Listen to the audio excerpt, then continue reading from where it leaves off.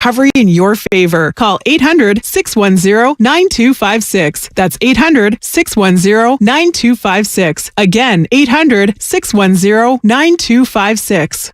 There's a lifetime of beautiful outdoor living waiting for you at Dolan's. It's fiber-on decking for easy, carefree living. Why choose this durable composite? There's an amazing choice of colors. The rich look of multi-chromatic exotic hardwood. It resists splintering, rotting, and cracking with really low maintenance. See the colors and learn more at dolanlumber.com. See the real Fiberon at Dolan's Home Improvement Centers. Score big with Xfinity Internet. It's made to do anything, so you can do anything. Supercharge your home with the game-changing speed of supersonic Wi-Fi. With 3 times more bandwidth, it covers the field and then some. And blocks billions of threats with advanced security that helps keep you protected at home and on the go. If you're keeping score, that's internet that does it all. That's unbeatable internet from Xfinity. Learn more at Xfinity.com.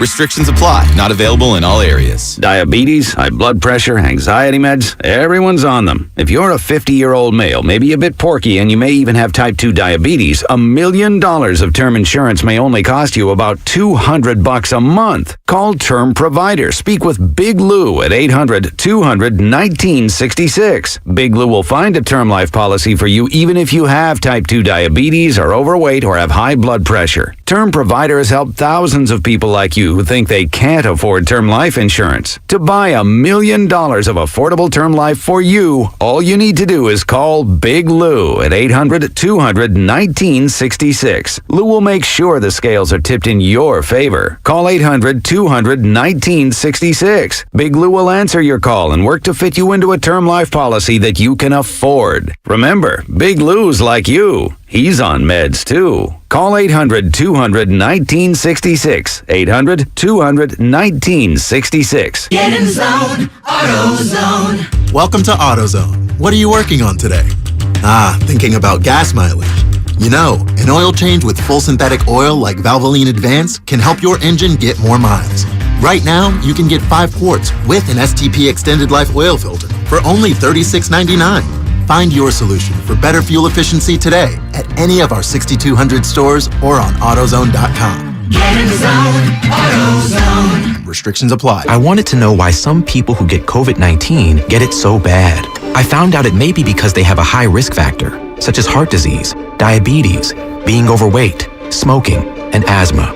Even if symptoms feel mild, these factors can increase your risk of COVID-19 turning severe. So if you're at high risk and test positive, there are things you can do, like asking your healthcare provider if an authorized oral treatment is right for you. Learn about an option at treatcovid19.com. This message is sponsored by Pfizer. Okay, 3 more climbers, 7 loggers. Ted's sustainably sourced logging company is growing a new branch. What about truck driver contracts? Which means a new HR manager will be the first hire to fall.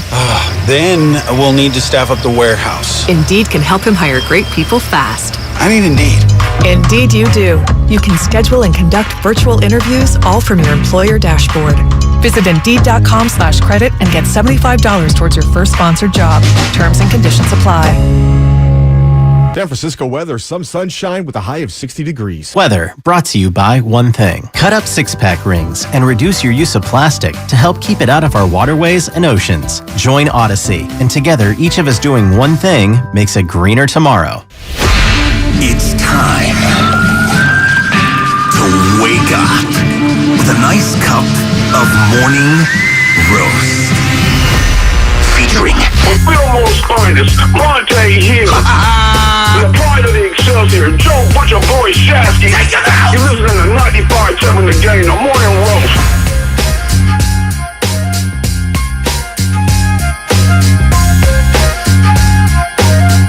There you go, Lovin'. There you go. You got a little rhythm. You got a little soul, Lovin'. Oh, baby. Good morning, man. Thursday. Weeks are flying. Days are flying. We got Niners and Falcons. We got the Warriors tomorrow night against the Nuggets. The return of Draymond Green. We're getting into a little baseball. Dodgers lose game 2 against the Padres. Braves even up their series. East baseball playoffs, Shasky. Been really good. Goose Gate? Goose Gate. Goose Gate. How about that? And what was it? What did they say on the broadcast? The last time that Padres had like a 4-out save or something like that? Or something weird that Goose Gossage was on the mound. I didn't so know it was that. like an omen or something. I heard half of it, but the Goose was fun. That feels like a stretch. Yeah, it does. It was a stretch. but, Pilates at 6:05 in the morning. The only reason why I was watching, because your boy had a little chicken on it. Little goose on it. And the chicken didn't. Did you gander on the goose? I did gander on the goose, and it wasn't a good gander. Dodgers lose 5-3. Good for the Padres. Thank we got some God. good playoffs. Yeah, we'll see. Did if you they hear can who win some more. Sam Lubman's rooting for in the playoffs? Anybody but the Dodgers. Yeah, but he has an acronym for it. What's that? Hey, Sammy, are you ready? Oh, he's on the phone. We got calls. He's on the phone. 888-957-9570. Somebody wants to call already. By the way, good morning to everybody out there getting off your job. If you're off getting off your graveyard shift, what is up? All the truck drivers, everybody getting ready for work. If you're at work, what is happening? What's up? I mean, just the amount of knowledge from our fan base is out of control. That was a speckle belly goose, known as a tar belly. Oh, gosh. I 650. Didn't even know. Didn't even know. One time I was golfing with my brother. Now, I don't know how many different places that you've ever been where there are lots and lots of geese. Well, they will eat on the whatever the turf is at the golf course you're at. Metro's a great example over there in Oakland, Alameda area. And we were somewhere in the East Bay. I think it was Franklin Canyon or something. And my brother hit a drive that was a straight ground ball drive, took the leg right off a goose. That's not good. No, I felt horrible, but there were so many of them. I think the guy was okay. So it was a speckle belly. Because yesterday on the broadcast they were saying mallard, they were saying goose, geese, speckle belly. Huh. I never heard of that before. He looked like he was distressed. It looked like he was just chilling. I mean, he flew and then got up and then fell down, and I'm thinking that he thought he was going to be Thanksgiving dinner in about a month and a half. Man, let's hope not. I hope that geese gets to live a long speckled belly. I don't think I've ever had geese for Thanksgiving. No, it's straight up turkey. Yeah, ham. Ham, too. Yeah, turkey and ham, and lots of stuffing. Yeah, no, we don't do that. I'm ready to put my winter coat on. Shout out to the tire construction workers. Your boys hanging on by a thread. Shout out to the construction workers. Getting out there early. Out there working hard. By the way, we'll get the YouTube up there. A lot of people say they want to see our ugly mugs here. They want to see our faces. You'll see our faces in just a second. Brendan and Newark, hang on tight. We'll get to you about your Bosa question. A Bosa question? Well, so early. You saw we didn't practice. Bosa, Armstead, Kinlaw. Armstead's already out. Ebukam didn't practice. You may have 4 dudes who basically start for you, not play Sunday against Atlanta. We'll see. Bosa is very important, and there's a distinction between edge pass rushers and defensive tackles, but you know where I stand on the defensive tackle thing. Like Javon Kinlaw and Armstead, nice guys. Armstead's significantly more accomplished than Javon Kinlaw, but boy, they have spent a lot of money on that position, and they don't have a lot to show for it. They don't. And it's sad. You are a walking billboard today, according to YouTube. Antonio Shasky wearing all the brands today. What's that? He's got Ping. He's got Olympic Club. What else you got? Adidas. Yeah. What else you got going on? Don't hate the player. Hate the game. I'm not hating. No, in the words of Mac Minister, don't hate the game. Hate yourself. Who's hating? You know? Nobody's hating. Did you see on Instagram, by the way, while we're here with Mac Minister, did you see on Instagram, who got married? My jaw dropped. Who got married? Sugar Free. Sugar Free got married? Married. Oh, gosh. And all the comments are off on Instagram. Oh, he turned the comments off? Yes. He got married? I'm shocked. So he's a retired pimp. Well, he said 30 years in the game, he's retiring. His new album's coming out, and then he's done. That's unbelievable. Jaw dropped. Sugar Free, dude. He's got some hitters. Sugar. So one of my favorite all-time rappers. No. Wait, he got one of my favorite songs ever, The Lone Ranger. 30 years in. Wow. There's a song I was just playing from Sugar Free. Lone Ranger, one of my favorites. I would have to hear it. I would have to hear the beat. Literally listened to it like last week. Sugar Free looked very ready to retire. Did he still have the hair? He had the hair. It was picked back. You know what he reminds me? He had it combed slicked back all the way. That character in Snowfall. Oh, yes. With the Bloods. Yeah, with the Bloods. And he's in the wood. Yes. Stacy in the wood. He reminds me of Sugar Free so much. Gosh, why can't I think of his name? Except he's way more crazy than Sugar Free. By the way. And Sugar Free's one of the all-time craziest rappers. He got flows. He does have flow. Did you see the meme? Huh. With Snowfall about Steph and Dre? Oh, when they're in the car? In their car? Yeah, it's pretty good. Franklin? Tell me that's not a great line. I know. I built this stuff. It's so good. And you want to get mad because you don't like the way another talk.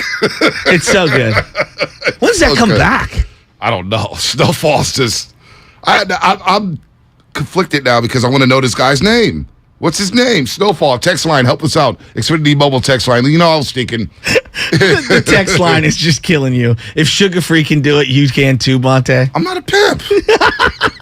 I'm not a pimp. And then you get another random text. I told Matt, it goes, what are you guys going to start with? I said, dude, we're random in the opening segment. We're so random. So here's a random question. 209 Xfinity Mobile text line. Hashtag random. Shout out Guru. Random. Shout out Guru. Who's your soccer team, Bonte? I like Tottenham. Yeah. But I am kind of leaning towards PSG, even though they had a draw so you're the other day. Yeah, I am set tripping. Well, PSG plays in League One in the French League. Tottenham plays in the Premier League. So I'm going to try to have a team in every single league. Oh. So should it be Real Madrid? Should it be Barcelona FC? So you're like the guy who has an Eastern Conference team, a Western Conference team, an American League team, I'm basically a National League Yankee, team. Laker, Dallas Cowboy fan. Oh, wait, is that Guru? That's right, no Guru. comment. Scully is his name. Scully. That's right. And he's next level. All right, so I know I want to get into a couple of things today. Yeah, you said something about softball. I heard Kyle. I will get to that, and we are going to get into the 49ers. I've got a question for the audience, and I'm just going to pose this question now, and then I'll set up my story, and I want to know what everyone's thinking here. In year 3, like this is essentially, even though they've done it for 4 years now because 2020 felt like a lost year, this is really like the 3rd year of Shanahan, right? And we know that these windows in the NFL, they feel... Oh, year 6. I'm talking about this core of players. This core of players. Excuse me, this core of players. Core. And the way I look at it, like... You know, we're in the middle of year 3 for this core in terms of the winning, right? And we'll see how this year plays out. Harbaugh had the 3 years of winning, and then that 4th year felt like an afterthought, even though they went 8-8, and you know the bottom fell out. Somebody need to teach Jordan Poole how to squabble in the words of Uncle Jerome. I do love Uncle Jerome. You got some squabbles? He got the best Jerry curl on TV. He's got the best curl ever. He's legit. All right. So I want to ask you a question, and I want to ask the audience got this an morning email about being distracted. And I know, and you're just fully distracted. It's okay. It's Thursday. So I'm looking at it this way. Are you taking the Harbaugh core, all right? The Harbaugh core, that 3 years, or are you taking this core, the Shanahan core? Why you ask? Because, man, it feels like this is going to be... There's going to be a lot changing after this year. I told you about Eric Armstead's making a ton of money. Yeah. You know, it feels Jimmy Ward. Jimmy Ward is, I think he's a free agent at the end of this year, unrestricted free agent, if I'm not mistaken. They've got some decisions coming up. We know Jimmy Garoppolo could be a free agent. Who knows? Maybe they bring him back. It feels like it's year to year in the NFL. And I look at the 49ers, and they've got a lot of moving parts, and they've got certain guys that need to get paid, and they need to get broke off here. And I think they have decisions. And so... It feels to me like this is going to be one of their best opportunities to win a Super Bowl. And I'm going to ask you, if I would just give you the core, and if you want to throw the coach in there, fine. The Shanahan core with Bosa, with Debo, with George Kittle, Fred Warner, or you want to take the Harbaugh core, Vernon Davis, Frank Gore. Obviously, you throw Harbaugh in there. Both the quarterbacks. You want to throw Patrick Willis and Justin Smith, and you want to throw Navarro Bowman in there. The more I think about it, the more I'm like, this is an easy question. Why is that? This is an easy answer. It's the Harbaugh core. It's the Harbaugh core hands down. From D-line to linebackers. Secondary is the only question mark when it comes, and that's only this year because of Mooney Ward. That's only because of Mooney Ward and Hufanga. Well, and but Whitner was really good. And they've put together, six games essentially of elite play, or 5 games of elite play. The offensive line was so much better with Harbaugh than it was right now. Trent was individually better than anyone that they had, but Joe Staley was pretty damn good. Joe Staley was good. And then Goodwin for the 2 years was really good. Iupati was very good. Anthony Davis was good. Alex Boone played good at right guard. That outline was better. Your tight ends were better.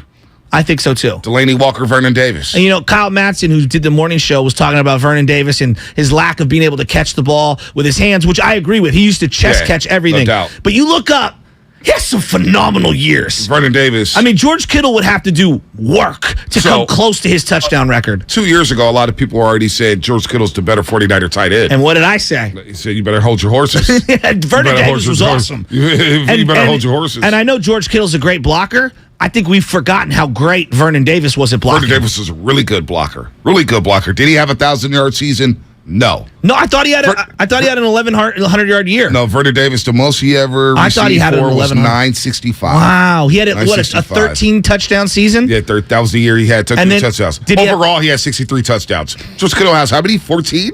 63? 63. And then you have the all-time greatest 49er running back in terms of yardage. Frank Gore. Which, to me, is a first-ballot Hall of Fame. The quarterbacks were better. Kaepernick was better than Garoppolo for that 2-year stretch. He was better. That's a controversial statement for a lot of people. I agree with you. But he was better. I agree with you. He was more dynamic. Very dynamic. Wide receivers, you're taking Debo and Ayuk probably over Crabtree. Crabtree had the one good year. He had the one really good year. And then Bolden was good in 2013. Yeah, but he was here for the 1 year. The 1 year. You know what I'm saying? Those are outliers. I would probably give wide receiver to them. I'll give Debo and Ayuk their credit, even though there's a lot to be desired with Brandon Ayuk. Absolutely. You would like to see him get the ball more. It feels like for a first-round pick, they're not even using him as much as they should, even though he's got, I think he gets 5 targets a game. They use him like Josh Morgan. With Josh Morgan, you want to talk about the Harbaugh core? They use Brandon Ayuk like Josh Morgan. One of the most underrated injuries during the Harbaugh era. Tampa Bay. Yes. Up 41-3. Yes. Somebody's looking for their helmet. Josh Morgan runs into the game. I was actually at that game. I didn't go to a lot of games, but I was at that game. And he ran out to the field. Kaepernick throws him a touchdown pass, breaks his leg. They were rolling. That was a big-time injury. The big time. Well, think about the NFC Championship game. Instead of throwing to Brett Swade, you're throwing to Josh Morgan. Just saying. No, I know. And it ruined his career. I know. That's a great point. I mean, I might take Jennings over some of their number twos that they had those first couple years. Exactly. So you're thinking like the way they use Ayuk is a problem to me. Yeah. It's a problem. He's a first-round pick and one of the more dynamic first rounds when it came to wide receiver talent. Henry Ruggs is in jail. CeeDee Lamb. You had Justin Jefferson. Of course, you had Jalen Reagor. Who's returning kicks. Michael Pittman Jr., second round. Yeah. Claypool. Yeah. Claypool's in that draft. Yeah. So was he a third round? He was a third rounder that year. That's right. Dude, that draft was loaded. And yet you're using Ayuk as it's just a role player. So I'm taking a Harbaugh era all day long. But with that said, you know how I can take the Shanahan core right now? They need to go all in. Well, so I'm glad you brought this up. They need to go all in. Last week we had the conversation about Christian McCaffrey. I brought it to you. Yeah. I said, Shasky, what can you do to bring Christian McCaffrey out of Carolina? You were talking about wide receivers for the Harbaugh era. You know what was the trade I wanted them to consummate that they never did? Deshaun Jackson. Yeah. We were begging for a guy to take the top off the defense forever, and they never had the guts to go in on Deshaun Jackson. That's the one frustration that I have looking back. Obviously, like, this guy plays better, or that guy plays better, or this sequence doesn't happen. I felt the one personnel decision that they didn't do is they held on to their draft picks, like they were gold, and they told me they were going to replenish wide receivers via the draft, and it never really worked out. No doubt. A.J. Jenkins thing was a nightmare. And if you look back, if you would have said, Joe, I will trade a first and second round pick, and I would have gave you that one player that could have made a difference, don't you think either in the NFC Championship games of 11 and 13 or that Super Bowl, that one or two plays makes the difference? No doubt. There's no doubt. They were 1 for 13 on third down. 1 for 13 on third down. Crabtree that game. 1 catch, 3 yards. And the one quote that I've stuck with forever, and this quote is now 11 years old. Sometimes you got to give your playmakers a chance to make a play. It's such a great quote. And last Sunday, Garoppolo gave his playmakers a chance to make plays. Agreed. Kittle down the sideline. Tevin Coleman down the sideline. Throwing the ball to Debo. Getting the ball to Ayuk. Let your playmakers make plays. Yeah. That's why they're the Yak Bros. Crabtree said that, and the next year, and I don't care what anybody says, they go to Kaepernick, and they were better for it. I think he had 85 catches, 1,200 yards, and whatever, 8, 9, 10 touchdowns. Exploded. And even Moss, they signed Moss for the 1 year. The threat of Moss changed how all defenses were guarding them. And I think he only had like 35 or 40 catches that year. But it was all the coverage that he dictated. And that's why I was like, God, if you had just made the trade the year before for Deshaun Jackson. So, there's some premium players out there. Odell Beckham Jr. is lingering. I want him. And listen. I want him. He killed us in the NFC Championship game. I don't think there's any chance he goes back to the Rams now. Now that they're hurting? They're hurting. I'm ready to stick a fork in the Rams. I did it last year. It backfired. Of course, they won the Super Bowl. Just wait a little then. But they don't look good. And if you go get Odell, it costs you nothing but money. Money. That they have. And it also gives you an insurance policy. We talk so much about their depth. Right. If something does happen to Debo or Ayuk and they miss a game or two, boy, it'd be nice to have another playmaker. I just want more playmakers on the field. I'm with you. I just want more threats on the field. Now, Peter King joined Damon Ratto, what was it, Monday or Tuesday? I think it was Tuesday. So Peter King joined him on Tuesday. And he explained why the Niners maybe shouldn't go after Christian McCaffrey. I want you to take a listen. The only way I would do it is if it didn't cost very much and if they weren't worried very much about the cap implications. Because I think unless the Panthers are going to pick up some of his money, he's got a lot of money left over in the last 3 years of his deal. You have to ask yourself, if the Panthers are going to pick up a chunk of the money and you don't have to worry about any of things like the workout bonus or the prorated bonus, and you're willing to take on 12, 12, and 12 over the next 3 years, maybe you do it. But I wouldn't do it for big compensation. That's for sure. So when the Niners signed Jerick McKinnon, what was that, a 4-year, $30 million deal with a lot of guarantees? In free agency. And it didn't work out, obviously. He tore his ACL the week before the first game against Minnesota. Who knows what could have happened? Because you know what? The paper airplane to Jerick McKinnon, he's actually running the ball hard at Kansas City. Andy Reid has him looking good. I hate that to number admit one. It. And I cringe every time he runs the ball because I'm like, damn it, if he wins the Super Bowl, he's going to repost that video and I'm going to look like an idiot. But look, no, seriously, Kansas City, they flipped that game against the Raiders. Everybody keeps talking about it. You know, Mahomes, Kelsey, they started running the football. Yeah. And Jerick McKinnon ran it hard.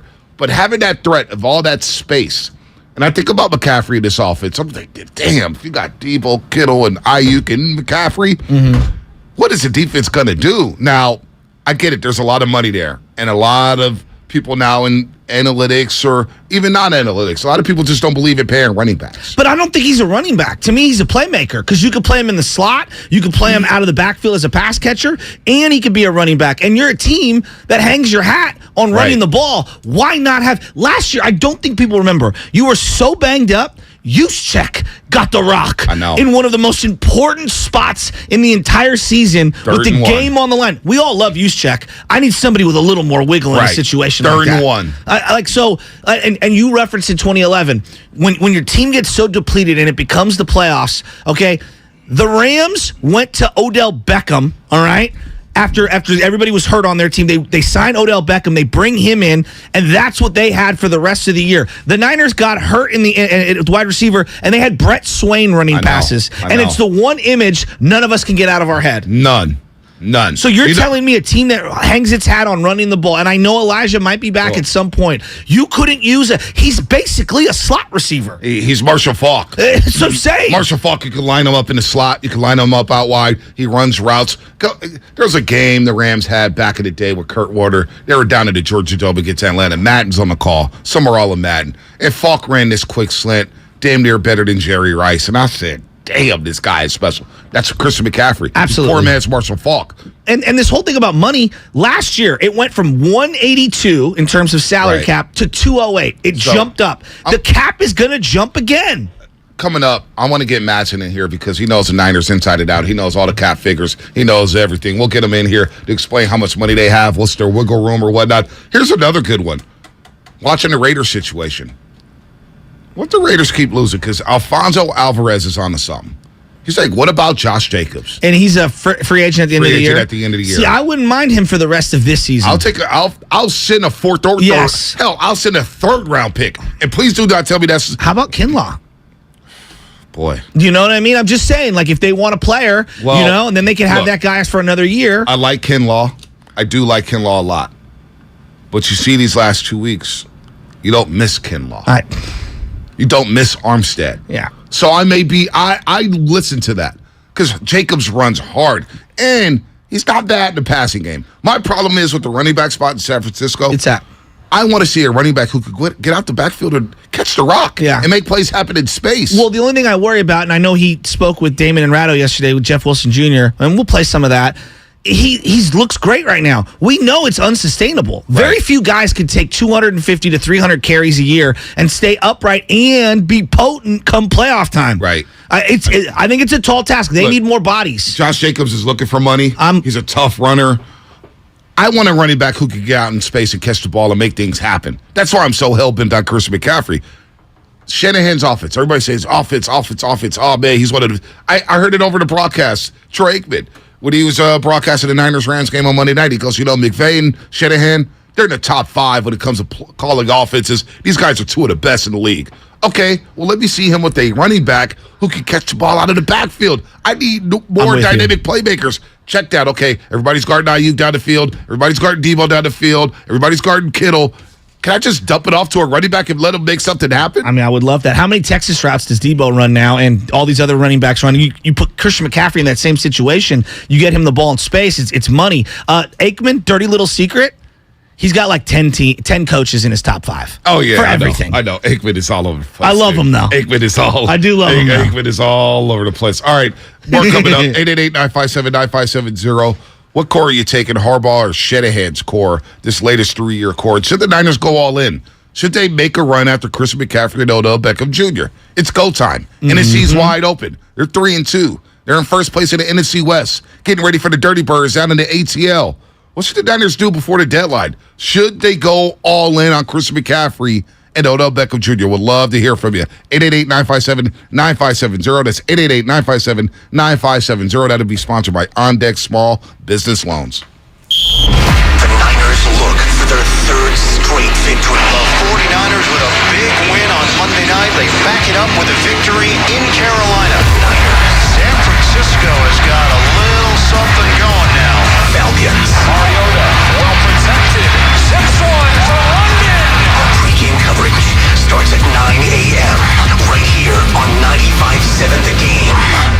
Kirby, they're your driveway mechanic, and they bring the shop to you. And our friends over at Kirby just won the Motor Top 20 Award for innovation. Brakes and tire replacements, oil changes, and more. They've added a Kirby's eco-friendly wash. I used it, and it barely used any water, and it made my car look so brand new. They use biodegradable products that provide the ultimate shine and protection to both the exterior and interior of your car, all in the ease of your driveway. The ultimate convenience, easy booking, transparent pricing, on-time arrival, servicing your driveway, no waiting rooms or coordinating rides, direct access to your mechanic, friendly and reliable service, no middlemen, and no upsells. Get $50 off your first oil change with the code OIL50. That's OIL50. Or use the code JOEWASH. JOEWASH. That's my code. Get a free sealant treatment with the purchase of one of the Kirby's eco-friendly washes. Check out Kirby.com. That's CURBEE.com. Or call 1-866-KIRBY-1.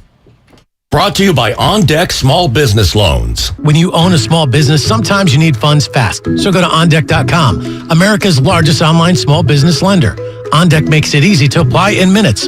Apply for your loan today at OnDeck.com. Hey, Becky, what about this beat for your next song? It's cool, but I'm into faster stuff lately. Like Xfinity that gives me beyond gig speeds. Got it. What about this then? It sounds powerful, just like Xfinity. Because its supersonic Wi-Fi has 3 times the bandwidth, you can connect hundreds of devices at once. That's what I call power. Unbeatable internet from Xfinity. Made to do anything so you can do anything.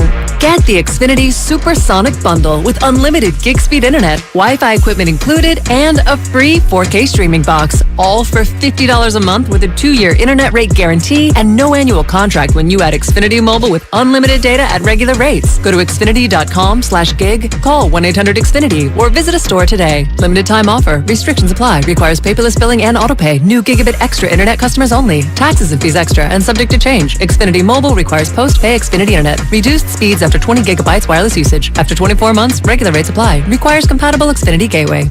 As you know, sports teams plan well ahead of the next season. If you're thinking of remodeling your home, consider the same strategy. Talk with your designer or builder now about your next project. Golden State Window and Door has new inventory coming online. Milgard, Anderson, and Marvin. See Golden State Window and Door's wide variety of accessories at convenient showrooms across the Bay Area or goldenstatelumber.com. Since 1954. Golden State. When you succeed, we succeed.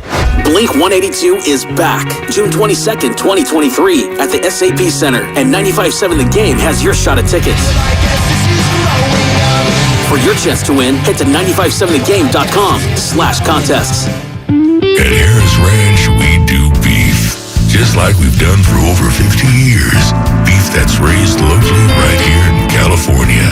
Tender steaks, awesome burgers, and California classics like tri-tip roast. The flavor you crave, the quality you trust time after delicious time. Come on, it's time to get out and grill. Harris Ranch, we do beef. Legendary beef, legendary quality. At BMW of Fairfield, our guests work with one client advisor through the entire transaction. No handoffs to multiple car salesmen. No waiting for a finance manager to take you to a back room. Client advisors at BMW of Fairfield are thoroughly trained in every aspect of the process, so they can lead you efficiently and effectively through the purchase from start to finish. There is a better way. Experience it for yourself at BMW of Fairfield. One price, one person, 1 hour. Alice at 97.3 is celebrating the return of Alice in Winterland. Friday, December 2nd at the SAP Center in San Jose. Starring John Mayer. One Republic. See you at Alice in Winterland. Matt Nathanson. Plus more to be added. Tickets on sale now at Ticketmaster. Get everything Alice in Winterland at radioalice.com. We're all on this planet together, so join Odyssey and find your one thing. As autumn temperatures get cooler, here are some simple things you can do to help out the environment. Remove any window air conditioners. Check windows and door seals for proper insulation to keep heat in and cold air out. And check your furnace, making sure it's clean, and replace the air filter with a new one to keep it running at peak efficiency all winter long. Join Odyssey, and together each of us doing one thing makes a greener tomorrow. What's your one thing? When I can't sleep, my mind just races. I think about work, the kids, but I don't think about taking melatonin because I'm afraid I'll feel groggy in the morning. ZzzQuil Pure Z's Gummies has an optimal dose of melatonin for no next-day grogginess, so you can fall asleep naturally and wake up feeling refreshed. ZzzQuil Pure Z's Gummies for better sleep like never before. And try Pure Z Sleep Plus Next Day Energy with melatonin plus extended release B vitamins. Get in zone, AutoZone. Welcome to AutoZone. What are you working on today? Thinking about gas mileage. You know, an oil change with full synthetic oil like Valvoline Advance can help your engine get more miles. Right now, you can get 5 quarts with an STP Extended Life oil filter for only $36.99. Find your solution for better fuel efficiency today at any of our 6,200 stores or on AutoZone.com. Get in zone, AutoZone. Restrictions apply. 95.7 The Game has your tickets to see The Who, October 24th at the SAP Center. For your shot to win, head to our contest page at 957thegame.com.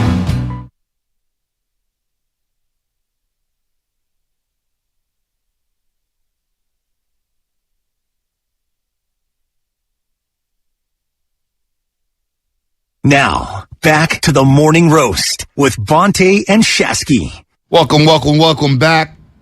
Brought to you by Golden State Lumber. This segment is brought to you by Golden State Lumber, serving the Bay Area for 3 generations. When you succeed, we succeed. Visit goldenstatelumber.com. A lot to get to. By the way, Shasky, our guest today, Dave Fleming. Oh, nice. Fleming's going to join us at 7:20. Talk a little baseball playoffs and what's going on with the Giants.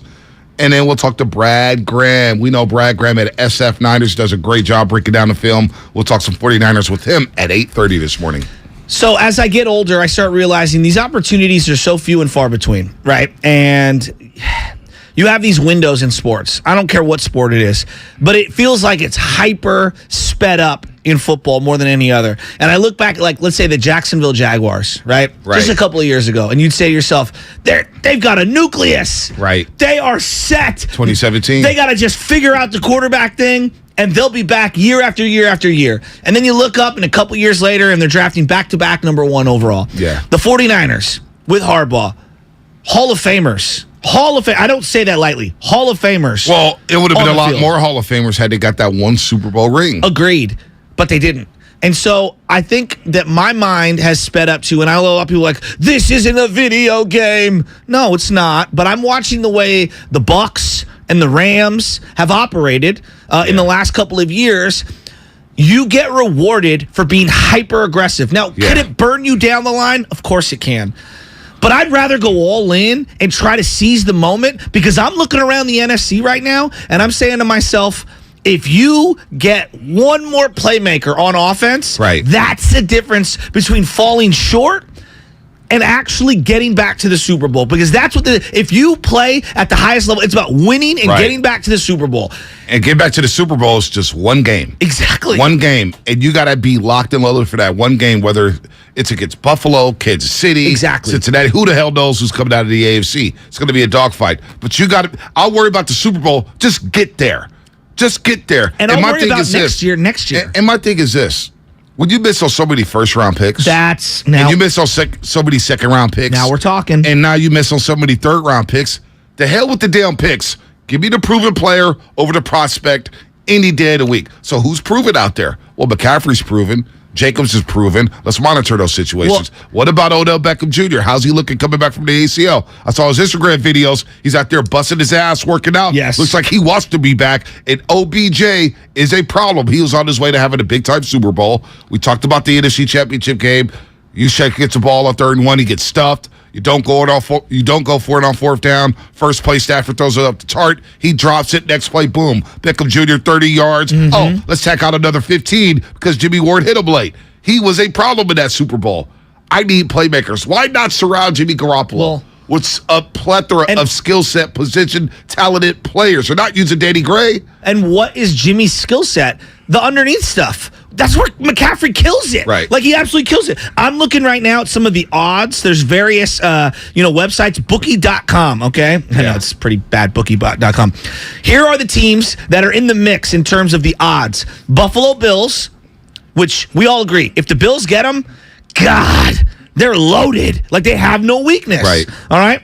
Denver? Why would he want to go to Denver? Right. Well, because he's from there? Yeah. That team looks like it's going nowhere. They're not going there. And then the LA. No, you know why he's Denver? Because he's from Colorado. Yeah. And McCaffrey, he won high school championships there. That's what. And then the LA Rams, the Tampa Bay Bucks, and the 49ers. So you're telling me if I look at this and I just take the Broncos off, the Buffalo Bills in the AFC, I don't want them to go to Buffalo because that's a team that I may have to go through at some point. The Rams and the Bucks, if one of those teams get them, that could be the difference between you hosting a NFC Championship game at Levi Stadium or you going on the road again. And the last thing you need is Tom Brady to have a Christian McCaffrey.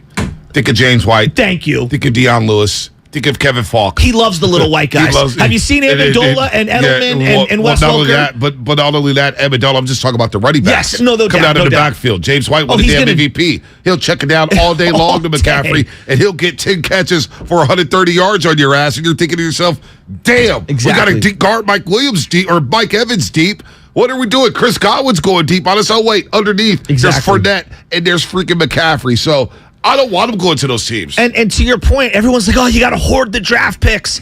I get that. This team is about winning right now. Like that was the whole argument on a lot of people against Trey Lance. Right. I don't want to wait. I want to win now. Well, guess what? Trey's not in the fold now. So now let's pivot. And what was the first thing they said once Trey Lance got hurt? Hours after he got hurt in that locker room. Well, quietly, Jimmy gives us a better chance to win. Well, and when you say win, you say win the whole damn thing. Exactly. So if you're a team that's operating in that way, why wouldn't you want to add to what you have and try to get another playmaker? You referenced the first-round picks, and we're just using first-round picks. Right. First year, they take Solly and Reuben Foster. Okay, McGlinchey, you know where I stand on McGlinchey, right? He's fine, but he's not a first-round number 10 overall pick. 2019, great selection in Nick Bosa. Right. All right? Kinlaw, Look, he's got 1.5 sacks in 3 years. Question mark Kinlaw, question mark Ayuk. Because you don't even use I think Ayuk had before the season, I thought Ayuk was going to have a Jordan Poole-like ascension. I did too. Jordan Poole went from year 2 to year 3 to where he just became a playmaker. And you're like, damn, we can't win without Jordan Poole, right?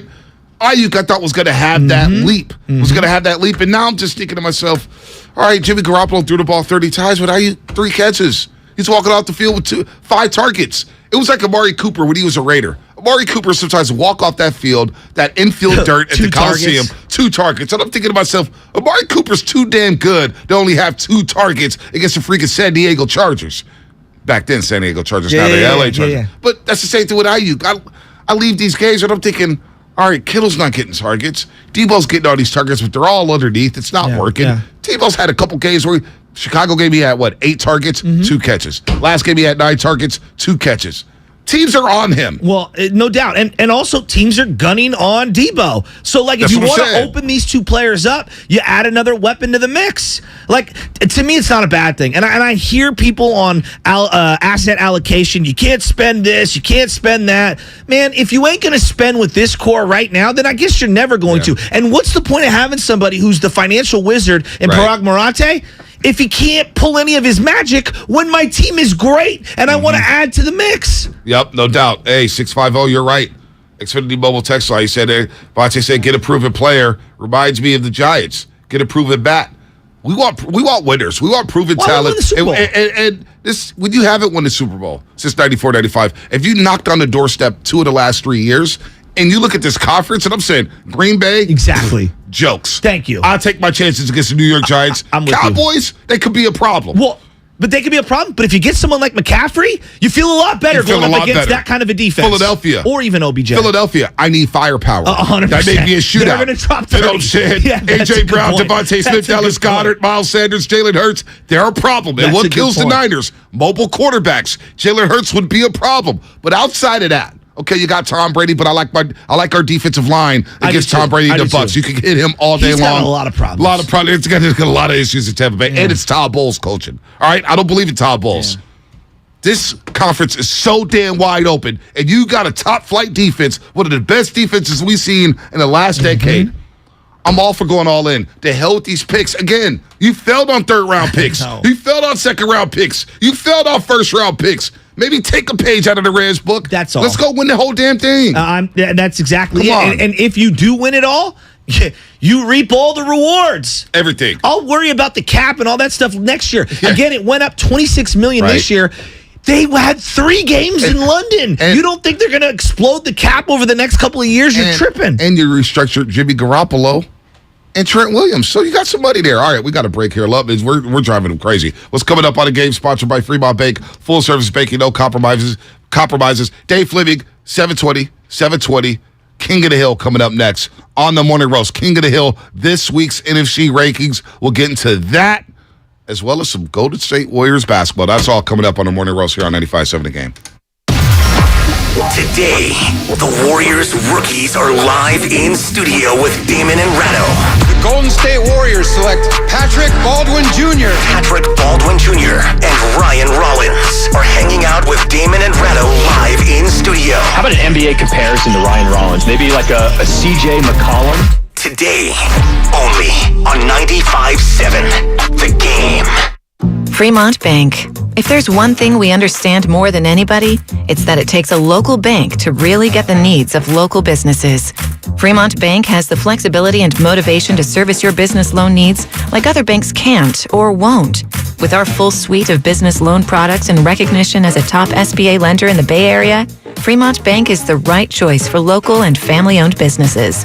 Fremont Bank. Learn more at fremontbank.com. Member FDIC, Equal Housing Lender. Attention, guys. By now, you should know that when it comes to meal enhancement pills, most of these contain the same ingredients that are repackaged over and over again. Why take the same old when you can perform in the bedroom with confidence at the highest level? That's why Noxitril needs to be on your bedstand. If you thought that the little blue pill works well, wait till you try Noxitril. It's like Viagra on steroids. Thousands of men each week have switched from that prescription blue pill to Noxitril. That's That's because Noxitril is automatic. No need to worry anymore. When it's time to perform, we've got this. Explosive results you can count on with no side effects, no stuffy nose. We want every man to try Noxitril, so call now and take advantage of our special free bottle offer today. Oh, and as a reminder, please use the Noxitril dose as directed. It's that strong. Call right now and get your free supply. Call 800-486-1608. That's 800-486-1608. It's like Viagra on steroids. Improve your sex life with your free supply. Call 800-486-1608. That's 1-800-486-1608. Do you have 3 ex-wives and your current trophy wife wants a life insurance policy 3 times the size of the policies you had to purchase for your previous mistakes?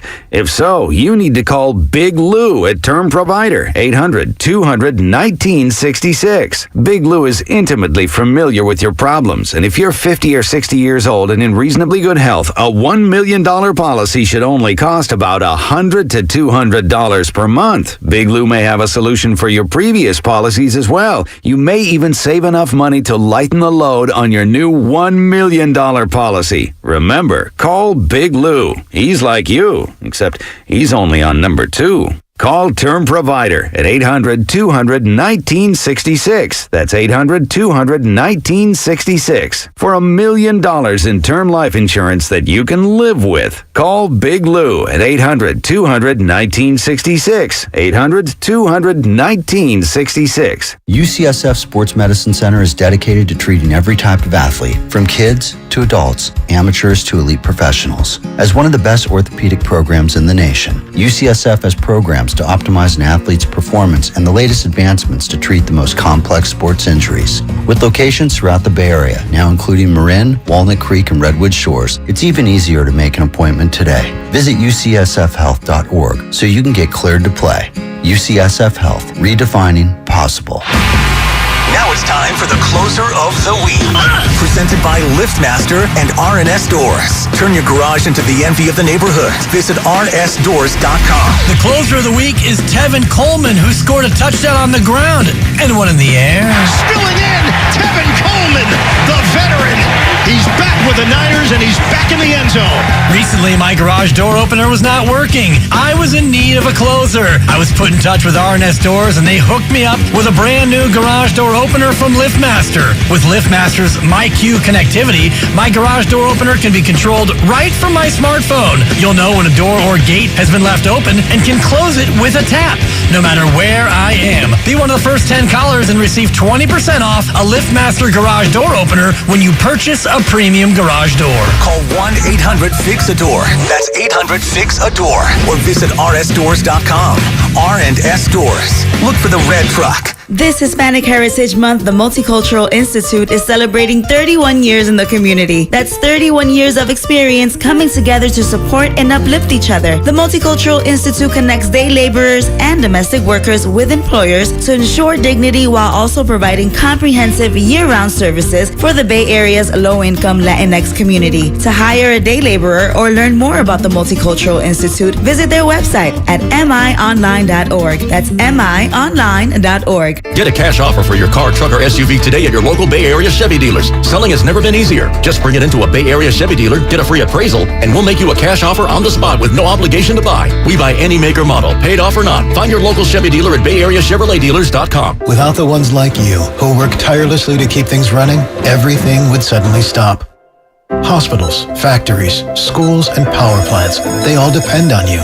No matter the weather, emergency, or time of day, you're the ones who get it done.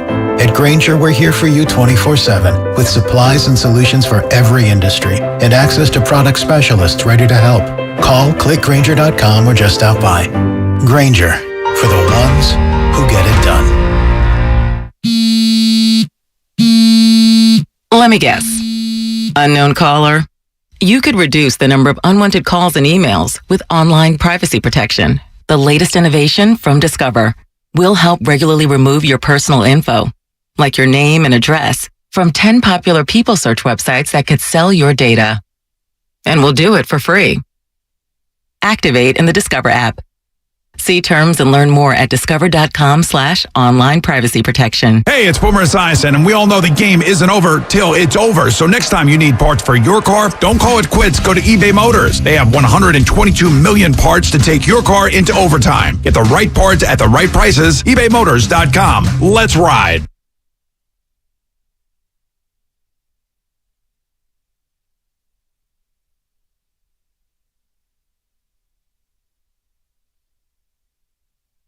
Now, back to the morning roast with Bonte and Shasky. Niners here, little Niner football. Should they go all in this year? 888-957-9570. What are Niner fans at? We've been heavy Warriors this week. Niner fans, you going all in this year? And what does all in look like? Does it look like Christian McCaffrey? Does it look like signing Odell Beckham Jr.? This league is wide open, especially the NFC. Wide open, and you got a great defense. We do this thing in sports. So-and-so is injury prone. Like, we do this all the time, right? The Christian McCaffrey thing, he's injury prone, and I'll get to him in a second.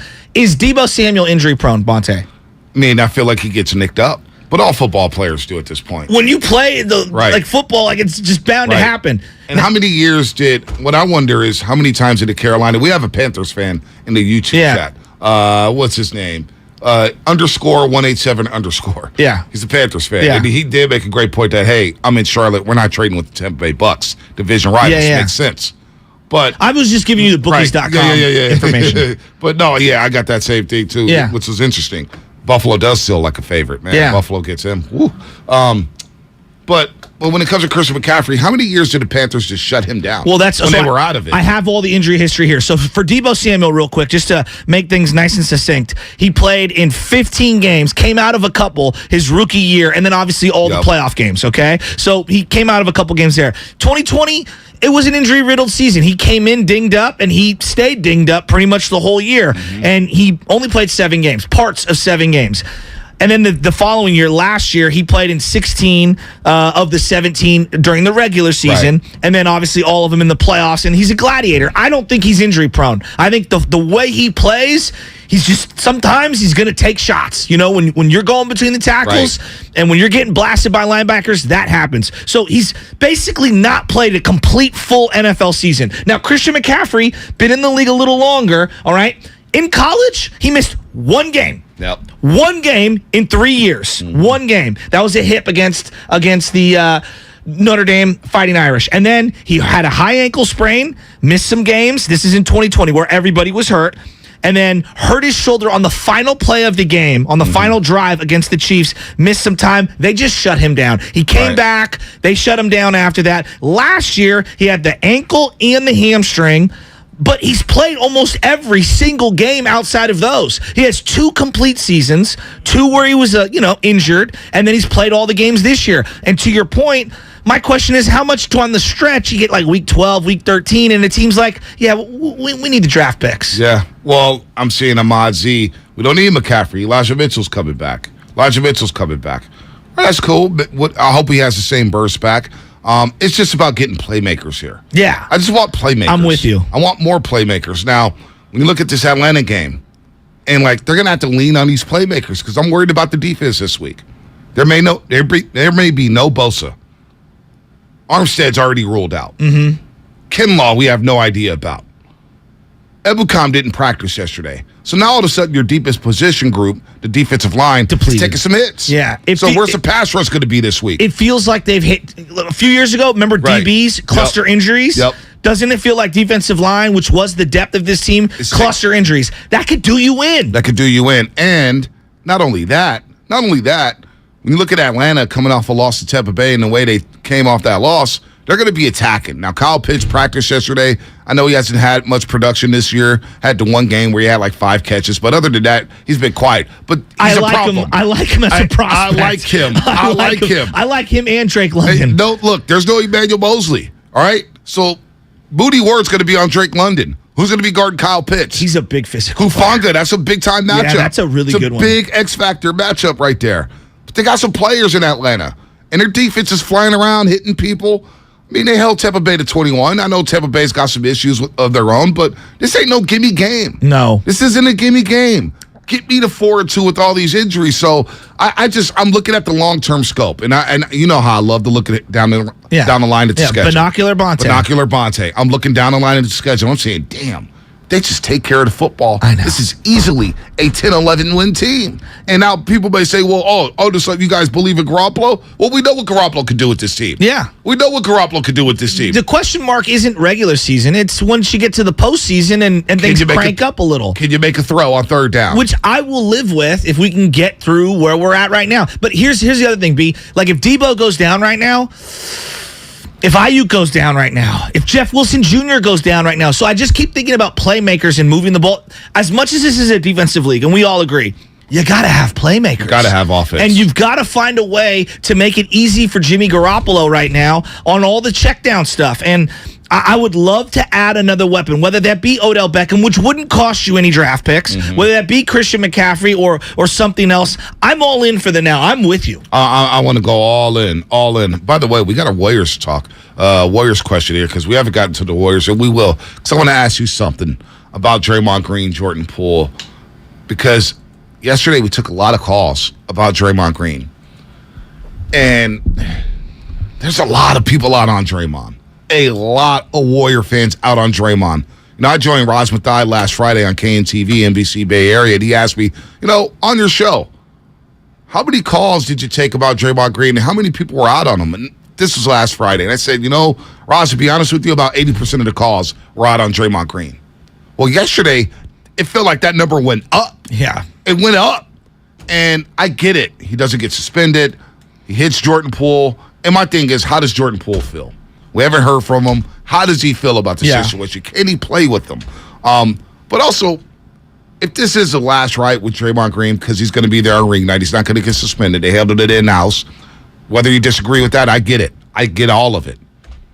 But how are we going to remember Draymond Green? Because if I asked you, how would you remember T.O.? What would you say? For me or for just you, the average fan? Okay, so I love T.O. because at that age, I was coming of age as T.O. started to ball. Right. And he felt more like my guy. Whereas Jerry Rice was like the older generation. Yeah, my dad, even though I love Jerry Rice. Right. But that was my dad's guy. So you know what I mean? T.O. was my guy. And he was defiant, and I was defiant, and he was anti-authority, and I loved everything about that. And to me, he was a player that ushered in from the championship era to the new era, where it just felt like there was a void, and he was that guy that filled that void. And he also brought forth like that diva wide receiver that we all see now and love. But a lot of people didn't like him, B. A lot of people didn't like him. And I think a lot of people still don't like him. T.O. did a lot of things. No, he was amazing. He was a malcontent. Team obliterator, as Skip Bayless would say. He was a nightmare in the locker room. He's yelling at offensive coordinators. I think he's the second.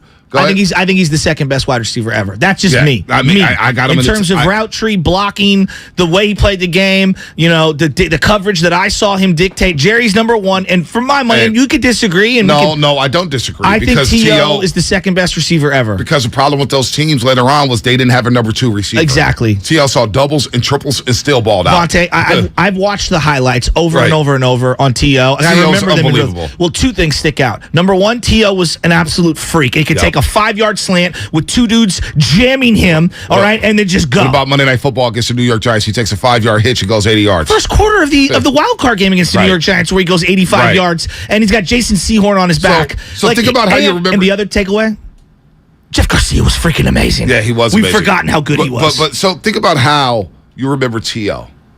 And Draymond's a 4-time champion. Yeah. The Niners ain't winning these Super Bowls with Terrell Owens. No. T.O. doesn't have a ring. No. Draymond's a 4-time champion. So what I was trying to do last night is saying, okay, because unfortunately, Big Dog City, some really good friends of mine, lost somebody very close in their life. And I want to keep I know that it's their privacy, so I don't want to name names or anything like that. I want to keep that, kind of personal. But they lost somebody. And I was down at the hospital the other day, and I'm seeing them, and basically had 24 hours to live. And struggling, right? Struggling. I'm saying to myself, I'm not going to remember him like that. I'm going to remember him from the good times.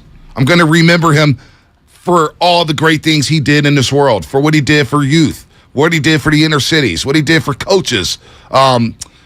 I'm going to remember him from that, not the last few days of his life. So I'm sure you got people that's passed away and you feel the same way. I'm not going to remember him for that. My grandma. I mean, she withered away at the end, sadly, and was the shell of herself. I have a photo, the last photo I took with her, and I don't even want to think about it. It makes me super sad. So, like, when it comes to Draymond Green, I don't want to remember him for the Jordan Poole punch.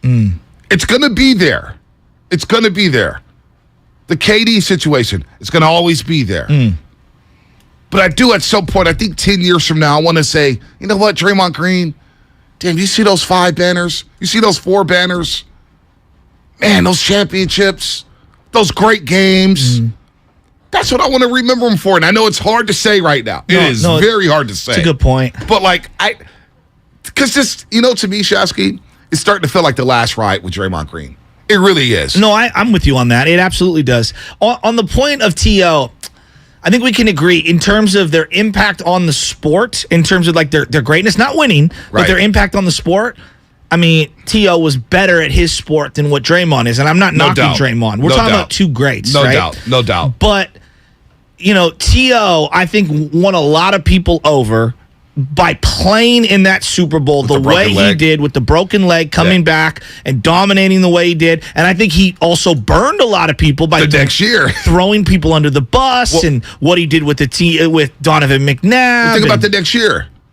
He goes to the Super Bowl, lost his money, and he's doing sit-ups in the driveway. I know, and he has 21 million. And he's deactivated midway through the year. No doubt. I mean, that's what people think about when it comes to T.O. The Cowboy situation. Even Niner fans, I do believe there's a large segment of Niner fans out there that are like, that guy's a punk, right? A lot of people feel that way. But I'll tell you this, 20 years removed, and he left us about 20 years ago, he showed up at midfield when he got inducted into the Ring of Honor. Right. Unanimous applause. And people our age were like, that's one of my favorite players of all time. And I do think over time, similar to Draymond Green, I actually think Draymond's way more beloved than T.O. was ever beloved. Right. Which is crazy to say. It's crazy, right? Because of the championship and the pedigree. But I also think the relationship, in a weird way, might be more complicated. Yep, no doubt. That's well said. Well said. Let's go to Andre, Portola Valley. Portola Valley, Andre, what's happening? You're on the roast. Hey, what's up, Monte? What's up, baby? Hey, so I wanted to call and just let you know I'm a fan. Okay. And I know basketball season starts next week, and you're going to be on TV representing with your fellas. I'm trying to find out if you're going to be representing in the wardrobe department. Oh, was I not representing last year, Andre? Or do you work for an outfit distributor?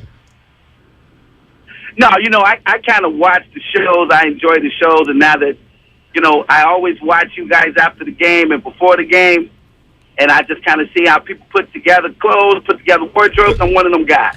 So how do I put together? Well, I appreciate.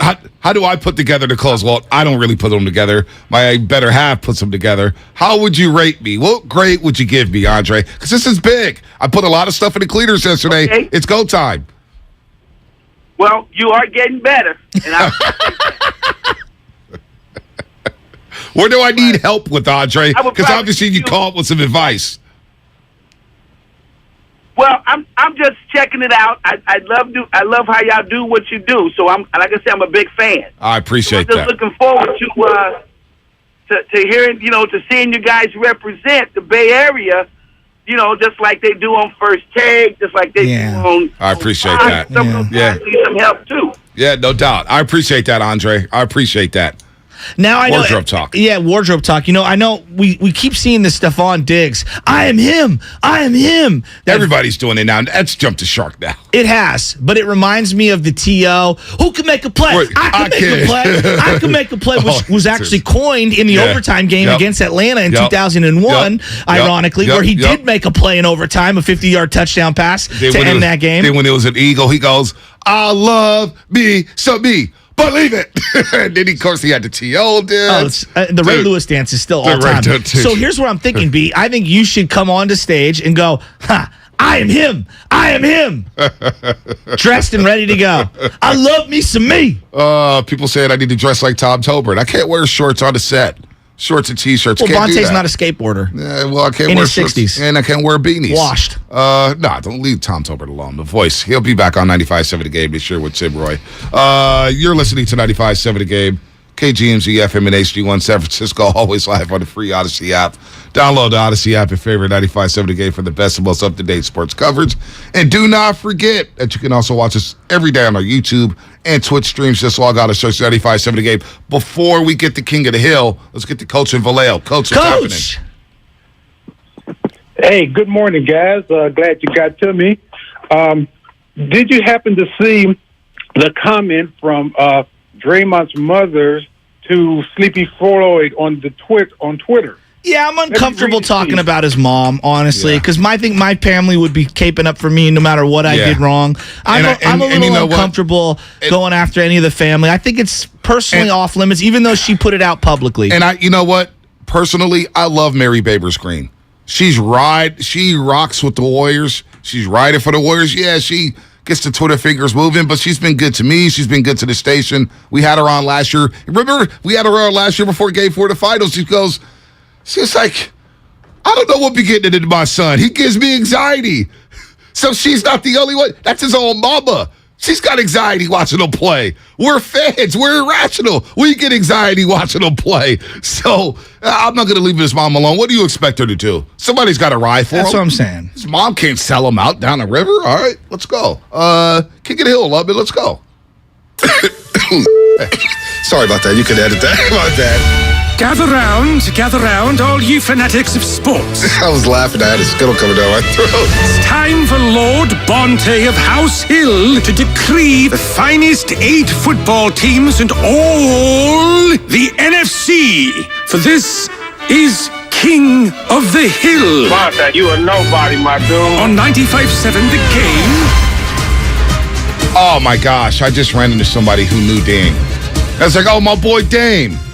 Where the hell? Oh, man. It'll come back to me. Hey, Dame got my favorite Twitter account. When he comments on somebody, I'm like, you don't understand who you're messing with. Yeah, and then when he starts talking about the Raiders, he came at me. He was like, oh, Bonte, you said a nice thing about the Raiders? Like, come on, Dame. I'm no hater. He talks about chop blocks. He's actually very, very, he knows his Raiders. He knows football. He has the most intimidating avatar on Twitter. Like I said, the profile pic looks like he's going to punch me in the face. Like I said, Dame is bald by choice. He made a choice to be bald. All right? You don't mess with dudes like that. All right, King of the Hill. By the way, John Sackey, what's happening? Said it's cardigan season. Oh, is it cardigan season? We'll probably wait. Mr. Rogers? We'll wait till the springtime for that. Maybe springtime. I don't think it's that cold enough. Yeah, it's not cold enough for the cardigans. Yeah. You know, one thing I don't want you to do, and I know it's a popular look now, don't do the sweatshirt with the sport coat over. I think that's a very odd look. With the little V-neck sweater? No, people wear like a sweatshirt. Like Jay Will does this a lot, where he wears like a hoodie?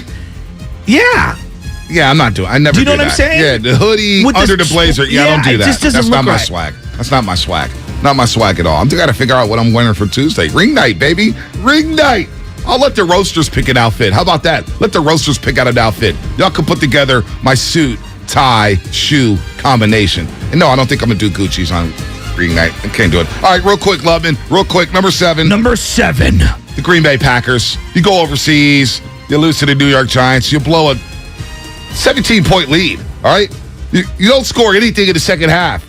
You have Aaron Jones and A.J. Dillon, and yet Aaron Rodgers wants to chuck it to some unproven wide receivers. He has no respect for Matt LaFleur. Packers in trouble. Packers, number 7. Number 6. I got a problem with the Vikings.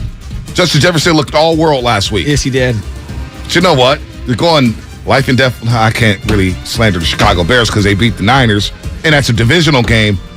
But the Vikings just always want to play in these close games. They don't put teams away. I think they're a little fraudulent, personally.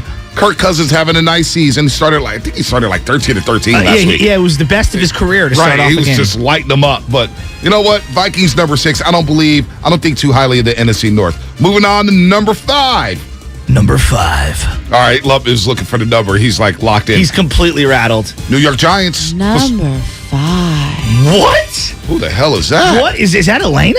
That was not the number 5 I thought it was. That's Elena. That's got Townie written all over it from back in the day, doesn't it? The G-Boost? Yeah. New York Giants. Big win. Saquon looks good. Daniel Jones was comparable. Yeah. Don't sleep on the New York Football Giants. They're my number 5 team this week in the NFC Power Rankings. Number 4. The Tampa Bay Buccaneers. Tampa Bay, we got to love it on it. I don't know what's going on. I can't find where Spadoni keeps all of his numbers. He's got like 20 boards I have to sort through. It's all good. Number 4. Number 4. We'll handle it. Tampa Bay Buccaneers struggling. Number 4. But look. 4 horsemen. 4 horsemen. Arn Anderson. Yeah, I look at you. Ric Flair. Look at us. Who else? Who's it? Oh, Chris Benoit. Well, yeah. We're not allowed to bring him up. Let me not even do that. All right. Moving on to number 3. I went deep diving on him. Horrible human being. Yeah. Horrible human being. Number 3. San Francisco 49ers. Wow. Number 3? Number 3. Is it because of the injuries that they're so low? Wow, dude. I thought people would think they're too high on this list. No. Because they haven't beaten anybody good. Oh, come on. All right. Number 2. Number 2. The Dallas Cowboys. Oh, how about them Cowboys? I feel like we're going to see a Cowboys-Niners NFC Championship this year. I really do. Whether it's at Jerry's World or Levi's Stadium. Let's hope it's at Levi's. Nobody wants to fly to Dallas, Texas. We don't want to do that. I kind of want to go this year, though. You want to go to Jerry's World? Well, I mean, I'd rather have the game here. But yeah, let's have the game here. Yeah. I don't want to do Jerry's World. I'm worried. Their defense feels better than last year. In that place. They do got a little home field advantage there, even though there's a lot of Niner fans. They got loud there in that fourth quarter. Dak or Cooper Rush. I got rattled in that fourth. Jimmy threw that pick in the wild card game. I was like, oh, boy, I talked too much smack. Way too much smack. All right, number 1. Fly, Eagles, fly. Fly, Eagles, fly. What a way to Glendale, Arizona, down in the desert. Let's go. Eagles 5-0. And they play the Dallas Cowboys this Sunday. That's going to be a fun game at the Link in the 215 in Philadelphia. So power rankings this week, NFC only. Green Bay, number 7. Minnesota, number 6. Giants, 5. Tampa, 4. Niners, 3. Cowboys, 2. And the Philadelphia Eagles, number 1. You see it on the YouTube screen. You see it all over Twitch. You see the rankings right there. Niners, number 3. What do you think about that? We'll get to Dave Fleming on the other side. King of the Hills. Why are you smiling? No, it's so good. I love it. Well, I'm just on a roll. I'm just blown away how good the Giants are this year. Like, you were on this early. You were on this account early, and I can't really have a counter argument. You know, I may have stole that from Big Dog, too, because he kind of talks so sensitive. He's like, man, you can't sleep on the New York Giants before the season. I was like, Daniel Jones has thrown for over 200 once, and yet they're 4-1. 4-1. Do what you got to do. It's all about wins. Exactly. All about Kaepernick, his second year, third year, had like a string of games where he only threw for over 100 yards. Montana averaged like 220 throughout his career. I don't care how many yards you throw for. Win the game. Yes. Win the game. You play to win the game. Brad Graham, 8:30. Dave Fleming coming up to talk some baseball. And we'll move on and get to the Warriors again and the Niners. Don't worry. But we got to get our man Flem on. It's been a while. Dave Fleming joined us, sponsored by Fremont Bank, full service banking. No compromises. Opening night is less than a week away. Flash! There it is! The best shooter the game has ever seen has cemented his legacy. No one has made more threes than Stephen Curry. Hear every three. Oh my God! Every splash. Flash for Clay. And every moment. Good! It's good! Madness in San Antonio. The home of the champs. 95-7 the game. Kirby! It's your driveway mechanic, and they bring the shop to you. And our friends over at Kirby just won the Motor Top 20 Award for innovation. Brakes and tire replacements, oil changes, and so much more. And they've added an Kirby's eco-friendly wash. I used it, and it barely uses any water, but it made my car look so brand new. They use all biodegradable products that provide the ultimate shine and protection to both the exterior and interior of your car, all in the ease of your driveway. The ultimate convenience, easy booking, transparent pricing, on-time arrival, service in your driveway. No waiting rooms, no coordinating rides, direct access to your mechanic. Friendly, reliable service, no middlemen, and no upsells. Get $50 off your first oil change with the code OIL50. That's OIL50. Or use the code JOEWASH, JOEWASH, to get a free sealant treatment with the purchase of Kirby's eco-friendly wash. Check out Kirby.com. That's CURBEE.com. Or call 1-866-KIRBY-1. Dr. Trudy Fleer here with the 5G Home Recovery Podcast. Let's discuss a very real existential threat to internet speed. It's a big one. Ready? T-Mobile Home Internet. It lags. Now, what is lag? Lag is a delay in data being transmitted across the internet. For example, you're hitting that hot drop, the parachute cuts out, you've got an unsuspecting bot in your sights, and lag! You were actually eliminated 10 seconds ago. Nobody deserves that. So stop letting T-Mobile home internet ruin everything and switch to Xfinity. Learn more at xfinity.com/TMOFax. Get an amazing value on Xfinity Internet with unlimited data included. Switch for $55 a month for 2 full years with no annual contract required and no equipment fees for 24 months. Go to xfinity.com/TMOFax, call 1-800-XFINITY, or visit a store to learn more. Requires paperless billing and autopay. Ends 10/17/22. Restrictions apply. New fast internet and xFi Complete customers only. xFi Gateway required. Taxes and fees extra and subject to change. After 24 months, regular rates apply to all services and devices.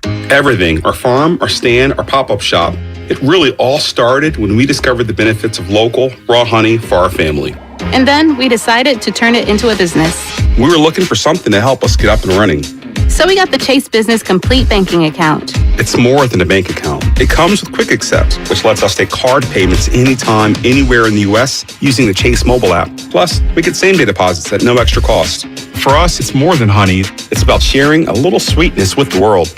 Get the Chase Business Complete Banking Account with the essentials you need to help get your business going. Learn more at chase.com/business-complete-banking. Chase for business. Make more of what's yours. Quick Accept is not available in U.S. territories. Enrollment required. Usage subject to approval. Same-day deposits available for payments before 8 p.m. Eastern Time, Sunday to Friday. Fees and rates apply for checking and processing. Limitations and restrictions apply. Participants compensated. Merchant services provided by Payment Tech LLC and WePay Inc. Subsidiaries of J.P. Morgan Chase Bank and a member FDIC. Do you think all premium fuels are the same? Well, your engine doesn't. Shell V-Power Nitro Plus helps keep your engine running like new because it's engineered to defend against 4 main engine threats: gunk, wear, corrosion, and friction. So next time, choose Shell's most advanced fuel ever. It's fuel for thought. In engines that continuously use Shell V-Power Nitro Plus premium gasoline.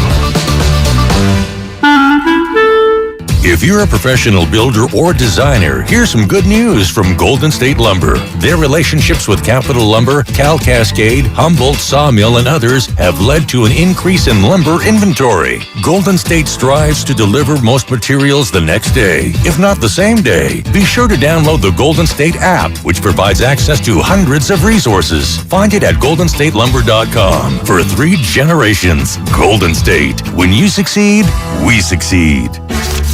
It's the bottom of the 9th, the game's on the line, and your small business needs a loan fast. What's your move? Go to OnDeck.com, America's largest online small business lender.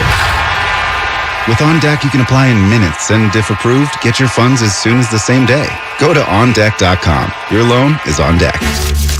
Depending on certain loan attributes, your business loan may be issued by OnDeck or Celtic Bank, a Utah Chartered Industrial Bank member FDIC. Limited eligibility for same-day funding. OnDeck does not lend in every state. All loans subject to lender approval. From Carriage House to glass aluminum doors, RNS Doors has a full line of commercial and residential garage doors and gates to suit anyone's taste and budget. Visit rsdoors.com. RNS Doors. Look for the red truck. For all contest rules, go to 957thegame.com/rules. When people have a craving to explore new and traditional Asian cuisines, they head to P.F. Chang's, where scratch-made dishes come from the 2,000-year-old tradition of wok cooking. P.F. Chang's wanted to explore new possibilities for their website. They turned to AmericanEagle.com. AmericanEagle.com re-architected P.F. Chang's website, integrating multiple third-party systems to create a unified digital experience. The results? Improved page speed and performance, personalized content based on users' location, intuitive online ordering, an increase in organic search visibility, and a 40% increase in new users. For scratch-made Asian cuisine, visit your local P.F. Chang's or go to pfchangs.com for website design, development, digital marketing, and hosting that produce efficiency, revenue, and results. Visit AmericanEagle.com. P.F. Chang's and AmericanEagle.com. Another example of the best businesses in the world, turning to the best in the business for websites. Go to AmericanEagle.com or call 877-WEB-NOW1. That's 877-WEB-NOW1.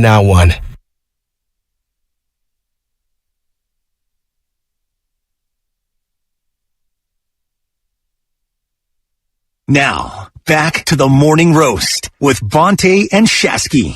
It's kind of like watching Lubman behind the glass because he just looks rattled all day long. Producer Sam Lubman.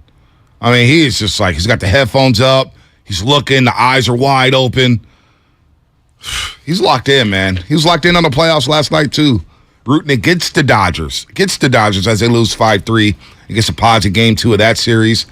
Really good MLB playoffs so far. Had some walk-offs, had some dramatic comebacks, some upsets. A lot of fun so far, even though the Giants are not in it. And we'll talk to Dave Fleming, one of the many great voices of the San Francisco Giants and college football, of course, and golf. You can name the list. College basketball. Flip, where have you been? We missed you, man. We missed you. What's going on?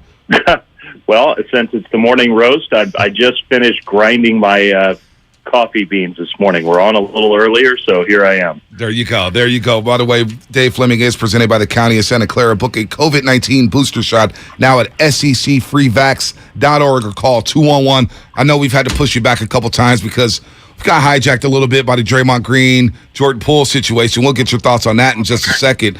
But the Giants, as they end the season, they finished 81-81. They finished 81-81. They finished strongly there. Anything they can take away going into next season after that strong finish in September?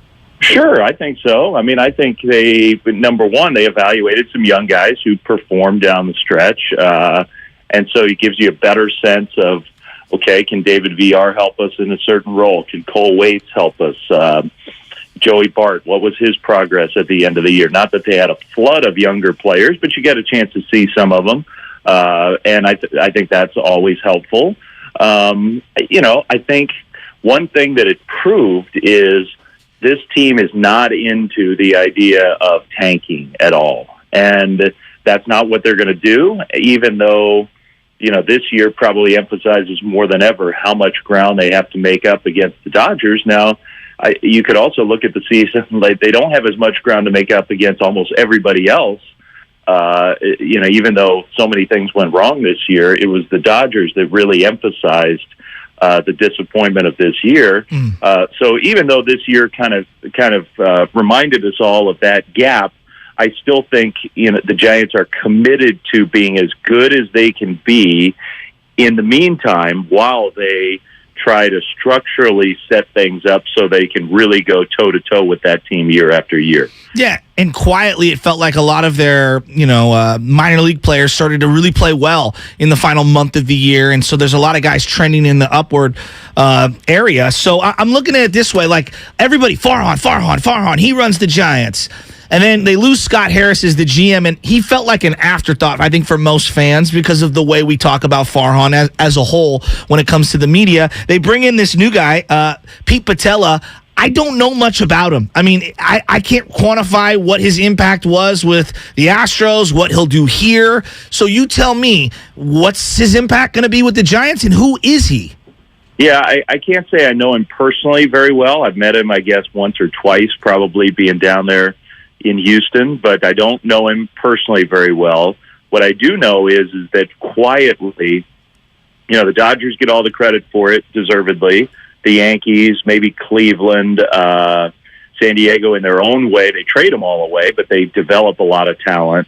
But you could make a good argument that the true player development machine in the game right now is Houston. Look around at the team they're fielding in the playoffs. Jordan. And a team, it's just incredible how many of those players, all of their rotation except for Justin Verlander, Bregman, Pena, Alvarez, Kyle Tucker, on and on, came up through their own system. And most of those guys were not, Bregman was, Kyle Tucker was a high pick.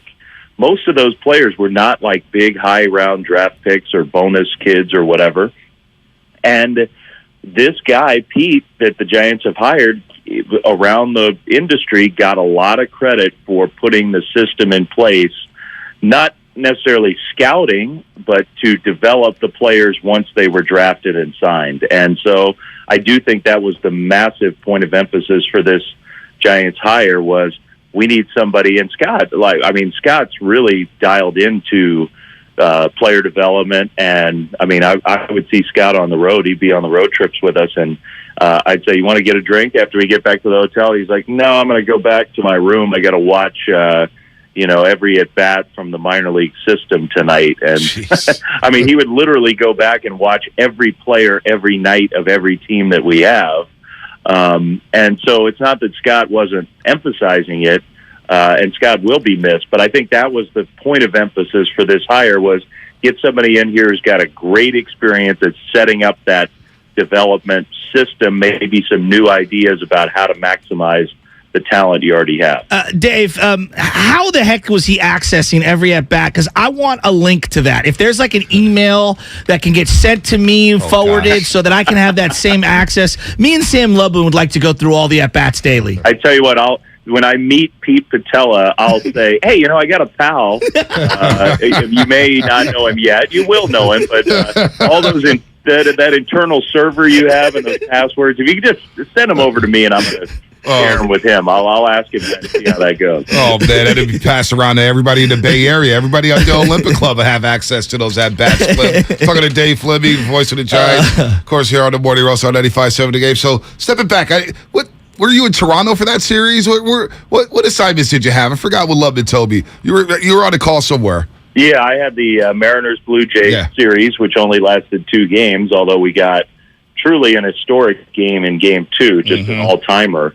So it was super fun to be there for that. It was agonizing to see the Blue Jays and their fans suffer in real time, but it was also thrilling to see an incredible, the Mariners have suffered more than probably any franchise or fan base over the last couple decades. So it was really cool to see, and enjoyed being up there in Toronto. Now it's back to, at least for a couple weeks, back to college football. So that was my baseball playoffs. Now I'm off until I am going to be at the World Series this year and do the international feed broadcast. Oh, nice. The telecast that goes to, if you all happen to be hanging out in Sydney, Australia, or for the World Series, or London or something like that, you can put me on. But I'm off of baseball for a couple weeks until then. That's nice. And the Mariners, of course, come back, as you mentioned, in that Toronto game. And did they blow Game 1 against the Astros in dramatic fashion? The Astros driving 4 runs in the bottom of the ninth. So what's been your biggest takeaway so far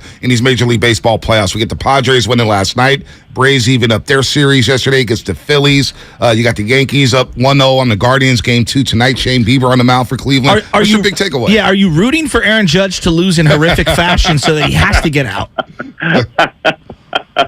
I'm not rooting for that, because I do think what he did this year was so special, and I'd hate for it to end where Yankees fans and he had a bad taste in. It's sort of the pain that the Giants felt last year. Like you have this incredible year where all this stuff is so fun, and then if you lose at the end, you just hope that the memory of how special the year was lasts longer than that bad taste. So I'm not rooting against Aaron Judge, although I do see your point. Maybe I need to reconsider.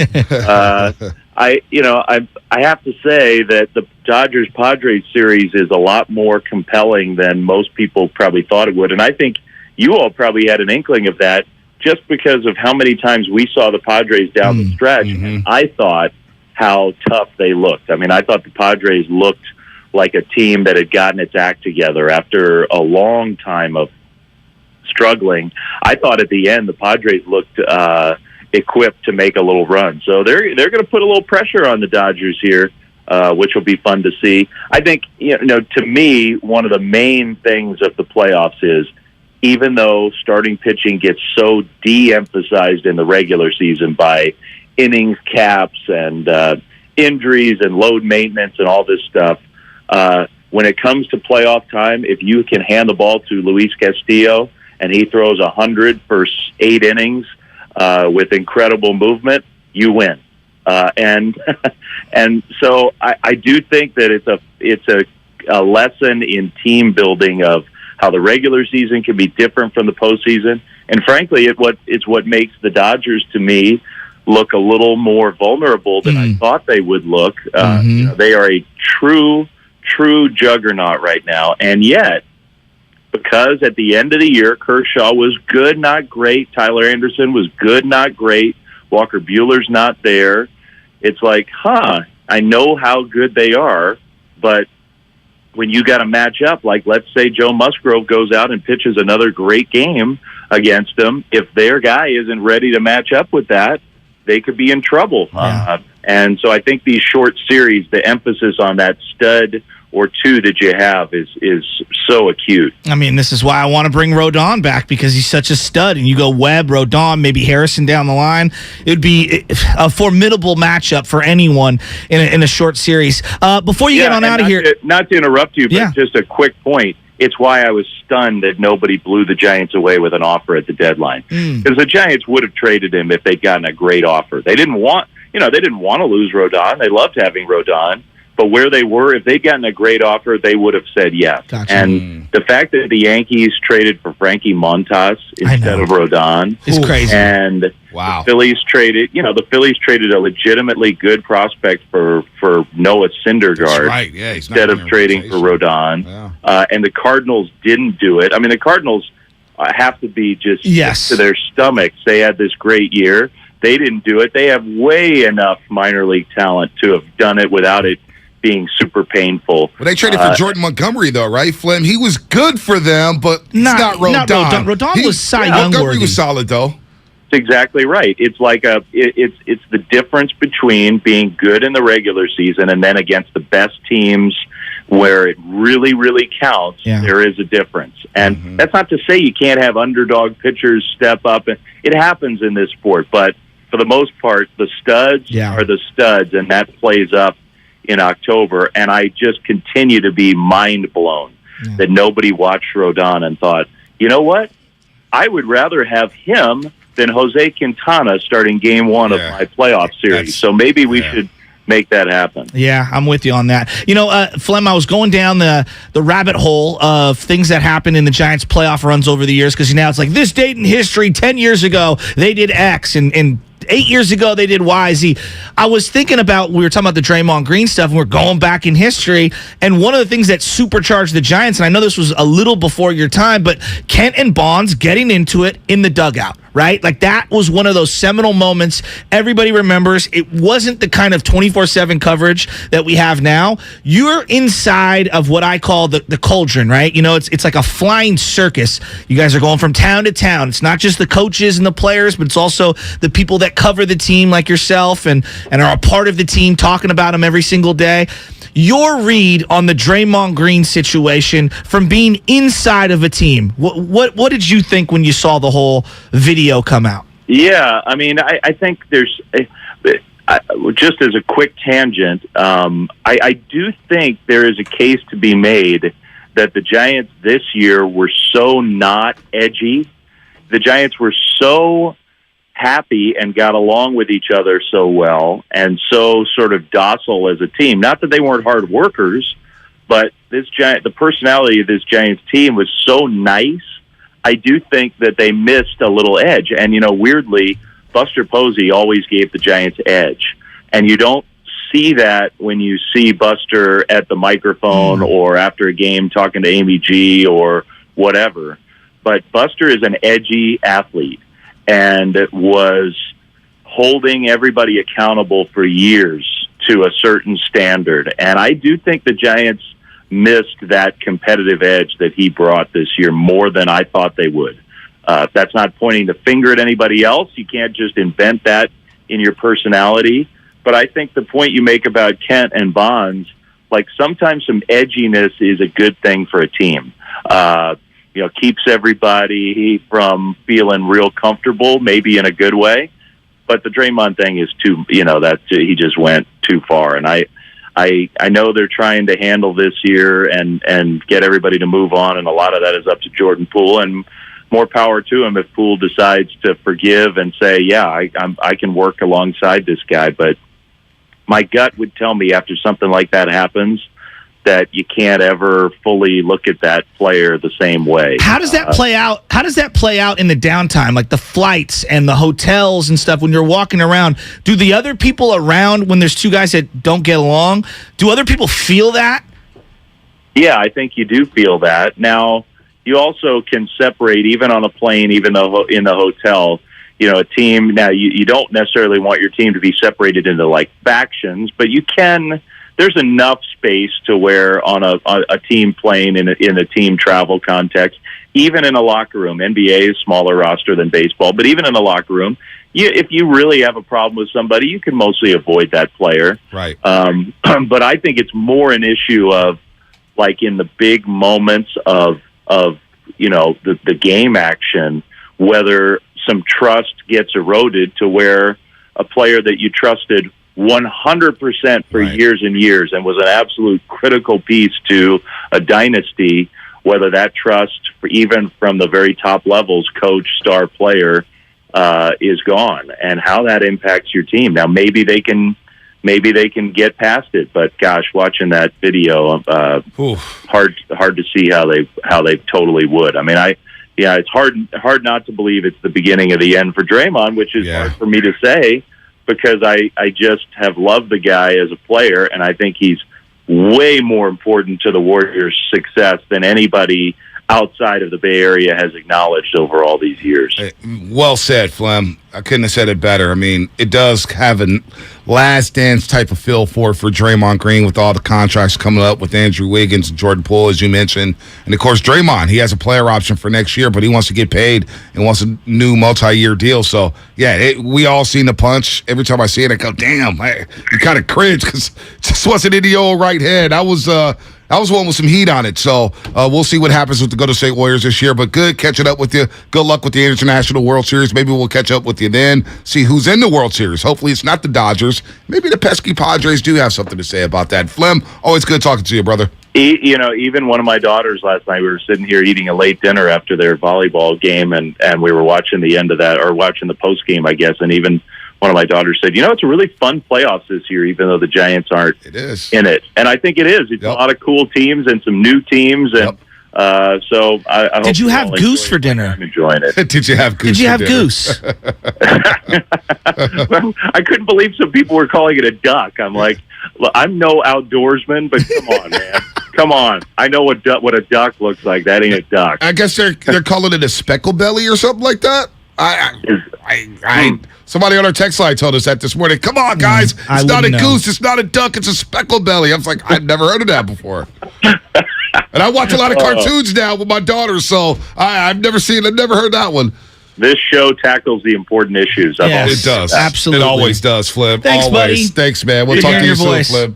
Talk to you soon. All right, Flip. Dave Fleming, presented by the County of Santa Clara. Book a COVID-19 booster shot now at secfreevax.org or call 211. Fleming, always really good. And I want to pick up where he left off with the Draymond Green situation, because I want to play some sound from Jalen Rose. Okay. I want to play some sound from Woj. Okay. About this situation, because Flem said it, and everybody's saying it, and I feel the same way. What's that? When you get punched like that, you never forget it.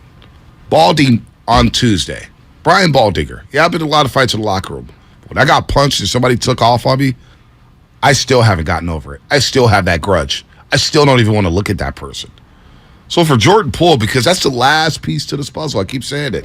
Everything's all kumbaya right now. We're going to all move on. We're all going to talk basketball. We're going to talk about James Wiseman. We're talk about Steph, Andrew Wiggins. It's a very exciting basketball team. I mean, it's going to be a lot of fun watching Warriors basketball this year. I guarantee it. We all know it. They're defending champs. Yeah. But for Jordan Poole, I mean, he's getting memed. I mean, they came out with a meme where they took the NBA 2K graphics and placed a black eye on him. They had a black eye with Jordan Poole, 6'3", 190, and he has a black eye. Like, you're Jordan Poole, you're thinking to yourself, man, I got to live with this for a very long time, if not forever. Forever, I'm going to be known as the guy who got punched by Draymond Green in the practice. No matter what you think, whether or not he should have kept his hands up, whether or not you think he pushed him, or whether or not he initiated it. To me, he didn't initiate it. When Draymond Green, and I was talking to Big Dog City about this the other day, when somebody gets in your face like that, puts their chin all on your face, that's initiating contact. That's when it starts. Now, Poole pushed him. You know, you could say he needs to protect himself. I don't want to go down that road again. But my point is, Jordan Poole has to see this video, hear about it, and live with it forever. How does he feel? Because to me, I'm taking myself, I couldn't get over it in a week. I couldn't get over it in a month. I couldn't get over it in 2 months. I couldn't rock with the dude. Now, you have to play a game, and you got to go out there and try to win for the betterment of the team, but what Flip said, I'm totally with him. It's hard to get over something like that. It is hard, but it's part of being the professional. Unfortunately, in this situation, even though this is not a normal, workplace setting, they don't have to be best friends to be able to move forward. No doubt. Right? But how awkward are those playing rights? Of course they're going to be. I mean, think about like Kobe and Shaq, which is probably one of the more, high-profile breakups in sports, right? Would you say? Yeah. It's up there. Were they best friends? No. I mean, I'm sure that they needed each other on some level. Like, you and I were watching it. It's entertainment. It's totally different. They didn't get slugged, though. I know. That's the difference. I know. He didn't get slugged. If Kobe gets slugged, does Jerry West trade Shaq right then and there? Probably not. But let's say, hypothetically, this happened midway through the year. What do you think the Warriors do then? So you had posed this to me before we went on air, and I hadn't even really considered that. I do think that it's different. Like, because you would have games and you'd have people out there. Right. Suspension, I don't know. Is he away from the team? Midway through the year, some sort of a mutual go away, probably. Right. But I guess on some level, they're lucky it didn't happen. I mean, lucky in this. How can you be lucky when this thing happens? But yes, I guess to some degree. I also think the ring night kind of hangs over everything because you don't want to have this situation where you're going to be bitter forever throughout the year. I think they all need to just find a way to amicably get the job done. And they don't have to be best friends to be cohorts and colleagues at work. And, when you're Jordan Poole and you have money staring you in the face, and when you're Draymond Green and you also have an obligation to fulfill your contract, I guess everybody's got to play nice. I think one thing we kind of brushed under the rug is when Steve Kerr said, this is the biggest crisis they've had to deal with. There's no doubt. This is the biggest crisis. What do you think are the biggest crises, by the way? Because I started thinking about those as well. KD and Draymond was a big crisis. Absolutely. And Draymond got a game suspension. I would say there's also on-court crisis, like Clay being out for 2 years. Being out for a year. Steph Curry's knee. They're different degrees and different kinds of crises. Steve Kerr called this a crisis, the biggest crisis. Yeah. So the biggest crisis that they've had to deal with, and they dealt with many crises. Well, let's just think about the stuff, the Kevin Durant, Draymond Green situation. Draymond Green did get suspended for a game. Draymond wasn't happy about it. He got suspended for a game for that. He's facing no suspension for this in what they deemed the biggest crisis. So to me, that's a little strange, right? Because I think if this was happening midway through the year, if they're 45 games in, and Draymond does this at a practice, and now we can't say this, it's a hypotheticals, but if this happens, I believe they deactivate Draymond Green. I don't have any intel on that situation. I don't know but how he's for sure getting suspended. So the biggest crisis they dealt with, Draymond's getting a fine and not a suspension. And so, it goes back to Jordan Poole, because I think we talk so much about Draymond Green and what he needs to do. How does he rebuild the trust? How will we remember him? He's a four-time chat, DPOY. You can't win without him. But I'm looking at it. I've been thinking about it from the Jordan Poole standpoint. Jordan Poole, how does he get over it? Well, no, there's no doubt. How does he feel about how the way the organization handled it? Do you believe in, because I do, and I don't know where you stand, but do you believe in shame as a form of punishment? Because sometimes there are actual punishments, right? And then there's the shame of facing your family and friends when you've done something wrong, which can be as big of a punishment. And again, I'm not saying that that's exactly what's happening here, because you have to feel shame, number one. Some people just don't feel shame. They're shameless people. I don't know where Draymond is on this spectrum. But the peer pressure or the peer shame that would going and facing everybody in the locker room and them knowing that dude, you hit one of us. Right.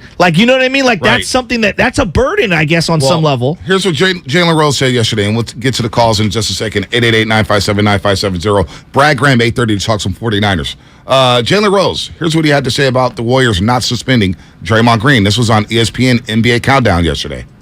When you don't suspend him because it's going to be ring night, now you really just double down in Jordan Poole's mind that he punched me and y'all didn't suspend him. And eventually they're going to have to choose the future, Jordan Poole, over the current and or the past. Here's more Jalen Rose on the situation. It's worse than I thought, and at least Steve Kerr is the person that can navigate this as a championship-level coach who's done it as a player, and unfortunately he dealt with this with Michael Jordan when he actually got punched in practice. But here's what makes that different. It wasn't a video. And I guarantee you, he and MJ's relationship was never the same. Draymond's and Poole's will never be the same. Draymond's and the team will never be the same. And because of that, I agree with. Yeah, and because of that, Jalen Rose doesn't think the Warriors are repeating. And before this incident, I actually thought the Warriors were going to win it all.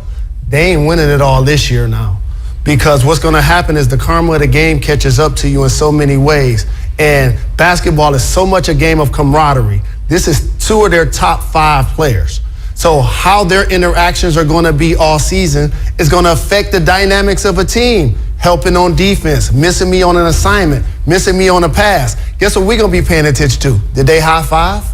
Basic things that we normally take for granted are now going to permeate. I mean, there's been plenty of dysfunctional teams that have won championships. Not a lot, but I'm saying not a lot. There have been. I mean, and I wouldn't even call this team dysfunctional. No, but I'm just saying, if you were to file the word dysfunctional, like there's been plenty of those. Like, were things super harmonious when the Warriors were winning championships with KD in the second year? No. I mean, were they really? Second year was a lot better. David West came out and said at the very end, y'all don't even know what's going on. And now doesn't it make you think what was going on? Of course it does. And then when you say, like, we had the meningitis. And then the way that Steve Kerr said, this is the biggest crisis, it's like, well, what other crises? That would have been my follow-up. Like, what other crises do we not know about? But it doesn't mean that the Warriors can't win it all. It's a long season. Yeah. Right now we're at the bottom of the mountain. Yeah. Talk to me when we're in the middle of the mountain. I'll have a better feel about what their chances are. Like, injuries can derail things. Look around the West. Is it going to be stiffer or worse than it was last year? Right. I still don't know. I don't know. I think the camaraderie will be fine. There will be awkwardness, no doubt. But I said this last week. Of course. Every handshake's going to be magnified. I don't want to talk about that every day. I want to talk about the game. Bo Schembechler, Michigan. The game. That's all I want to talk about. I want to talk about Wiseman's development, Kuminga's development, Moses Moody's development, JaMychal Green, how he fits, DiVincenzo being a pest on defense. I want to talk about Steph going for number 5. That's what I want. And just this whole situation has hijacked that for now. Yes. Just like KD's last year. Yes. All that situation. The Warriors are going for a 3-peat. Think about that. Showtime Lakers never 3-peated. Well, you know what I'm saying? But B, in that circumstance, as bad as that season was, and everyone always says KD hijacked the final year. They lost in Game 6 of the finals, and everyone was hurt. But I'm not saying that. No, I know. But what I'm saying is they dragged it all the way to the end. I hear they you. were a threat away.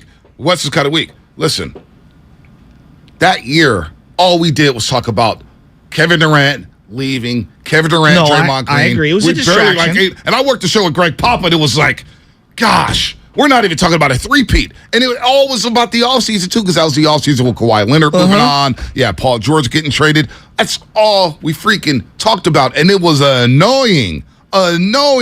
So, well, I see a lot of Warrior fans this morning are waking up and like, move on. No. You guys can't stop talking about it. But the numbers don't say that. And a lot of people are talking about it everywhere I go. Yeah, everywhere I go. I'm with you on this. What about Draymond Green? My Russian in-laws. Damn it. Oleg, Alona, Bablik. Bablik's 85 years old, watches every Warrior games. That's Anna's grandmother. Draymond Green, why he do this? That's all they talk about. Every casual. That's all they talk about. I'm at softball last night, and that's all anyone wants to talk about. And the casual fan is thinking to themselves, damn, what happened there? What's going on? Should he be punished? I don't think he should be punished. This guy says he should be punished. Why would you punch a teammate? Do these guys like each other? Right. Do they hate him? I'm sick of Draymond. I'm not sick of Draymond. He's my favorite. They can't win without him. And you telling me people don't want to talk about Dave Johnson on YouTube's been adamant for the last 2 days on the chat. Dre chose violence and skated. He owns Kerr. Now there's people who think that Draymond runs the organization. I'm not going to tell anybody how they should feel about it, but the optics look bad. And Bunnov, he paid $5 for this chat. Thank you for the $5. I appreciate it. Yeah, if you want to jump up in the YouTube chat, you can donate a little money. Donate a little money. I'll read your chat. Yeah. I'll read your message. Read his message. Gentlemen, trust. He will not get over it talking about Jordan Poole. Because I had a coworker come at me disrespectfully. Didn't come to blows, but I'm still heated 5 months later. I can relate to that.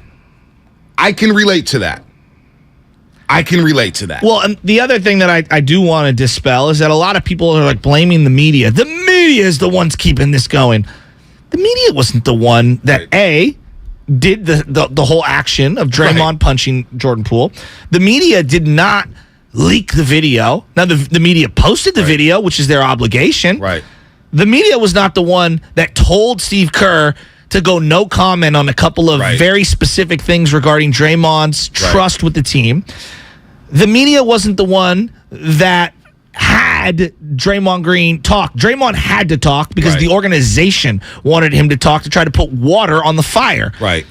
The media isn't the one waiting for Jordan Poole. Everyone's waiting for Jordan Poole. Right. The fans, their own teammates. You think Kevon Looney wants to sit up there and talk about this? No.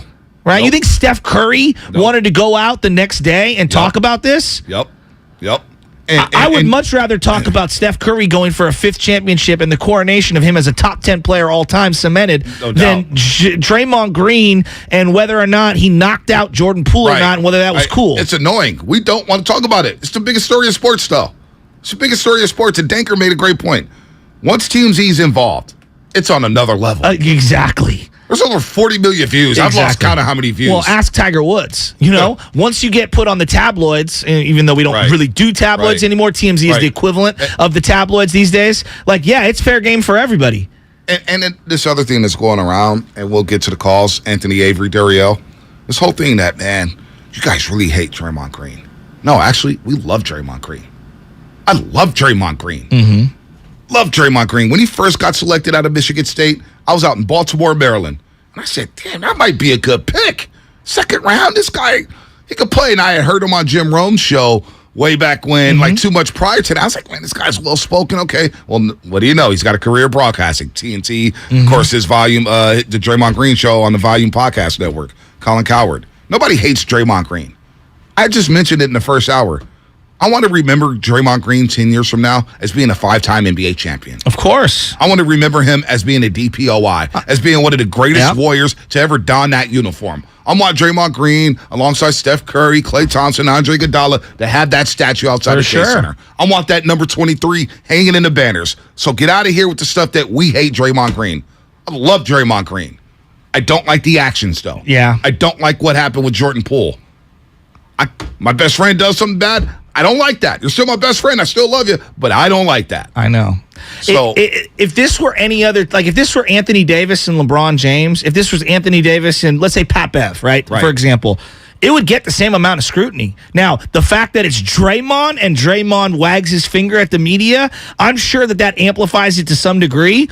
But think about Gilbert Arenas and what was it, Crittenden? Javaris Crittenton. I mean, from Georgia Tech. We talked about that for a year and a half as a media, did we not? Right, no doubt. How many times do guys pull guns out on each other? Do all NBA players bring guns on the airplanes? What about these card games? What's going on with these cards? Like when these things kind of things happen, it's amplified. And Gilbert Arenas does not have the Q rating that Draymond Green does. No. I mean, I love me some Hibachi, but Hibachi is not on the level. Think about where Draymond Green is at. Where he's at, uninterrupted. You know what I'm saying? The shop. He's got his own podcast. He's got his own podcast. He's got hardware. Draymond Green's a factor. One of the more recognizable faces in the NBA. I know. So that's where we're at with it. And it's, a lot of people don't agree with the way the Warriors handled it. The Warriors handled it the best way they could. I'll trust Steve Kerr and Bob Myers on that. I'll give them the BOD, benefit of the doubt on that. That's me. You don't have to. That's me. Let's go to Anthony in Fairfield. Anthony in Fairfield, he's on the roast on 95.7 The Game. What's up, Anthony?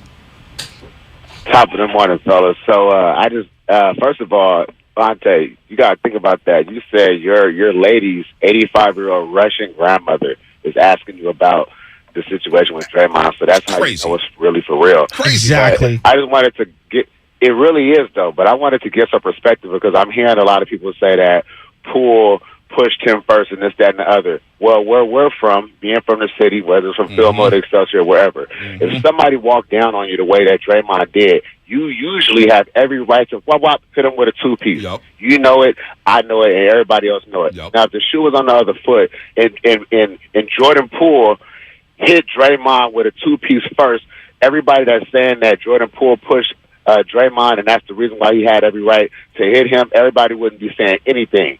But the fact of the matter is, Jordan Poole didn't need to have his guard up because Jordan Poole was at practice with quote-unquote family, because everybody keep using that word. And why would you have your guard up with family? But I just wanted to call people out on that, because you keep saying that Jordan Poole was the one that initiated. Yeah. But Jordan Poole, really, if this was in the streets, if this was anywhere else, because people keep saying, oh, well, he should have had his hands up. If anybody walks on you like that, you are within your right to defend yourself, because you don't know what they're going to do. Jordan Poole wasn't trying to initiate anything. So I just kind of wanted to give that, because I think it's unfair. I don't care how the Warriors handled it, because it's not my business as a fan. Exactly. I know how I look at Draymond moving forward. I trust what Steve Kerr said, and like you guys said, I really do trust the organization. I believe and I agree with what Jalen Rose said, that their relationship will never be the same, because he did cross that line. But I think it's unfair to rationalize what Draymond Green did. But if the shoe was on the other foot and Jordan Poole hit him first, like, oh, what you walking up on me like that for? It would be a totally different story. So It's a great call, Anthony. And Anthony, great call. Everything with Draymond is amplified. If I just go, Kevin Durant, 888-957-9570. Lines People light are up. like, Lines light up. All right, if you go Draymond Green, anything, Draymond Green, 888-957-9570. Lines light up. You know, like you could do that with Jimmy G. No, I know, but that's my point. I think people get nauseated with certain things, and this is what I would tell them. If you own a business, you know what? Give me 8 minutes, and I'll explain the whole thing to you. Right. Well, apparently, I'm losing some credibility because No. I want to talk about this. Yeah. No, because 8 minutes. I'm going to explain what I'm going. All right. What? 8 minute monologue?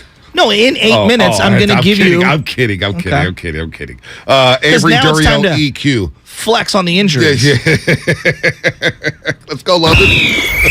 It's time for the injury report. That really hurts. Brought to you by Boxer & Gerson, Northern California's premier workers' compensation law firm, helping injured workers get their lives back for over 40 years. Oh, that's a lot of funny, man. YouTube chat's going up. Xfinity mobile text line's going up. Look, man, every casual out there wants to talk about it. My buddy, one of my brothers, had his father on his deathbed. And the first thing he did when he met me outside, hey, big dog, what the hell is going on with the Warriors? Daddy's on his deathbed, for crying out loud. What's going on with Draymond Green and Golden State Warriors? So don't tell me this thing about nobody wants to talk about it. It's the biggest story in sports, and until Jordan Poole talks, this chapter will not be closed. What's hard about that? What's hard about understanding that? Come on now. All right, injury report. Bosa's. Shanahan said there's a possibility Bosa will play against Atlanta. Instead of practicing, Bosa spent the day going through physical therapy with trainer Dustin Perry. Shanahan is hopeful that he could play in the ATL, although Eric Armstead has been ruled out for the game Sunday. We'll see about Javon Kinlaw and Ebukam as well. The injury report brought to you by Boxer & Gerson, Northern California's premier workers' compensation law firm, helping injured workers get their lives back for over 40 years. What's coming up on the game? Sponsored by Fremont Bank, full service banking, no compromises. Your phone calls. Avery, Durio, E and Q, you're on deck, and Shasky has something to say in about 5 minutes here on The Roast. Today, the Warriors rookies are live in studio with Damon and Ratto. Nice dunk put back there by Ryan Rollins, the sophomore out of Toledo. Today, Patrick Baldwin Jr. and Ryan Rollins are hanging out with Damon and Ratto live in studio. Baldwin Jr., and just like he did Friday night, first time he touched the ball, he shot it and made it. On the home of the NBA champions, 95.7, The Game. This is world-renowned handicapper Chris Hodge with TakingVegas.com, and let's face facts, folks. The only reason you're going to watch Washington-Chicago tonight, unless you're a fan of both teams, is to make some money on the game, and TakingVegas.com is going to do that for you absolutely free. The Thursday Night Football run for us is 4-1. The overall pro football run is now 16-4. We are on fire. And we are giving out Washington-Chicago tonight absolutely free, no questions asked, no obligations. Just visit TakingVegas.com. Plus, there are 18 free pick articles lined up at TakingVegas.com. And on Saturday, we have our college football game of the year. This is all free. All you have to do is visit TakingVegas.com. Washington-Chicago tonight. We make it 5-1 on Thursday Night Football. Get it free at TakingVegas.com. That's TakingVegas.com for tonight's Washington-Chicago game, absolutely free. Gorgeous gaming, stunning streams, unbelievable bandwidth. It's another Lifestyles of Gagillionaires. Meet the AT&T Fiber customers winning at life with hyper gig speeds.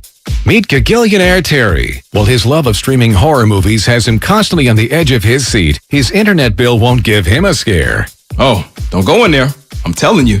Because since Terry upgraded to AT&T Fiber with hyper gig speeds, he doesn't worry about data caps or equipment fees. Come on, man. The door's open for a reason. And best yet, he also doesn't stress about a price increase at 12 months, because with the amazing Gagillionaire lifestyle comes an exquisite sense of tranquility. Most of the time. Live like a Gagillionaire. Get straightforward pricing with AT&T Fiber. Internet that upgrades everything. No data caps, no equipment fees, and no price increase at 12 months. Limited availability in select areas. Visit att.com/hypergig for details. If you own a business, this has been a bumpy ride. From pandemic to inflation, I'm sure you could use a break. If your business has 5 or more employees and survived COVID, you might be eligible to receive a payroll tax refund of up to $26,000 per employee. The challenge is getting your hands on it. Hi, I'm Howard Mackler, and that's why I founded GetRefunds.com to cut through the red tape and get you the money. The team of tax attorneys we have put together are highly trained in this little-known payroll tax refund program. We do all the work, charge not a dime up front, and simply share a percentage of the cash that we get for you. Businesses of all types can qualify, including those that took PPP, nonprofits, and even those that had increases in sales. We have helped return over $1 billion to businesses, and we can help you too. Just go to getrefunds.com/sports, click on Qualify Me, and answer a few questions. This payroll tax refund is only available for a limited period of time. Don't lose out on up to $26,000 per employee. Go to getrefunds.com/sports. That's getrefunds.com/sports. At Harris Ranch, we do beef, just like we've done for over 50 years. Beef that's raised locally right here in California. Tender steaks, awesome burgers, and California classics like tri-tip roast. The flavor you crave, the quality you trust time after delicious time. Come on, it's time to get out and grill. Harris Ranch, we do beef. Legendary beef, legendary quality. Score big with Xfinity Internet. It's made to do anything, so you can do anything. Supercharge your home with the game-changing speed of supersonic Wi-Fi. With 3 times more bandwidth, it covers the field and then some. And blocks billions of threats with advanced security that helps keep you protected at home and on the go. If you're keeping score, that's internet that does it all. That's unbeatable internet from Xfinity. Learn more at Xfinity.com. Restrictions apply. Not available in all areas. Hit big with the Major League Baseball postseason with the BetQL network. Here's Chelsea Messenger from the Daily Tip. It's the best time of the year in Major League Baseball. That's right, the postseason. Betting on postseason baseball can be a little tricky, but there's a couple things I usually rely on. Teams with top-line aces and also postseason experience. Download the free BetQL app right now and get instant access to the industry's most advanced betting tools. Win big this MLB postseason with BetQL. You're the one who protects the flock, and that requires an eye for detail. Because when safety and well-being are on the line, it's the details that can save lives. Even when no one else is watching, you see everything. Grainger gets you, and we're here for you, and all the ones who get it done with a wide range of safety products and solutions, plus board-certified safety consultants here to answer your questions. Call, click Grainger.com, or just stop by. Grainger, for the ones who get it done. Are you seeing the telomeres here? Come here, look at the scope. Dr. Ocasio's lab startup just discovered a gene therapy breakthrough. The cells have already doubled. He needs a fleet of research assistants before this breakthrough breaks them. We need lab techs, research assistants. Indeed can help him hire great people fast. I need Indeed. Indeed you do. We instantly connect you with quality candidates whose resumes on Indeed match your job description. Visit Indeed.com/credit and get $75 towards your first sponsored job. Terms and conditions apply. Get what you want and pay over time when you use your Lowe's Advantage Card. Now through October 26, 2022. Ask for 0% APR with 36 fixed monthly payments on a product installation or appliance purchase of $1,000 or more. Shop for the appliances you want in-store or online. Or go to the store nearest you for installation. Now at Lowe's. Offer subject to credit approval. Minimum monthly payments required. See store or Lowe's.com for details. U.S. only. You're listening to 95.7 The Game, KGMZ FM at HD1 San Francisco. Always live on the free Odyssey app. It's time to wake up with a nice cup of morning roast. Featuring Fillmore's finest, Monte Hill.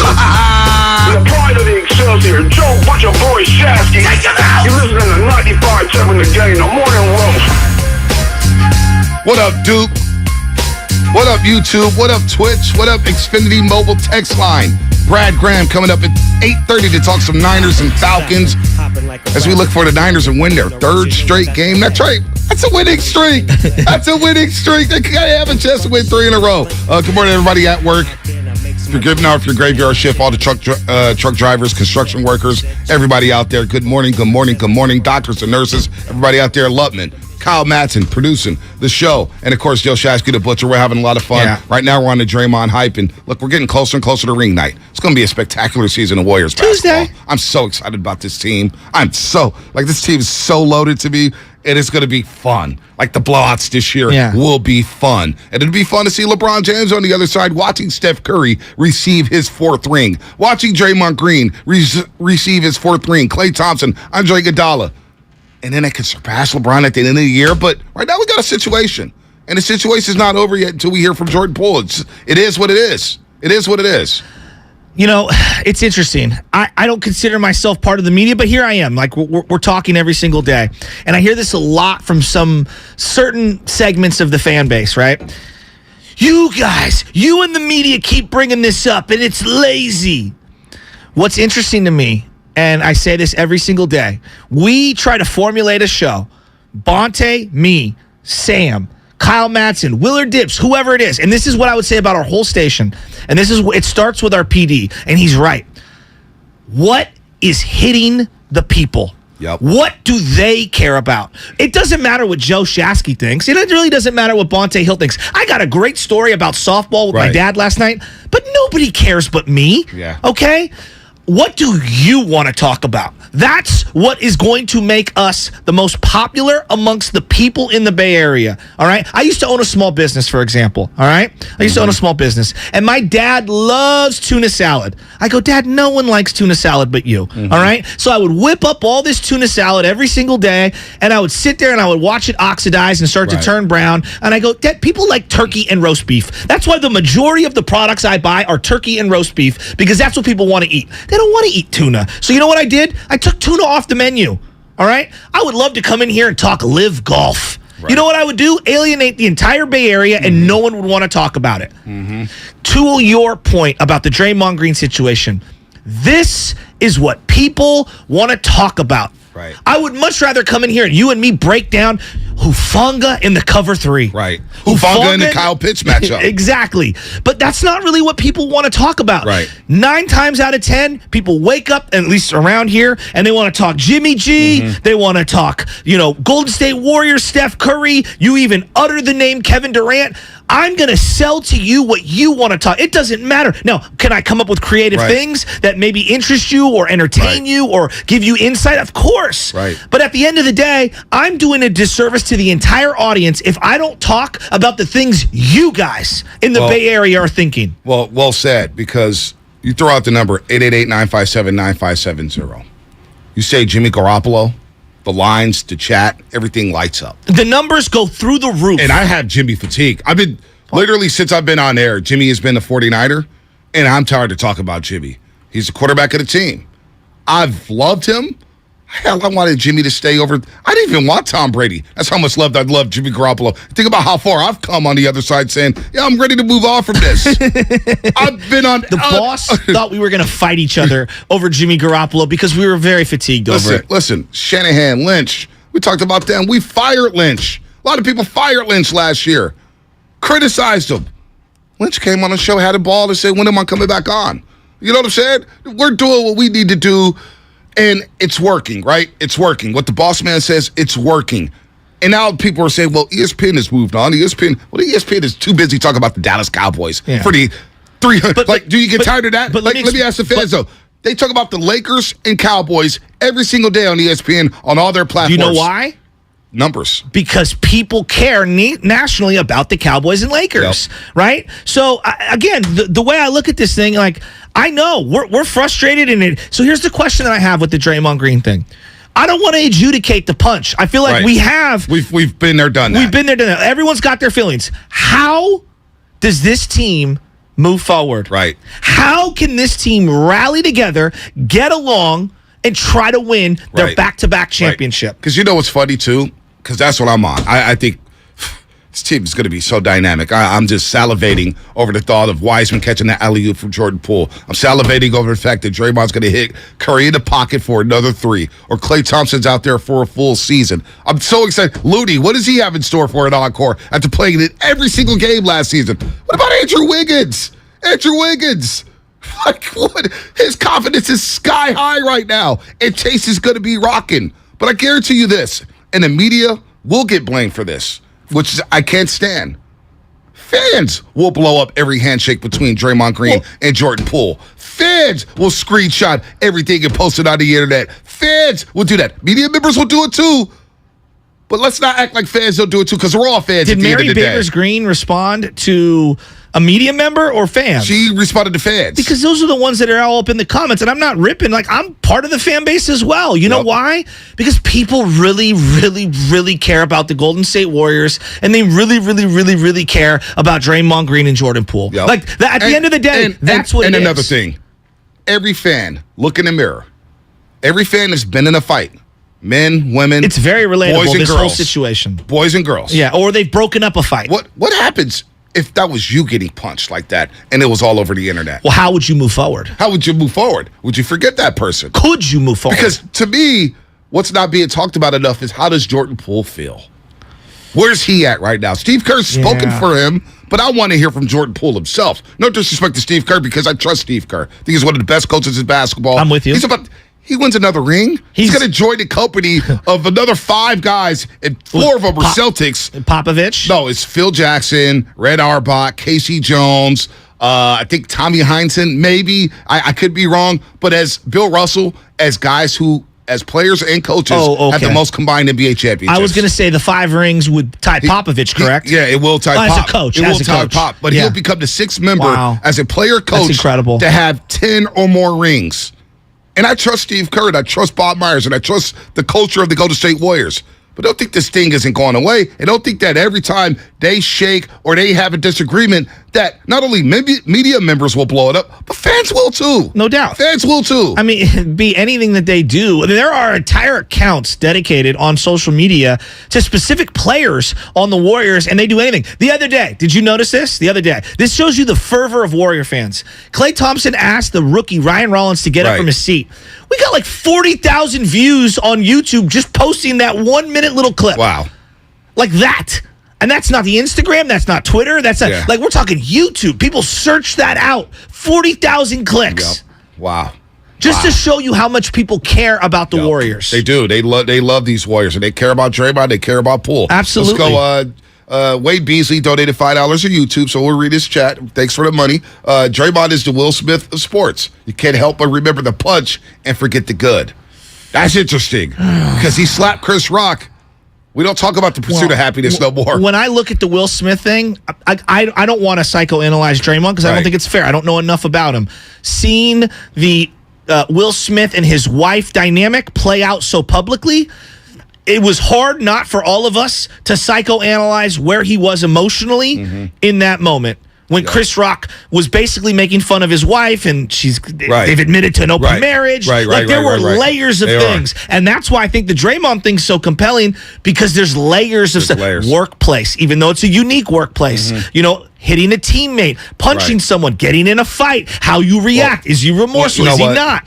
We haven't heard from Jordan Poole. You know wow, look at Steph Curry be so adamantly against Draymond. That's his guy. Listen, I'm going to say this, and I'm going to take some calls. Xfinity mobile text line, and I don't mean to be rude. I don't mean be mean. 510, you can't move forward if it's forced and thrown in your face every day by 95.7 The Game. Well, 510, you have a choice. You can go listen to something else. You can click us off if you don't want to hear what the hell we're talking about. So stop. It's the biggest story in sports, and it's in our backyard. And B, we talked about the 49ers. I asked a question earlier today. I thought it was a compelling one because you and I were like, let's move on. And hey, you taking the Harbaugh core and that 3 years, or you taking the Shanahan core? Oh, we got a little bit of buzz. It's like, all right, well, the audience isn't feeling that. No. Right? And so we're going to pivot from this. You referenced Draymond. And ring, numbers up. Well, people calling, texting in. Well, Christian McCaffrey. Because this is what people want to talk Odom about. Beckham Jr., Christian McCaffrey, Odom Beckham Jr., Niners going all in. We're in October now. Week 6 coming up in the NFL. Niners have a chance to win 3 in a row. We're going to talk to Brad Graham at 8:30. Mm-hmm. I'm saying to myself, is this the year to go all in? Yeah. Look at the power of the Dallas Cowboys and Eagles are on top of the NFC right now. Do you really feel those two teams? But again, on a Thursday morning, nobody's really feeling it. Maybe they're listening. Maybe they want to hear more. But the buzz ain't there. And B, we talked to Dave Fleming, little baseball playoffs, Giants' new GM, and all you get is Z's from people. Like, why are we talking about the Giants? So stop complaining. Please stop complaining. No, but like this is the biggest story in sports, and I understand from the audience perspective because you feel like your team, and this is the way I look at it. I know because I'm a listener. I listen to all sports talk. You feel like the media is trying to rip your team apart. No.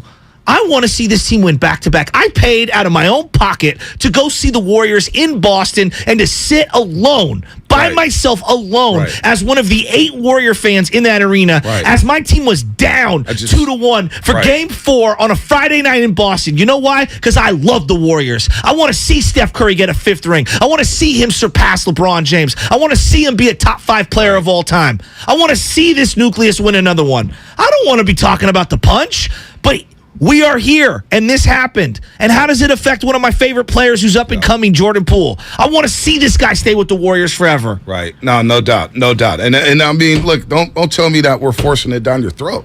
It's right there in front of your face.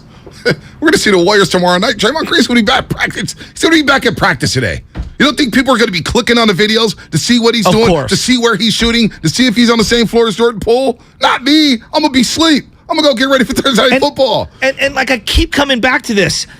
All I kept thinking, they're the reigning champs. We should be having a coronation, a red carpet celebration of how great Steph was in Game 4, one of the all-time iconic 40-plus performances with your back against the wall in the hallowed Boston Garden, and yet we've been robbed of that moment because of this situation. Not only that. You had the big shots by Klay Thompson in the 4th quarter. You had the big tip-ins by Andrew Wiggins. You had big offensive rebounds by Kevon Looney. The play down the stretch was phenomenal. They go out there and win 3 straight against Boston. I remember the morning of Game 4. Bay Area was a little doom and gloom, and we had Chris Mullen on. I know. And he said, good morning, Roasters. Good morning, Shasky. Good morning, Bonte. We will win Game 4. And we walked out that studio at WEEI pumped, telling every damn Celtic fan, well, it was me. No, we walked out of that studio on our way to get lobster rolls and crab legs. And pumped. Yes. But then every Celtic fan I saw, I said, hey, you're losing tonight. You're losing tonight. And we saw an historical performance out of Steph Curry. The one thing I don't want to do, and I said this yesterday, I don't want to talk about every handshake and everything with Jordan Poole and Draymond Green. I want to talk about James Wiseman and the two-man game with Jordan Poole. Not only that, because not only that, the three-peat with the Warriors, even though they finished in, they lost to the Raptors in Game 6 and everybody was hurt. That season sucked. The season sucked to cover, and I was in the locker rooms every single day, and it sucked. It sucked. Why? Because the cloud of KD, Draymond, and then KD just overshadowed everything. And we were all fatigued. We were so fatigued. Our former assistant program director and I ripped his head off for this. His head off. Where he goes, Bonte, it's kind of good that the Warriors are struggling this year. I need a year off. A year off? I need a year off. It's been too intense the last 5 years. I'm thinking to myself, dude, I want to win every single year. That's what I want a year every single year. Like, I'm there every single year. But the casuals were tired. I know. They were fatigued. And Bonte, what did I say after the game the other night? I wanted to come in here and talk Patrick Baldwin Jr. for like 3 hours. Yeah. But you know what? I know that's not really what the entire Bay Area wants to talk about. No doubt. So I'm doing a disservice to our audience. So let's go to the calls. Duriel in Arizona. What's happening? You're on the roast.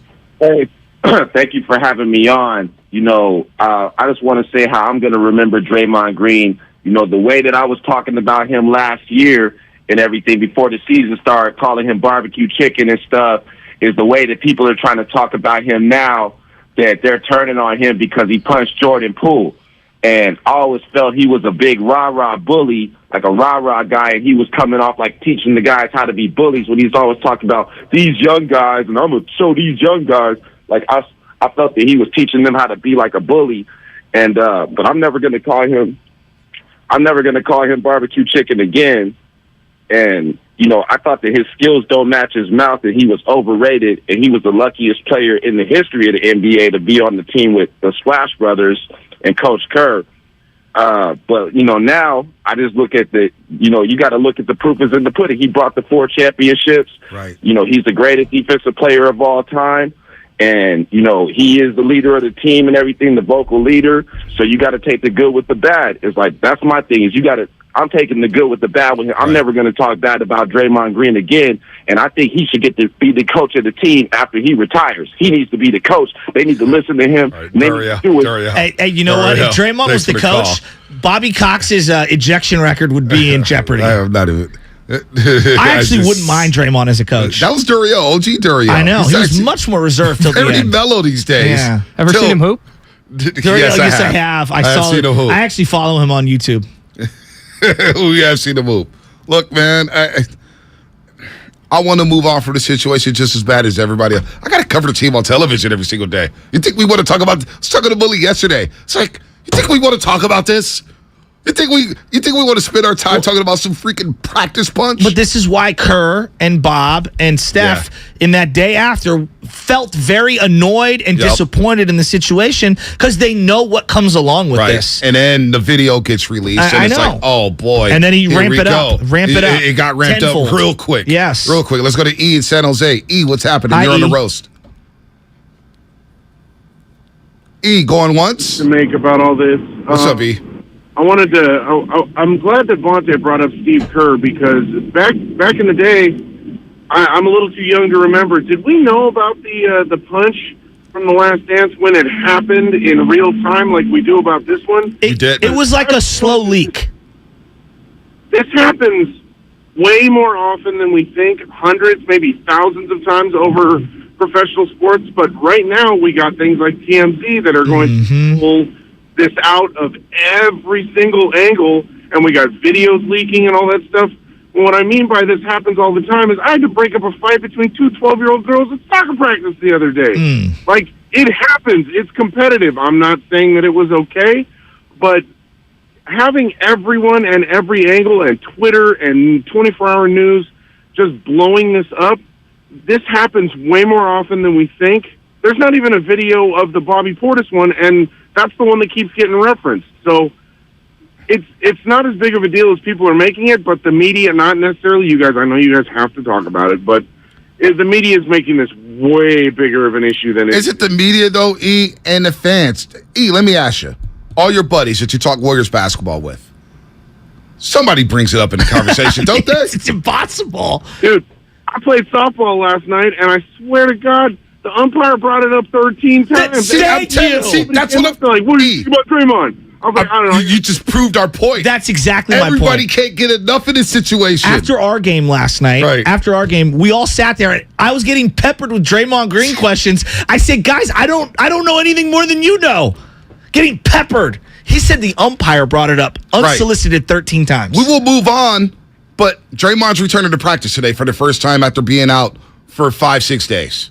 Then he's going to play in the game. He said the umpire in the preseason. The umpire brought it up 13 times. So it's not just us. I know. Speaking of softball, since we're here, you left an opening for me. Last night, save it for brand the end new of the bat. show. Save it for the end of the show.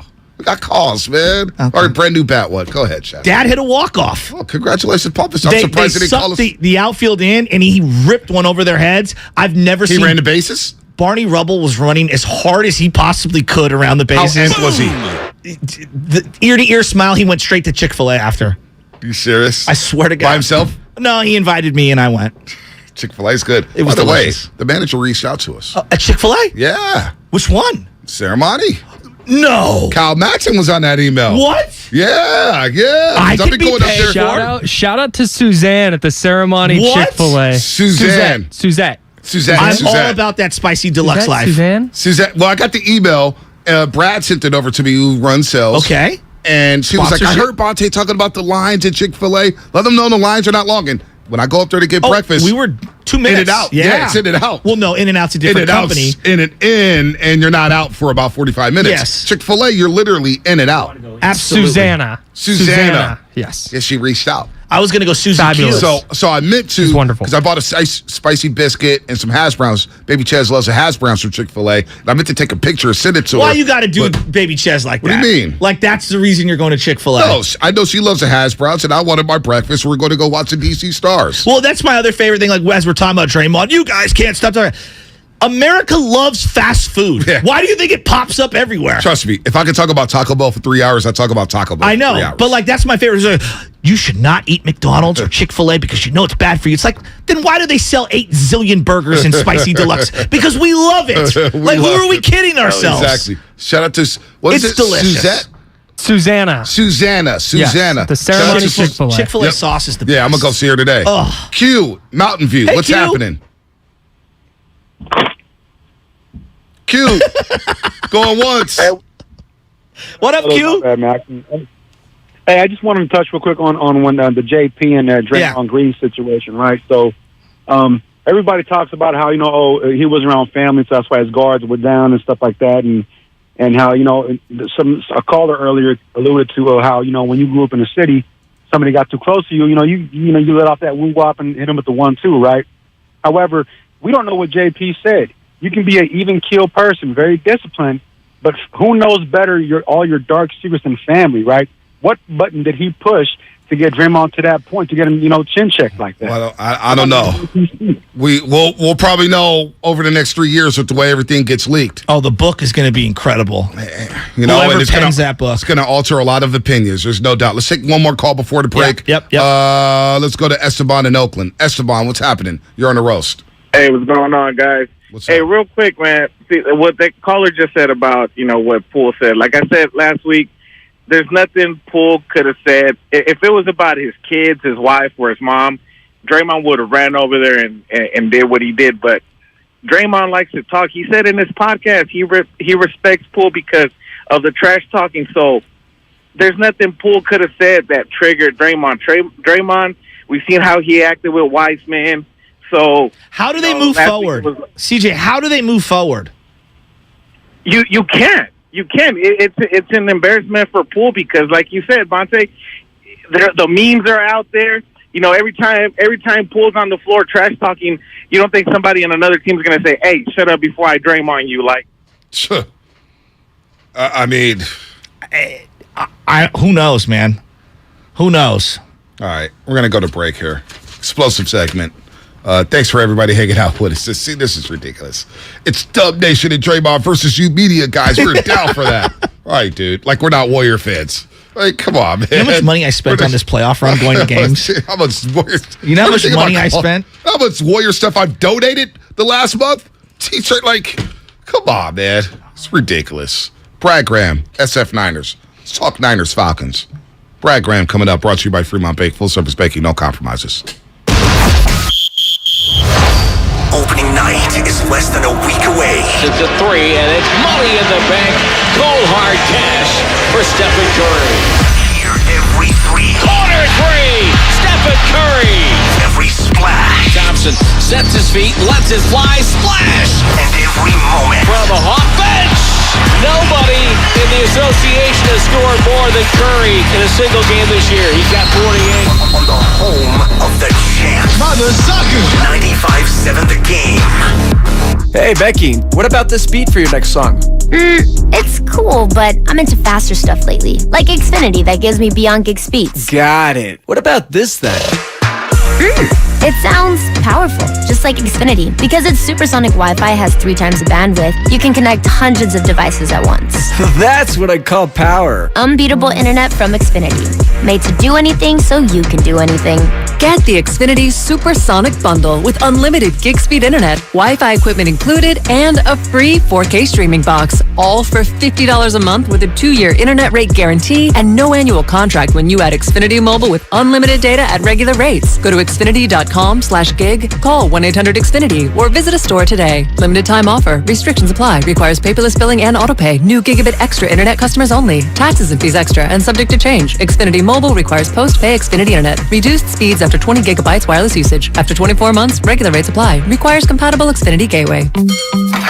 Do you think all premium fuels are the same? Well, your engine doesn't.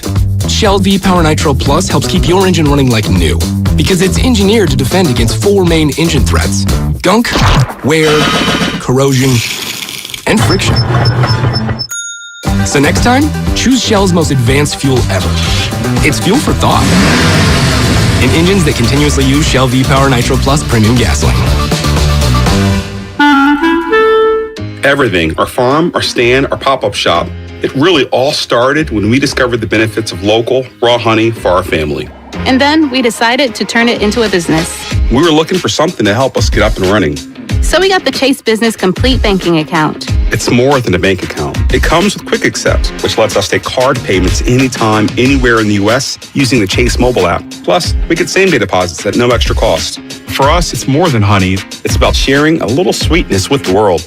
Get the Chase Business Complete Banking Account with the essentials you need to help get your business going. Learn more at chase.com/business-complete-banking. Chase for business. Make more of what's yours. Quick Accept is not available in U.S. territories. Enrollment required. Usage subject to approval. Same-day deposits available for payments before 8 p.m. Eastern Time, Sunday to Friday. Fees and rates apply for checking and processing. Limitations and restrictions apply. Participants compensated. Merchant services provided by Payment Tech LLC and WePay Inc. Subsidiaries of J.P. Morgan Chase Bank and a member FDIC. This is your time to cash in at Cash Creek Casino Resort. To rock and to roll. Over the hills and bluffs. Go all out or go all in. With 4 stars and rising stars. Now we do more than ever, so you can do as much or as little as you want. It's your time to cash in at Cash Creek Casino Resort. Kirby is your driveway mechanic. They bring the shop to you with brake replacements, oil changes, washes, and so much more. Get $50 off your first oil change with code OIL50 at Kirby.com. That's CURBEE.com and use code OIL50. Traveling, volunteering, spending time with family. What's your retirement look like? With income planning from Fidelity Wealth Management, a dedicated advisor can help you grow and protect your wealth. They'll look at your full financial picture and help you create a flexible strategy that considers things like market conditions and healthcare expenses, so you can stop worrying about the future and enjoy whatever comes next. Visit fidelity.com/income planning. Investment minimums apply. Fidelity Brokerage Services, member NYSE, SIPC. Hey guys, this is Keenan Thompson. I have a problem with you. Yes, you. None of y'all told me that AutoTrader has millions of new and used cars that I can shop from home. I thought we were friends. I put smiles on your face, but I'm not smiling. No one told me that with AutoTrader, a dealer can deliver cars to my home or that I could shop by price on AutoTrader. No one. Consider this friendship that you just learned we had officially over. Finally, it's easy.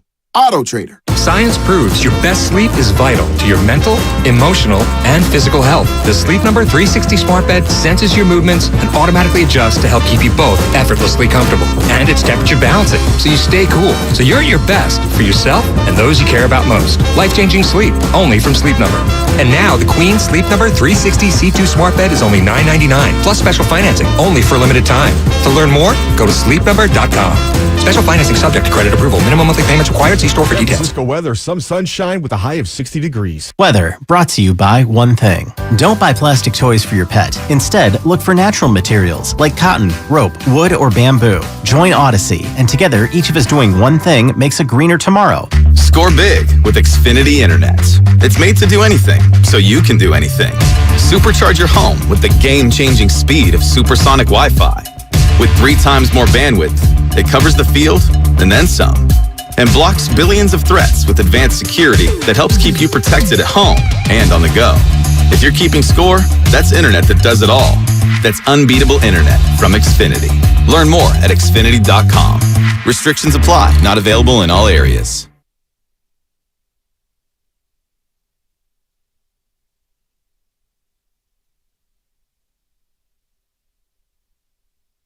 Now, back to the Morning Roast with Bonte and Shasky. Oh, man, it's going to be a lot of fun. Everybody gets, for the people who are tired of Draymond Green, guess what? You get a little break. Get a little breaky break from Draymond Green. He'll return to practice today.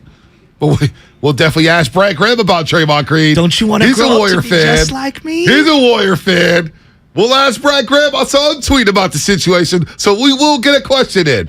But we want to talk some Niners, man. They're on their way to Atlanta. They're at the Greenbrier right now. They have a chance to win 3 in a row. 3 in a row. Go figure. And they're in first place in the NFC West and looking good right now. We do have to ask about the injuries.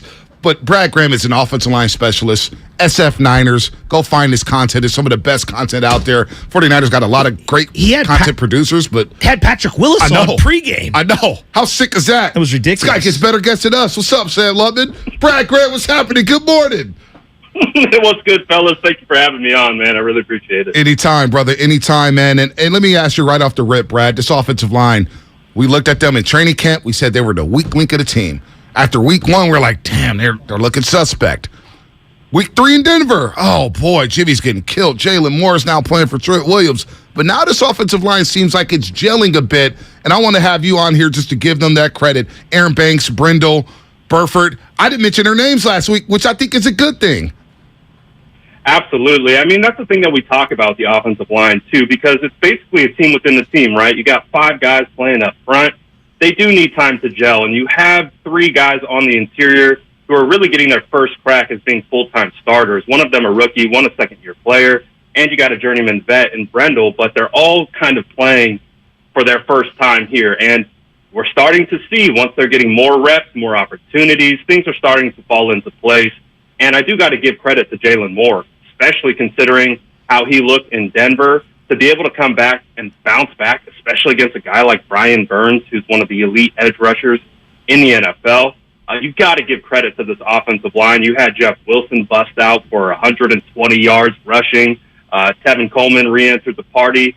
And a lot of that had to do with how the guys were opening up holes up front. So I got to give a lot of credit to the 49ers offensive line, considering, there's a bit of a question mark there heading into this season. So they've been doing a good job so far. Yeah, and I felt like Jimmy Garoppolo was so rhythmic. I love the way they were mixing it up, throwing on early downs, getting the ball out quicker. It just felt like, I don't know. I mean, I know that they didn't have an offensive explosion in terms of passing the ball, but it felt like the most fun I've had watching this offense because all the playmakers felt like they were getting touches in a really long time.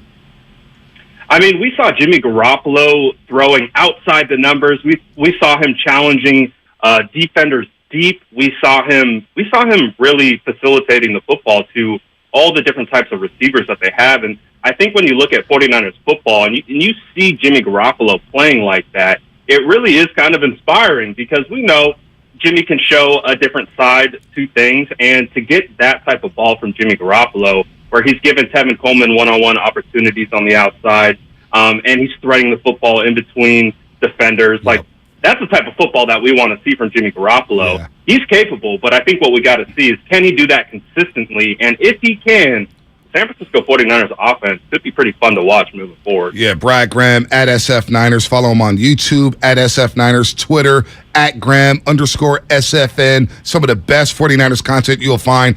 Patrick Willis was on the pregame show before they played the Carolina Panthers. And you're right about Jimmy. Thread the needle, throw it with velocity. Let his playmakers have a chance to make a play. That's all we want. I remember the Crabtree quote when they lost to the New York Giants back in the NFC Championship game where he said, sometimes you got to just let your playmakers make a play. Yep. And I think we saw that from Jimmy. I do want to fast forward to the injuries, though, Brad. How concerning are these injuries? Because that, to me, is the only thing that can derail this whole thing when you look at the landscape in the NFC. Cowboys, Eagles, Niners, I think those are the top 3 teams, but you got to be healthy. These injuries are starting to pile up. I feel like we've been talking about it for years at this point. The only way the 49ers are going to lose is if they suffer injuries or defeat themselves by not playing fundamentally sound football. Mm-hmm. And this last week, obviously, you lose Emmanuel Mosley, who I think is one of the most underrated 49ers on the team. I think he was playing his highest level of football to this point. E-Man, across from Charvarius Ward, yeah. I think Ward really brought another element to that room, and E-Man was matching it, and they were both playing phenomenally. And E-Man doesn't get enough credit and it is going to be extremely difficult to replace him. The benefit that the 49ers have this year opposed to last year is they have depth now, opposed to they had rookie Diamador Lenore, rookie Ambry Thomas. They had to bring in Josh Norman off the streets, Drake Kirkpatrick. Well, this year, they're in a little bit of different situation, and we're going to see, is Jason Verrett going to be back this week? And if he is, what type of level will he play at? Because we've seen, going back to 2020, he's played at he's played at a Pro Bowl caliber level before returning from injury. We'll see if we get the same thing. But you have that benefit of the doubt, and you have these other young cornerbacks with a full year of experience. So we're going to see if it's going to be Samuel Womack, Diamador Lenore, Ambry Thomas, or Jason Verrett. But yeah, that to me is an absolutely big loss, losing E-Man. Yeah, I'm with you on that, and hopefully they can find a way to get through these injuries. Nick Bosa, I would probably sit him just to get him healthy so he's right when it comes playoff time. How many D linemen's going to suit up this week? I mean, they're all on the injury cluster report. Injuries. Charles Omenihu, don't sleep on my guy. Yeah, he is good. And Drake Jackson. Yeah, I like him. Brett, let me ask you a fun one, because I'm looking in the background. You had Patrick Willis on your pregame show last week, and I see the Patrick Willis jersey in the background. It's a twofold thing. I look back on those 49ers from Harbaugh era, and I go, God, I wish they would have made a deal for a wide receiver like Deshaun Jackson. Which core are you taking? The Harbaugh core of players, or this Shanahan last 3-4 year core of players, if push came to shove? That's really difficult, but that Harbaugh core was special, man. I mean, I was talking with Patrick Willis, man, before the show, and I'm like, I was just talking about the defense that he was on. I was like, man, you had Justin Smith in front of you. You had Alden Smith in front of you. You had Ahmad Brooks. You had Bowman playing next to you. Then behind you, you have Whitner and Deshaun Goldson. And, I was like, oh, man. I was like, it was just such a good team. And you had Frank Gore in the offensive line in 2012 was just maulers. And you had peak Vernon Davis. So, Delaney Walker.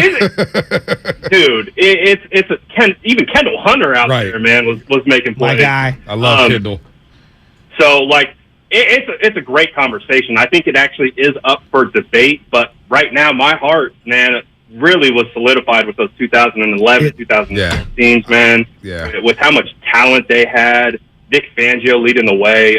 They just had so much depth too on that defensive side that it's hard to bet against that 2012 core that they had. And that's kind of where I'm going with this. So, you look back on that, you're like, God, I wish they would have had a receiver. They needed one more playmaker, or maybe they needed a secondary player looking back on it because they got crushed in the Super Bowl by Bolden. So I'm looking at this year's team, and I'm saying to myself, they have an opportunity. The West feels open. The NFC feels open.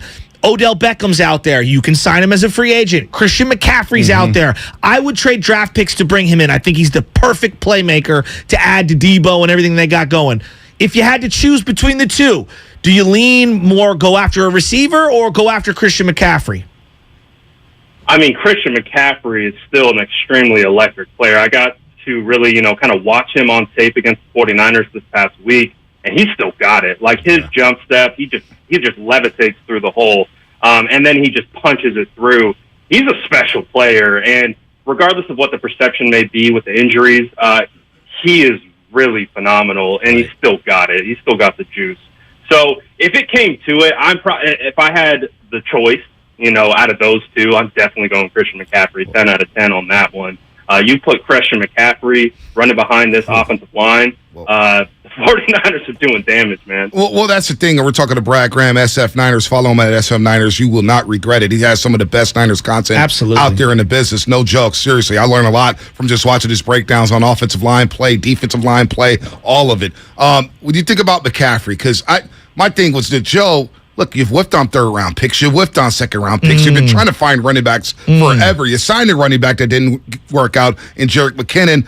Well, you know what? These picks in the future feels like this window's wide open right now, and who knows who you may play in the Super Bowl. But with the NFC wide open, why not go all in now? And I don't know how much it costs for Christian McCaffrey, but I think about the stress on the defense, right? You get Christian McCaffrey underneath. All of a sudden, the seam routes are open for George Kittle. All of a sudden, Ayuk is getting one-on-one down the field. Debo Samuel has a little more space to work with when you added Christian McCaffrey, and I think that's the missing element. All those years, we talk about the Harbaugh teams and the Shanahan teams. doesn't it always feel like they're one playmaker short? Like, especially in that Rams game. One playmaker short where the Rams had Beckham, Kupp, and Higbee, or whatever backup tight end they had coming in there catching passes.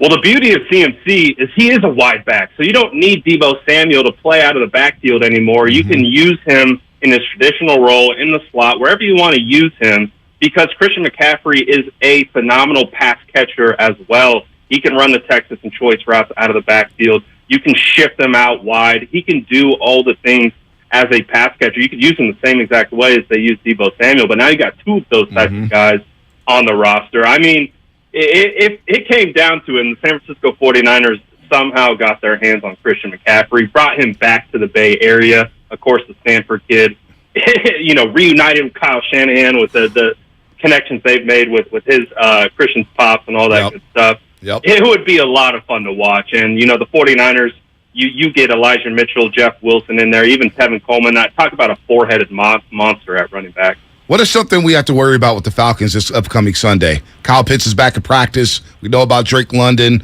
Mariota's a veteran. We know what type of quarterback he is. But defensively, offensively, break down the Falcons for us, Brad. Why should we be worried about the Falcons on Sunday? I honestly, heading into this game, I look at the Falcons. They're 2-3 right now. Yep. They're I would say they're the kind of the epitome of a mediocre team right now. The biggest thing that you have to worry about is playing that East Coast game. Obviously, the 49ers are at the Greenbrier doing all that good stuff. So they're going to be acclimated. Their body clocks are going to be ready. So it's not a big of an issue this week. But they're on the road. When I really look at that team, I feel like their offensive line can be beat. I think they got a bottom-half offensive line in the NFL. I think the best skill player that they have on their position or on their team is Cordell Patterson. He's on IR right now. And I don't know if they're going to be able to have a really strong balance of run and pass. So if they get one-dimensional, even if, let's say, Nick Bosa doesn't go, Charles Omenihu is still top 5 in win rate when rushing the passer. So they're still going to find ways to get after him. And, Kyle Pitts, he's a phenomenal talent. He really hasn't been able to shake free this year. Drake London is also a phenomenal talent, but same thing with him. He hasn't really been able to explode with consistency. So, I don't want to be too confident heading into this game, but I also do think that the 49ers, if they play their brand of football, especially we get the Jimmy Garoppolo that we saw consistently being able to spread the ball around, being able to open up running lanes, the 49ers should win this game. But we understand any given Sunday, anything can happen. Yeah, just don't turn the ball over. You should be fine. Just don't turn the ball over. Real quickly, Brad, because you were commenting on Draymond Green. I know you're a big sports fan. What'd you make of the situation? You've been in a lot of locker rooms. You played at a high level. What'd you think of the situation, Brad? It was definitely nuts to hear about Draymond and the situation that went down. I've been a fan of the Warriors for a long time. I remember the night that Draymond got drafted in the second round was one of my favorite picks by the Warriors. So I've been a Draymond guy from the very beginning. But man, to clock your own guy, that's tough, man. And especially for it to leak out and become public the way it has, it's obviously going to compound and create a big stir. So I do know they've been talking about getting him an extension and all that type of thing. But it's going to be really interesting to see how it plays out. But to just see it's a bit jarring, especially for a guy like Willard and Poole, who's a really ascending player within the organization, and kind of Draymond's like maybe on the tail end. He's still got some juice left, but he's kind of on the tail end. It feels like, and the timing of it, it's crazy, man. It was really crazy to see. Brad, you're always good to us, my man. We love your work. Yeah. We love what Great you do stuff. at SF Niners. It's one of the best accounts out there. Brad at sfniners.com. Find him on YouTube at the SF Niners. Has a lot of great guests on. Players respect him. 49er fans respect him. Pumps out great content. We can't wait to see what you got cooked up after the Atlanta game. Brad, always good talking to you, brother. Butch Fonte, appreciate you guys. Anytime, Brad Graham. Also on Cron 4 on Sundays, man. Doing it with Jason Dumas and Kate Rooney, man. What doing the damn doesn't thing. Dumas do? What doesn't Brad Graham do? Yeah, that's true. Both of them. So I think his point at the end is the one where I'm at today. I got to see how this plays out. So I guess the question is, how does this play out for the Warriors? Yeah. For both. Niners and the Warriors. But specifically the Warriors. How does this play out? Yeah. Nah, I don't know. I think it's Steph Curry, man. When you have Steph Curry in the locker room, his power and his presence, I think, will help the Warriors overcome this. The fact that Steph Curry spoke and supported Jordan Poole the day after it happened. The fact I saw Marcus Thompson write an article saying that the leaders in that locker room were not happy about that. The fact that Kevon Looney is speaking out, which tells me that Steph is giving him the juice. In Steph, I trust. In Kerr, I trust. In Myers, I trust. Now, short term, the culture, the credibility of the culture, it's going to take a hit. No doubt. They're taking a hit. They all are. What do you do in a situation, though? Like, you're 2 weeks before the season. You're not going to just sit here and say, all right, let's dial up the GM to Orlando or Charlotte. Hey, you want Draymond Green? You're not going to do that. No. That's silly. Take Oubre back? Yeah, you're not going to do that. Let's get real, folks. That You're was not trading Draymond joke, Green. please. Oh, I know that. Okay. I know. Yeah, to the audience. Yeah. You know, we're not going to do that. Draymond's going to play. And you need Day-Day. And that's what I was talking yesterday, man. When he gets rolling and he's huffing and puffing and he's out there barking, we love that Draymond. We've grown to love him. Sure, we are deterred by the actions, some by the referees, yelling at teammates. I didn't like the way James Wiseman was yelled at his rookie year by Draymond Green. I didn't like it. Didn't. Thought there could be a better way to lead, to talk to him, to communicate. But the last piece to the puzzle is Jordan Poole. Well, and that's it. If they have any kind of slippage at any point, this will be brought back up. The Wolves are going to be out. Yep. I mean, they're going to be out, and it's going to be fair to critique every single thing. If they have a 4 or 5 game losing streak, or let's say they lose 7 out of 12 or something like that, right? You don't think that people are going to be going, what the hell's going on? They're going to be questioning their chemistry at every single turn. Every single turn. It's unfortunate. That's the world we live in now, though. Instagram, Twitter, YouTube. Everybody's going to be sitting there just blowing up every screenshot, facial expression. The lip readers are going to be out there. It's going to be there. I personally don't want to talk about it. I don't want to talk about it. I want to talk about the way this team is going to just eviscerate NBA teams. I can't wait. Everybody's talking about the Nuggets and the Clippers and the Mavericks and all these other teams. And I just want to see the Warriors smoke these dudes. And now the talking point is, man, if Milwaukee made the NBA Finals, Warriors probably don't win it. Well, you know what? We'll bring on the Bucks then. I want to see Milwaukee. Michael Porter Jr. is a guy, just real quick aside, just bear with me here. Michael Porter Jr. is a guy everybody's enamored with physically. I'm telling you right now, I'm getting PBJ, give him a couple years. Yeah. We're going to be talking about him the way we talk about Michael Porter Jr. And I think his feel for what a good shot is for half-court offense is so much better than where he is. And I also think his actual shot is cleaner. It's pure. Way more pure. I'm telling you, because body-wise, I'm talking about big dudes that can move and can handle the ball the way. I think a lot of Durant, no, come on, Durant's an all-time legend. Like, throw him way out there. PBJ, I think he's going to be a player in this league. It's going to take time. Well, I can see what they saw in him. Well, then you get Ryan Rollins. I'm so excited about him. Ryan Rollins looks nice. You like him? Oh, I do like him. I like him too. I can't wait to see what he does in the G League. Probably not going to get a lot of minutes this year, but those days of Steph, Dre, Clay, Iguodala don't play, we'll see the youngsters. Yeah. And think about some of our favorite games last season. The game in San Antonio, where Steph's on the sideline, his street clothes, jumping up and down after Moody dies on the floor to give JP the ball, give Damian Lee the ball to JP in the corner for a game-winning 3. But that game in South Beach, Miami, where Kuminga's ducking on everybody, and he's dropping 20, and Jordan Poole's hitting shots, and he's going ballistic in the third quarter. And then you get James Wiseman in the 2-man game. And we haven't even got the Wiseman and Clay and Looney, and most of all, we haven't gotten the Steph Curry. Coming off of those finals.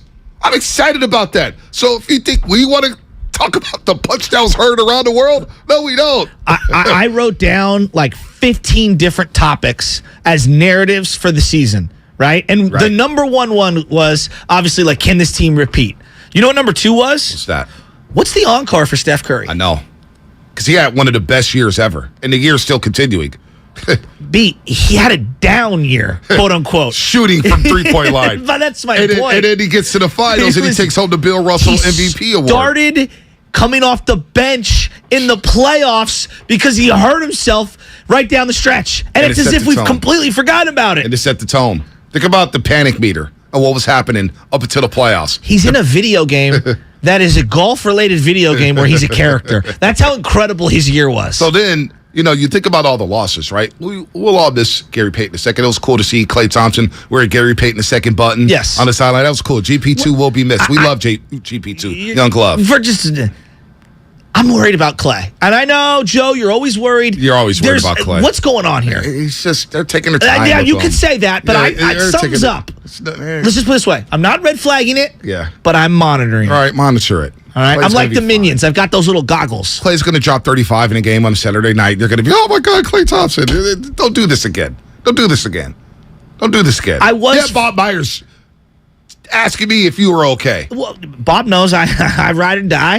But you run high. Sometimes I die. Clay's going to be fine. I was also first to the Jordan Poole trough. No, you weren't first. You were not first. Lapping up that water. You were not first to the Jordan Poole trough. You got in. Jordan Poole, you didn't start him. Start him over Klay. It's like, dude, it was, I remember the Milwaukee. Get in there, Saturday night against Milwaukee. We're on a text thread. It's Shatsky text, I know who's going to be, I know Draymond and Steph, I know Steph and Poole are going to be part of the Final Five lineup, but who else? And I said, dude, calm down. And Klay Thompson lit up the Milwaukee Bucks. You're like, I'm sorry. I shouldn't have said that about Klay Thompson. Yeah, I was right about Poole, though. Pool's he's there. Pool's up and down in playoffs, I know. He's up and down in playoffs. He was their second best offensive player throughout the totality of last year. In the regular season? Yes. Absolutely. Playoffs? No, it changed in the playoffs. Yeah. I thought Wiggins ascended like crazy, right. And other guys stepped forward. I would also make an argument that I didn't see Kevon Looney stepping up to being. To me, Kevon Looney. I think that was my trough that you were first on. What? When it come to Jordan Poole. To play a game, I was like, man, you see Jordan Poole shoot that three at Staples Center in the quarter? Hey, he took that shot. Memphis, he took that shot. Nobody's thinking about Jordan Poole. For your ego and as we work as teammates and the chemistry. You steal credit for me all the time. Right. No. Right. Don't do that. Don't do that. You're right. Don't do that. Put down whatever you want on the scorecard. No. That's my dad's most disrespectful way of being. I go, what'd you get on that hole, Joe? I got a par. Yeah, you put down whatever you want on that hole. Yeah. No, that's what you do. That's him saying that he thinks that you took a. You know what? Preferred you can have all the credit. You can have all the credit. We all know, though, who didn't panic last year. Right, Lubman? Who didn't panic? Oh, definitely no one on this show, because, we definitely didn't have a meter for that every day. Yeah, exactly. But, I get called the company man for that. Oh, you're just a company man. You're not allowed to panic. You were just Mr. Positivity last spring. Because I knew what time it was. Anybody to see Draymond, Klay, and Steph in a 7-game series, think about this. Under Steve Kerr, the Golden State Warriors have not lost one series in the Western Conference. Under Steve Kerr, they own the Western Conference. Money time! Nobody wanted to hear that. Money time! I got Steph, Klay, Dre, Looney, Wiggins. We played the cut. Instagram Live when Wiggins got traded. Wiggins is going to be a good fit. Oh, Wiggins traded for this guy. The guy outside of Steph was the second best player in the NBA Finals. So, yeah, I am fired up for Warriors basketball. And I can't wait. It may never blow over, the Draymond Jordan Poole situation. It may never blow over. But I'm telling you, I'm talking about James Wiseman's development, Stephen Curry. Warriors basketball's back. It puts a smile on my face. Niners are winning, puts a smile on my face. I'm a happy guy right now, Shasky. Aren't you happy? I'm happy. You're always right. I'm trying to learn. No. I'm not always right. We got the job. I'm wrong all the time. Just a lot of you people around these parts don't like to admit when you're wrong, including the guy who's coming in the changeover. I'm kidding. Unnecessary bullet. I'm kidding. Let's flex. Odell Beckham Jr. is lingering. I want him. And listen. I want him. He killed us in the NFC Championship game. I don't think there's any chance he goes back to the Rams now. Now that they're hurting? They're hurting. I'm ready to stick a fork in the Rams. I did it last year. It backfired. Of course, they won the Super Bowl. Just wait a little then. But they don't look good. And if you go get Odell, it costs you nothing but money. Money. That they have. And it also gives you an insurance policy. We talk so much about their depth. Right. If something does happen to Debo or Ayuk and they miss a game or two, boy, it'd be nice to have another playmaker. I just want more playmakers on the field. I'm with you. I just want more threats on the field. The Flex of the Show, presented by Xfinity Flex, the 4K streaming TV box with voice remote and Peacock Premium, free with Xfinity Internet. See, I like that. We were both right. Nice little ping pong on the Flex. You gonna make it through the last 10 minutes or so of this show? Yeah, I'll be fine. Oh, a little phlegm action? I'm fine. I'm good. Trying this new instant coffee for the first time. I got to be in and out. I don't have time in the morning to be. So is it growing new powdery? pots. Is that what it is? And you just mix it? Roast. Folgers, What'd you say, Love It? Folgers? What are you, like a 92-year-old Irish lady? And a Flavor crystals. I mean, my God, Folgers. Russian. That's what my grandma would drink. Well, that's Shout what out Sanka. That like $11 vodka in a gallon that's like pipe cleaner. That's what Anna tab. bought. That's what Anna bought. And it came in the room last night. Oh, you don't need to go to Starbucks anymore. Here's some Folgers instant coffee. You can save some time on your morning commute. Thanks, smart. Babe. Yeah. She's smart. Thanks, babe. Now, if Folgers wants to sponsor us, it would be the best coffee I've ever had. $6 for a coffee every day now, and our parents are like that. It used to be 6 weeks. Yeah. 6 weeks of coffee for $6. Right. I can't hate on that. We actually, Shasky's a hater. We got this thing called Nespresso. I which love is, that. People love that. We're waiting on our Nespresso machine to come back. Oh, okay. Because it started making a lot of noise. You wake up the baby, and it's just like, it's just not doing it. Yeah, you know about them early rises. You can't wake the family up. No, you really can't. And like a burglar. Used to brew my own here. How much sleep last night? Last night was rough. Okay. Baby Milo was up from 11:40 till about 3:15. Ouch. Yeah. The best. Yeah. But listen, waking I'm just waiting on Timeless Coffee to send me my new batch. This baby's Timeless gonna kill me. Timeless Coffee's instant coffee is really good. Not Star Wars Bad Batch. No. That's a 3. Yeah, I'm trying. You crammed it in. I'm reaching. I'm feeling generous today. Listen, I'm not a Star Wars guy. Just want to tell you guys while we're on the food and drink Over the head. topic. What's that? You're gonna buy us lunch? No, today was tough. At 8:23, everything changed with regard to my opinion of the morning roast. Oh. At 8:23 this morning, they're trying to drive in. It's dramatic. Well, Dramatic. Now I'm worried. I have no idea what this sounds like. The boss at 8:23. At 8:23, I looked at the clock because I'm like, this changes everything. Everything. Look, we get a lot of stuff coming our way in this business. We're very, very blessed. And I can look at my 3 children and be like, I might be able to help out with some Warriors tickets every now and again. Maybe we could go to a 49er game if you want. I can take you underneath Oracle Park. I feel like I'm getting the dad talk I never got as a It's kid. set up right now. Come sit on his lap. I can get you to an Oakland Roots game at Laney College. You guys know this. I may break his leg if I sit on his lap. You boys packing some pounds these days. I'm not a jealous human being. You guys know this, okay? Okay. But if it's true that the morning roast has an in with Susanna at Chick-fil-A Thank you, Mark. in ceremony, there is absolutely no cred I could have with my kids. I'm so with you. Bigger than this. So I had to bring it up before we got to 9 o'clock. Because if Susanna's only listening from 6 to 9, I've never been more jealous in my life. Susanna, Willard and Dibs takes it at lunchtime. I just want to let you know now. Oh, Susanna. If you, my gosh, I know, like, are you, you Chicken guys, is for lunch, Susanna. you got juice with Chick-fil-A at ceremony? My kid would look at me like I'm Jesus himself. They're trying to If I- one-up our sponsor. My man. I don't blame No, him. you could be the sponsor, but I just Pip-filet. I need to ride your tails. That's so good. Next time, come on, Bonte. Next time you're driving through ceremony, I just need to be in the trunk or something. You want to be in the Batmobile? I'll be robbing. That's fine. So I've grown up in obviously in San Francisco and the Bay Area. We didn't have a Chick-fil-A. I'd see the commercials all over. The same thing with Sonics. I would see the commercials all over. I'm like, I don't get it. What is this Chick-fil-A thing? I was up in Santa Rosa. Tommy Call, who used to work at this station, is like, you got to try Chick-fil-A. So I went there one day and I converted. This was like 4 or 5 years ago, all right? Full convert. My dad, Chick-fil-A? What is Chick-fil-A? So he goes next door one day after we go golfing up there. He gets a pizza, takes a couple bites, comes in to the Chick-fil-A with someone else's pizza, which I thought was kind of like a no-no. Yeah. Right? I feel like your dad has a few of those a week, though, right? Your whole family. He's like the Frisco you Larry don't David. worry about, right? You guys don't stop to worry about how everything looks all the time, do you? 100%. Oh, he does. Just my He does. perception. You should hear the sideshow that's being released a little bit later. We have a show after the show called The Sideshow where we talk about anything but sports. Oh. And Shasky, we'll just let you live. I like it. You can only find it where you find our podcast. So anyway, point being is we're sitting there eating, and I go, Dad, take a bite. It's the spicy deluxe is undefeated, never lost. You know, LeVar Ball, it was very popular at the time. He took one bite and goes, throws the pizza away, walks up, orders 2 spicy deluxe. So last night after he orders 2. I'm not joking. And extra pickles. Yeah, it goes to, you got to go to spicy deluxe and then a regular deluxe. If we're anywhere near a Chick-fil-A, he has to stop and get one. He thinks it's the greatest thing ever, and I don't disagree with him. Yeah. Listen, I like everything. I'll eat almost anything. So it's not even that. This is really just wanting to be a legitimate dad to my children. They couldn't give a rip about anything that I can provide them in life.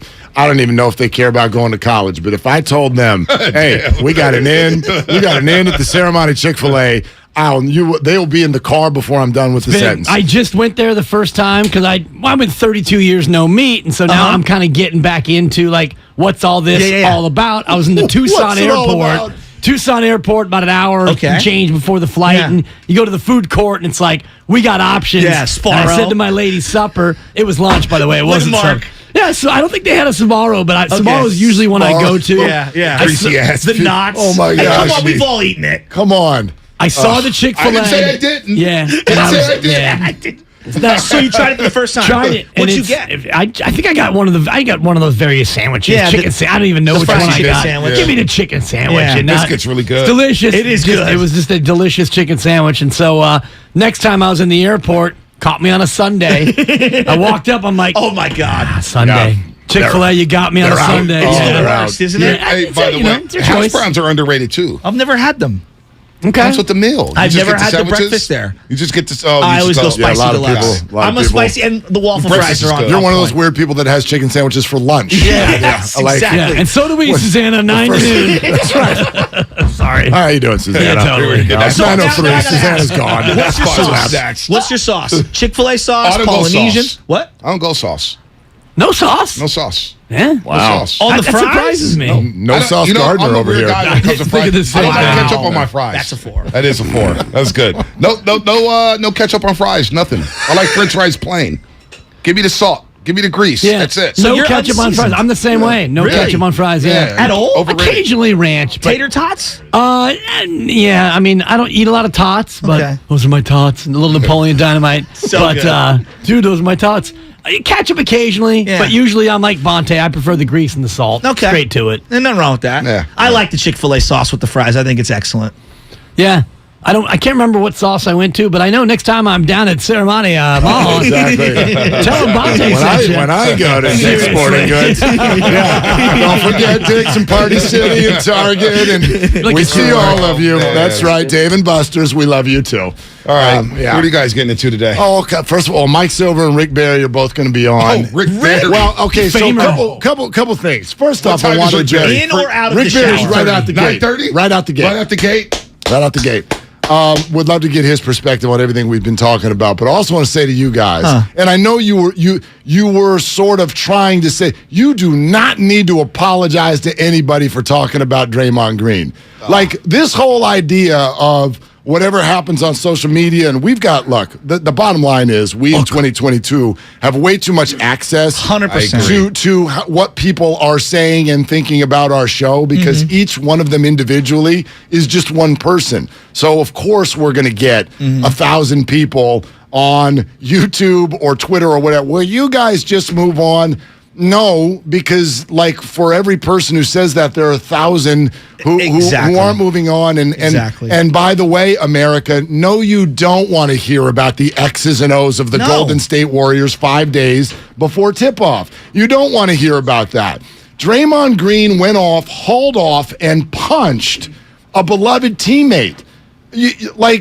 I got a news flash for you. This isn't going anywhere all year. I know. Yeah. But Mark, I think the bigger... Dave Fleming on your show was amazing. I know. As always. But amazing with the way he talked about how it does feel like this is the ushering in of the end. And we are going to be here for 100%. Every step of that journey. This is a massive story.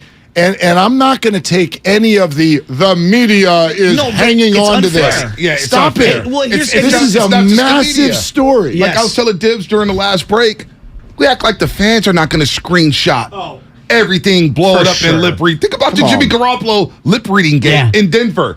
Media didn't break that. That was a fan who looked at that and said, "Oh, Jimmy Garoppolo looks like he's tired of Shanahan's plays." He says Shanahan plays suck. That was a fan. You don't think fans are going to do that all year long? I'm not going to be looking at every handshake between Poole and Draymond because I do want to watch the X's and O's. I do want to see how Wiseman's moving or Curry, what he's doing at the age of 34, going into 35. I want to see how Clay's moving around. But there's a thirst for the other stuff. Cloud of Draymond, yes, you're right, Mark. Well, it's not going anywhere. anywhere. I mean, the Jimmy thing, there's a salacious nature, and did our imagination run amok? I'm here for that criticism if y'all want, but this is not imagination. No. He hit him. He hit him. Mark, at softball last night, everyone, it's all they want to talk about. They're asking me, they're pepping. I'm like, you guys know what I know. Dude, E in San Jose called us today. I said, E, are you and your buddies talking about it? He goes, dude, at my softball game, a caller, the umpire asked me about it 13 times. Everybody's talking about it. The umpire. I'm at the dentist yesterday. Shout out Bill Cavalli in Berkeley. Tell him Dibs sent you. Don't go after the Chick-fil-A. Tell you what. Dr. Peter, they all listen to us. I'm in the chair, and Cavalli, love him, great dentist. I'm mouth open, and he's going to work. What do you think? What do you think about the punishment? And I'm like, first, I'm thinking to myself, dude, I can't answer. I can't answer. You got tools in the mouth right now. You're going to work on my tartar. Shout out, no cavities. But good for you. That's always my thing. Good for you. Thank you. Yeah. It's always my thing with the dentist. It's like, I would love to talk to you if you want to like get a beer at some time. Now's not the time, dude. You want to go sign language on you? For everybody here in this room and everybody else in our industry, if you're a radio host and then the industry spits you out, be a dentist. Because that's what all of us want to be. We want to talk to somebody who can't respond. And make $500 grand a year. Unbelievable. Seriously. Every dentist I've ever known, Dr. McConnell, I know you're listening. Shout him out. Absolutely love to sit there and talk sports. And you're like, totally. I don't know what to tell you. You know? Right. But to your point, I mean, everybody, it's the thing that we're all talking about. And tomorrow in the preseason game, we're not going to be looking at the at the 1-4 pick and roll and how they're doing on inbounds plays. Flat four? Split action? Exactly. We got time for all this. We got top blocking. Come on, Dibs, you know where I'm going. Stop. I can't even go there. I've seen 17 people punch each other in a game. I can't even stand it. Tomorrow we're going to be looking at Draymond Green and Jordan Poole. That's what we're going to be. And it's a preseason game. You're not going to talk about the speckle belly on the field at Dodger Stadium? Oh, my God. Speckle belly. Oh, my gosh. That was great. That was fantastic. It was awesome. I was mad that they took him. Just play the game. I'm surprised PETA isn't because the way you stuffed him into a garbage can. I know, they threw that thing in a garbage can. I'm like, more outrage. I'm just mad at the Dodgers that score 4 runs. Saw your boy needed last night. Well, if it was here in the Giants, all of a sudden somebody has that thing as a pet, and it's like the rally bunny or whatever. Alexa the buddy. And if it was the Astros, they would have turned the can over and started banging on it. There's all kinds of stuff that could have happened. PETA. It's Mark Willard. Pete Petula might bring that to the Niners. To the Giants. Pete Petula, 11:30 tomorrow. Willard and Dibs. Really? Yeah. Is it Petula or Patella? It's Patella, by the way. Yeah, it's Patella. No, we're all learning together. Well, no, it's a U that's pronounced as an E. Just think of it. Okay. Yeah, think of it like an injury with the 49ers. It's a patella. Yes. Yeah, okay. Damn. Sorry. Too soon? Yeah, really too soon. Yeah, so Rick Barry, 9:30. Rick Barry. So we'll get through that, and then I'd love to pitch this guy's. I can't wait for Rick Barry. What is he going to say? Well, okay. I would have punched him back. You know that happens all the time. In the 70s, let me tell you, I got punched. Hands fly in pickleball all the time. Come on, people. He did have a moment in the 70s in ABA where they went into the stands. I don't know if it was him, but I remember him. Against the Pistons. Yeah, I remember him telling that story. Always against in the ABA, he said that the crowd, they went in, because this was during the Stack Jack fight. I remember him explaining at the time, oh, no, that happened many times. It did. Yeah. We played it on the pregame show last year. In Detroit, Rick Barry. Yes. And Rick Barry did it. It was Al Addles it was fans. It was wild. It was for the fight lasted like 12 minutes, and guess what? 12 minutes. Nobody received a technical foul. Nobody got thrown out the game. It just played on. This is one thing. This is one thing I always and just the debate where it pops to mind. Not that I want to go here, but because I don't ever want to do it again. But the whole MJ LeBron stuff. One thing that I always give to, for instance, a LeBron in that conversation is the fact that athletes and what we're talking about, people like us, every human being listening to us. There is a completely different dynamic now that our world is being taped. Thank you, Mark. And that there is social media to talk about it and show it every step and make it go viral every step of the way. And so we've all got to get used to that. You're watching the Warriors in real time deal with the frustration of, by and large, 30-something, 40-something, and 50-something, Steve Kerr, Bob Myers, whatever, year-old people who are dealing with the idea of we used to be able to do this privately, and now you don't get to do that anymore. And that is incredibly challenging. It changes everything. It's such a great point. One of the things that I marvel with, whether you like LeBron or not a misstep, like essentially off the court for the entirety of his career. And I appreciate all the things he's done off the court. Do I love the theatrics? No, but I have so much respect for him. I was watching The Last Dance when that got released, and I was thinking, Jordan played 36 holes on the day of a playoff game with Danny Ainge, who played for the Boston Celtics. Now, I don't have a huge deal with it, but if Steph Curry or LeBron did that with James Harden, just hypothetically, oh my God! Like, think of the outrage from people. And there would be video. Exactly. There would be video of them high-fiving on the 17th hole after a birdie, and you're high-fiving this guy. You're playing him in 2.5 hours. Exactly. People would lose their mind. So I just want to go back. Dibs, I don't know if you remember this. I'm not trying to age you, but April 18th, 1977. I'll never forget it. Because you're a big-time Warrior fan.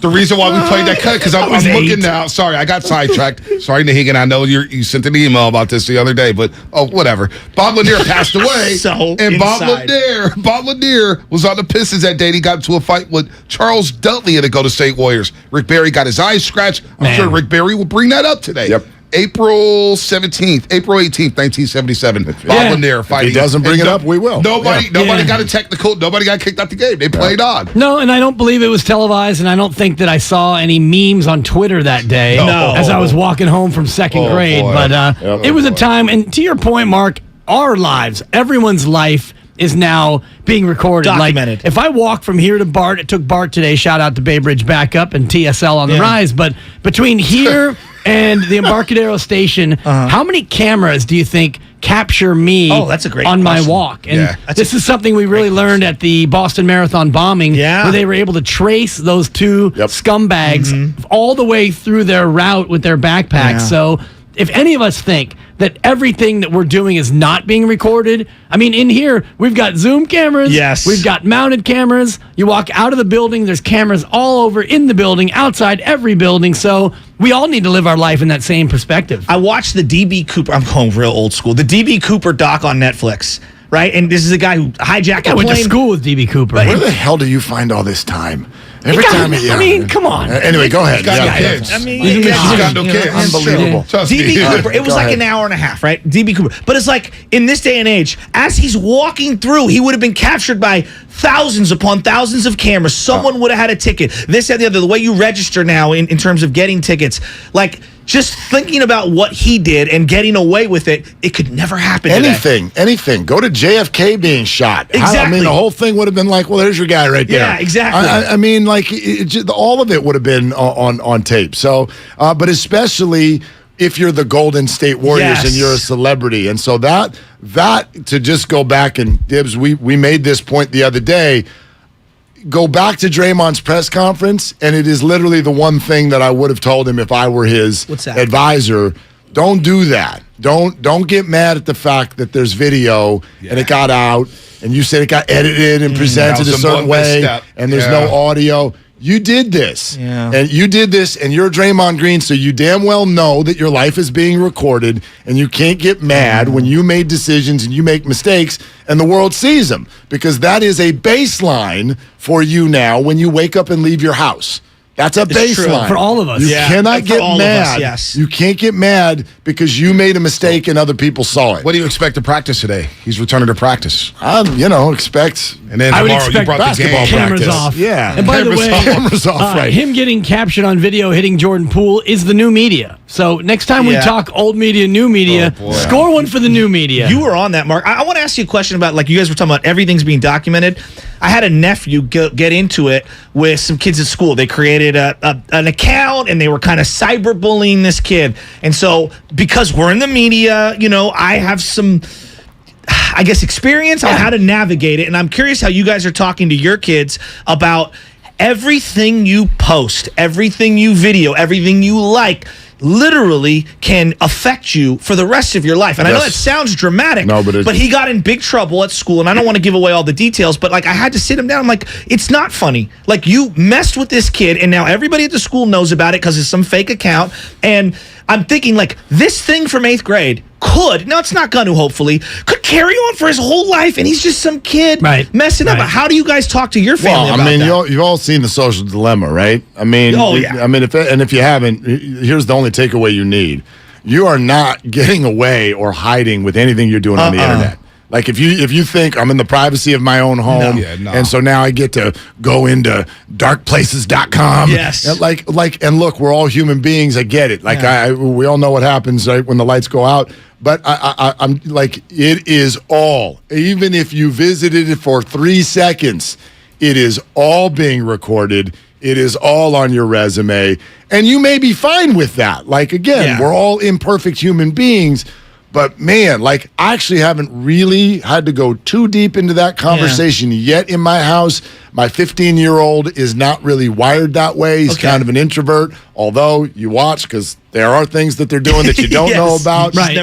But, like, the phones, like, when they become teenagers, they close the door. And that already gets you going, right? They close the door, and they're on their phone. And it's terrifying because, like, you can ruin your world from your bedroom with your phone. My daughter is 6 weeks old, and she can't get off Instagram. Got pried up in her hands already. No, that's true, Mark. My niece was over Sunday. Yeah. And, her mom was like, so let me see this. Let me see your phone. And she has a text thread with her friends. They're in 5th grade. And some of the things that are being said in this story is like, that's not cool. 5th grade. Like 5th grade. Wow. I mean, they're talking like grown-ups, man. I was talking to Darrell Wright about this the other day. He's like, man, I coach these kids, dude, they're growing up too fast, man. Way too fast. In the wrong direction, in the wrong way. Like Instagram, and a lot of TikTok, it's because all those influences. Yes. And, I'm older than you three, and I grew up at a time where you didn't have cable TV. You had 6 channels. You had to get up, and you had to kick. You had to actually physically click the thing. And then I remember when that first cable box came out, and there was a hack where you could push 4 buttons at once, and then you type in HBO, and you would get HBO. No way. I'll show you sometime. You can look. It was the beige box. You push 4 buttons at once. Wow. The box went off, the TV didn't, and then you would type in. And we used to be able to get the Playboy Channel. And HBO and Showtime. Cinemax. All that stuff. Late at night. I mean, they didn't even have fights on HBO back then. This is like HBO box? This is like in the late 70s, early 80s. So, I mean, the influences that we had aren't even like 1/1,000,000th of what your kids, not even close. My baby. Yes. So it's a lot harder now. I will say, though, just to make everybody feel better, I truly believe this. Like, there's never been a 30 or 40 or 50-something in the history of the world that didn't think the world was going to hell in a handbasket. That's true. Right? Like, our parents sat around at this age at one point. These hippies. Right, and said the exact same My thing. dad was a hippie, so all it really means is we don't understand what they're dealing with. Yeah. Which has been true every generation in the history of mankind. Yeah. That's what this is their normal. Yes. This is right, the social media, and, they'll figure it out, and, there'll be pitfalls. But, it's terrifying. Well, to bring it back to sports now, what you said about the Warriors is true. Not that they didn't realize that these things were being recorded because they're a part of the recording, but think about Ken Dorsey, the offensive coordinator for the Bills, who smashes the camera. We now have cameras in the booth. And they know. I know they know. Yeah, they know. But the point is the encroachment on all of our lives is happening across all platforms. Nowadays, we'd have the Mike Singletary dropping of the pants. I mean, that video would come out, wouldn't it? Good point. TMZ still looking for it. The cameras and candlestick. Those interns with the 49ers, man. They must be paid well. That's it for us. We got to run because Rick Barry's joining Willard Dibs at 9:30. Willard Dibs coming up right now. They're longtime friends. Let me tell you something real quick about Dibs that I'm sure not everybody knows. And first-time partners. Hang in there, big guy. There'll be brighter days ahead. Now, these 2 homegrown Bay Area boys finally come together to take over sports talk. Get the hell off of my doorstep. Major League Baseball, you stink. It's Willard and Dibs on 95.7 The Game. All right, the Hall of Famer is going to join us here in just about 10 minutes, so we'll work through all of this. I do want to tell everybody, and this is, I'm going to admit right now, this potentially, it's going to be a vulnerable 49er moment for me, Dibs. Okay. But I'm here for it. I got some Garoppolo / Trey Lance stuff that I'd like to work through with you and the audience today that may have uncomfortable moments, and it's based off of Jeff Wilson's appearance on Damon and Ratto yesterday, right here on 95.7 The Game. It's a great appearance, and I think it shined a light on exactly what they think in the locker room as it pertains to James Garoppolo. Yeah, I mean, the whole quarterback situation, it's too early to start talking about playoffs in January and all of this, but let's just say that based off of Jeff's words and me noticing that the 49ers are suddenly firing up everybody's power ranking board, and now everybody thinks that this is one of the teams, especially when you look at the NFC. Are they the Chiefs? Are they the Bills? I don't think anybody's confused there. But if you do project forward with this defense, and by the way, real quick, I do hope this defense this weekend looks like this defense, because it can get sideways real quick. There's no Emmanuel Mosley. How are they factoring that in the defensive backfield? But maybe more importantly, like you see a practice report yesterday that's all 4 defensive linemen are backups. All 4 of them are backups. So if the entire starting defensive line is out, I don't know. I have a healthy fear of this game this weekend. Yeah, getting more fearful as we get closer to it. If you're going to lose a starting unit on this team, that's the one you would want to lose, though, because your 4 backups behind your 4 starters are all legit good players, and the way the Niners use a rotation of D linemen. So Amenahu and the rest will have to play more than they normally do if they're all out, if Armstead's out, Kinlaw and Bosa and the rest. But yeah, you do feel like the depth of your team there is a strength. So to me, it's not a completely devastating blow. No, you look at the 4 defensive linemen who are the backups, and you're like, not bad. Not like that. That's not terrible. So, it's not that they couldn't go win the game, but we have now become accustomed this year to 12.2 points per game on the other side, and it just feels like a game where it's like, I don't know, you might need 25 points from the offense this week. Like, I could see the Falcons, maybe the Falcons do put up a 23 in this football game. That's a gaudy number against this defense. By the way, they're bringing their wood. Did you see the uniforms the Falcons are bringing out for this game? No, which ones? Oh, they got the throwbacks with the red helmets and the old Falcon. And okay. Then they're going to have the white pants and the black jerseys. Like the Falcons, as a marketing effort for whatever this is worth, and maybe it's nothing, but they have clearly circled this game on their home calendar, and why wouldn't you? We know how the 49er fan base travels, and I'm sure that this is going to be one hell of an atmosphere, probably the best one of the year in Atlanta this week. Why would you choose red against a team and a fan base that's going to show up in red? Are you trying to double down? It's going to be a sea of red, but it's going to be a lot of Niner fans in red. So that they can trick the media into being like, look, they're all Falcons fans. Yeah, see, there you go. I guess it's a sea of red. They love us. Right. They're here for us. And Atlanta's never been a huge sports town. Even when the Braves were good, they draw, but outside of that, Atlanta's never been that great of a sports town. So I expect the Niner fans, the faithful, to show up. And if there's going to be a defense against whom Jimmy G and this offense should be able to eat, it's this defense. Atlanta might be... They're not terrible. No, but are they the worst defense they've faced other than Seattle in terms of... Seattle's bad. Gosh, looking at Seattle now, some of the games they've been involved in, that Lions game, 48-45, even the Saints game last week, I think 39-32. Seattle on the road is giving up some really, really big numbers to opposing offenses. Bears D's better. Bears defense Rams is better. fine. Denver's better. Panthers defense is better. Yeah, I agree with that. So maybe this is the worst defense the Niners have faced. Maybe. So if you need 24, this is probably the game where you feel like you might be able to get it. So there's a lot on that bone, and Mike Silver's going to join us at the top of the hour at 10 o'clock, and he had a really good article, not on Charvarius Ward. No. Can't call him Charvarius anymore. He would like to be called by his nickname, which I don't even know where the nickname comes from, but his nickname is Mooney. So Mooney time. Charvarius Ward, here comes Kyle Madsen with Where Did Mooney Come From? It's because he has a whole bunch of brothers and sisters, all with very unique names. And so to keep track of the names easier, his mom distributed nicknames for each one of them. Don't know exactly why he is Mooney, but that is why he has the nickname. So you're telling me in some way in this home the name Charvarius did not allow him to stand out from his peers? Might be the most normal name of the siblings. That's fine. I've heard the same story, and I don't know all the names, but I know that none of the names I've ever heard before. Okay. So including Charvarius, I don't know another Charvarius out there. And I think one of his siblings' nickname is simply like Bubba. But perfect. Or, whatever. He wants to be called Mooney. So it's Mooney time, and he has been an absolute find in free agency. So we'll get to a bunch of 49er stuff. But with all of that said, not only all the Draymond stuff that you know over the last handful of days, but the report coming out yesterday that, yes, ring night affected the Warriors' decision.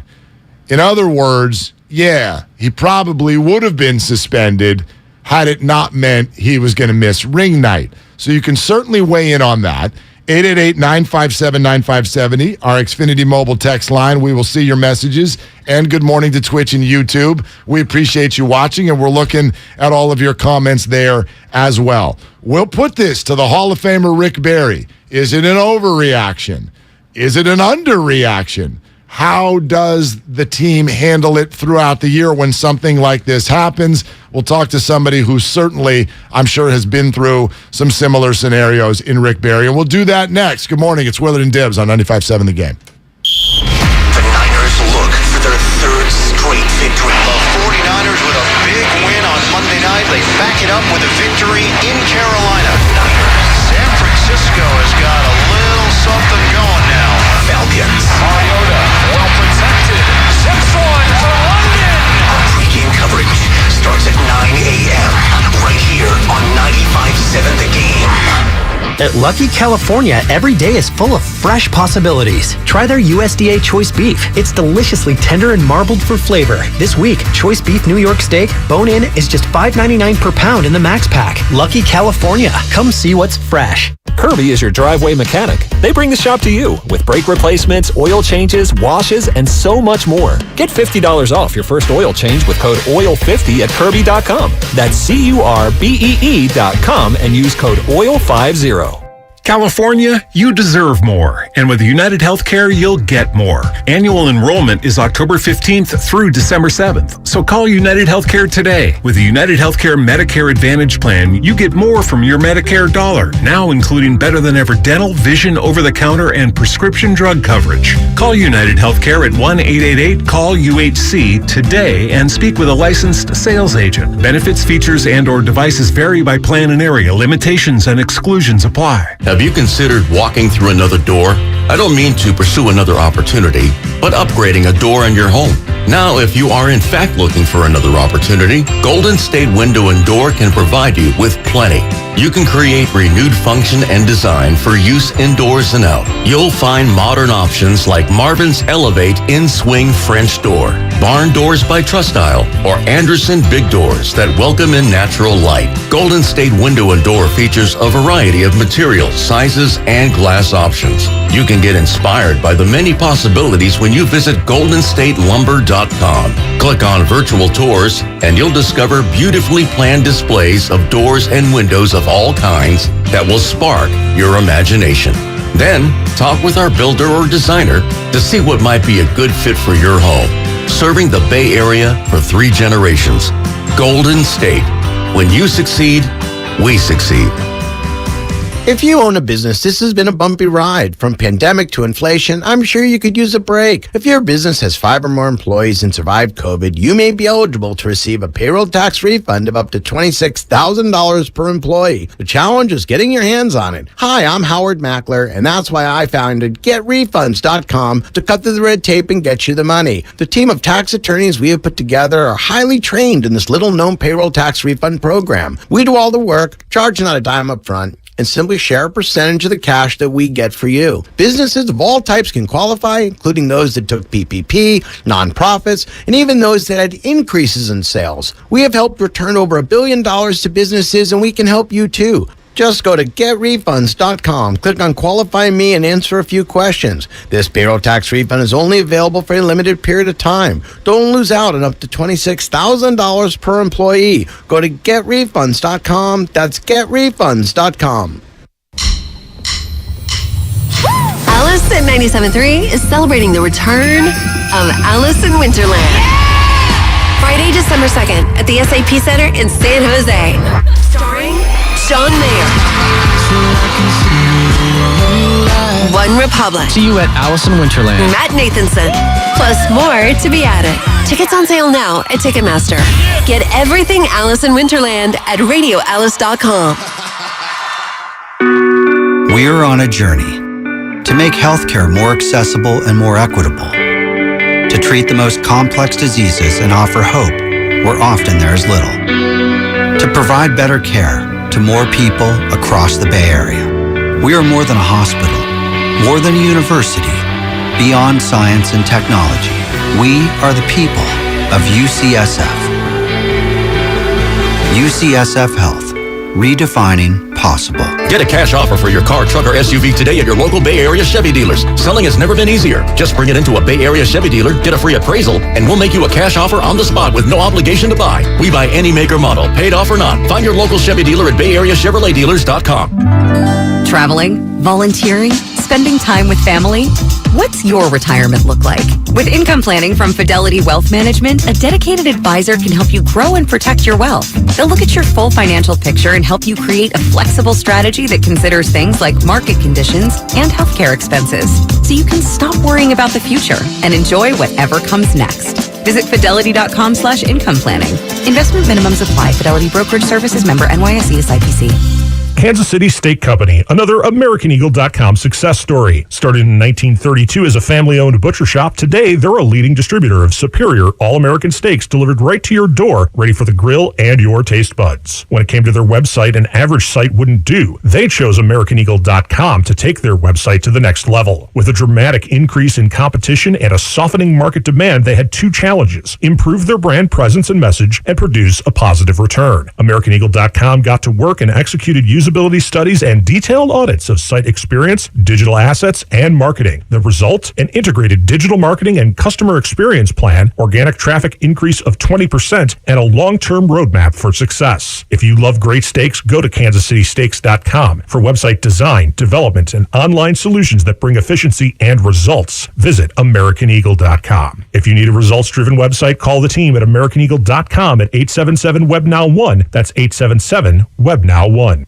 What's your retirement look like? With Fidelity Income Planning, a dedicated advisor can help you create a flexible income strategy to grow and protect your wealth, so you can stop worrying about the future and enjoy whatever comes next. Investment minimums apply. Fidelity Brokerage Services, member NYSE SIPC.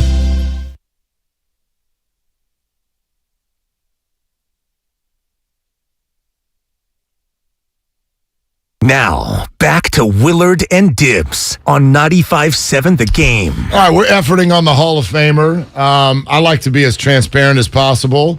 Right now, for the moment, Rick's not answering his phone. So hopefully he'll answer here in a second. But if he doesn't, I fully understand, because who the hell answers their phone anymore? Right? I've already been off on this whole tangent about like actually ringing somebody's doorbell in 2022. What the hell are you doing? Get off of people's doorsteps. Get off of my doorstep. If it's not Halloween, what classic. the hell are you doing out there? Well, it's funny because I knock on my door. I just moved into a neighborhood where it's very much like 1960. Hey, how you doing? No joke? Oh, yeah. Did people bring you fruitcake and stuff when you moved in? I've received of the, I think there's 12 houses on our cul-de-sac, at least 5 times.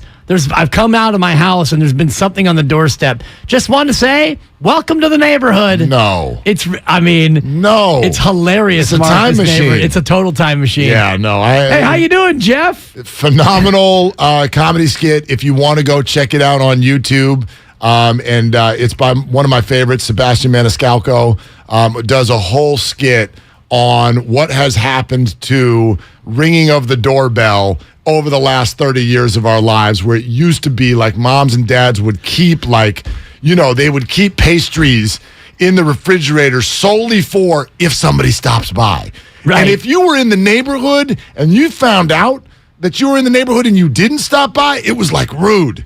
And now if you ring someone's doorbell, COVID, mask, people, get that. what are you doing out there? Right. Everybody hide, turn the lights off. There's somebody at the door. It's hilarious. But anyway, guess who's answered his phone? It's none other than the Hall of Famer in Rick Barry. And excited to have him on here, Willard and Dibs. And we'll get back to your calls here in a second, 888-957-9570. Good morning, Rick. How you doing?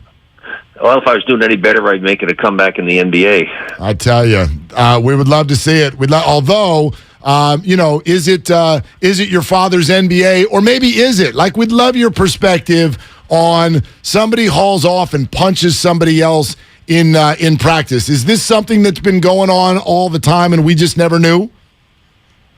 Oh, it happens. It's unfortunate what happened. The best thing about it is, if there was a best thing about it, is that I thought Draymond gave a great, sincere apology, apologized to his family when the video came out, and he did what he needed to do. And now it's time for the guys to move on. The best thing that could happen is for Jordan Poole to come out and say, hey, look, this is behind us. I've accepted his apology. We're ready to go and defend our title, and just put it behind them. This is ridiculous that it's going on like this, like a freaking soap opera. How difficult, though, is it to just move past it in this day and age where it's become a global story? It's a meme now on social media, and everybody knows that Jordan Poole got punched and really knocked almost out by his own teammate. Is it asking too much of a young person to just move by it this easily? Well, only Jordan Poole can answer that, because everybody's a distinct individual and everybody reacts to things differently. Hopefully he'll be mature enough to realize that it's not going to do him or the team any good whatsoever for him to carry this on and just put it behind you. You don't have to love the person who's your teammate, but you just have to respect him when he's on the court and you play team basketball. You don't have to go out to dinner with him. You don't have to socialize with him. You can do whatever the hell you want off the court, but on the court, you're a member of the team and you should play together as a unit if you expect to win. So hopefully he's mature enough to understand that and move on. It's not an easy thing, I'm sure. But again, every individual is different. Yeah, Rick, I wonder to what level you can relate, and I'm not going to ask for names here, but how did you handle it, assuming that this was the case at some point in your career? Did you ever play with someone where you're like, yeah, I don't like being around that person, and when it comes to team travel and all of that, how were you able to sort of navigate a situation like that? Well, I have the ability to compartmentalize things. If things bother me, upset me, I stick it on the back burner and I don't think about them. But unfortunately, great many people don't have the ability to be able to do that, and I feel sorry for them because they allow things to fester, they allow things to make them depressed, and it really is under their control. And again, if they can't do that themselves, there's nothing you can do to help them. You can say things, but they have to find a way to get around it themselves, and I'm hoping that will happen for Jordan. I never had a situation where a teammate punched me or anything of that nature. I had guys on teams that I've been on that I didn't necessarily care about going out to dinner with them, didn't particularly care for their opinions or thoughts about certain things, but when they were on the court, if they were open in a better position, they're getting the basketball from me. I'm not going to hold that against them as we're playing the game of basketball.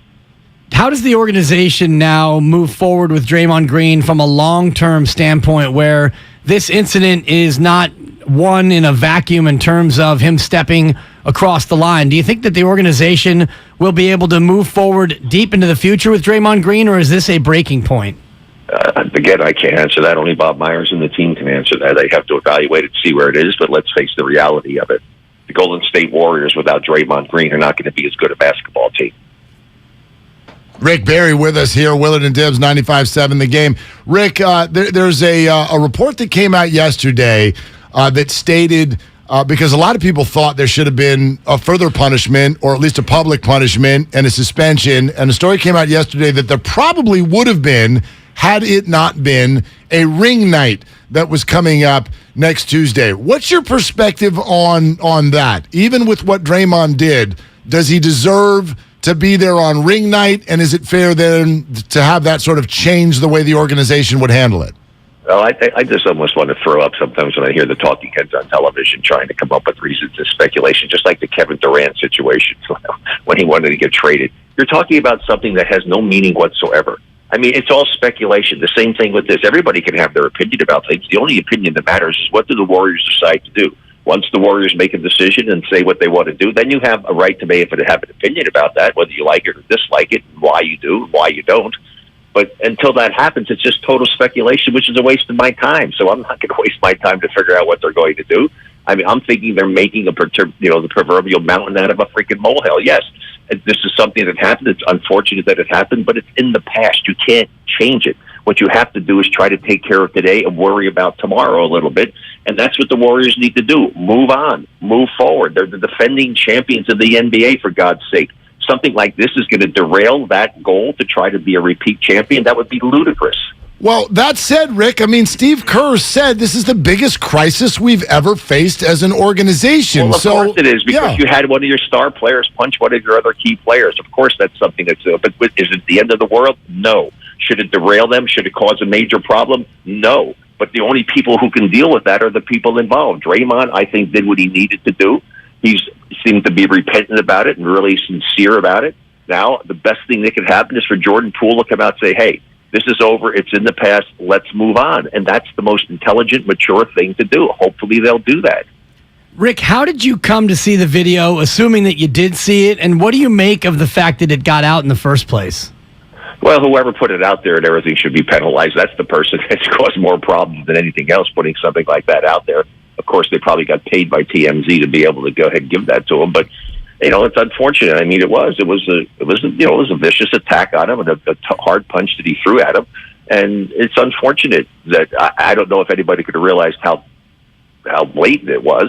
But the thing is, again, it's over with. It's done. Thank God that he didn't actually hurt him and cause any injury. If that had happened, then that would have been a whole nother story, where definitely something should have been done to him to have him pay for doing something of that nature.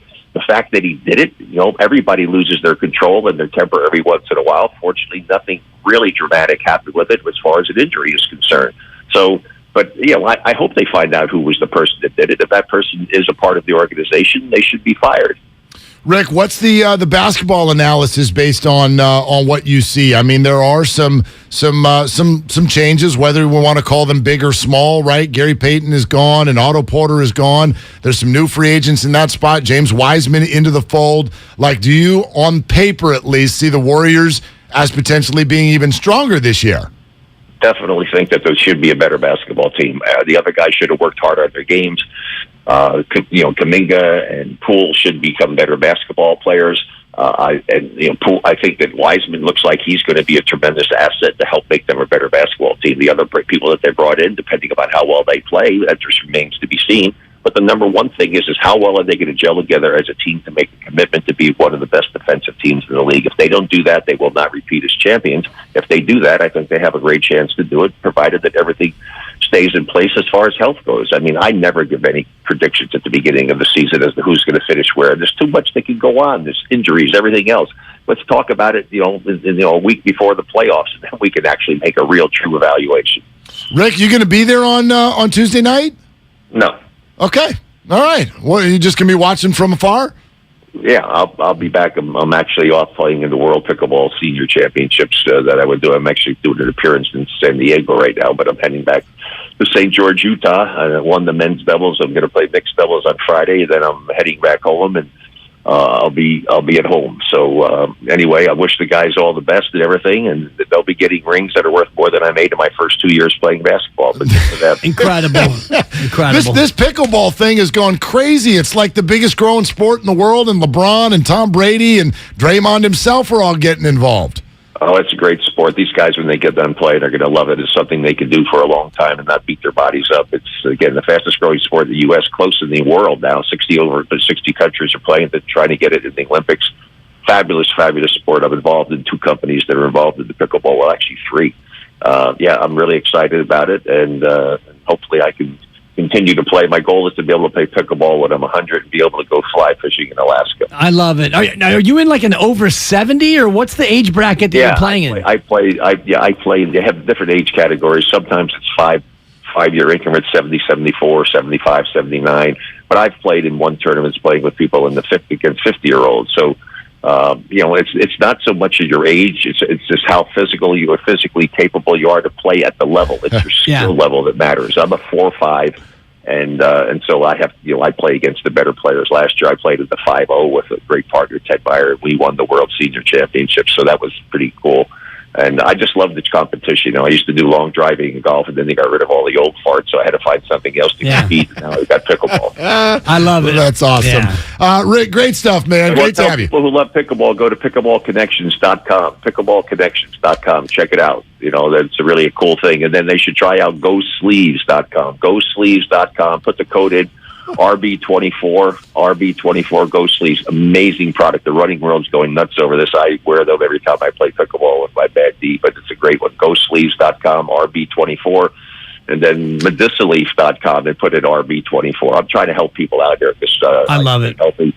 And I love it. I love all these things I'm doing. But anyway, it's always good to talk to you guys. Yeah, thanks, Rick. Again. Take care. Yeah, all right, thanks, Rick. Yeah, appreciate it. Yeah, nobody gets the plugs are longer than the interview. I mean. Which is great. I mean, if you could be, he's plug 78. is so long, it's an extension cord. Anyway, if I'm you sorry. could Go be ahead. that active at 78, he wants to play at 100. That's a great life goal. I love that he just assumes. Do you love when someone just assumes? The baseline is that I'm still going to be alive when I'm 100. I just want to be able to play. Right. I'd like to just make it to 90. He's over here. So when I'm 100, my goal is, I'm like, isn't the goal just to still be alive? No. No. Can you imagine being in an over 70 pickleball league? You show up and Rick Barry's on the other side? That's not fair. No, and he's incredibly competitive no matter what he does. He's going to be 78. And he's 6 foot Is he really? Yeah, I just looked it up. He'll be 78 in March, and you want to talk about a guy who would cut out your heart to win a pickleball friendly in San Diego. Yeah, that's right. He's maybe the most competitive person I've ever met. Mike Silver in 13 minutes. Yeah, Kyle, what's up? Oh, sorry, I'm locked in at GoSleeves.com right now. I can't wait to use promo code RB24. Did it help you out? Because he's here to help people out. Yeah, no, absolutely. Okay, good. No, I'm not.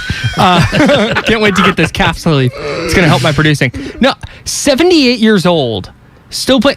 I had trouble getting myself to exercise last night. My man, I'm 32. My knee kind of. I hope my sister's not listening. Spoiler alert, she's not. But I hope she's not because my sister, who's now 50 and lives down in Orange County, this idea that play pickleball when you get older so that you don't get hurt because you can't play.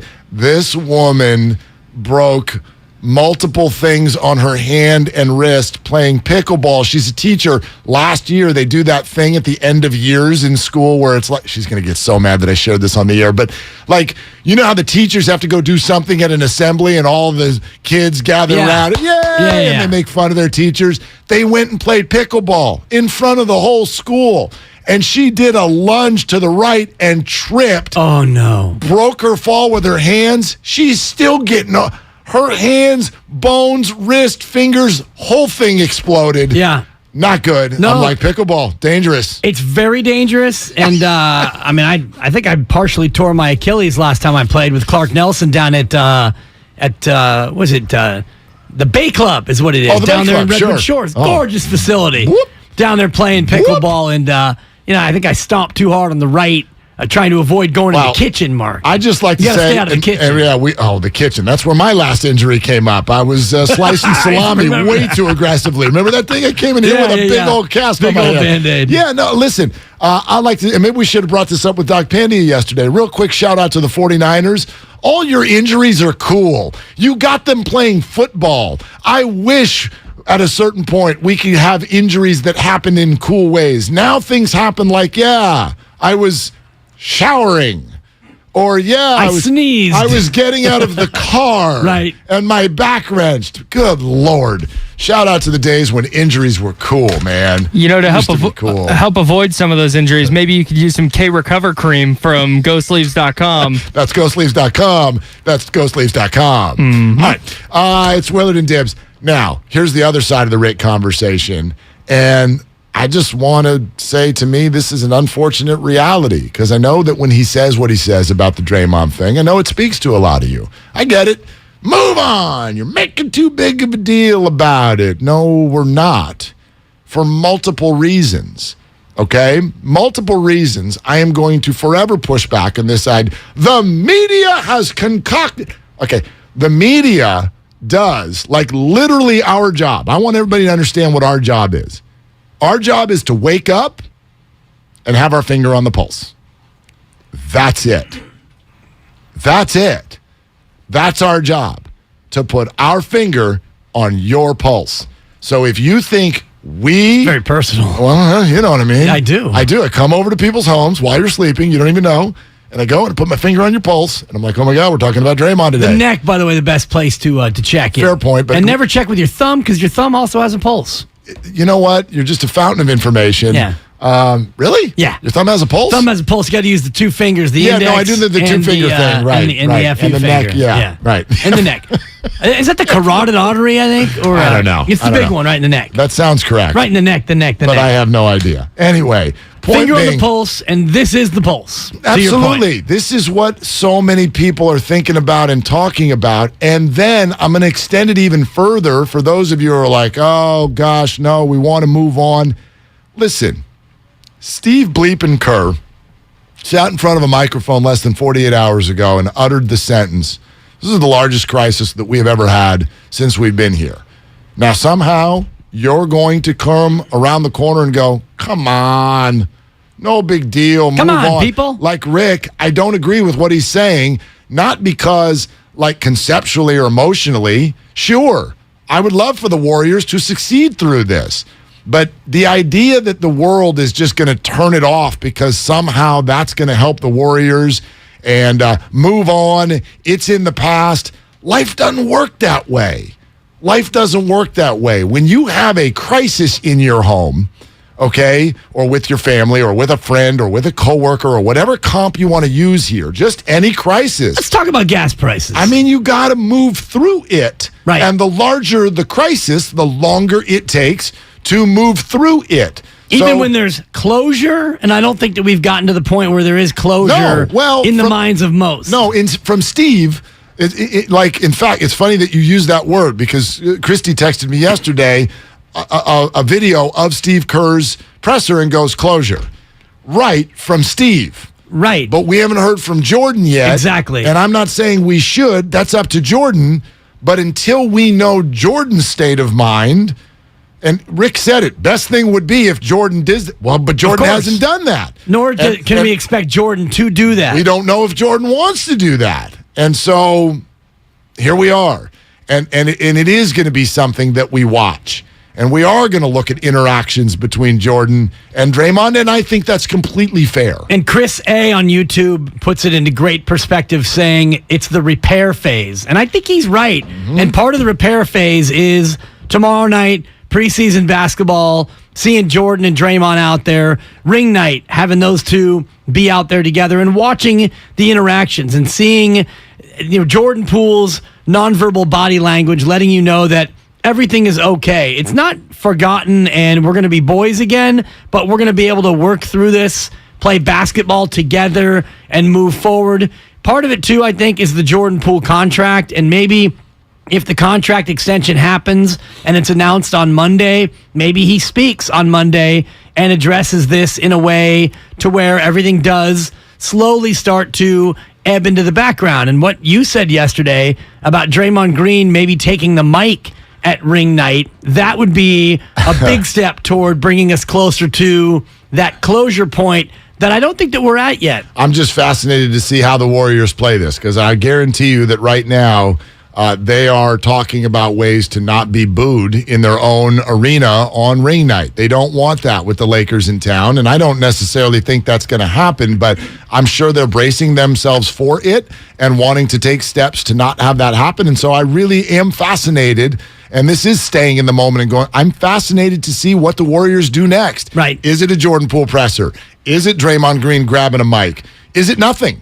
Do they think that, no, we're there. We're just going to regular ring night. And time heals all wounds, as we've discussed. And, you get through things, and we've all had difficulties interpersonally in our lives. And unless it's completely a broken relationship that can't be fixed, time, a lot of times, helps to calm things down. You work through the issues. You get to a point where you can forgive. You may never forget, but you can certainly forgive and have a working relationship. Willard and Dibs, sponsored by Save Mart. Mike Silver joins us next. Great article on Mooney Ward, Charvarius to his non-friends.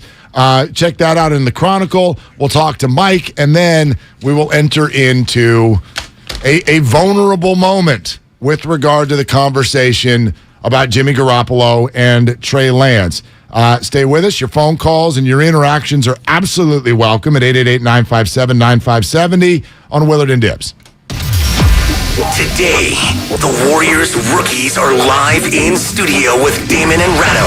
The Golden State Warriors select Patrick Baldwin Jr. Patrick Baldwin Jr. and Ryan Rollins are hanging out with Damon and Ratto live in studio. How about an NBA comparison to Ryan Rollins? Maybe like a CJ McCollum? Today, only on 95.7 The Game. Dr. Trudy Fleer here with the 5G Home Recovery Podcast. Let's discuss a very real existential threat to internet speed. It's a big one. Ready? T-Mobile Home Internet. It lags. Now, what is lag? Lag is a delay in data being transmitted across the internet. For example, you're hitting that hot drop, the parachute cuts out, you've got an unsuspecting bot in your sights, and lag! You were actually eliminated 10 seconds ago. Nobody deserves that. So stop letting T-Mobile Home Internet ruin everything and switch to Xfinity. Learn more at xfinity.com/TMOFax. Get an amazing value on Xfinity Internet with unlimited data included. Switch for $55 a month for 2 full years with no annual contract required and no equipment fees for 24 months. Go to xfinity.com/TMOFax, call 1-800-XFINITY, or visit a store to learn more. Requires paperless billing and autopay. Ends 10/17/22. Restrictions apply. New fast internet and xFi Complete customers only. xFi Gateway required. Taxes and fees extra and subject to change. After 24 months, regular rates apply to all services and devices. Cache Creek Casino Resort is the place for the biggest names and the very best in live entertainment. On November 5th, catch multi-Grammy Award winners Train. Then on November 12th and 13th, experience America's Game in person when Wheel of Fortune Live takes the stage. This is your time to cash in at Cache Creek Casino Resort. Find tickets and see our full lineup at cashcreek.com. Do you think all premium fuels are the same? Well, your engine doesn't. Shell V-Power Nitro Plus helps keep your engine running like new because it's engineered to defend against 4 main engine threats: gunk, wear, corrosion, and friction. So next time, choose Shell's most advanced fuel ever. It's fuel for thought.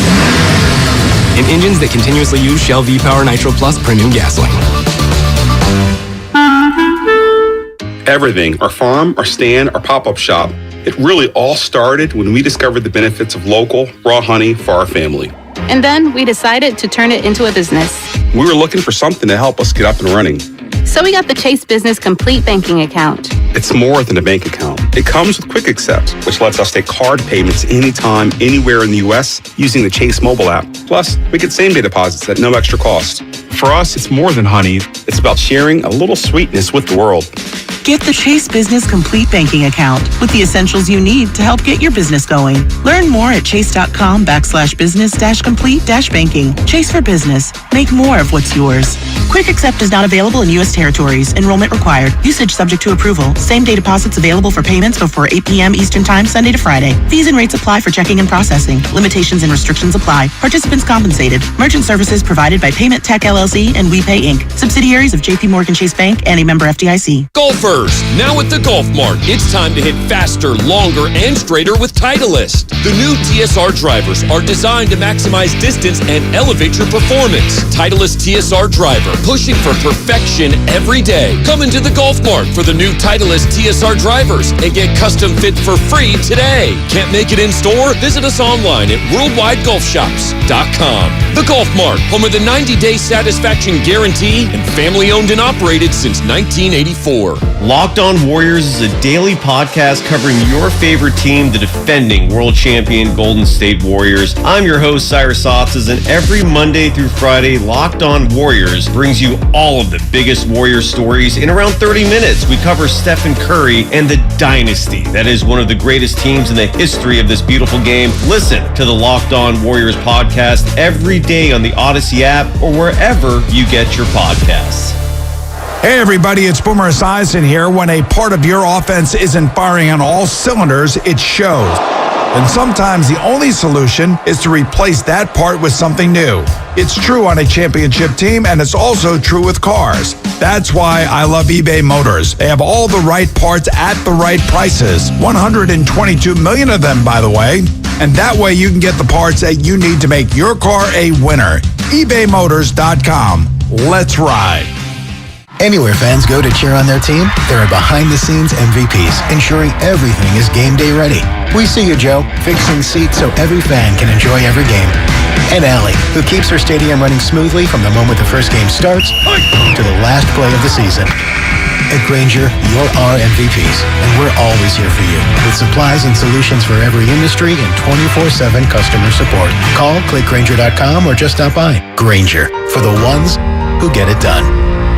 Attention, guys. By now, you should know that when it comes to meal enhancement pills, most of these contain the same ingredients that are repackaged over and over again. Why take the same old when you can perform in the bedroom with confidence at the highest level? That's why Noxitril needs to be on your bedstand. If you thought that the little blue pill works well, wait till you try Noxitril. It's like Viagra on steroids. Thousands of men each week have switched from that prescription blue pill to Noxitril. That's because Noxitril is automatic. No need to worry anymore. When it's time to perform, we've got this. Explosive results you can count on with no side effects, no stuffy nose. We want every man to try Noxitril, so call now and take advantage of our special free bottle offer today. Oh, and as a reminder, please use the Noxitril dose as directed. It's that strong. Call right now and get your free supply. Call 800-486-1608. That's 800-486-1608. It's like Viagra on steroids. Improve your sex life with your free supply. Call 800-486-1608. That's 1-800-486-1608. You're listening to 95.7 The Game, KGMC FM at HD1 San Francisco. Always live on the free Odyssey app.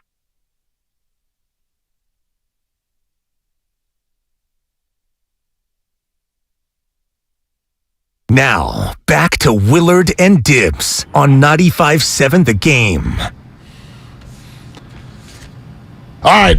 It is all brought to you by Fremont Bank, full-service banking, no compromises. Mike Silver is moments away, San Francisco Chronicle, and he's got a great article about Charvarius Ward. Low-key, the best free agent signing of the offseason. No? It sure looks like I mean, I'd have to look at all of them and all this. Certainly for the 49ers. Has there been a better one in the NFL that you can think of off the top of your head? I'd have to rack my brain, but Mike made a great point in the piece saying early free agents are usually overpays. This was a March signing, and it felt like an overpay maybe in the moment because we hadn't really heard of him and he hadn't really done much in a statistical sense. But now, looking at it 7 months later, it's an underpay. This guy's a gotta-have-it 49er. Well, and you brought up all the names of Charvarius Ward's siblings and why he ends up with the nickname Mooney, which Mike Silver talks about in his article. And good morning, Mike. It is wonderful to have you. As we bring you in, let's all listen to Charvarius Mooney Ward talking about all the names of his siblings.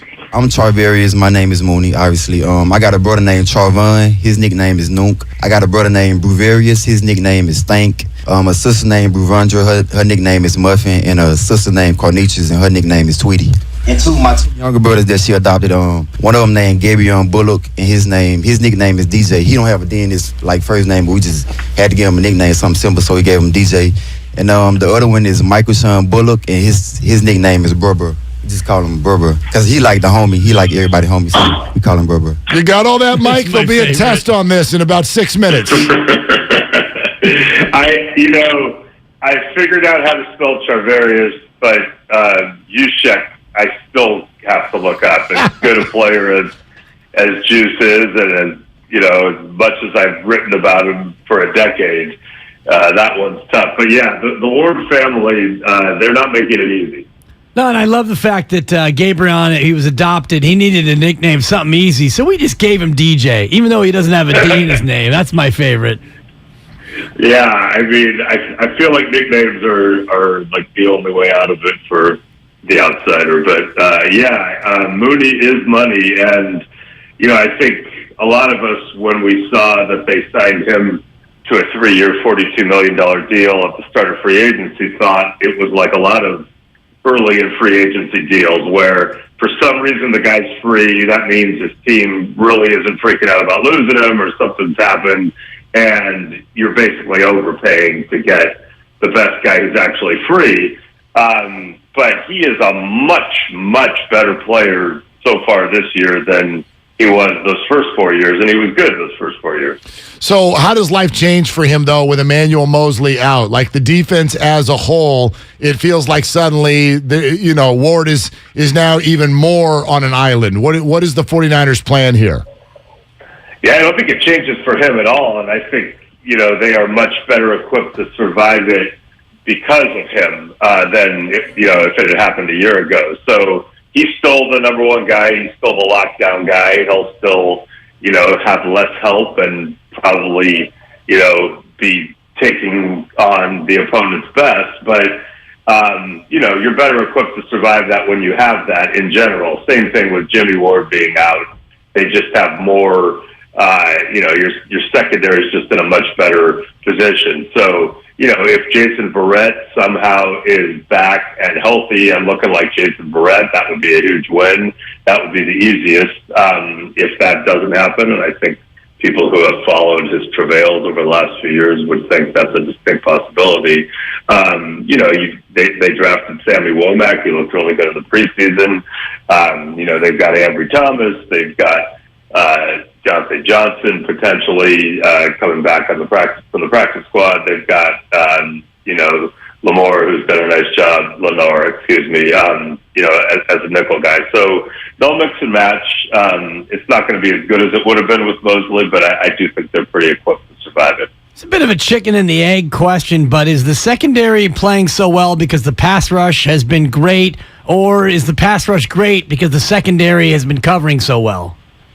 Yeah, I mean, they work together, and so if you think back to 2019 when the defense was so good, the pass rush was the driving force, and the secondary kind of, benefited from it and was good.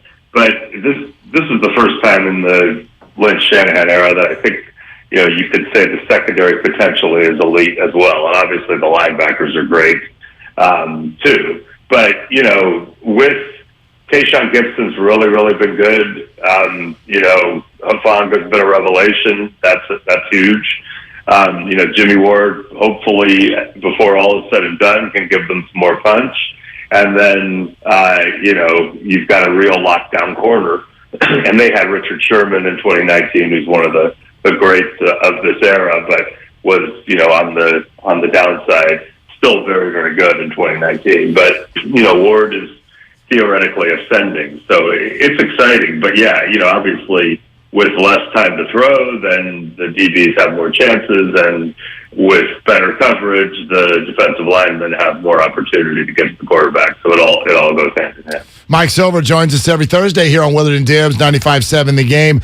All right, Mike, this is a conversation I want to have after Jeff Wilson came on our station yesterday and really talked up Jimmy Garoppolo, and you'd expect nothing less from a teammate. But this is something I'm really starting to think about, and I wonder what your perspective is.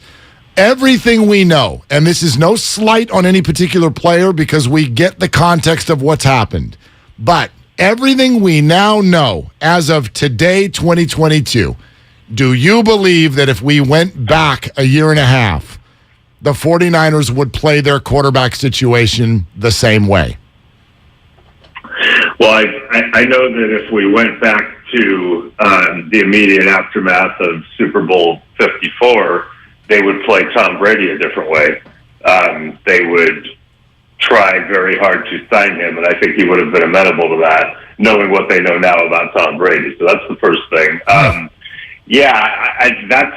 That's a question that's bigger than Jimmy Garoppolo. I think knowing what we know now, it's possible they don't trade the 3-1s, and or it's possible they choose differently. I don't know. But Trey Lance still has a lot of potential. That could end up being a great thing. But, it obviously hasn't gone exactly the way they planned from that trade on. They took Trey Lance. They gave him the year. Jimmy was, looked dead in the water last year, rallied with injuries, almost went to the Super Bowl. And then the plan clearly, as enunciated by them, was, okay, Jimmy's gone, it's all Trey.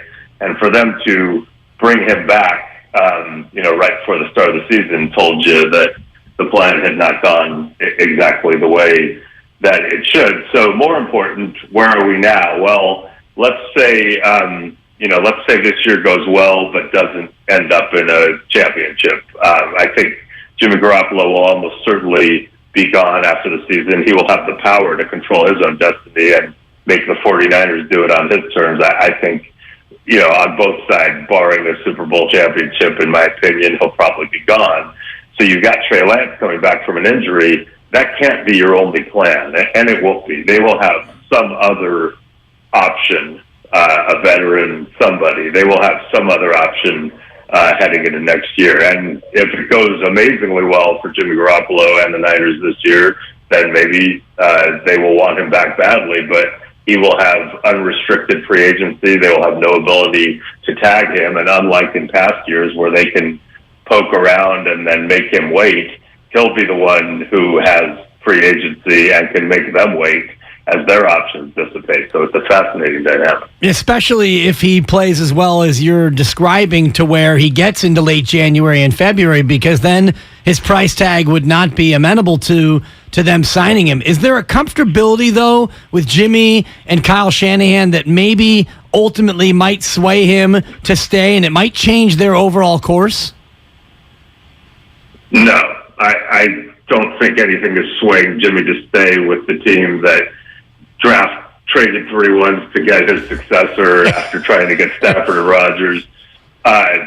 He got them to the NFC Championship game while hurt, and then they were like, bye, see ya, and then kind of groveled to get him back, and now he's coming in to save the day. I don't think Jimmy's just going to be like, man, if there's anything I can do to make it work for you guys, can I sign early? Can I give you guys a better deal? Like, no, I do not think that would happen. But I do think it's possible that if they won the Super Bowl this year, that they could come so hard and Jimmy could enjoy the process so much that he might ultimately decide to do that. But the notion that he's just like, oh, man, Kyle, I know you tried to dump me, but I just can't quit you, man. That is not happening, nor should it. And, whatever. We all make decisions. We all made big judgments. Kyle's made a lot of good decisions. In this column I wrote in today's Chronicle about Charvarius Ward, which was maybe the best move of the offseason, I detail many of the not-so-great decisions that the Glitch Shanahan regime have made, and that's a whole other conversation. But, I don't think these are, Kyle clearly wanted to get rid of him, and that's, again, like, he had his reasons. But Jimmy's got his reasons for being like, okay, cool, how you like me now, let's go. You know what, Mike? I mean, listening to you, it sounds like, and maybe they're not likely, but it sounds to me like you're saying there are scenarios that exist that would lead to Trey Lance's future not being here. Is that what you feel? No, I mean, again, if we go back to the Jimmy just won the Super Bowl scenario, then maybe. But barring that, I think that's not what I would suggest. I would suggest that they've got him on a rookie deal. They really don't know. And he's coming off a serious injury, Dak Prescott-like injury from a couple of years back. But the Cowboys knew what they had in Dak Prescott. The 49ers don't know. So you want, while he's on this rookie deal and you've invested so much into him and you traded 3 ones and he's a young guy and he's really smart and he's got all this potential, you want to see, starting as soon as he's healthy, in the offseason, what he's got and if he can grow.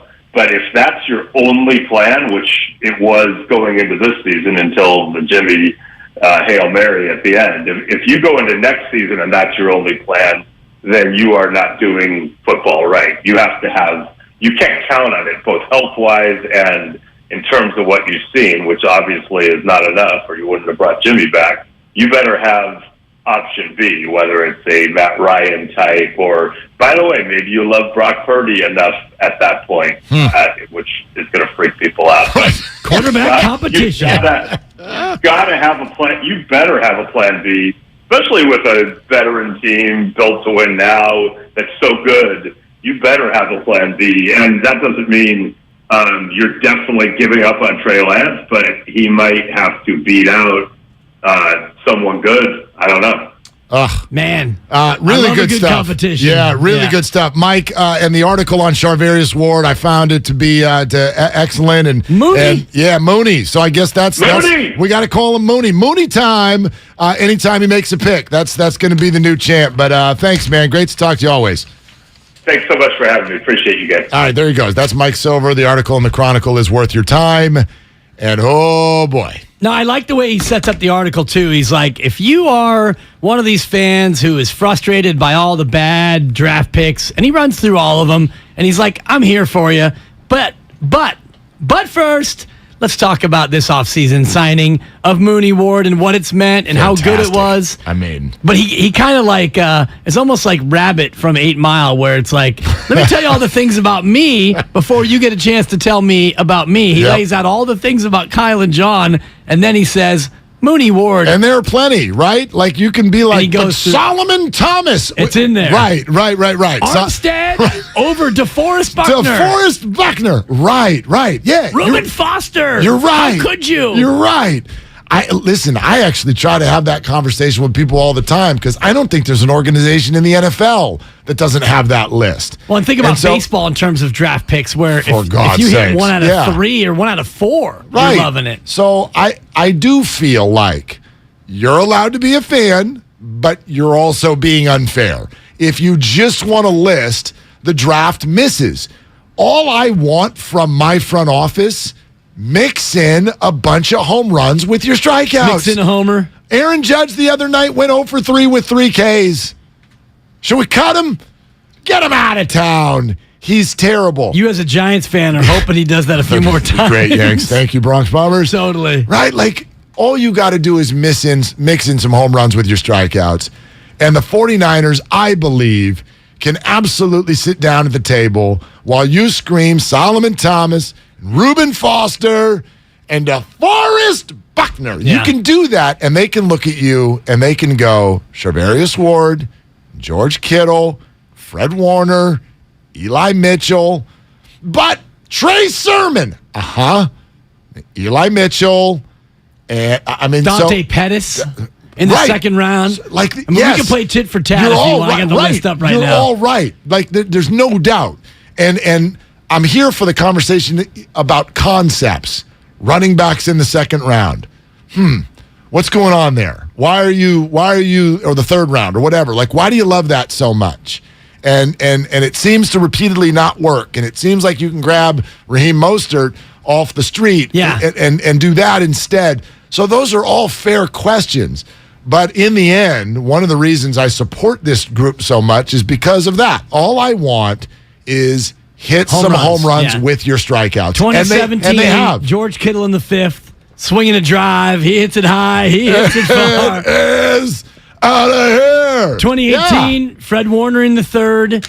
That's a home run. Home run. I mean, you can look at other base knocks. I think Mike McGlinchey in the 1st round. That's a base hit. That's a single. Might have been a flare. Might have been a ground out to second, but with a diving play. 2019, Nick Bosa in the 1st. Debo in the Samuel 2nd. in the 2nd. Greenlaw in the 5th. Come on. I mean, that's a nice at bat.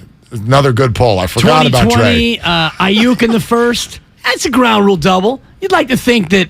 Doesn't Brandon Ayuk feel like just untapped? Like, love Brandon Ayuk.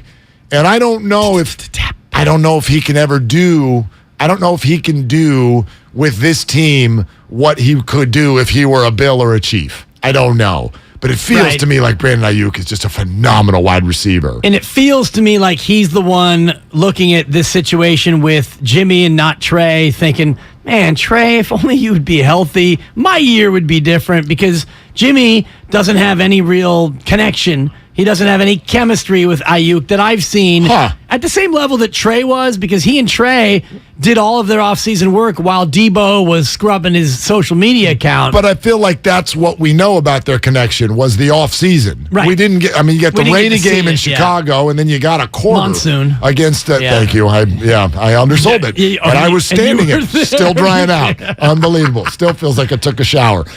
Still drying out. Yeah, actually, I got that question the other day. My mom calls me and goes, just life gets busy. I talk to my mom at least a couple times a week.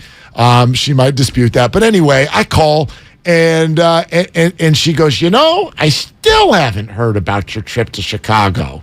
And she asked that. She sounds? Oh, yeah. I'll give you 4. I still haven't. No, she doesn't. No, it's a good caricature though, of an older woman. She's like, quick question. Did you just stand out there in all that rain? Did you ever just leave or go? It's like, Mom, stood there, had a poncho, stood there, took it all, and then walked downtown for an hour Did you stay afterward. for the end of that thing, or did you didn't bounce with a few minutes to go? Stayed all the way to the end. Because there was a couple minutes to go, and they're down 2 scores, and that place was emptying. I had 2 friends. We was in a group of 4. Outside? Yeah, outside. Group of 4 at the moment. And 2 of them with about 4 minutes to go, when it was very clear that the 49ers were not going to win the football game, they're like, we're out. And they just left. And I looked at them, and I'm like, I'll call you later. I'm not going anywhere. And me and my boy Nick, we stood, because I was like, I'm taking this. I'm here for whatever this is, and I'm going to soak this in, even though it was painful. Something about being on the road, too, would make me want to stick it out more, too. You went all the way to Chicago. Yeah, we're at you Soldier planned Field. this trip for months. Probably never going to be there again. Yeah, because Soldier's going to not be Soldier anymore, most probably likely. Just also not going to, when am I going to go to a Bears game again? Exactly. Like what? So to be What's there, the even scenario? though your team is absolutely getting whitewashed in the monsoon, you stuck it out. That's impressive, Mark. All right, so we got to talk about this. Do we? We really do. You and I? All of us. On air or off? On. Let's do it on. And off. 2 guys. If you want. On air. 888-957-9570. You heard what Mike Silver said, and he took it as a layered answer when I said, if you're going to go back a year and a half ago, would you play this the same way? And his answer started with, well, let's go back even further. The firm thing he said was, if the 49ers had the Tom Brady situation to do all over again, they'd do it differently. Yeah, I think we all get that. And it's one of the big L's that I will wear. I was firm on my show at that time. Are you nuts, Tom Brady? I was with you. Look at him. He looked cooked. Jimmy had just taken the 49ers to the Super Bowl. People are yelling about one throw that was 2 yards too far to Emmanuel Mosley. I'm like, calm Sanders, down. But we'll allow What it. did I say? Did I say Emmanuel Mosley? Yeah. Sorry, top of mind. Trying to stay present over here. Anyway. I shouldn't have corrected you. Absolutely you should have. Emmanuel Sanders, right? So it's like, calm down. The guy had a really nice year. They just went to the Super Bowl. You're mad about the last 7 minutes, so am I. But you're going to switch to Captain Cooked over here, who Bill Belichick is going to let walk out the door? That felt crazy to me, and I was wrong. Big time. So was I, yeah. Okay. So were they. And so would they do that again? Sure. But now we move forward. Would they have given up 3 first-round capital, let's call it that way because everyone gets all lost on the whole 3 picks, capital for 3 first rounds? Would you do that in order to turn all of them in to Trey Lance? It feels like the answer would be no. And I know there's context and there's a conversation there for sure, but I want everybody to listen to this because this is what really took my head here yesterday. Damon and Ratto, Jeff Wilson Jr. is on, and the conversation goes to Garoppolo. And I know that you'll be like, oh, he's a teammate. So teammates say nice things about teammates. But there's something deeper going on with this. Jimmy is Jimmy. He's one of the greatest quarterbacks in his game right now. You know what I mean? He doesn't get enough respect, and he doesn't get enough credit. You know what I mean? And obviously, shout out to Trey. I miss him. He's our guy. Still is our guy. You know what I mean? It was heartbreaking for that to happen for him, but having Jimmy in, like I said, he's already played with us. Everybody already caught balls from him. We know the angles he takes. We know the authority he demands. So it's just it's like, you know what I mean? It's just like riding a bike. You just jump on and go. You know what I mean? Like we've been doing it, so it's like nothing new. Okay. And then Jeff was like, wait a minute. I'm not done complimenting Jimmy. It's just him as a person. He doesn't even have to step on the field, but he gives everybody that extra hump all the time. You know what I mean? And that's like, to see his focus and see how he prepares, man, like you have to do it yourself. You know what I mean? Like he holds you accountable without even holding you accountable, on top of holding you accountable, because he will do that. You know what I mean? So that's just the type of person Jimmy is. I feel like just him, period. Like, he's very underrated, undercredited. It's just, man, I feel like I wish I could just change it all for him, man, because he's really a great dude. I mean, isn't it a fair question? Like, put aside the Trey Lance story. We haven't seen it yet. Yeah. There's nothing anybody can say bad about Trey Lance on this show. We haven't seen it yet. I don't know. But if that is how a team feels about a person, can we go backwards a year and a half and fairly ask the question, why did you do this? You can ask it. Why did you move on from this if everybody cannot stop praising the living hell out of Jimmy Garoppolo? Because, and this is the only answer that I think is appropriate, and it's the only answer that you can give and be even close to the truth, the man who holds the laminated play sheet, who watches this quarterback, who knows more about football than all of us in the audience combined. He lived it. He was raised in it. He breathes it. He believes it. It's his life. When he watches it, he sees Jimmy Garoppolo and says to himself, as he puts his head on his pillow, I want better. I want somebody who can do more than Jimmy can do. If Jimmy's a 7 on a scale of 1 to 10, Kyle Shanahan is thinking, I want an 8, I want a 9, I would love to have a 10. And you look at that draft and you think, there's a bunch of guys out here. There's this guy in North Dakota who right now is probably a 4, but I'm the QB whisperer. I can make this guy with his arm talent and his athleticism and my laminated play sheet, let's do this. So that, to me, is the only answer, and that's why they did it. I supported it all at the time. I'm not saying I'm leaving my support now. However, this experience is leading me to ask some very, very uncomfortable questions. And I want to do that coming up next, especially watching the other 4 rookies from that class. They're now second-year guys. Watching them go through what all of them are going through with their specific teams. So we'd love to take your calls on that. If you could go back a year and a half ago, would you do it again? 888-957-9570. It's all sponsored by BMW Fairfield. Now open in the Fairfield Auto Mall. They provide a luxurious, all-encompassing experience to address all your BMW needs. Visit BMWFairfield.com today to book your visit. That is BMWFairfield.com. Your call's next. This is Willard and Dibs on 95.7 The Game. Opening night is less than a week away. Flash! There it is! The best shooter the game has ever seen has cemented his legacy. No one has made more threes than Stephen Curry. Hear every three. Oh my God! Every splash. Flash for Clay. Every moment. Good! It's good! Madness in San Antonio. On the home of the champs. 95.7 The Game.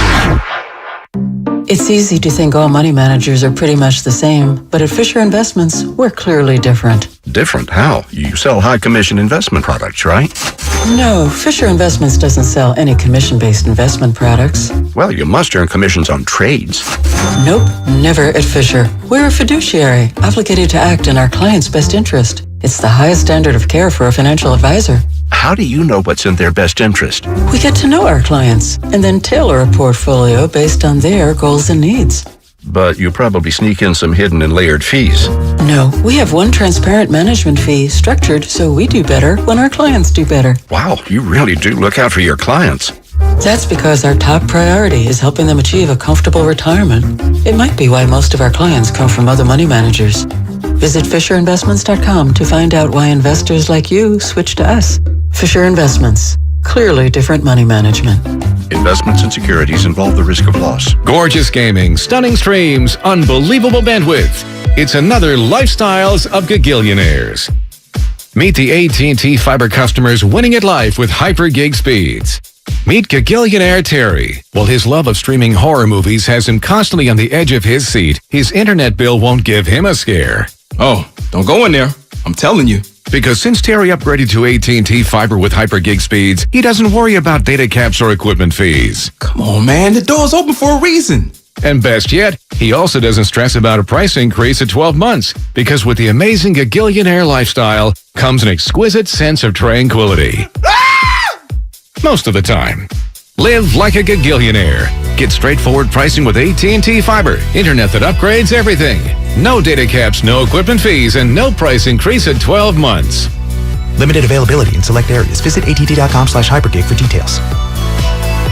Listen to Kelvin. What he's about to say could change your life. I'm 6'2", and I was about 290. I lost weight fast. I trimmed down. Now I'm about 235. I'm probably at about 9, maybe 10% body fat. That's great. I lost probably at least 60 pounds in probably 3.5, 4 months. Color of my hair's coming back. Skin looks better.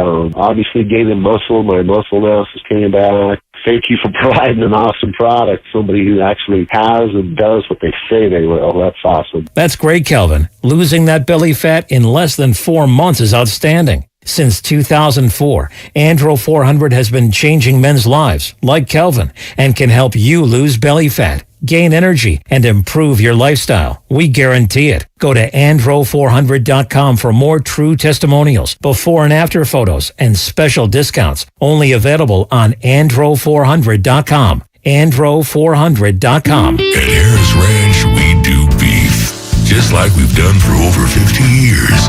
Beef that's raised locally right here in California. Tender steaks, awesome burgers, and California classics like tri-tip roast. The flavor you crave, the quality you trust time after delicious time. Come on, it's time to get out and grill. Harris Ranch, we do beef. Legendary beef, legendary quality. Don't waste your time trying to sell your old car. Donate it to Cars for Kids. It's the easiest and fastest way to donate your car and get a tax deduction. Donate online at carsforkids.org. That's cars with a K. 1-877 Cards for Kids. Donate your car today. Get in zone, AutoZone. Welcome to AutoZone. What are you working on today? Thinking about gas mileage. A bottle of Gum Out Fuel Injector Cleaner can clean your entire system and help your engine get more MPGs. Right now, you can get 2 bottles for only $7. A great deal to help you go a good deal farther. Find Gum Out Fuel Injector Cleaner and everything you need for better fuel efficiency at any of our 6,200 stores. Get in zone, AutoZone. Restrictions apply. When you can't stop, there's Vicks VapoRub. Vicks VapoRub sends powerful medicated Vicks vapors right to the source of your... so you can experience cough relief and breathe easier. Generations of families have trusted Vicks VapoRub to help relieve the worst cold symptoms. So next time you have a cough, reach for the Vicks VapoRub. Vicks VapoRub. Cough relieving is believing. Get in zone, AutoZone. Welcome to AutoZone. What are you working on today? Thinking about gas mileage. A bottle of Gum Out Fuel Injector Cleaner can clean your entire system and help your engine get more MPGs. Right now, you can get 2 bottles for only $7. A great deal to help you go a good deal farther. Find Gum Out Fuel Injector Cleaner and everything you need for better fuel efficiency at any of our 6,200 stores. Get in zone, AutoZone. Restrictions apply. What's your retirement look like? With Fidelity Income Planning, a dedicated advisor can help you create a flexible income strategy to grow and protect your wealth, so you can stop worrying about the future and enjoy whatever comes next. Investment minimums apply. Fidelity Brokerage Services member NYSE SIPC. The annual Harmony Walk to End Hunger and Homelessness in Richmond is October 22nd. Register at gripcares.org. Hear local music, take your kids to the bounce house, and make a difference together. Register now at gripcares.org.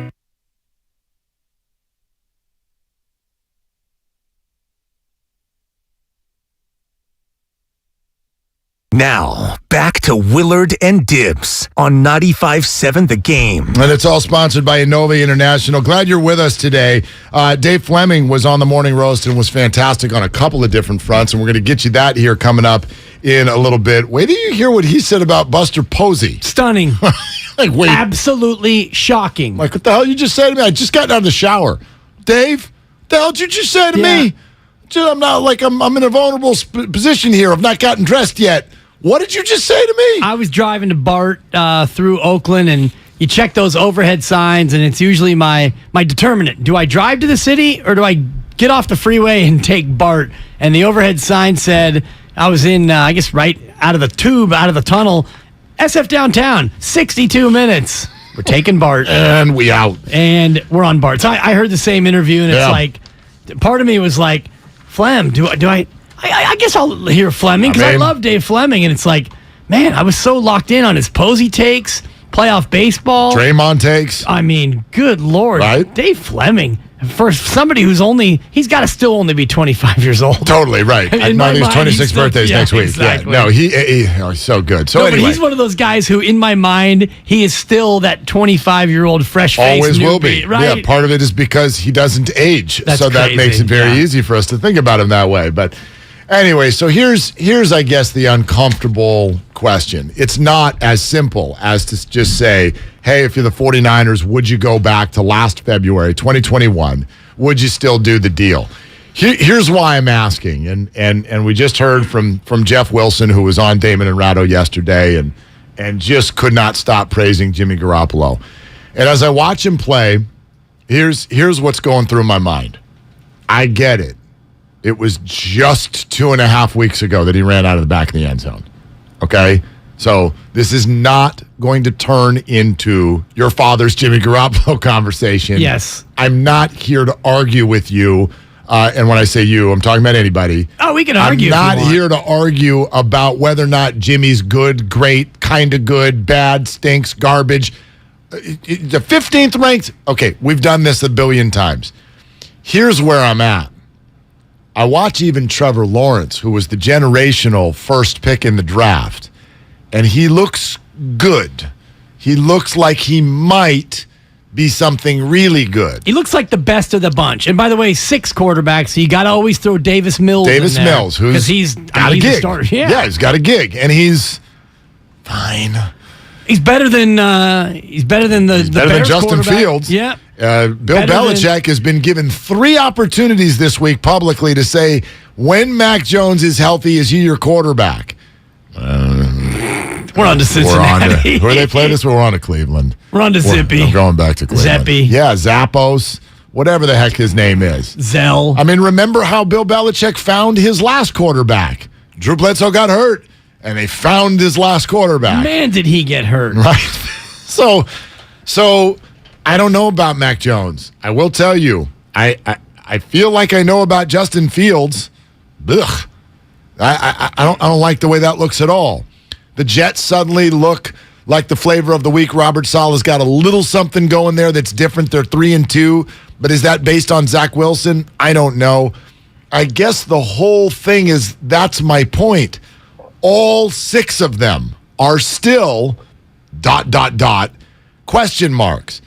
Therefore, if you go back to Jimmy, you win 2 football games, and the whole world's got the 49ers at number 6 on their power ranking. Right. And watch out for the Niners. We think they might win the Super Bowl. Isn't it fair for me, the fan, to say, I don't want to go through growing pains. I don't want to go through the journey of, is Trey good? Because he might be. And I'd love the 49ers to have a better quarterback than Jimmy. But the likelihood is he's not, because most quarterbacks aren't better than Jimmy, no matter what you guys want to do with that statement. I've got him at 17, Mark. So, Most quarterbacks can't do what Jimmy keeps doing over and over and over with this team. And while you can fairly clap back and go, it wasn't good enough, you're right. And this is where I'll admit that I'm a little bit of a different fan than some.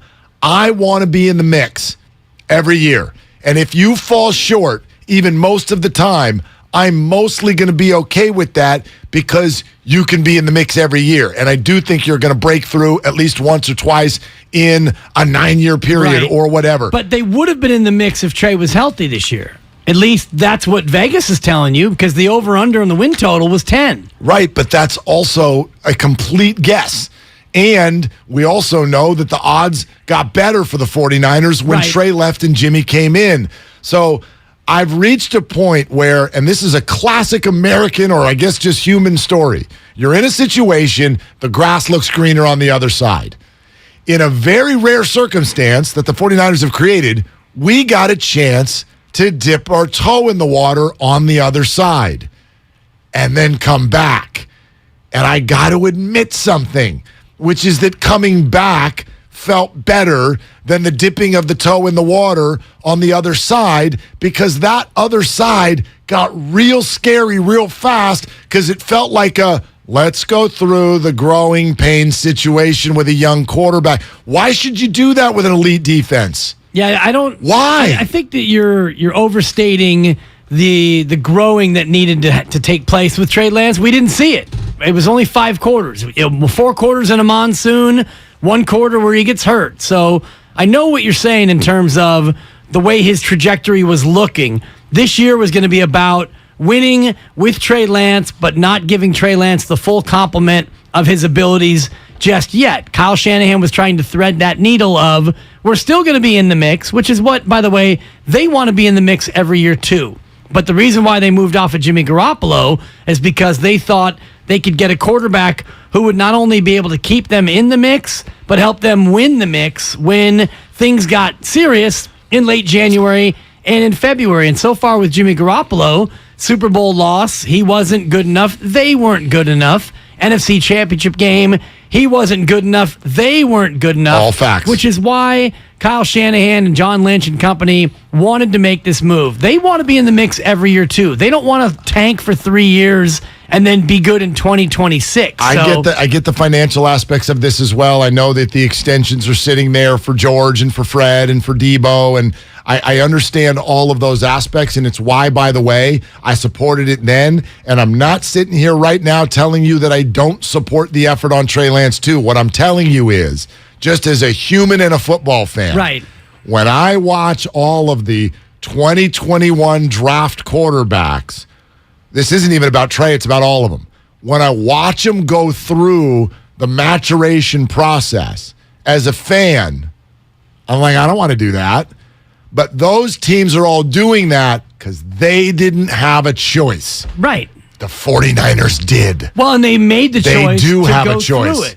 And this is where people look at Kyle Shanahan and they attach labels like arrogant and hubris, because Kyle Shanahan thought that he could do this with Trey Lance and still be in the mix. The Jets, new coach Robert Saleh, Zach Wilson, they weren't thinking, okay, young quarterback, we're in the mix. Zero expectations. Jacksonville, same thing. Now, Jacksonville this year might be a year ahead of schedule. They look like they could be a playoff team. They might win the division. Chicago is Chicago. They got it wrong for the 73rd consecutive time at quarterback. Yep. Davis Mills in Houston. I'm sorry, Houston, but it's going to be tough. Houston, we have a problem. Nice little quarterback. They didn't invest nearly as much in him. Exactly. Yep. So when you go in, I think Mac Jones in New England, that's a situation that's maybe the most interesting of all of them, because he could be a guy to win in New England, but they've got bigger problems than just the quarterback. And I wonder how long for the gig the head coach is going to be if he stacks a couple of losing years in a row. I don't know if Bill is going to want to really grind this thing out and wait for Mac Jones to be a good quarterback. I tell you why the Zappy thing, is that his name, by the way? Is it Yes. Zappy?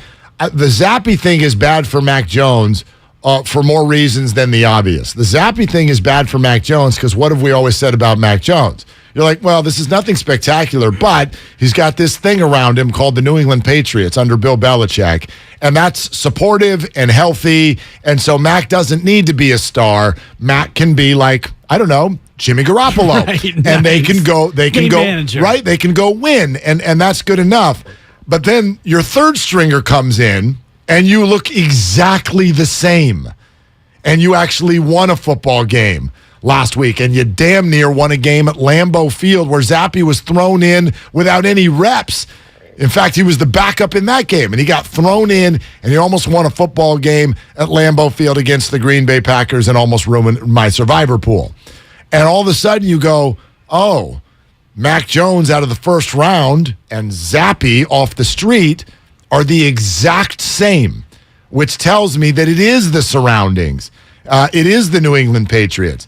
So I don't know if I'm high on that either. So the overall point here is, you're right, I still have no idea what Trey Lance is. I will share or reshare my concerns I had 3 weeks ago, which is it feels like starting year 2, the 49ers are lacking a confidence in Trey Lance that they hoped they would have, and they don't. Mike Silver actually reported as much in the Chronicle. So that is the concern. And then you see Jimmy come back in, and here go the 49ers up the power rankings and right into the Super Bowl mix. And so you're like, well, if that's your baseline, and if this guy does take them on a third run into January, how many runs into January do you need before you go, I don't know, like maybe we should just keep doing this for a while? Mark. Is it 5? Yeah. I'm like, so I need 5 runs. This isn't I need even a crooked number. In the end, it's not even about Trey and Jimmy. It's just about an elite defense and a great organization taking their fan base through a growing period that they may not need to go through. And that's what this feeling is like. I don't want a growing period. But they feel like they need to, because they obviously didn't think that Jimmy Garoppolo was good enough to get them, and here's one of my favorites, over the hump. Over the top. Because they've been to the hump, they've been on the hump, but they haven't gotten over the hump, which is, I think, an unfair bar, because one team wins the Super Bowl each year. And I know that this is probably breaking news for many of you, but getting to the conference championship game means that you're one of 4 teams still playing, but as a fan, we want the quest for 6. And as an organization, they want number 6, the quest for 6. And so they look at Jimmy G, and they obviously thought he's not good enough to be the guy to get us over the hump, which is why they make the move. And this is where Kyle Shanahan gets some criticism, because the arrogance to think that you could take a young quarterback, a virtual rookie quarterback, with the elite defense, with this team that is built to win, and you thought that you could plug and play and have him go win. So think about what Michael Silver said to us earlier. Jimmy G, whatever he does this year, he more than likely is gone. What do you do next year with a team, by the way, that is still built to win? And what he said was the idea of just relying solely on Trey Lance, not an option. Like, they won't just be like, Trey, all in, 100% Trey. Like, they're going to have a very high-level plan B in place, or else they're not doing their jobs. That is directly what Mike said. And I agree with him. I agree with him totally. So it means you're not bringing in Nate Sudfeld, not to disrespect Sudsy, but you're bringing in, and he mentioned Matt Ryan, or you're bringing in, like, somebody who's a legitimate, been there, done that. I might be able to compete for the starting job. And what happens if next year, and I know we're getting way ahead of ourselves, but you bring in veteran quarterback TBD, and he beats out Trey Lance? What then, Mark? What I really love about what you just said is the idea of an unfair bar being set for any quarterback to say, you have to get us over the top. Because I want you to look around the league and look at the quarterbacks you all love, who also have not gotten you over the top. Josh Allen. Lamar Jackson. I mean, he's going to get a massive, massive deal. Does anybody look at Lamar and go, dude, like, you're good, but I don't know, man. You just haven't quite got us over the hump. Lamar Jackson and Jimmy Garoppolo, with zero comps in terms of their skill set, are essentially the same player. What they're telling you is, if I'm healthy, I'm going to get you close to the end, and then we'll see what happens. That's exactly what Lamar's career has been. It's exactly what Jimmy's career has been. And nobody, if the Ravens were like, yeah, Lamar Jackson's at the podium, and he's like, see ya, we're going to go draft somebody next year because this just isn't quite getting us over the top. Josh Allen and Patrick Mahomes have his number. The Ravens fan base would be like, what on earth are you talking about? What are you doing? And it's the exact same story with a completely different character. So that I'm just sharing a feeling in my belly, which is getting Jimmy back on the field made me realize you're taking us through a maturation journey I don't know if I want to go through. Right. And I don't know. I think that's when it got all controversial. Mike Silver's in the locker room and people are saying we're not sure about switching over to Trey. Doesn't it make more sense now? Doesn't it feel less controversial? They're not telling you, even in his soundbite about Jimmy, Jeff Wilson's like, Trey's our dude, and we love Trey. telling you that they don't like Trey. Of course. They're telling you they don't want to go on a raise him up journey. They want to go win, and they all feel like they've got someone who can help them do that right now. Yeah, they do. And they're right. Jimmy has won 2 of every 3 games in his career, and he's been to the playoffs multiple times, and he's won in the playoffs. So if you're a veteran in that locker room, Jeff Wilson Jr. has been around long enough, and any other player there, and you've been through the wars with Jimmy G, and you've won with Jimmy G, of course you're happy that he's there. And it's no disrespect to Trey Lance, but let's say Trey Lance was still your quarterback today and Jimmy Garoppolo was still the backup. Well, Trey Lance has never been the starting quarterback on a trip to the Greenbrier where you play 2 games back-to-back on the East Coast. And he's never been the starting quarterback in a Monday night game. And he's never been the starting quarterback in a Ram rivalry. All these things that he's never done is what you're talking about, Mark. It's growing pains. And this is where Kyle Shanahan was trying to thread the needle with a virtual rookie quarterback, lightly tested, mostly unproven, and a veteran team, a ready-to-win team. He thought that he could have this quarterback do what he needed to do athletically, schematically, and all the rest of it, and they could still win games. Now, we'll never know if he was right. They might be 4-1 right now. They might have. They might be 1-4. We don't know what they would be with Trey Lance. We never will. But all we do know is that going into next year, this whole idea is going to be omnipresent. The same thing is going to exist next year because this Niner team is going to be built to win. Even if they lose some guys in free agency, this roster, they have enough signed commodities to where they're going to be good again next year going into camp. And if Trey Lance is your quarterback, we're right back to square one. No, you made the comment the other day, right, about if you have a defense like this, you're in it. You're going to be in every game. Right. Now, I don't know about this week. Like, I think they're going to be fine, but this one scares me. Like, if everybody on the whole defensive line is gone, I feel like too many people are expecting the Niners to show up and have their defense look exactly the same with no Nick Bosa and no Ebicom and no Armstead and no Kinlaw. It's like, I don't think it's going to look the same. And so maybe this is a really interesting game for Jimmy because maybe the offense does need 3 touchdowns.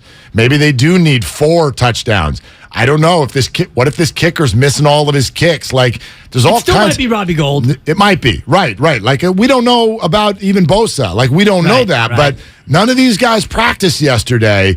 If they don't practice today, now we're getting into a real scary spot in a road game. Jonathan in San Francisco on Willard and Dibs. Hey, Jonathan, what are you doing? Hey, I'm just getting ready to go out and serve the American public. Nice. Hey, man, I think right now, from what we know, that's better odds. There's better odds that Trey Lance is a bust than worthy of the draft pick. I mean, I got nothing against the guy, but the guy has issues, man. He's got injury issues. He's got mechanical problems, footwork, long windup, and it's just too much to overcome. And like you guys are talking about, man, the team is ready to win. So it looks like Kyle had and John Lynch, it's a big miscalculation, man. They went after a quarterback at the wrong time. It's too early to say that, Jonathan, in my opinion. I agree. It's too firm. It would be a miscalculation. Thanks, sensation, though, if in fact it was a miscalculation. I think he missed an opportunity there to help serve the American public further with $1. You know where this is going? Here's a question. I wonder how you'd answer this. You don't have to wonder. I'll answer it. Okay. Comment. The Jimmy Garoppolo. Yeah, thanks, Steve. You're welcome. The Jimmy Garoppolo experience. It's good enough for you? For me? Yeah. Oh, it's good enough for me. Okay. I want them to win. Right. I want them to win the Super Bowl. I want to parade down Tasman or Great American Park. I mean, where would they have the parade, by the way? Just because I don't know, on the freeway. The city of Santa Clara and the Niners are not best friends. No, they may have it. They may have it in San Francisco. I would love for us to have this debate in February, but is it good enough for me? Yes, because I'm in the same mindset as you, Mark. I want them in the mix. I want them to win the Super Bowl. And if you can't win the Super Bowl, be in the mix. If you're not in the mix and you are, and I hate to pick on Detroit because my former neighbor, Cameron Davis, is on the coaching staff, and I'm so proud of him, and he's doing a great job as the assistant D-line coach, but I don't want to be Detroit. You're not in the mix. You are never in the mix, Detroit, and that is where you don't want to be. So, yes, we suffered through early Shanahan losing and the terrible roster. They've reworked it. They've got great coaching. They've got a good product, and Levi Stadium has become a home for the 49ers. They are in the mix. That's all you really can ask for. Now, go win the Super Bowl, of course. That's where the bar is set. But if you happen to go to the conference championship game and you lose the conference championship game again, you're disappointed. But for me, that's good enough because you're in the mix. It's fascinating because we all did this. Oh, well, right. It's fine. And Super Bowl or bust. They're in the mix, but we're going to go they're going to go draft Josh Allen and then watch. Well, it's like you can't just go draft Josh Allen. There's so much risk there. And again, this is not a final conversation. This is nothing really even about Trey Lance. You can sub in any name that you want. What I think we undersold is that even with the 49ers, with a good staff and a good defense and a good run game and a Debo and all of the things that the 49ers have, we let our minds go so there won't be any learning curve. Plug and play. Patrick Mahomes. Nope. There's a learning curve here too, and I don't know if I want to go through a learning curve because the rest of the team's too damn good. Well, sometimes you take a chance. I had a job in this market that was the Jimmy G of jobs. It was fine. And then there was a job out there that was the Trey Lance of jobs, and I wanted the Trey Lance job, and so I went for it. And? Well, I mean, I got hurt. Mark. Broke my damn ankle. March 11th, 2014. My neck and my back. All right. 888-957-9570. Is that fair? Forget the names, Trey, Jimmy. Is it fair, you, the 49er fan base, to say, I don't want to go through a learning curve? We got a great team here. Why are we going through a learning curve? So you can weigh in on that at 888-957-9570. We'll keep looking at all your comments on the Xfinity mobile text line and the YouTube chat, Twitch feed, all of it. Thank you so much, all of you, for being here every day. But also coming up next, you need to hear what Dave Fleming said about Draymond, and wait till you hear what the heck he said about Buster Posey. That is next on 95.7 The Game. Today, the Warriors rookies are live in studio with Damon and Ratto.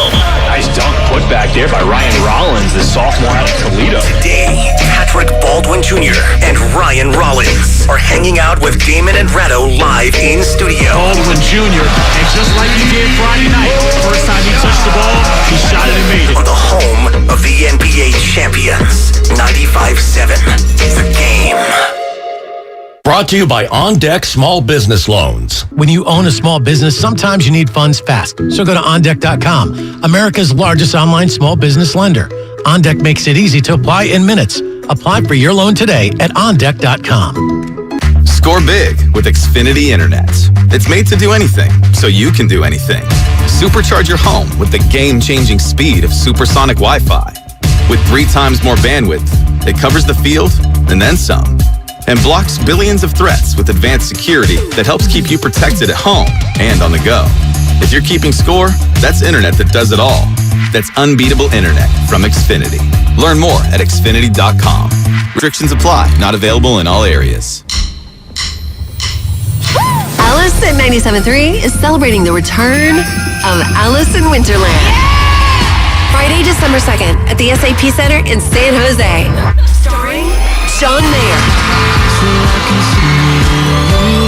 One Republic. See you at Alice in Winterland. Matt Nathanson. Plus more to be added. Tickets on sale now at Ticketmaster. Get everything Alice in Winterland at RadioAlice.com. Football season is here. The new Odyssey app lets you stay connected to your NFL team, your station, your shows. Follow your favorite stations and come back again and again. Get real-time updates on everything you care about. Miss your show? Jump back to their awesome Rewind feature. The Odyssey app is NFL football. Live and on demand. Wherever you are, whenever you want. And did we mention it's all free? Download the Odyssey app today. COVID-19 moves fast, and now you can too. If you feel symptoms, even if they're mild, you should test fast. Test positive and at high risk for severe COVID-19? Then act fast with authorized oral treatments that can be taken at home and must be taken within 5 days from when symptoms begin. COVID-19 moves fast, and now you can too by asking your healthcare provider if an oral treatment is right for you. Learn about a treatment option at treatcv19.com. This message is sponsored by Pfizer. The new Google Pixel 7 Pro is super, especially when it's on Verizon, the network America relies on. It's supercharged, super powered, and a super... deal. You know it. Now, switch to Verizon and get the Google Pixel 7 Pro on us with select trade-ins and select 5G unlimited plans. That really is super. Yep, there's never been a better time to switch to Verizon. $899.99 device payment purchase with new smartphone line on select 5G unlimited plans required. $200 Verizon e-gift card with ported. Less $700 trade-in/promo credit applied over 36 months. 0% APR. Trade-in conditions and additional terms apply. Diabetes, high blood pressure, anxiety meds, everyone's on them. If you're a 50-year-old male, maybe a bit porky, and you may even have type 2 diabetes, $1 million of term insurance may only cost you about $200 a month. Call Term Provider. Speak with Big Lou at 800-200-1966. Big Lou will find a term life policy for you even if you have type 2 diabetes, are overweight, or have high blood pressure. Term Provider has helped thousands of people like you who think they can't afford term life insurance. To buy $1 million of affordable term life for you, all you need to do is call Big Lou at 800-200-1966. Lou will make sure the scales are tipped in your favor. Call 800-200-1966. Big Lou will answer your call and work to fit you into a term life policy that you can afford. Remember, Big Lou's like you. He's on meds too. Call 800-200-1966. 800-200-1966. California, you deserve more. And with United Healthcare, you'll get more. Annual enrollment is October 15th through December 7th. So call United Healthcare today. With the United Healthcare Medicare Advantage Plan, you get more from your Medicare dollar, now including better than ever dental, vision, over-the-counter, and prescription drug coverage. Call United Healthcare at 1-888-CALL-UHC today and speak with a licensed sales agent. Benefits, features, and/or devices vary by plan and area. Limitations and exclusions apply. As you know, sports teams plan well ahead of the next season. If you're thinking of remodeling your home, consider the same strategy. Talk with your designer or builder now about your next project. Golden State Window and Door has new inventory coming online. Milgard, Anderson, and Marvin. See Golden State Window and Door's wide variety of accessories at convenient showrooms across the Bay Area or goldenstatelumber.com. Since 1954. Golden State. When you succeed, we succeed. Hey, Becky, what about this beat for your next song? It's cool, but I'm into faster stuff lately. Like Xfinity that gives me beyond gig speeds. Got it. What about this then? It sounds powerful, just like Xfinity. Because its supersonic Wi-Fi has 3 times the bandwidth, you can connect hundreds of devices at once. That's what I call power. Unbeatable internet from Xfinity. Made to do anything so you can do anything.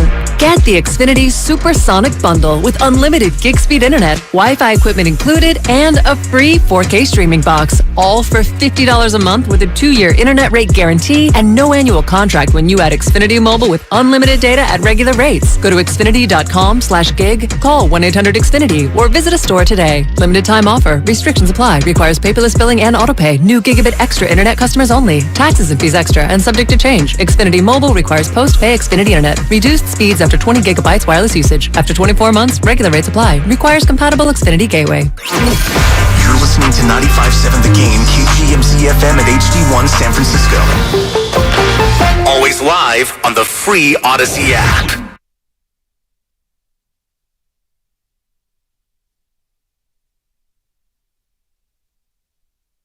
Now, back to Willard and Dibs on 95.7 The Game. It's all sponsored by Fremont Bank, full service banking, no compromises. Dibs and I were just sitting here talking about some of the football games coming up this weekend.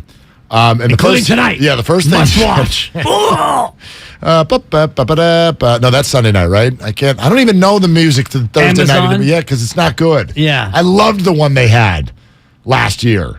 For the last few years on Thursday night. I agree. I don't like this one. I do like when you go to the Amazon Prime, it gives you the option to start the game from the beginning if you're joining it late. I cannot watch games where it's not live. I can't do it. Really? Yeah, because I'm too, like people are texting and social media, and also just the feeling in your belly where I'm like, I know that what I'm watching has already actually happened. Crazy. And I just want to get to the now. But you know that when you watch a game on TV, I know that it's already happened. Yes, I do. I do know that, but I don't have any choice to actually. I'm trying to go inside your mind, like you've gone inside my mind with my gambling nuance.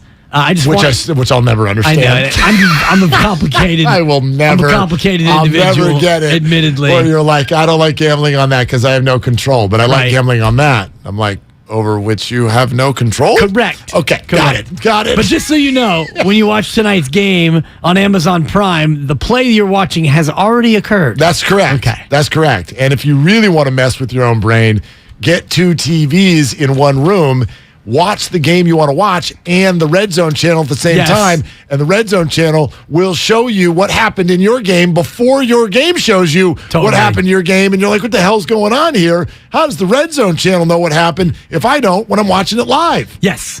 I prefer to watch it live also. Last Sunday was one of those times where, it's all predicated on this 6-week-old, 8-pound baby of mine. As all is. Yeah. If she decides that I'm going to be busy at 1:05, you have to pause the game. I'm not just going to let the game play and then, hey, what did I miss? So occasionally, I'm catching it a little bit late. And that's why I had to tell you guys in the thread, I'm off the thread for a while here, guys, because I'm behind. Because you didn't want any spoiler alerts. Right. Yeah, absolutely. Yeah. And then there's also this, and if there are tech people out there, because that ain't me, if anybody can explain this to me, and you can just fire me a Twitter or something, just do something. I'm not going to call the show, but if anybody can explain this to me, I'd love to hear it. I put the 49er game on 2 different TVs in 2 different rooms the other night, and one of them's ahead of the other. Same. Not by a lot. Like both Xfinity? 2 seconds. Yeah, it's on the same, Same cable. Same system. Same system. Same system, 2 different boxes. Same system. Wired all together. Both wired boxes. One of them's not wireless and completely. Right. 2 boxes. Right. Inside. Correct. Same system. And one of them is 2 seconds ahead of the other one. That's Anybody crazy. explain that? Yeah. Anybody? Man. Anyone? Because I'm like, that's feels like God's messing stuff. with you. Well, that's the same kind of TVs. No, they're not the same TV. Like the same brand of TV. No, not the same brand. And in fact, one of them is a smart TV, and then the other one I've had for a while. It's still, I got it. Anyway, whatever. If someone can explain that to me, that'd be fun.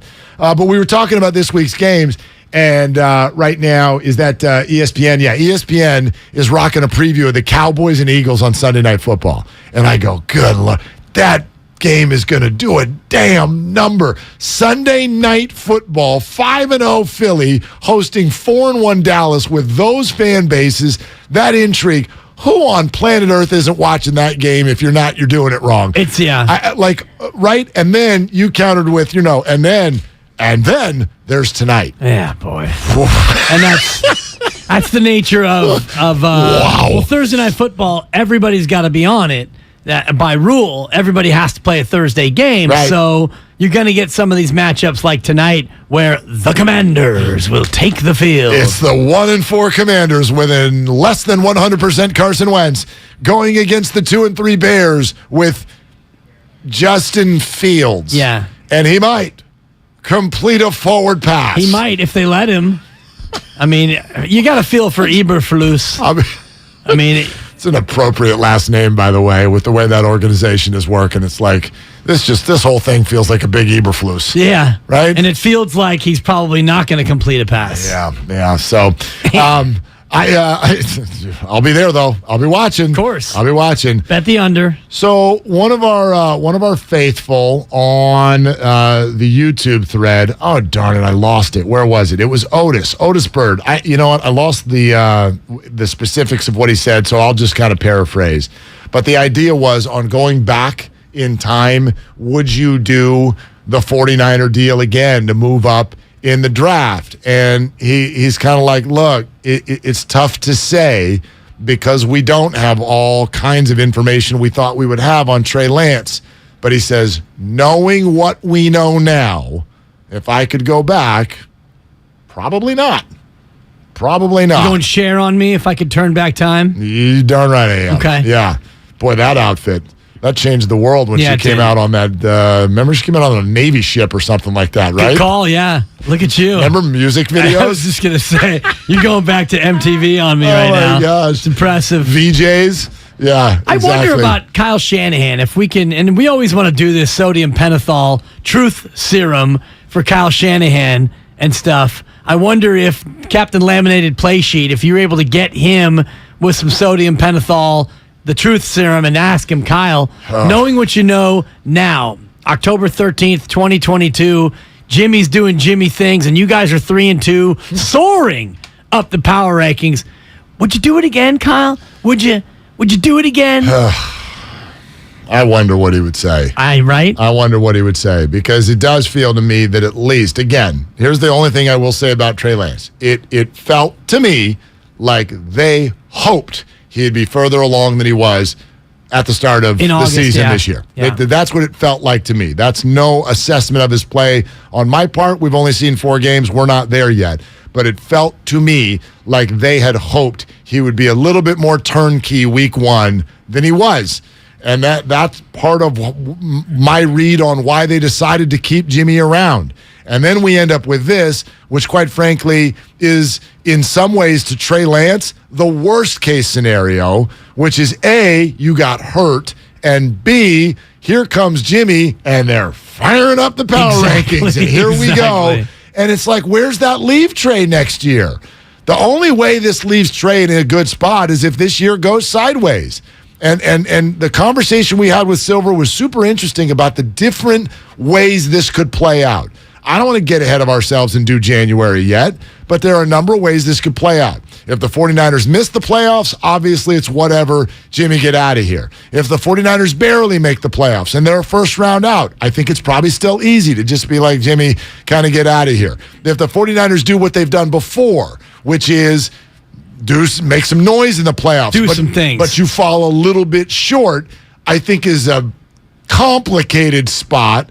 But I still think it's Jimmy, get out of here. Well, you're if probably it happens forced, the way it happens last year. You're forced to, but you may not want Jimmy to get out of here. Yeah. But Jimmy's probably going to get out of here. If he wins the damn game, the bowl is where you probably have to go, okay, do we need to reel this whole thing back in and figure it out? But in the final analysis, what Mike said, and I agree, is, yeah, Trey Lance is the quarterback next year, but you're bringing in some sort of uncomfortable plan B again. Yeah, you have to. Because of the way this is played out. Because of injury and questions as to whether or not he's actually going to be ready to go. And B, QB1 through 17. By the way, he needs to be QB1 for week 1, but all the way through, be healthy, be good enough, be the man. And even if you believe coming into August next year that Trey Lance has taken those steps, and now that he really is ready to take the reins, you still need a backup plan. And your backup plan, as we've learned this year, the better your backup plan, the better your chances of sustaining in the face of an injured quarterback. But in terms and if of you're Jimmy, going to run the guy, and they're going to run the guy, yes, you got to have somebody behind him. And in terms of Jimmy, even if he wins the Super Bowl, I still don't think that you could go to him and say, Jimmy, what do you think about, a rework deal? Would you stay? Then his leverage is too high. Well, that's what Michael Silver was saying. His leverage is too high. I asked him that about the price, too. If he goes out and wins the whole damn thing, then he's not going to say, guys, I know you fired me once and you drafted my replacement another time. I'll come back for $8 million. No, but the 49ers might redo everybody's deals and go, no. We'll give we'll give you $40 a year. And that'll make everybody really lose their damn brains. People's heads would explode. Trey, you're the backup again. We used 3 first-round picks to make you a career backup. No, he'd be Trade Lance is what he would be. That's not bad. I'll give you 4. Kip and Vallejo on Willard and Dibs. Hey, Kip, what are you doing?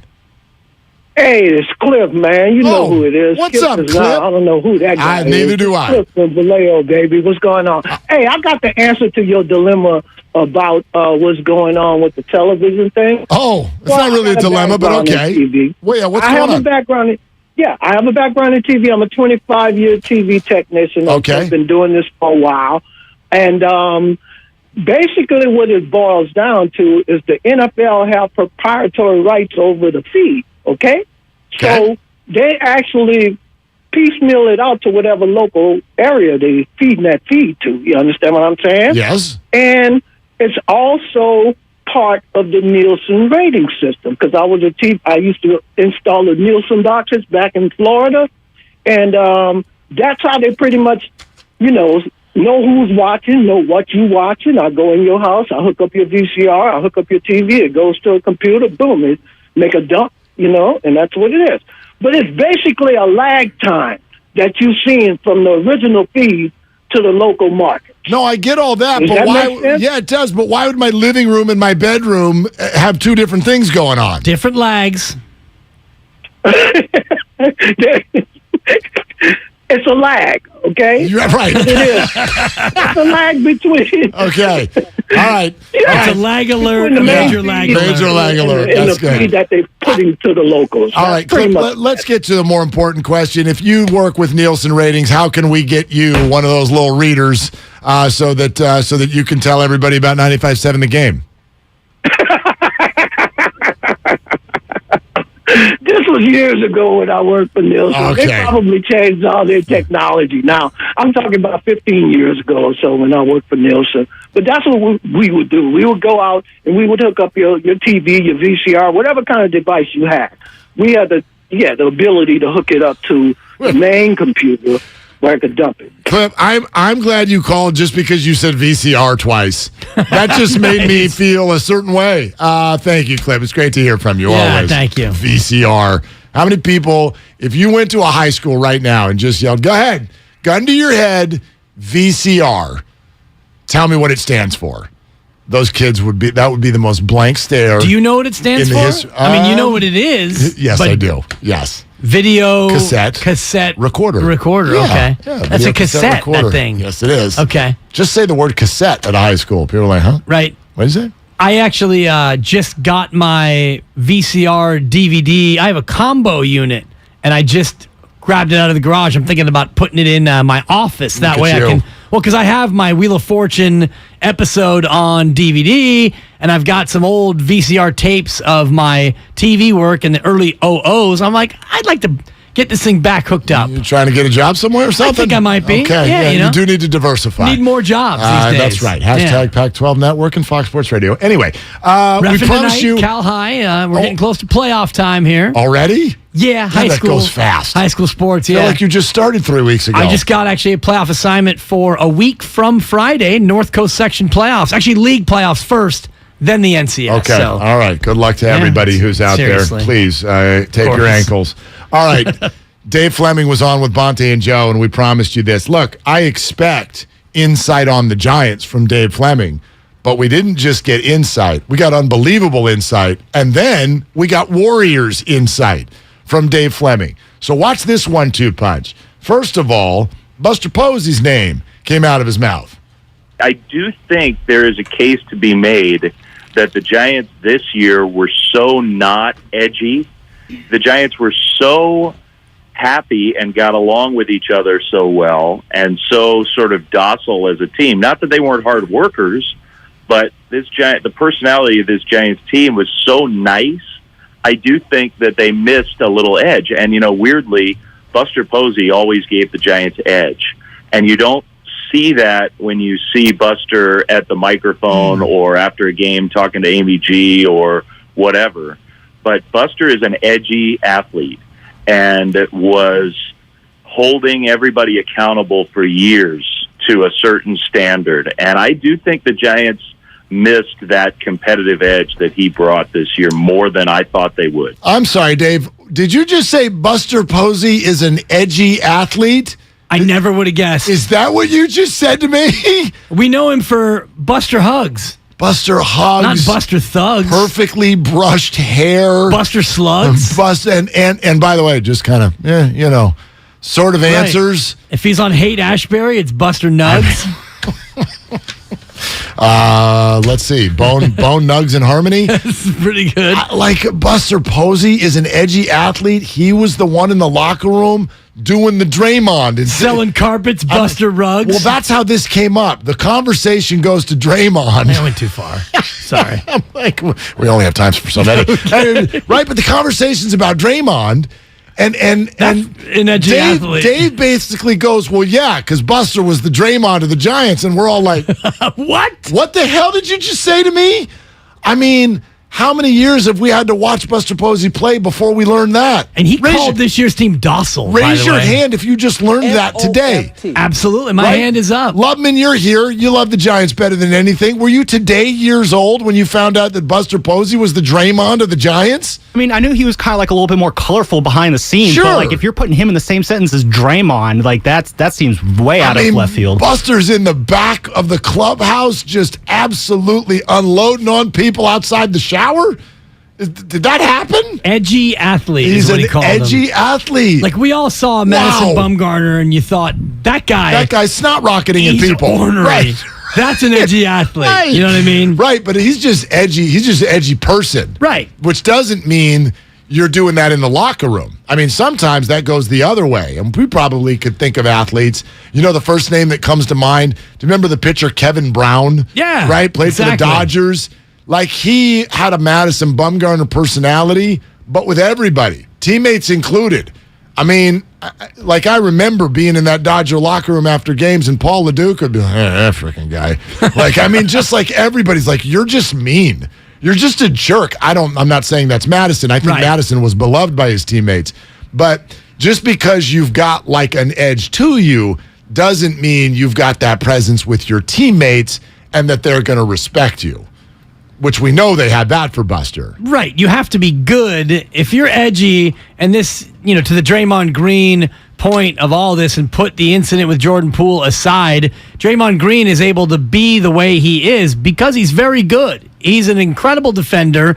He's a hard worker. He's a great point guard. He's probably a Hall of Fame player. If he wasn't that good of a player, the tolerance, and Butcher Boy uses this phrase a lot, and I love it, talent tolerance.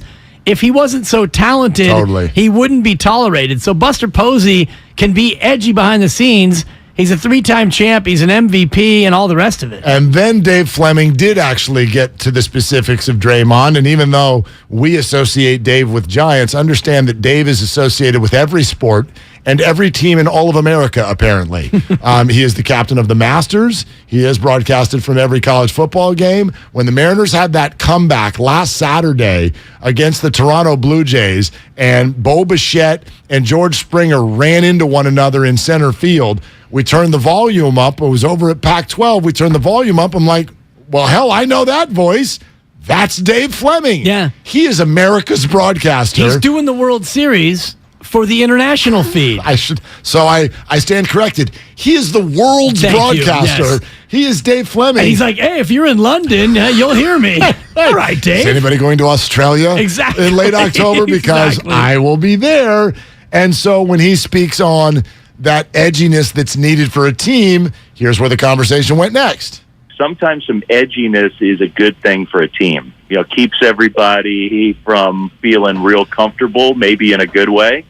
But the Draymond thing is too, he just went too far. And I know they're trying to handle this year and get everybody to move on, and a lot of that is up to Jordan Poole, and more power to him if Poole decides to forgive and say, yeah, I can work alongside this guy. But my gut would tell me after something like that happens that you can't ever fully look at that player the same way. Okay, and that, I thought, as Dave so often does, Dave comes in as a voice of reason and provides a perspective that makes you stop and think. And so in this Draymond conversation, while Rick Barry comes on earlier and is like, everybody move on, it's in the past. What Fleming is saying right here is 100% accurate, and it is the reason that this is going to be something that a lot of us follow all year long. His gut, this is somebody who's on team planes all the time. His gut is telling him that this is a really hard thing to move on from.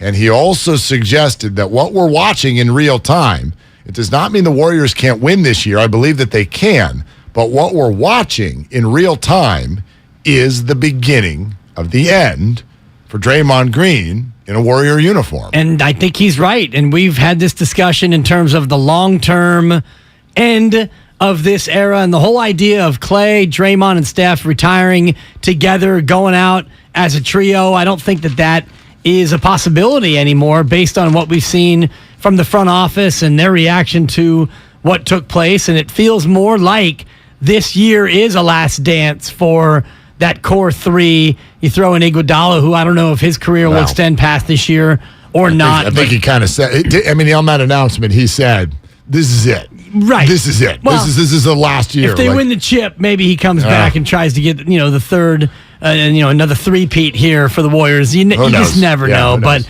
it feels like more and more this is going to be it for Draymond Green, and I think Dave encapsulated it perfectly. Stephen A. Smith said the other day that he, and this is based on his conversations, he thinks Draymond believes that this is his final year with the Warriors.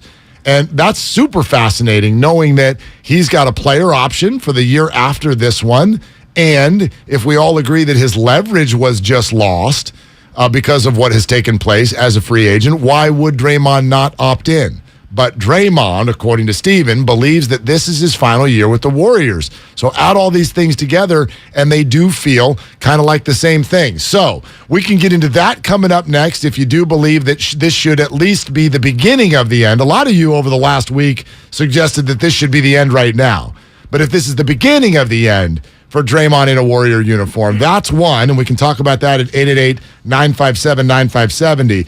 And then we also need to play for you what Steve Kerr said the other night about Kevon Looney. It got a little bit of run. You heard Steve Kerr in a lot of places. I ride with Looney. He's a special man. That quote was much longer, and you need to hear, and we need to discuss what Steve said about Kevon Looney. We'll do that around the corner. It's Willard and Dibs on 95.7 The Game. Opening night is less than a week away. It's a three, and it's money in the bank. Cold hard cash for Stephen Curry. Hear every three. Corner three, Stephen Curry. Every splash. Thompson sets his feet, lets it fly, splash. And every moment. From a hot bench. Nobody in the association has scored more than Curry in a single game this year. He's got 48. On the home of the champs. Mother sucker. 95.7 The Game.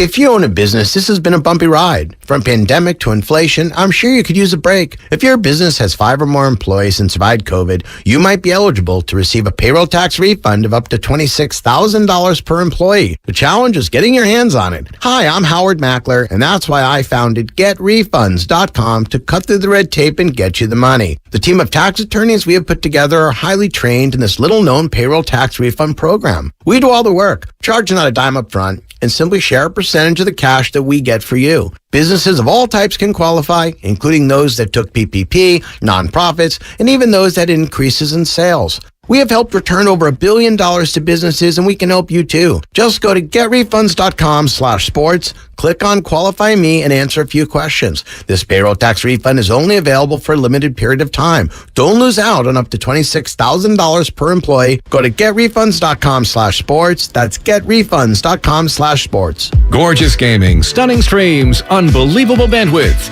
It's another Lifestyles of Gagillionaires. Meet the AT&T Fiber customers winning at life with hyper-gig speeds.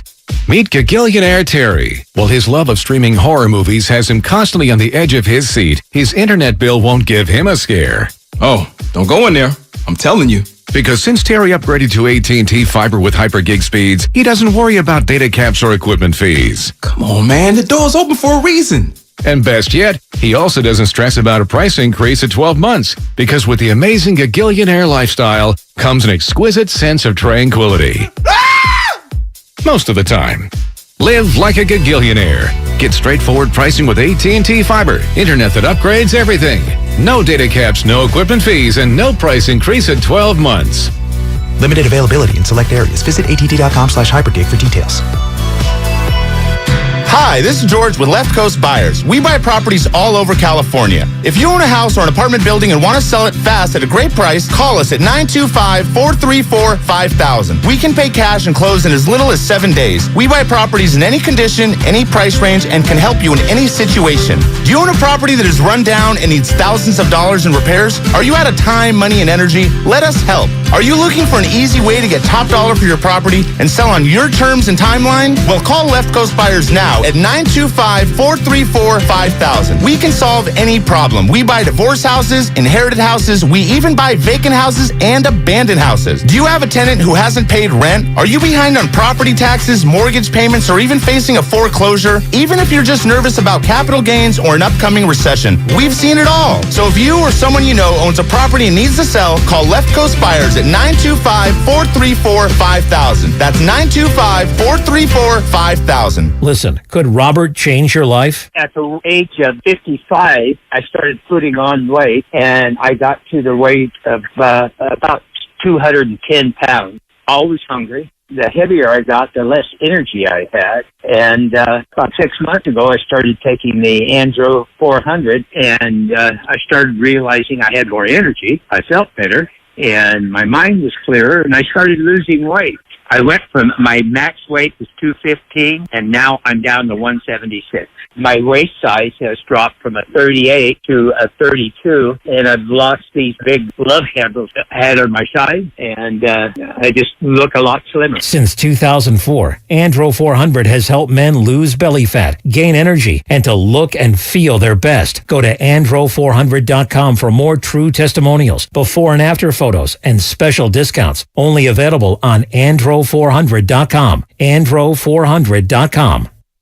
Blink 182 is back. June 22nd, 2023 at the SAP Center, and 95.7 The Game has your shot at tickets. For your chance to win, head to 957thegame.com/contests. We are all on this planet together, so join Odyssey and find your one thing. After Halloween this year, don't throw out your jack-o'-lantern. Use it to start composting instead. Pumpkins and other gourds are perfect additions to any compost pile. Also, you can add container soil and roots from potted plants that have withered away. And if you have a garden, be sure to add garden waste from cleaning and pruning, like stems, roots, and leaves. Join Odyssey.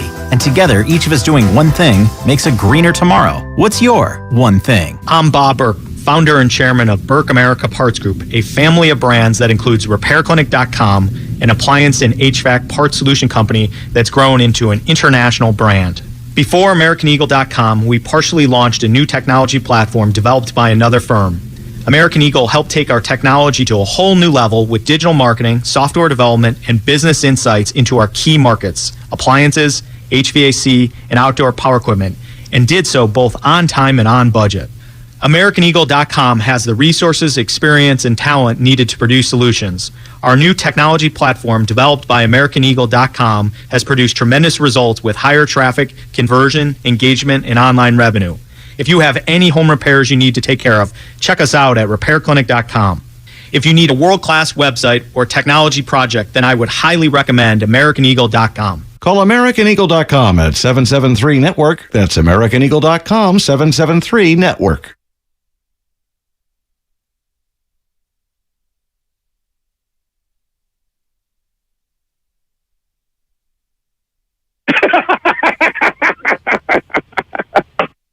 Now, back to Willard and Dibs on 95.7 The Game. That was an elite laugh.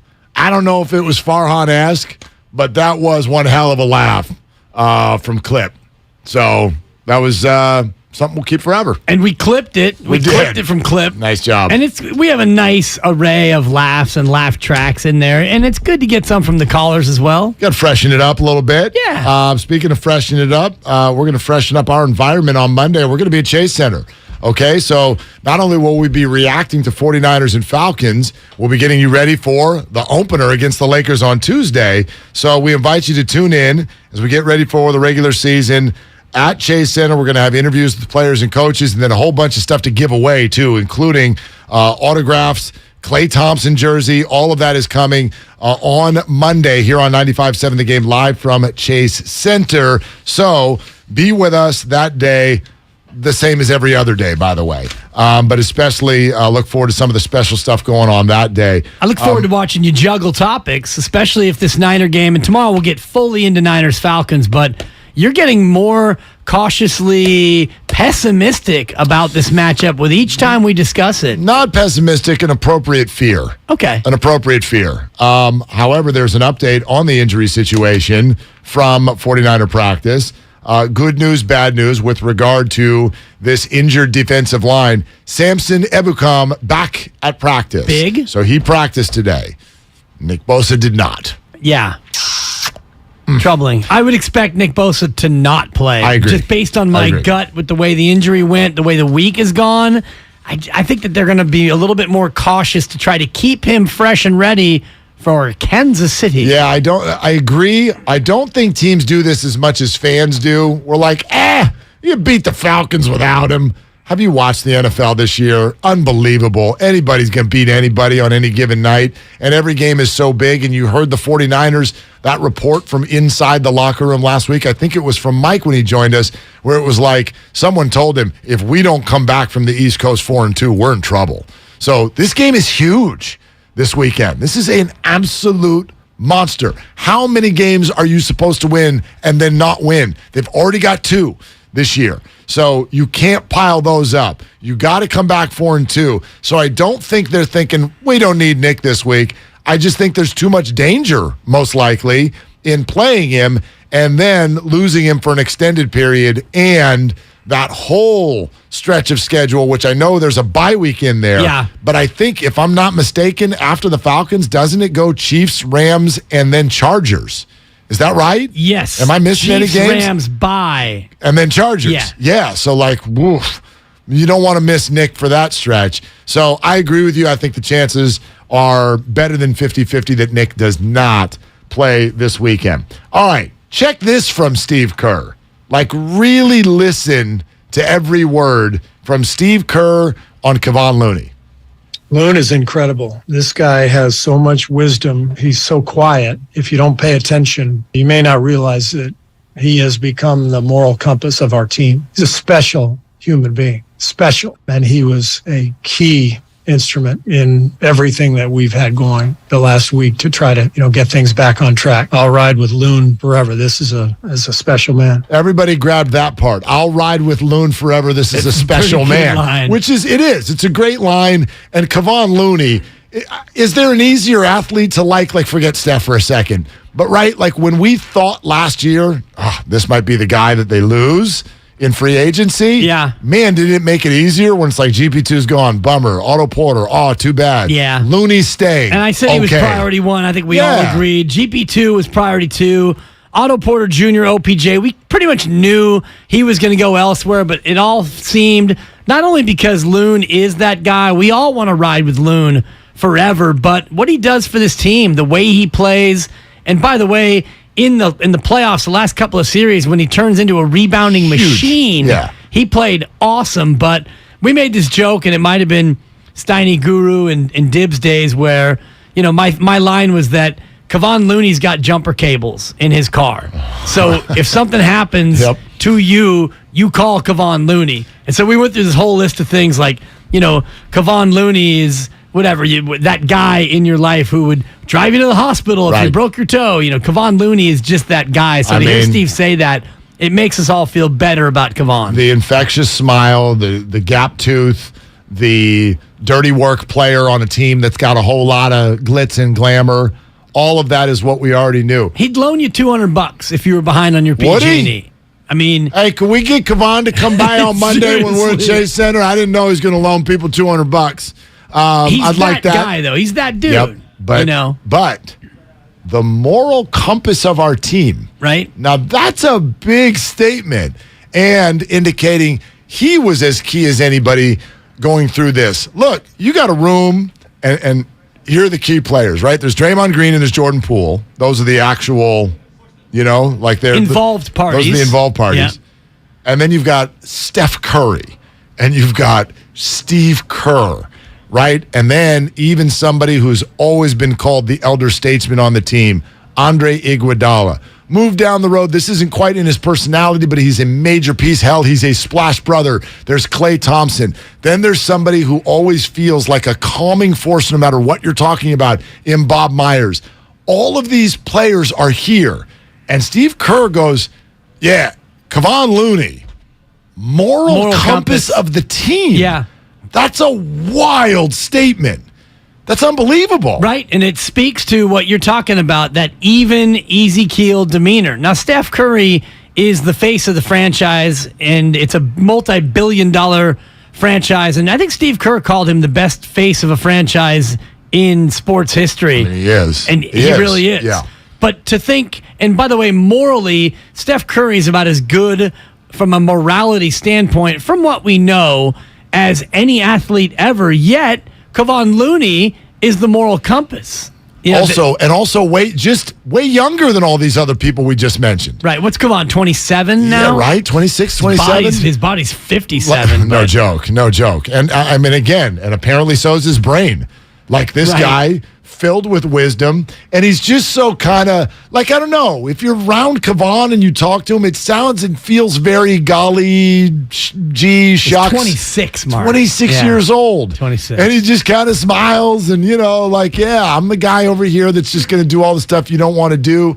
To have him elevated to, like, a leadership role like that from a mental standpoint is, again, to the point of, like, Buster Posey's edgy and Kevon Looney runs the show is not what I had on my bingo card last night. Not for today. That's not what I had on my bingo card. You talk about, and I'll call Kevon Looney a role player for the sake of this argument, but is there a more beloved player in that sphere in the Bay Area, a non-superstar kind of athlete? Because we look at George Kittle, we love him, he's a star, Fred Warner and all the rest of it. Like, is there another athlete in the Bay Area in that same kind of sphere, that role player kind of arena that we love as much as the moral compass of the Warriors? That's more important. I mean, you could eliminate both baseball teams right away. Like, nobody stands out on that at all. One of a name that comes to mind, but you may not call him a role player, and that would be fair, is Trent Williams, because he's an offensive lineman. Right, so therefore, can an offensive lineman be a star? I don't even know. Well, when you're the highest paid tackle in football, maybe. Left tackles are paid, but is he a star? Is there visual recognition? Right. Walks into the room, holy hell, Trent Williams just walked in. Like, that's Kittle stuff. That's quarterback stuff. That's Steph stuff. That's all of that. So I guess it can make that case. Trent Williams is the one who stands next to Debo and walks this team onto the field. Yeah. Like, he is a leader. He's beloved, Yeah, he is a leader. Elder statesman for sure in that locker room. All right, much more room for your calls at 888-957-9570. Steiny and Guru are looming as well. It's Willard and Dibs on 95.7 The Game. The Niners look for their third straight victory. The 49ers with a big win on Monday night. They back it up with a victory in Carolina. San Francisco has got a little something going now. Falcons. Mariota, well protected. 6-1 for London. Our pregame coverage starts at 9 a.m. right here on 95.7 The Game. Everything, our farm, our stand, our pop-up shop, it really all started when we discovered the benefits of local, raw honey for our family. And then we decided to turn it into a business. We were looking for something to help us get up and running. So we got the Chase Business Complete Banking Account. It's more than a bank account. It comes with Quick Accept, which lets us take card payments anytime, anywhere in the U.S. using the Chase mobile app. Plus, we get same-day deposits at no extra cost. For us, it's more than honey. It's about sharing a little sweetness with the world. Get the Chase Business Complete Banking Account with the essentials you need to help get your business going. Learn more at chase.com/business-complete-banking. Chase for business. Make more of what's yours. Quick Accept is not available in U.S. territories. Enrollment required. Usage subject to approval. Same-day deposits available for payments before 8 p.m. Eastern Time, Sunday to Friday. Fees and rates apply for checking and processing. Limitations and restrictions apply. Participants compensated. Merchant services provided by Payment Tech LLC and WePay Inc. Subsidiaries of J.P. Morgan Chase Bank and a member FDIC. The Golf Mart, home of the 90-day 100% satisfaction guarantee, serving Northern California golfers for over 30 years.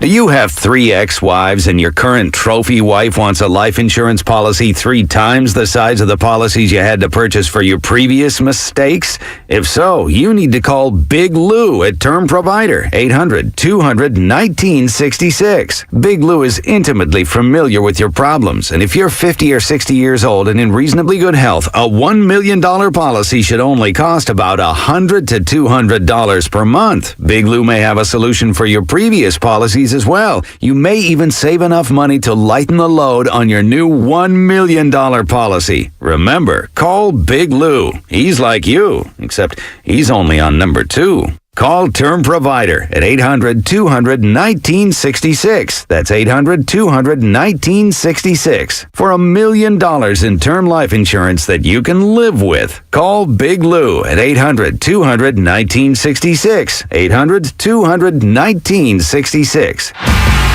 Now it's time for the closer of the week.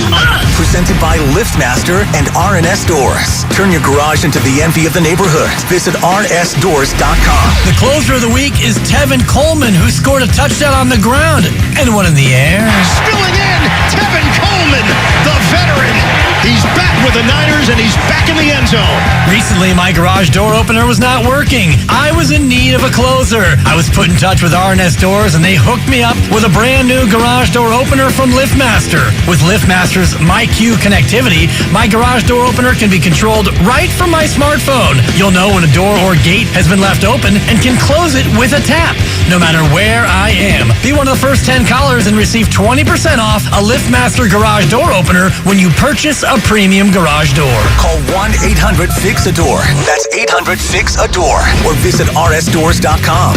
R&S Doors. Look for the red truck. Get a cash offer for your car, truck, or SUV today at your local Bay Area Chevy dealers. Selling has never been easier. Just bring it into a Bay Area Chevy dealer, get a free appraisal, and we'll make you a cash offer on the spot with no obligation to buy. We buy any make or model, paid off or not. Find your local Chevy dealer at BayAreaChevroletDealers.com. Finding great candidates to hire can be like, well, trying to find a needle in a haystack. But not with ZipRecruiter. Its powerful technology actively finds and invites qualified candidates to apply to your job. So while other companies might deliver a lot of hay, ZipRecruiter finds you the needle in the haystack. See why 4 out of 5 employers who post a job on ZipRecruiter get a quality candidate within the first day. Try ZipRecruiter for free at ZipRecruiter.com/free. That's ZipRecruiter.com/free. Prescription products require an online consultation with a healthcare provider who will determine if a prescription is appropriate. Restrictions apply. See website for full details and important safety information. Subscription required. Refund available for 60 days after purchase. Hey guys, did you know there's a generic form of Viagra that works just the same but is 90% cheaper? And you can get it online? Just go to 4hims.com/joy. You'll get a free medical consultation, discreet shipping if prescribed, a 100% online process, and trusted generic alternatives to the biggest brands at 90% off. That's right, get generic for Viagra, the same active ingredient as brand name Viagra, but 90% cheaper. It's the same medication you get from your doctor, but with zero copay, no expensive appointments, and no awkward face-to-face conversations. Results are guaranteed or your money back. To start your free online visit, you need to go to this exclusive address, 4hims.com/joy. That's 4hims.com/joy for your free online visit. FORHIMS.com/JOY. San Francisco weather, some sunshine today, a high of 61 degrees. Weather brought to you by one thing. Cut up six-pack rings and reduce your use of plastic to help keep it out of our waterways and oceans. Join Odyssey, and together each of us doing one thing makes a greener tomorrow. The annual Harmony Walk to End Hunger and Homelessness in Richmond is October 22nd. Register at gripcares.org. Hear local music, take your kids to the bounce house, and make a difference together. Register now at gripcares.org.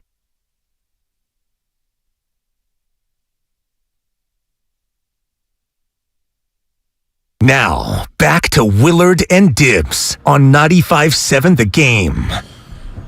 Who you got tonight, by the way? I'm going back and forth on this ridiculous matchup, the Commanders and the Bears. It appears that in the moment, the spread has flipped toward the Commanders. They were plus a couple of points earlier in the week. Then it was a pick 'em when we woke up this morning. The Commanders right now are laying 1. They are -1 in this game. You and I will make our picks for all the games. Yeah. You can always find them on social media. The spread formation, we pick every single game. Dibs has the lead. By 4, though. By 4. No blood this last week. Am I in second place you alone? Are. Yeah, you are. And then Spadone. And then Kyle is way down yonder. Hey, Kyle! You're going to have to shout a little louder. Kyle! Yeah, we're over here. All right. Yeah, he knows. Way down yonder. And the banks. The Outer Banks is where he is.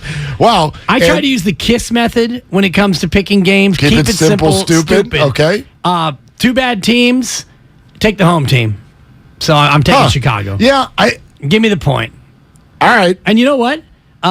This game smells like there might be a tie.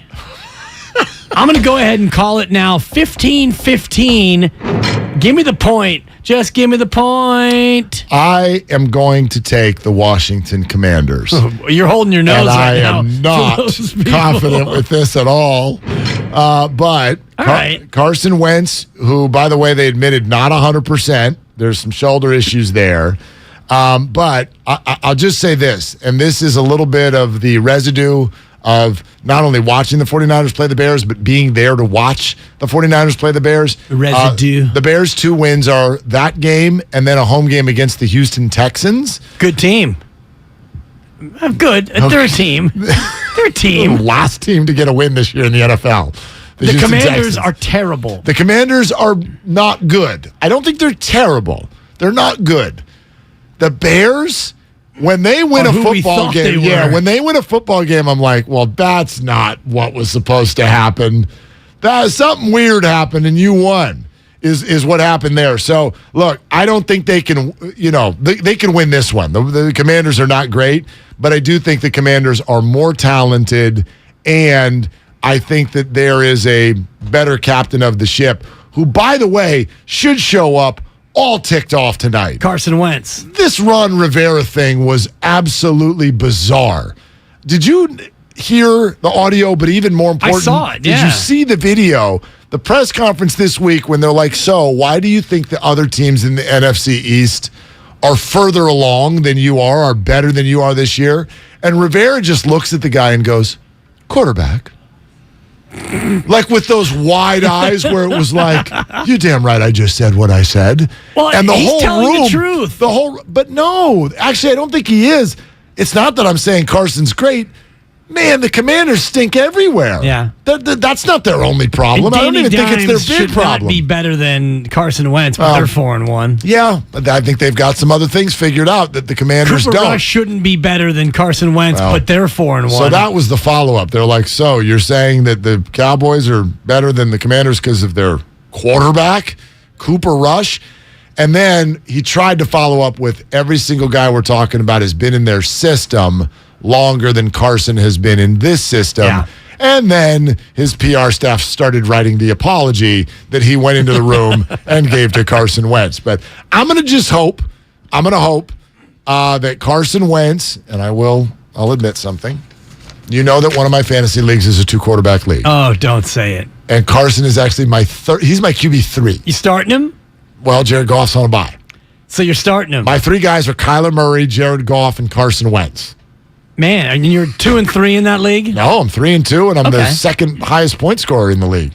Team's very good. Goff's been pretty good. Yeah, Goff. And Kyler scores, He's been the Lions have been fantasy gold. Yeah, they have been. Gold, Jerry. You called that too preseason. You were liking the Lions. The Lions have been really fun to watch. I think that this game comes down to a playmaker, and I'll take the team with the best playmaker, Justin Fields. He's not a very good thrower of the football, but by God, when he's out there scrambling, rumbling, bumbling, and stumbling, he can make plays. The Bears are undefeated at home. Washington winless away from whatever stadium that they have these days. 2-0 at home. 2-0. 0-3 on the road. Give me the Bears. Oh, my gosh. Yeah, no, I'll take the Commanders. Okay. Actually, now I am confident in it because now that line doesn't even make any sense. The Bears are undefeated at home, and the Commanders have not won on the road. But you mentioned the Bears beat the Niners. Well, Mother Nature gets the win. Well, the Bears beat the Texans, and the Texans are terrible. Right. The Texans are probably the 32nd best team in football. The Commanders, I think, are probably 28-29. Yeah, at least, yeah. Bears with a win. It could be a game out now. Oh my god! In the old NFC See, that's North. what I'm talking about in the NFC. If this team shows up and they're 3-3, and they're like, "Well, what about us?" Yeah. No, not you. Go back to bed. What about us? What are you doing? All right, I said Steiny and Gulu. It's actually Steiny and JD. Yep. So they're going to get in here in just a little bit, and we will start to kind of ramp up to the idea of whether or not there's a healthy fear of this football game this weekend for the 49ers. What are some things we know about the 49ers when they struggle? Mobile quarterbacks on the other side. Marcus Mariota. Nick Bosa's not there. Nick Bosa is Captain Trickledown, is what I would love his nickname to be. I know he's JP Small Bear or whatever the heck he's called. Yeah, no, it's not very catchy, but here's what I mean by that. Go back to 2018. 2018, the 49ers as a team had 2 interceptions the whole year, which is laughable. It's almost impossible. Then they came back the very next year with the same secondary and went to the Super Bowl. Why? Had a pass rush. Exactly. That's what I was asking Mike Silver earlier about the chicken and the egg nature of this defense, and he cited that defense, which was the pass rush was so nasty, the secondary feasted. Right. Now, I think this secondary is way better than that secondary, although it's now down a very big piece with Emmanuel Mosley out. I'm not as worried about the Jimmy Ward situation because those safeties have played really well without Jimmy Ward all year. So it's still a very good secondary, and I think better than the one in 2019. But if the pass rush is compromised, that's going to make life a lot harder for the secondary. I guess my point is I'm moving the line with regard to the expected total points for the Falcons. If we've come to believe that the 49ers show up and the other team's going to score between 8 and 15 points, I think the Falcons can maybe get to 17, maybe even 20. And that's going to not mean that the 49ers won't win. It's just going to mean, like, I think this is going to take 3 offensive touchdowns in order to win the game. Vegas will tell you that it'll take a little bit more than that. And the line, by the way, has moved to 5, from 5 and a hook down to 5. Down to 5. Over-under is 44.5. So the basic expected total is 25-20, which 25 is kind of an odd number to achieve in the NFL. But they're telling you 25-20 with an over-under of 44 and a hook. So 3 touchdowns and a fuga for the Niners, 24. Well, you're going to need 24, according to Vegas, to get this thing done. Well, and I'd love a defensive touchdown, but they've had it the last 2 weeks in a row, and I don't think you can rely on that. So the offense, that's especially kind of my without point. the same front right, exactly. that you're going to have. Exactly. I think that's a good point. Yeah, all right. So Willard and Dibs, thanks so much, everyone, for the hang today and all of the interaction. And now we hang out a little bit more with Steiny and JD. We've got 4 more minutes to say good morning, gentlemen. So good morning. How are you guys doing? What's cooking? Good morning. Yeah. Good morning, yeah. What's up, fellas? What are we thinking about? What are we thinking about? Yeah. What's what are we cooking, thinking man? about? Jordan Poole?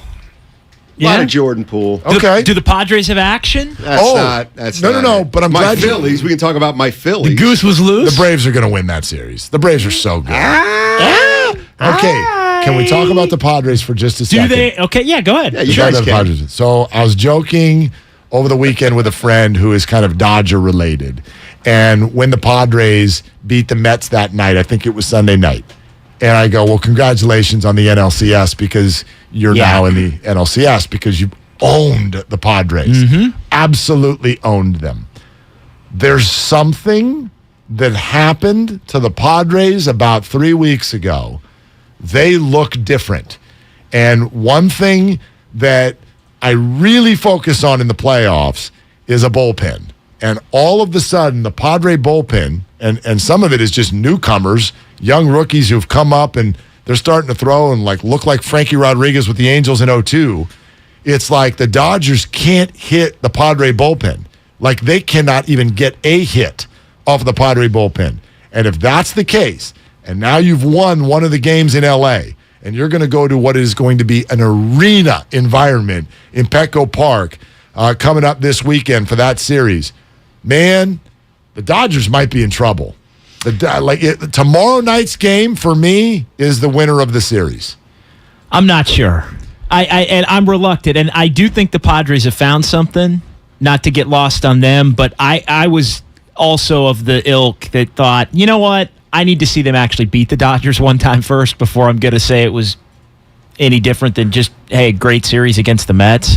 So I'm not sure. I mean, the Dodgers are still really good. And they could win. I mean, what's the percentage of Dodger fan at that game tomorrow? Less than what would be in any other time in the history of that team is what my answer will be. 60-40? No. I think it's probably closer to 85-15 based on San Diego, where San Diego is now. San Diego's got nothing else. I mean, you're saying 85-15 in favor of the Padres. Yes, I am. Yeah, I see that. I agree with. I think the Dodgers will represent it. They always do in San Diego. But you're right. Like, this is a moment in San Diego sports. I hope so. This is the night they've been waiting for. Biggest moment in San Diego sports since. Since Kawhi was playing for the Aztecs. 1998. Oh no, I was going to say since 98 Bill World Walton Series. was playing for the San Diego Clippers. Michael Cage. 98 World Series. 98 World Series. Tony Gwynn against the Yankees. Got swept. I guess the Chargers didn't have any moment from that point to when they left. Not there. They made the AFC title game that one year where Phillip Rivers tore his ACL, but that was on the road. Air Coryell. Yeah. I mean, I do. Yeah, I I'm remember. just being Guru. He's not here today. Yeah, you got to fill. You did that Fill well. the void. You did that well. Yeah, JD, if you're going to be in for Guru, you got to come into the changeover and just yell about something. Okay, Yeah. we'll get to that point. We'll get to the yelling I'll get there. portion. Yeah, all right. And good afternoon for the first time as we there it is. noon. And then I should say you're listening to 95.7 The Game, KGMZ FM and HD1 San Francisco, always live on the Odyssey app. I'll give the baseball playoffs this new format. It feels like it's coming at you a little faster. Like boom, boom, boom. There's we don't have the one-game playoff, which I miss in terms of urgency, but I understand it's not fair. But this still comes at you fast, where if you lose one game in a 5-game series, right? Like this Padre-Dodger game tomorrow night, that's huge. That's watchable. That's watchable. It does happen a lot with me anyway.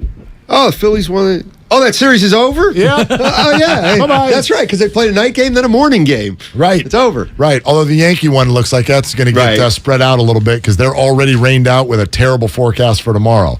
So they got game one in, and then they're going to get 3 days off. And that's, I think, part of the problem with this lockout and the expanded playoffs. I don't know if you saw the World Series, but if it goes the full freight of games, I think it's November 5th. I don't think any of us really clamor for November baseball. It always bleeds into November, though, right? Not always. Usually. I can remember, for instance, and I hated this as a parent. Snow? When the Giants were playing, and I think this was the Mad Bum game in Texas, was on Halloween. Yeah. I'm like, well, hell. What am I supposed to do? Tell my kids we're not trick-or-treating this year because there's a game of the century on? I mean, November 1st. I hated that. November 1st, 2010 is the day that the Giants won. Yeah. That first World November Series. 2nd last year, JD, Braves win 7-0. What kind of day was that? November 1st, What do you mean? It was a Monday. 2010. It was a Monday. Guy's unreal. Unbelievable. He may not even have to do the calculus there. He may just have remembered. Of course he remembered, yeah. Pick a date any day. I was there. He may play that No, seriously, if things get slow, we can go through last year's Warriors schedule with JD and have some laughs on exactly what happened, which game, and what day. You do have an incredible sense for that. One thing we didn't get to, and I'm just seeing it on the TV right now. Gosh. This was so good. Let's huddle up. Russell Westbrook. Nah, I'm good. We didn't even get to the regular season before these two started hating each other. Why would they not just do the trade where they get Miles Turner and Buddy Hield and they give the Pacers a couple of first-round picks to take rid of Westbrook? Ross, yeah. Why wouldn't you do that? You get two functional players. Do we know that that's been agreed upon? Addition by Do we know that the Pacers would do that? It was reported that, the Pacers would do that for the two first-round picks. Yeah, I don't know, but I'm with you. I would have. Mark called it over before it even started. If I'm the Lakers, I just, from last year, wouldn't you, that was embarrassing. How do you not get Russell Westbrook the hell off that roster somehow, some way? How do you not do that?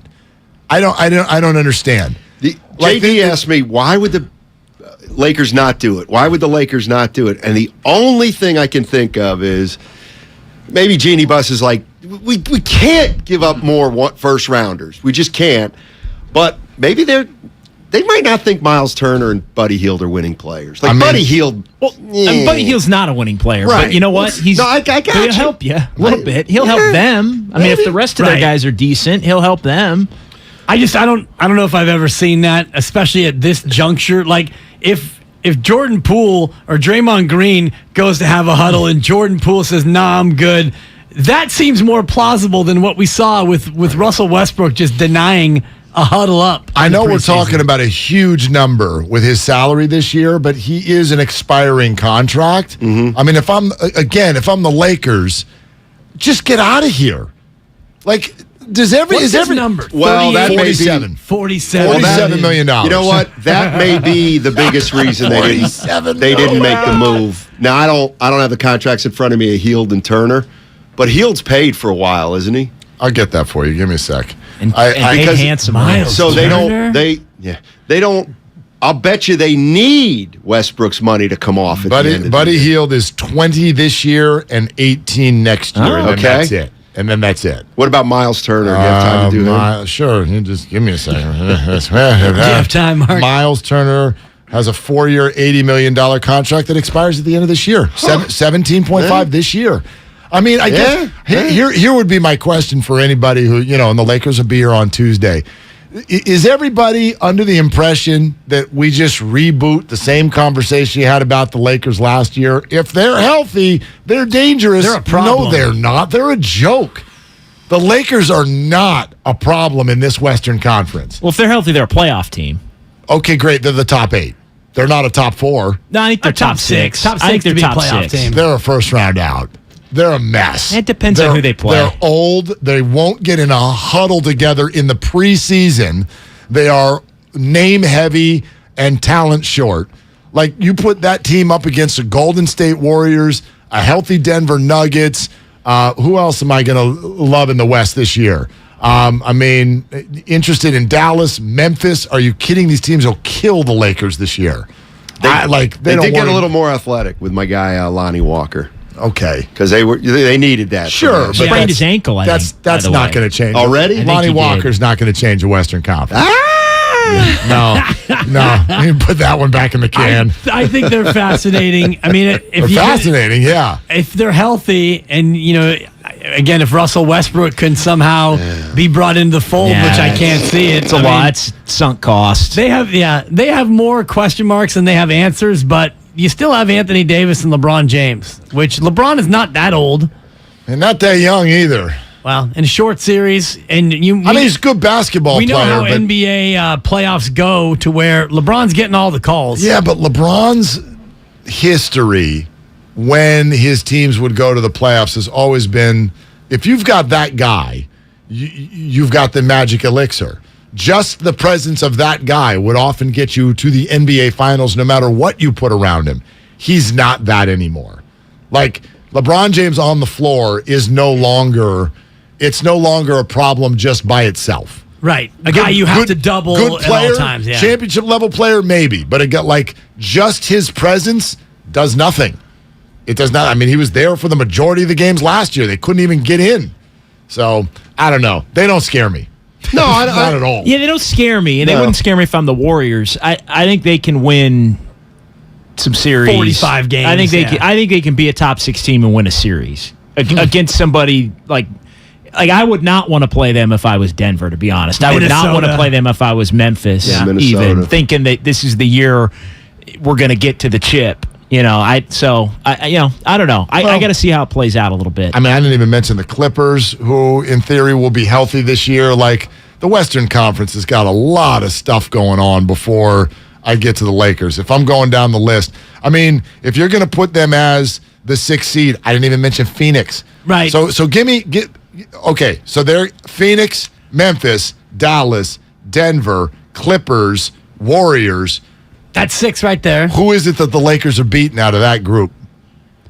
That's tough. It's a tough group. I didn't even bring up Minnesota. What did we see last year, though, from 1 to 6 was only separated by 6 or 7 games. So, a lot of this, if it's as packed in the West as it was last year, you may find, some team gets hot, some team gets cold late. Lakers could sneak in. Yeah, I mean, you had 7 teams last year that had 46 or more wins. And the top seed only had, Phoenix was Phoenix had 64. Above and beyond, but yeah, then it got bunchy with Memphis at 56, Warriors 53, Dallas 52, on down the line. But again, we're mentioning all these teams 46 or higher.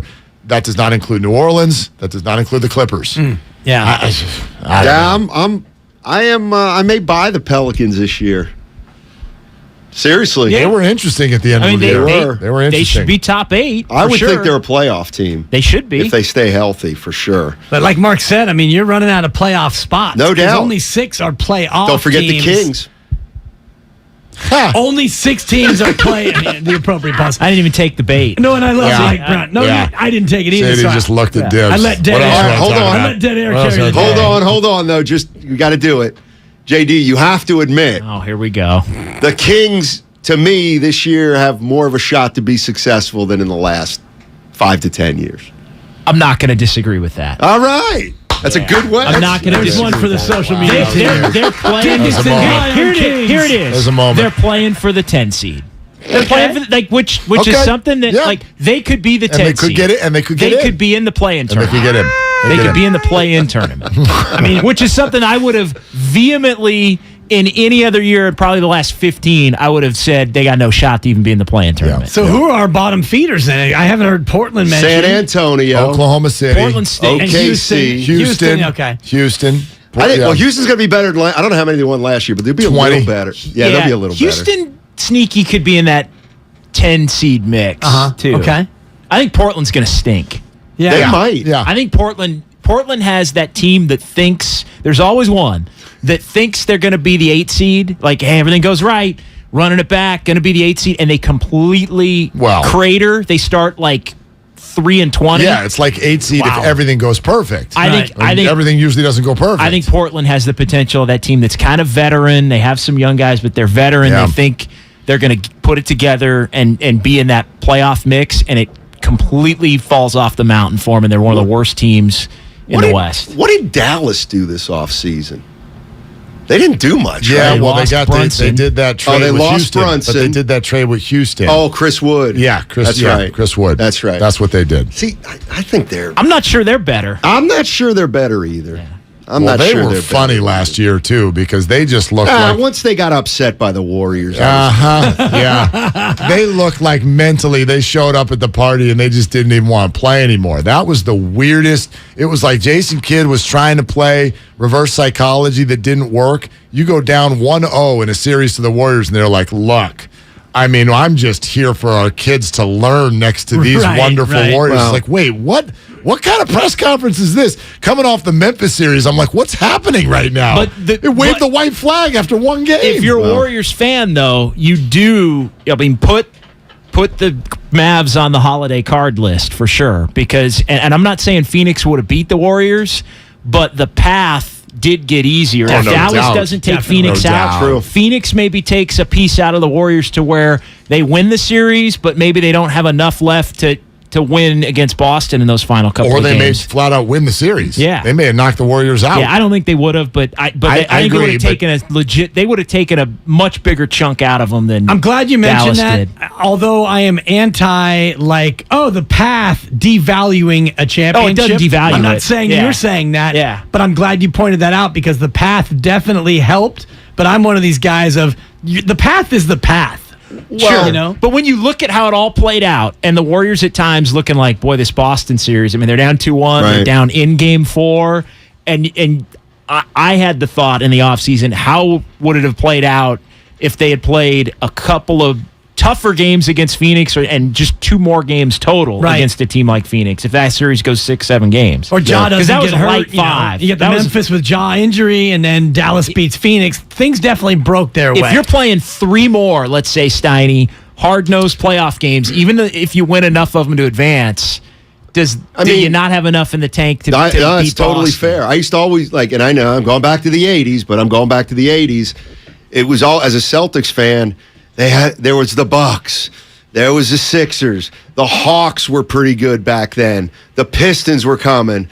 And it was tough to get to the finals, and there were the Lakers playing the Denver Nuggets and the Dallas Mavericks with Derek Harper, and they won every series in 5 games. Rolando Black. Yep. Nice. Yep. To me, my theory on him, hit 2 of the most clutch foul shots in basketball history, right up there with Dougie Collins at the 72 Olympics. Yeah. To leave Ramil Robinson out of that?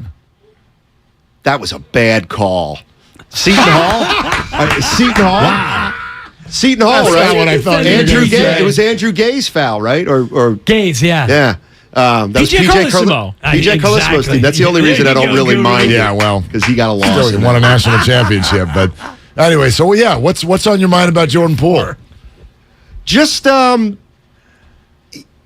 he's come out of this clearly as somebody who's pretty mature for his age. And I don't know if JD's going to meet me meet me all the way here, but he's 23 years old, and it was up to him how they were going to move forward. I'm not saying they would have said, if he says get Draymond out of here, they would have gotten Draymond out of here, but this is big. If he's okay and he can move forward, all right. I still feel like those are ifs. They are ifs, but it's the start. Like, we don't know yet. We don't know how this got here. No. But what I'm saying is, it's a start to the possible healing. Yeah. That's all I'm saying. Yeah.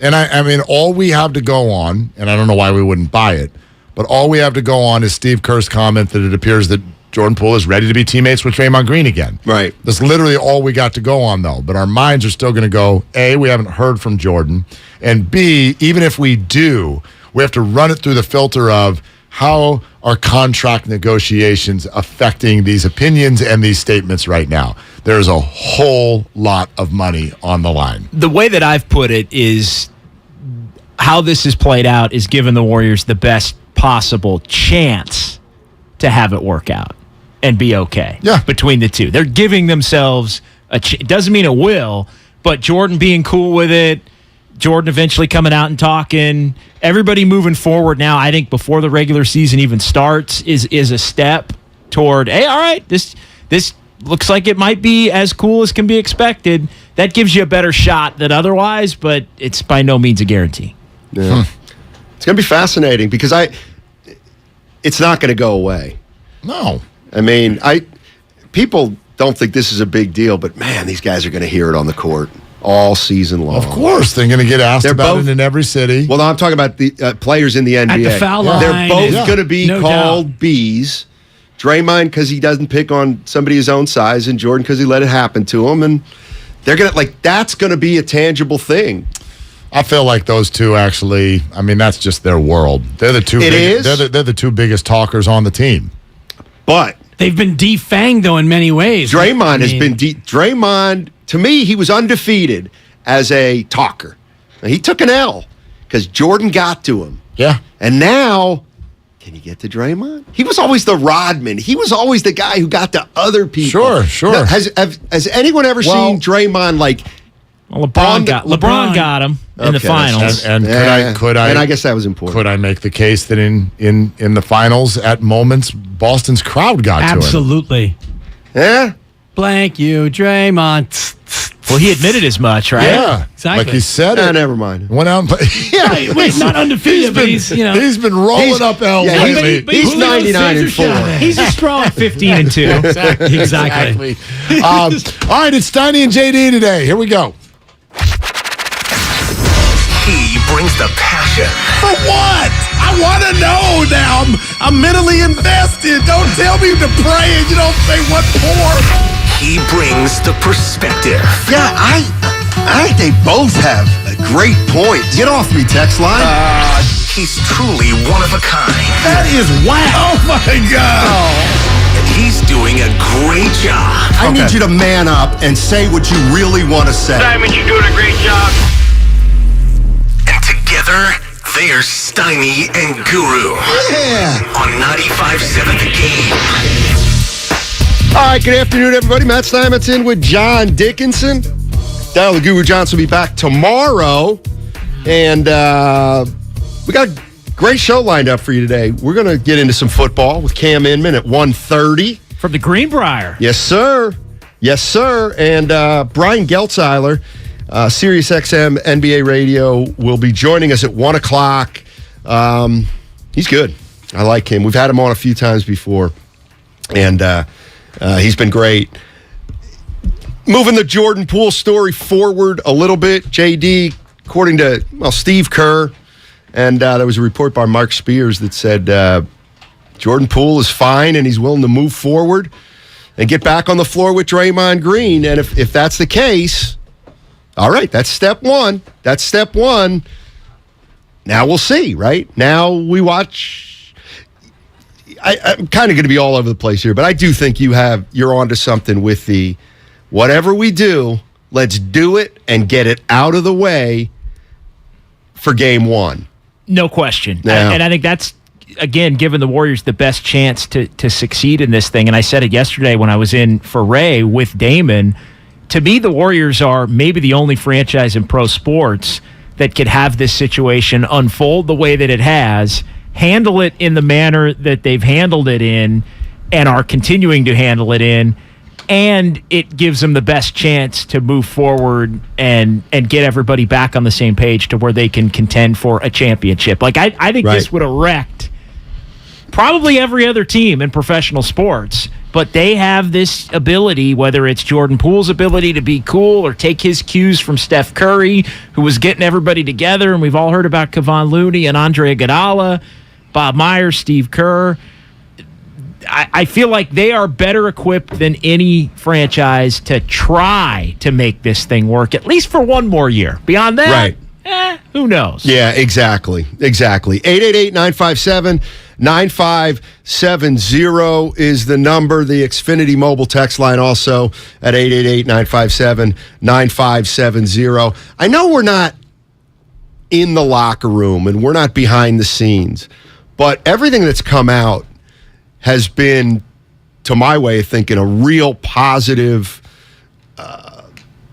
Jordan Poole's been portrayed very positively since this occurred. And this is what got me to thinking. And Steph Curry is Steph Curry, and he'll never be touched by anybody around here. But this team's getting a little bit older, and it's not going to go on forever, and we're starting to see that, I think, I don't want to say unravel, but come to fruition. So now they got a player, Jordan Poole, who's 23 years old and due for a contract extension. I just feel like what he's done in the last week, if what he's done has been accurately reported, is, okay, might not be Steph Curry the player, but he's it looks like he's a real high character guy. And yeah, he chirps, but if he's able to move on from this, I mean, it's a guy you kind of want on your team in a way, because first of all, I've been really thinking about him. I think he's pretty good. And I looked at his numbers at his age compared to Klay Thompson. They're very comparable. I mean, this kid averaged 18 points per game on a championship team in the regular season. And now apparently he's handled this terrifically.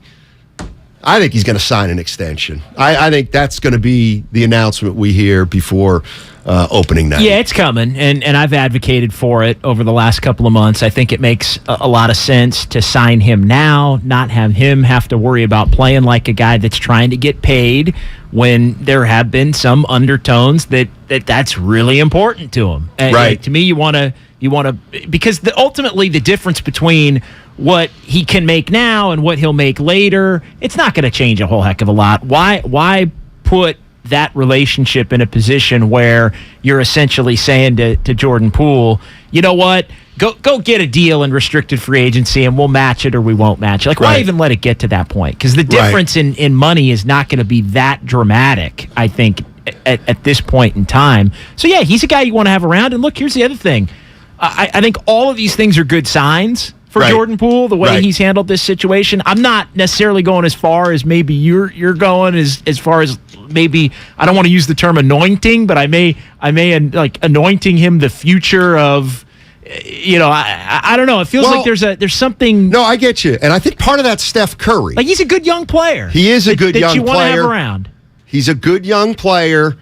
And I'm not saying Jordan Poole's got to retire a Warrior. But to me, extend this guy for 4 years so you can find out if how big of a star he is. No doubt. And he's somebody that you definitely need this year. And Absolutely. you need for the next couple of years.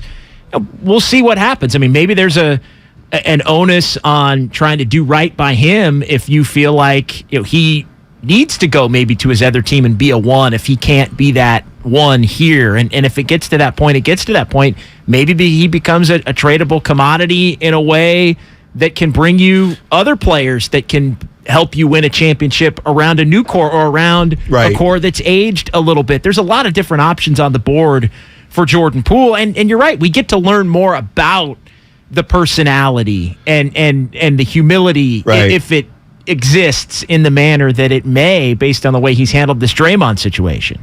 There's also a risk the Warriors face if they don't extend him before the 17th, and that is this. And we've seen it occasionally with restricted free agents. If Jordan Poole hits restricted free agency, but the league is under the assumption that the Warriors are going to match, they're not going to make an offer to him because you have to sit tight during that time period when the Warriors match. So you can't do anything. So there's a theory out there that some teams, they don't want to do the negotiating for the Warriors. Hey, we'll negotiate Jordan Poole's contract. We'll come to an agreement. And then the Warriors just say, yeah, that sounds good. We'll do it. But if he doesn't get an offer from another team, not because he's not good, but because I'm not doing that because the Warriors are going to match. Warriors are going to match. Warriors are going to match. Sometimes then the Warriors then have the leverage where they don't have to go to that number because you don't have any other offers. You know what I mean? Like we saw it a little bit with Ayton, and that apparently hasn't totally gone away. Yeah, he wanted to go. Right. Exactly. He wanted to go, and that's one of the things that I've been, pretty strict to sticking to in the last week is like Jordan Poole ain't going anywhere. Right.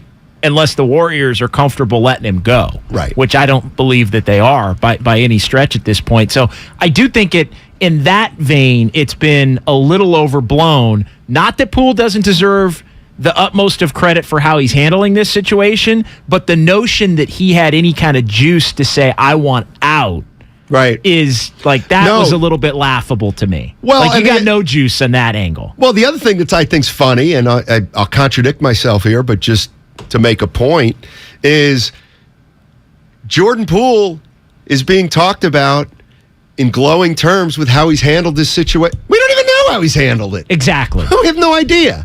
So, yes, the things that are being said leads me to believe he's okay with this or he's able to move forward. Here's what we're going to do today. Cam Inman at 1:30, that's in an hour. Brian Geldzeiler at 1, that's in a half hour. Our boss came up to me today and said, let me ask you a question. What would we be talking about if Draymond Green and Jordan Poole hadn't gotten into this altercation? And I said, that's a good topic. Let's get into it. Because the Golden State Warriors, to me, one of the challenges they have this year is generational, JD. And I want to get into that on the other side. And then I want to get into the young guys, Wiseman, Kuminga.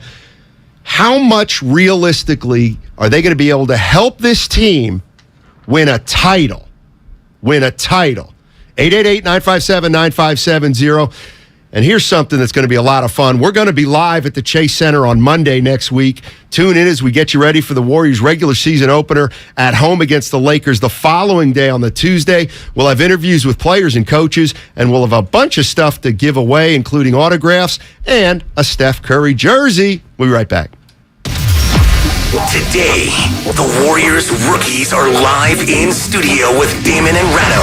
The Golden State Warriors select Patrick Baldwin Jr. Patrick Baldwin Jr. and Ryan Rollins are hanging out with Damon and Ratto live in studio. How about an NBA comparison to Ryan Rollins? Maybe like a CJ McCollum? Today, only on 95.7 The Game. Do you think all premium fuels are the same? Well, your engine doesn't. Shell V-Power Nitro Plus helps keep your engine running like new because it's engineered to defend against 4 main engine threats: gunk, wear, corrosion, and friction. So next time, choose Shell's most advanced fuel ever. It's fuel for thought. In engines that continuously use Shell V-Power Nitro Plus Premium Gasoline. If you own a business, this has been a bumpy ride. From pandemic to inflation, I'm sure you could use a break. If your business has 5 or more employees and survived COVID, you may be eligible to receive a payroll tax refund of up to $26,000 per employee. The challenge is getting your hands on it. Hi, I'm Howard Mackler, and that's why I founded GetRefunds.com to cut through the red tape and get you the money. The team of tax attorneys we have put together are highly trained in this little-known payroll tax refund program. We do all the work, charge not a dime up front, and simply share a percentage of the cash that we get for you. Businesses of all types can qualify, including those that took PPP, nonprofits, and even those that had increases in sales. We have helped return over $1 billion to businesses, and we can help you too. Just go to GetRefunds.com, click on Qualify Me, and answer a few questions. This payroll tax refund is only available for a limited period of time. Don't lose out on up to $26,000 per employee. Go to GetRefunds.com. That's GetRefunds.com. Dr. Trudy Fleer here with the 5G Home Recovery Podcast. Let's discuss a very real existential threat to internet speed. It's a big one. Ready? T-Mobile Home Internet. It lags. Ugh. Now, what is lag? Lag is a delay in data being transmitted across the internet. For example, you're hitting that hot drop, the parachute cuts out, you've got an unsuspecting bot in your sights, and lag! You were actually eliminated 10 seconds ago. Nobody deserves that. So stop letting T-Mobile Home Internet ruin everything and switch to Xfinity. Learn more at xfinity.com/TMOFax. Get an amazing value on Xfinity Internet with unlimited data included. Switch for $55 a month for 2 full years with no annual contract required and no equipment fees for 24 months. Go to xfinity.com/TMOFax, call 1-800-XFINITY, or visit a store to learn more. Requires paperless billing and autopay. Ends 10/17/22. Restrictions apply. New fast internet and xFi Complete customers only. xFi Gateway required. Taxes and fees extra and subject to change. After 24 months, regular rates apply to all services and devices. Hi, this is George with Left Coast Buyers. We buy properties all over California. If you own a house or an apartment building and want to sell it fast at a great price, call us at 925-434-5000. We can pay cash and close in as little as 7 days. We buy properties in any condition, any price range, and can help you in any situation. Do you own a property that is run down and needs thousands of dollars in repairs? Are you out of time, money, and energy? Let us help. Are you looking for an easy way to get top dollar for your property and sell on your terms and timeline? Well, call Left Coast Buyers now at 925-434-5000. We can solve any problem. We buy divorce houses, inherited houses. We even buy vacant houses and abandoned houses. Do you have a tenant who hasn't paid rent? Are you behind on property taxes, mortgage payments, or even facing a foreclosure? Even if you're just nervous about capital gains or an upcoming recession, we've seen it all. So if you or someone you know owns a property and needs to sell, call Left Coast Buyers at 925-434-5000. That's 925-434-5000. Great cars and great customer experience are what define a great dealership. At BMW of Fairfield, we deliver on both counts. BMW of Fairfield is the top-rated BMW dealership in the Bay Area, according to Google reviews. We love selling the ultimate driving machines, but our success rests on the outstanding experience we provide our customers. It's a better way to buy and own a vehicle.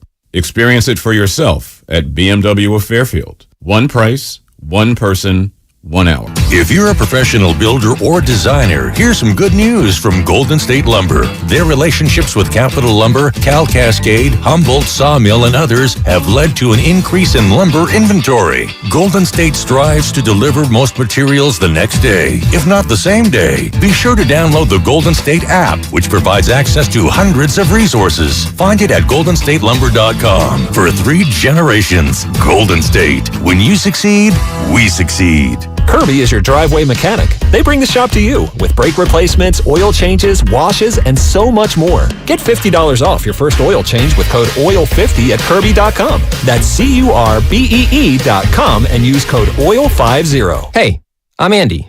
If you don't know me, it's probably because I'm not famous. But I did start a men's grooming company called Harry's. The idea for Harry's came out of a frustrating experience I had buying razor blades. Most brands were overpriced, overdesigned, and out of touch. At Harry's, our approach is simple. Here's our secret. We make sharp, durable blades and sell them at honest prices for as low as $2 each. We care about quality so much that we do some crazy things, like buy a world-class German blade factory. Obsessing over every detail means we're confident in offering a 100% quality guarantee. Millions of guys have already made the switch to Harry's, so thank you if you're one of them. And if you're not, we hope you give us a try with this special offer. Get a Harry starter set with a 5-blade razor, weighted handle, shave gel, and a travel cover. All for just $3 plus free shipping. Just go to harrys.com and enter code JOY at checkout. That's harrys.com, code JOY. Enjoy!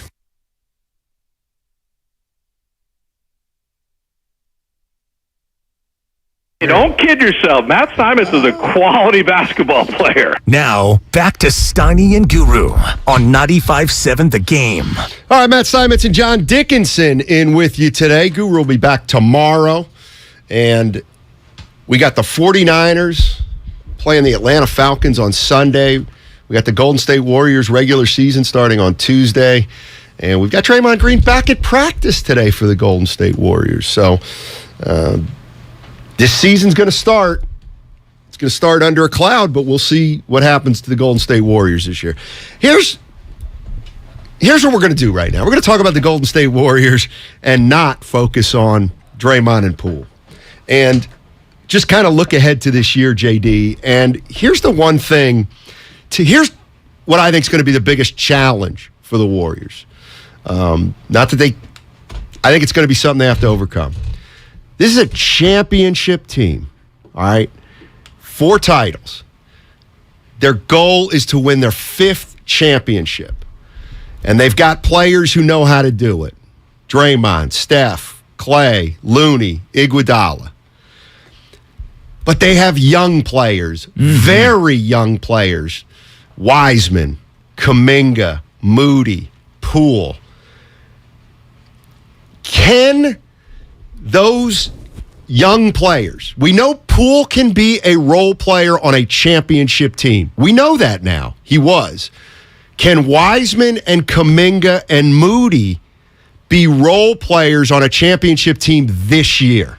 I think Moody can. Okay. Right off the top. I think Moody is going to play and be in the rotation every night at the start. So I think he'll kind of be like an Otto Porter minute type guy, or no? I don't know exactly whose minutes or how all that's going to shake out, but I think he's gonna play. But like Sean Livingston played every game back in the day, 15, 20 minutes. Like that'll be Moody. Yeah, I think Moody's playing. All right. I think he's in the rotation. All right. I think James Wiseman, I've been really impressed with. I think I texted you the other night. I'm like, Wiseman looks good. Right. Looks comfortable. It looks better around the basket, and in terms of just finishing and knowing when to go up and how to go up for some of those little jumpers in the lane. It looks solid to me to this point. I think they've got 10 to 15 minutes carved out for him as the backup center, like right off the top. Right. So I think that's a good sign as far as it goes. Kuminga, I don't know, because as you start to pencil out their rotation. I'm doing that right now, actually. I don't know that.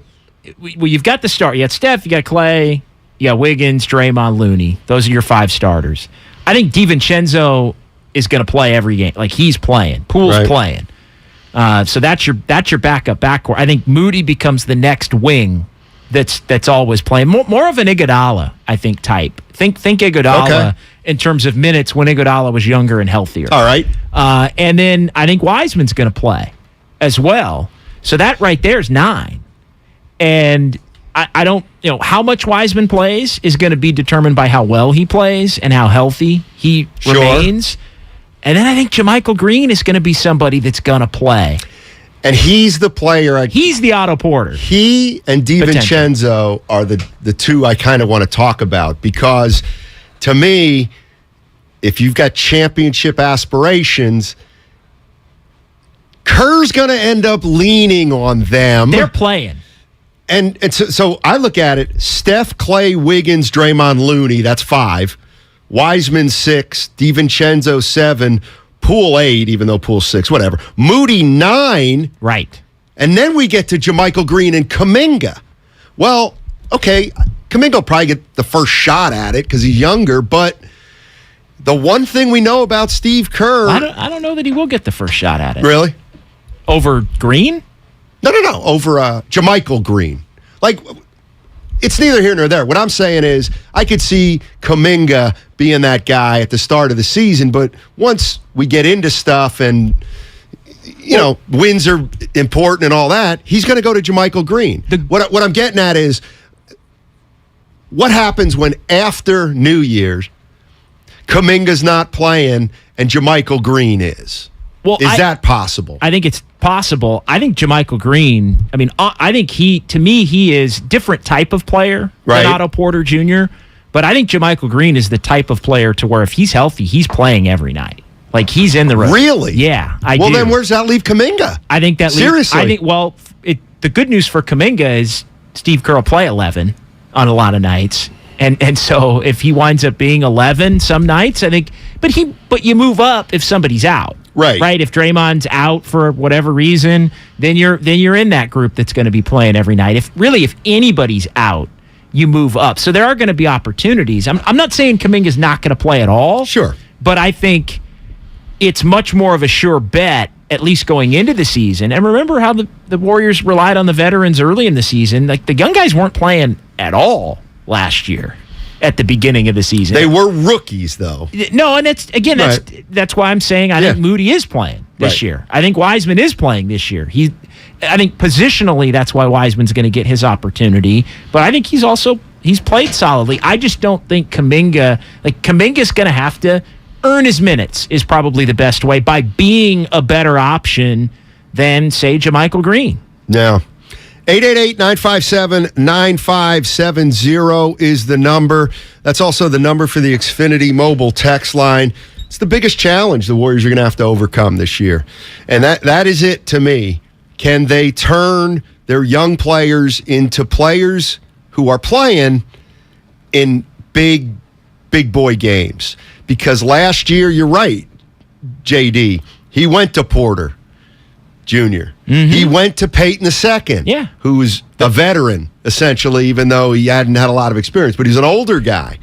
In some ways, they're more, I think, in some ways, they're more stable, at least going into the year, or they have a better shot at pulling this off, it feels like, going into this year than even last year. And they pulled it off exceptionally well last year. And you have Poole off the bench now, and you have DiVincenzo. Last year at the beginning, Poole was starting. True. And so so I think now you've got two guys coming off the bench that you didn't even have last year in that role. Right. So, I think they are deeper in that vein, but I also think, DiVincenzo's a young player in the league, but he's a veteran player at this point. So that helps you in terms of stability. Right. And not putting too much on a lot of these guys' plates too early. So I don't know. In some ways, I'm more confident, if that makes sense, that you can manage it all this year. Yeah, I'm the regular. To me, it's different between the regular season and the postseason. JD, how much can Kuminga play? How much can Wiseman play? How much can Moody play? And frankly, how much can Poole play to take some of the minutes and responsibility away from the older guys and yet stay in 1, 2, or 3 seed-wise? Because I agree, seeding doesn't mean much to the Warriors, but they don't want to be 5 to 8. No, but there's also two kinds of depth, right? We're talking about this under the guise of the Warriors have everybody in the starting lineup. Like, so but that's what I'm saying, but JD. I like their depth. Well, but that's what I'm saying. Let's say they're load managed Clay, which they'll probably Poole goes into the starting lineup. DiVincenzo becomes a backup guard. Moody is maybe the other backup wing. Can they keep winning those games? Kuminga gets to play more at a high clip, or maybe they're missing. Draymond's going to miss his 15 to 20, or Steph's going to miss 10.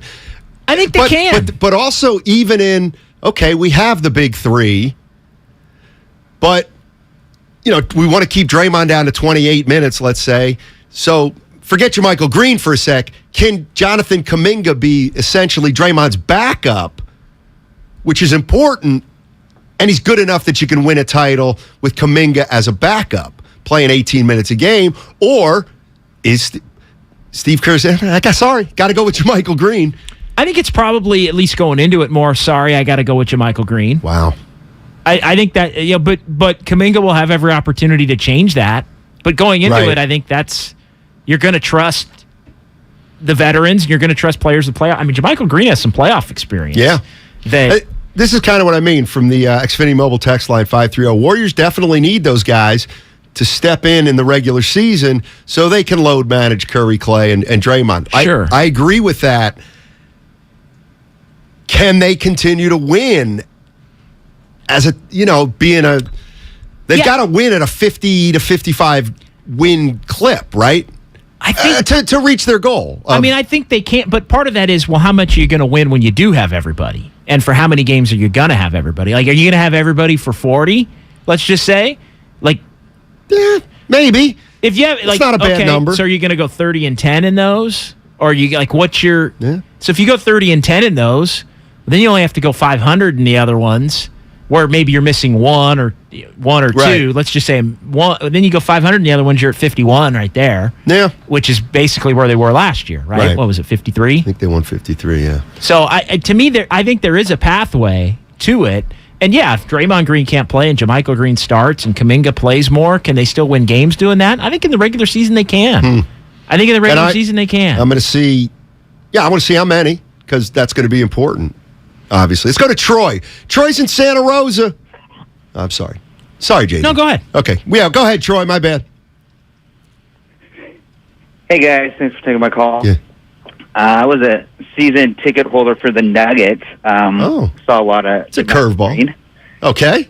And, moved back to the Bay. But, JaMychal Green, he's got a big body. He needs his rest, definitely. One thing I like about him, he might not have the highest three-point percentage. But he'll shoot them. He makes it. No, I'm just messing. He seems to make it when the game's close. Okay. If he's up by 15 or down by 15, he misses. So good. Clutch on when he needs to shoot. All right. And on the other thing, I do think Draymond needs to be traded, and I have a trade I'd like you guys to hear. Sure. Yeah. All right. Who did what there? Bad trade. Was that you, Evan? Evan, you didn't want to hear the trade? Well, it also, I think, sets a bad tone. And Evan, feel free to chime. I think when you say, hey, we're not going to make today about Draymond Green, and the first caller out of the chutes, like, I think Draymond has to go. I think that sets a bad tone. That's and true. Sometimes it's a tone you can't recover from. Well, I can always change a tone. Only Warriors fans get a full minute on 95.7. Oh, that's fair enough. You can't be a Nuggets season ticket holder. But you know what? Thanks for the JaMychal Green scouting report. That's about what I expect. Like, yeah, he's not a great three-point shooter, but he can make some threes. He's a different player than Otto Porter. I don't want. No doubt. I don't want. Oh yeah, he's more of a true four, I would think. And he can play some five. I think JaMychal Green can actually play some five. I think JaMychal Green will probably, if you needed to. Like, I watched JaMychal Green play his whole career, and it's always been like, yeah, JaMychal Green. But he'll probably be pretty good for the Warriors. You know what I mean? Yeah. Because he's obviously a pro, and he's going to fit in. Sounds like you're a little worried about Kuminga. I'm not really worried about him, but I also am not one of these people that thinks it's his time to cook.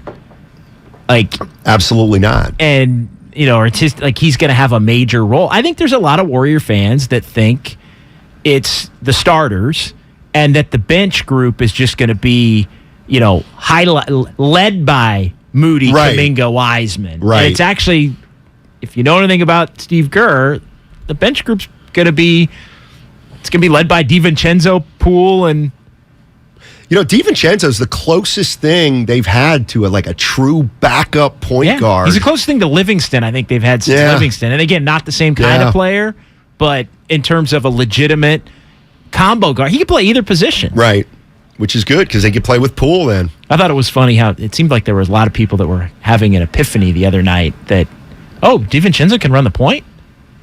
DiVincenzo. I don't even remember him last year. That's the issue. Remember him a little bit in Milwaukee. Well, you go to Sacramento, it tends to happen. Alex is in San Jose. What's going on, Alex? How you doing, man? Nothing much, just getting off work. Hey, so here's what I got. Hey, this JaMychal Green, I like him backing up Draymond Green. the simple fact that when he was on the Denver, he couldn't really do much. I feel like the Warriors can actually help him, and he can do a little bit more than what he was doing in Denver. He's a great fit. Good passer, and he can also bring a little bit of defense also. And with Kuminga, like her said, he doesn't want Kuminga handling the ball like that. I feel like Kuminga is going to be that Gary Payton in the dunker's box, fast break, and that's about it right there for him. His time will come. Just got to be patient with that. Yeah. And that Denzel guy, I don't know how to say his name, but he kind of reminds me of AC Law. But that's all I got. He said DiVincenzo reminds him of AC Law. Well, it's an interesting point on the Xfinity Mobile text line. GP2 and Porter gone will hurt big time if the young core can't step up in a huge way. But see, that's where I think DiVincenzo and JaMychal Green come in. Right. Like they are filling those spots. It's not the other players that are filling those spots. Right. So in other words, if last year Kuminga had to be better than Peyton II and Porter to get on the floor, now he's going to have to be better than JaMychal Green, essentially. Right. And even though DiVincenzo doesn't play the same position. But you know what? We had Slater on the other day. He was talking about Clay at 4. So what I'm getting at is, DiVincenzo wouldn't seem to have anything to do with Kuminga. But you never, depends.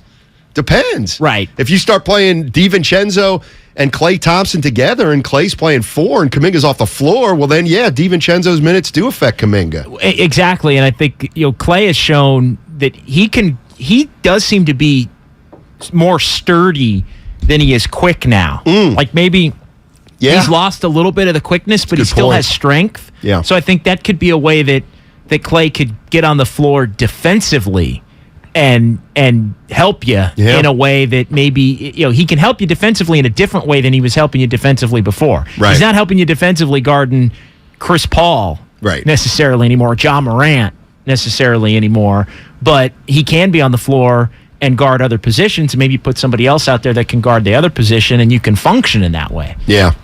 City Boy, what's going on, City Boy? How you doing, man? Oh, I'm really good. Thank you, fellas. I'm so excited for this season. And I wanted to say, I think this Warriors team, to me, is significantly better than last year's team on paper, or the way I see it. And, I'm not going to dwell on the Jordan Poole Draymond situation, but I do want to say what I'm seeing out of that is that seems to be galvanizing the team. It's really interesting. I mean, you'd never say it's good that it happened, but boy, it seems to be bringing them together. And Jordan Poole really surprised me. I mean, we don't know anything that he's done to, other than sitting down with Draymond and apparently having a productive conversation with him. And honestly, just doing that to me speaks volumes about the kid's character. I'm really impressed. I think this team is really, they're going to make a title run. And I know they're the champs, so that's not going that far out on the limb, but I really think that they're going to be together. And by the way, Draymond's got to be on his best behavior now. I think, he's used up his mulligan before the season even started. We're not going to see bad Draymond, I think, this year. I really think we're going to see him be a good soldier for the rest of the season and may try contract stuff into the offseason. Thanks, City Boy. Appreciate it. I think I'll try, but I don't know if he's still going to be top 5 in technical fouls, right? Draymond Green? Probably. Again, the way this manifests, I don't think it changes anything about Draymond Green outwardly in game or towards his opponents. Like, if anything, this changes Draymond Green in how he interacts with his teammates. Right. Like, he's still going to go after opponents, I think, and he's still going to go after the officials in the same manner that he has over the course of the last few years. I think he just knows that the line's been drawn, that maybe some of the back and forth chatter with a teammate is something that's going to have to go. The one area I will push back on City Boy a little bit, we don't know. The galvanize? I don't think, we don't know if it's galvanizing the team. We have no idea. This thing is in its infancy right now. They're giving themselves a chance for it to, but a couple little reports about how impressive Jordan Poole is. I'd say that in a tone, but that's great. But that doesn't mean it's like, let's not jump to the conclusion that it's galvanizing. We're going to know if it galvanized the team come January, February, June. Exactly. Like, we can't say that on October 13th. No. And so, there's a lot going on. And Steph Curry referred to it about a week ago when he talked about, guys, there's some competing agendas, and it's just the way it is. And one is some guys are looking to get money. Jordan, Poole, and Draymond Green. Some guys are young players, he said, looking to make a name for themselves in this league. Well, that's Kuminga and Wiseman and Poole and Moody. It's not easy to have young players integrated into a championship-type team where they have significant roles. And I think we got to... If I were a Warrior fan this year, I'd brace myself for, all right, if the young guys are going to get a lot of minutes, or, relatively speaking, we might not win as many games as we have. But on the other hand, if we start seeing DiVincenzo a lot and JaMychal Green, that means this team thinks they give them a better chance to win a title, because that's all it's about. If the Golden State Warriors were even the Dallas Mavericks right now, and they went to the Western, the young players, they would play. But this is a championship team, and you got to earn it. You do, but who are we really talking? We're talking about Kuminga. Who are we really talking about? I think we're talking about Kuminga. You know what we're talking about? The fans. That's okay. But I know last year there was a lot of fans who were like, they wanted more of Kuminga. Sure. Obviously, Wiseman was hurt, but I know how that's going to go. We're going to want Kuminga and Wiseman to play a lot. And if they don't, you know how that goes. You know how that goes with the fans.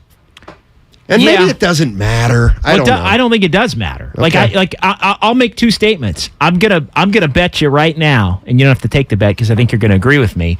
But I'm gonna bet you right now, fans are gonna be aghast at how little Kuminga plays. Now that could be. I'm not saying that's DNP, but right. If it's 10 minutes, people are gonna be like, I thought it was gonna be 25. If it's DNP, people are going to be like, oh, my God, what's going on here? Right. And I think there is a way for him to play, for sure, because Steve Kerr plays 11. Again, that's the one thing I come back to. I'm reluctant to say DNP, but it's who are we really talking about here? I feel like because Wiseman's got minutes laid out for him. And if he doesn't play well, then I think you could see them having to go. But there really isn't another option as far as a backup center. Maybe JaMychal Green. I think JaMychal Green's kind of the insurance policy a little bit against Kuminga, but also against Wiseman. But I think they signed him to play. Moody, for example, Moody's the guy we're not worried about. I think Moody's playing. Right. So it's nobody's going to have a problem with that. I think Wiseman's playing, too. I think Wiseman's playing. We're really talking about Kuminga, the guy who the fans love and the coaching staff needs to see more from. Well, hold on, and we got a break. But Wiseman's going to be gifted his 15 minutes. But can he? What about late in games? Is he going to play late in games? Probably not. Okay, well, that's going to bother people. Right? I mean, I'm not that it matters, but everybody wants to see those guys play more. On a night where he's playing well and the matchup favors it, he can play at the end of the game, but it's not going to be predetermined like he's one of the five. No, because Looney will be out there or Poole will be out there with Draymond at center. That's the other. Poole's got to be out there at the end, right? Well, yes. Most of the time. Yeah, he's a 90% free throw shooter. So, but no, what I'm getting at is the young players are not playing as much as a lot of fans believe, I think. I would say that's true of Wiseman and Kuminga. And I think because you're right. People are going to say if Wiseman's only playing 15 minutes a game, that's not going to satisfy a lot of people. But maybe he's so good that they have to play more. Yeah. Let's get out here. Dub Nation, the season begins now. Be there for the Champions Ring Night presented by Chase Freedom on Tuesday, October 18th, as the Warriors host the LA Lakers live at Chase Center. Get your tickets now at Warriors.com or call 888-GSW-HOOP. Representatives standing by. We're moving Brian Geltzeiler to 2 o'clock. That opens up the phone lines at 888-957-9570. Are you with JD and I that the young players might not have as big a role as we think on this Warrior team? We'll be right back.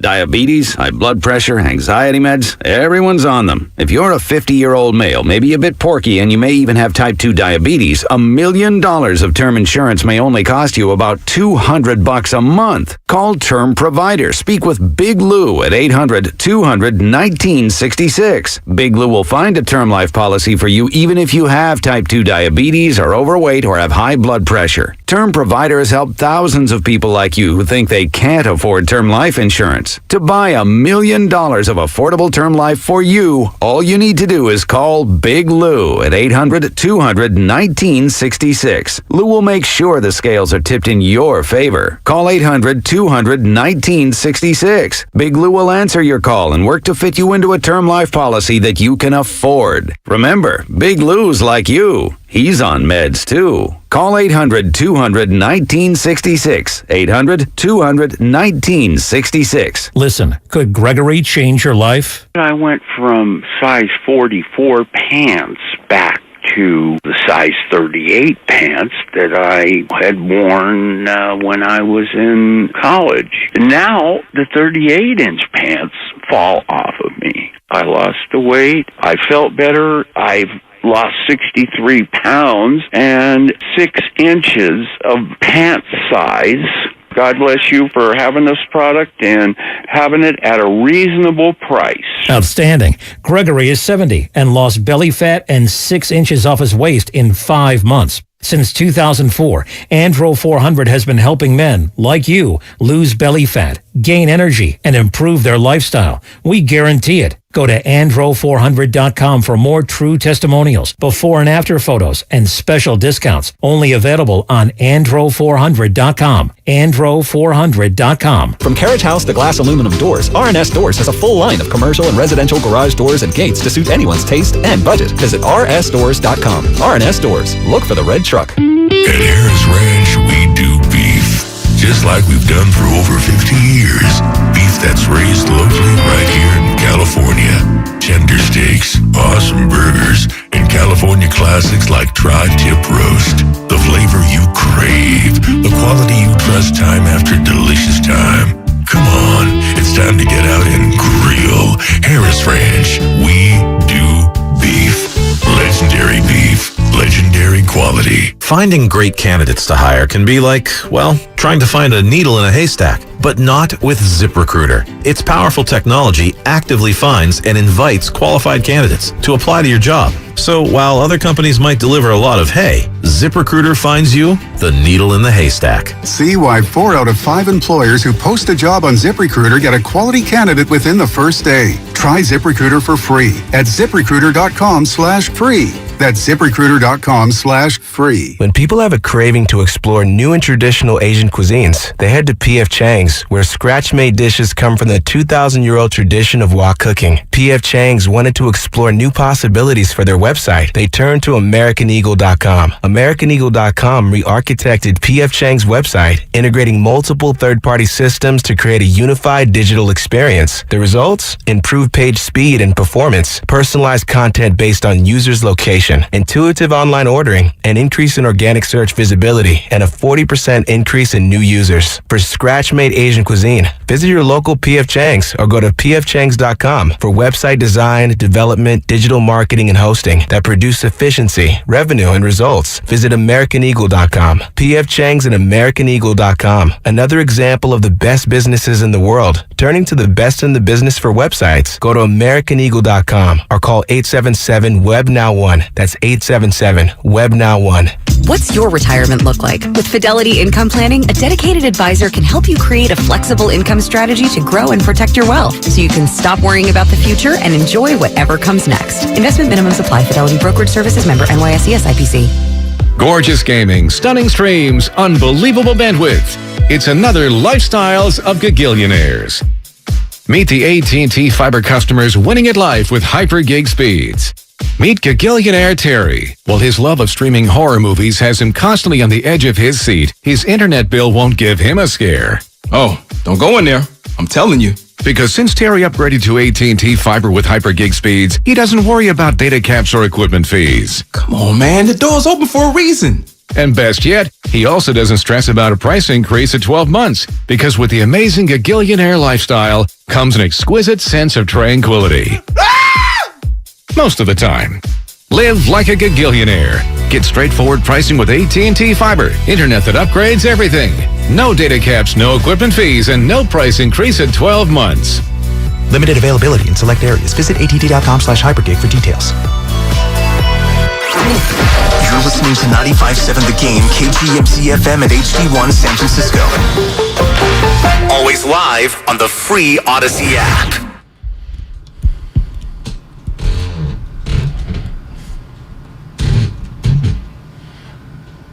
Throwing that ass around, Steiny, down low. We thick. Now, back to Steiny and Guru on 95.7 The Game. All right, there's your little piece of Guru today.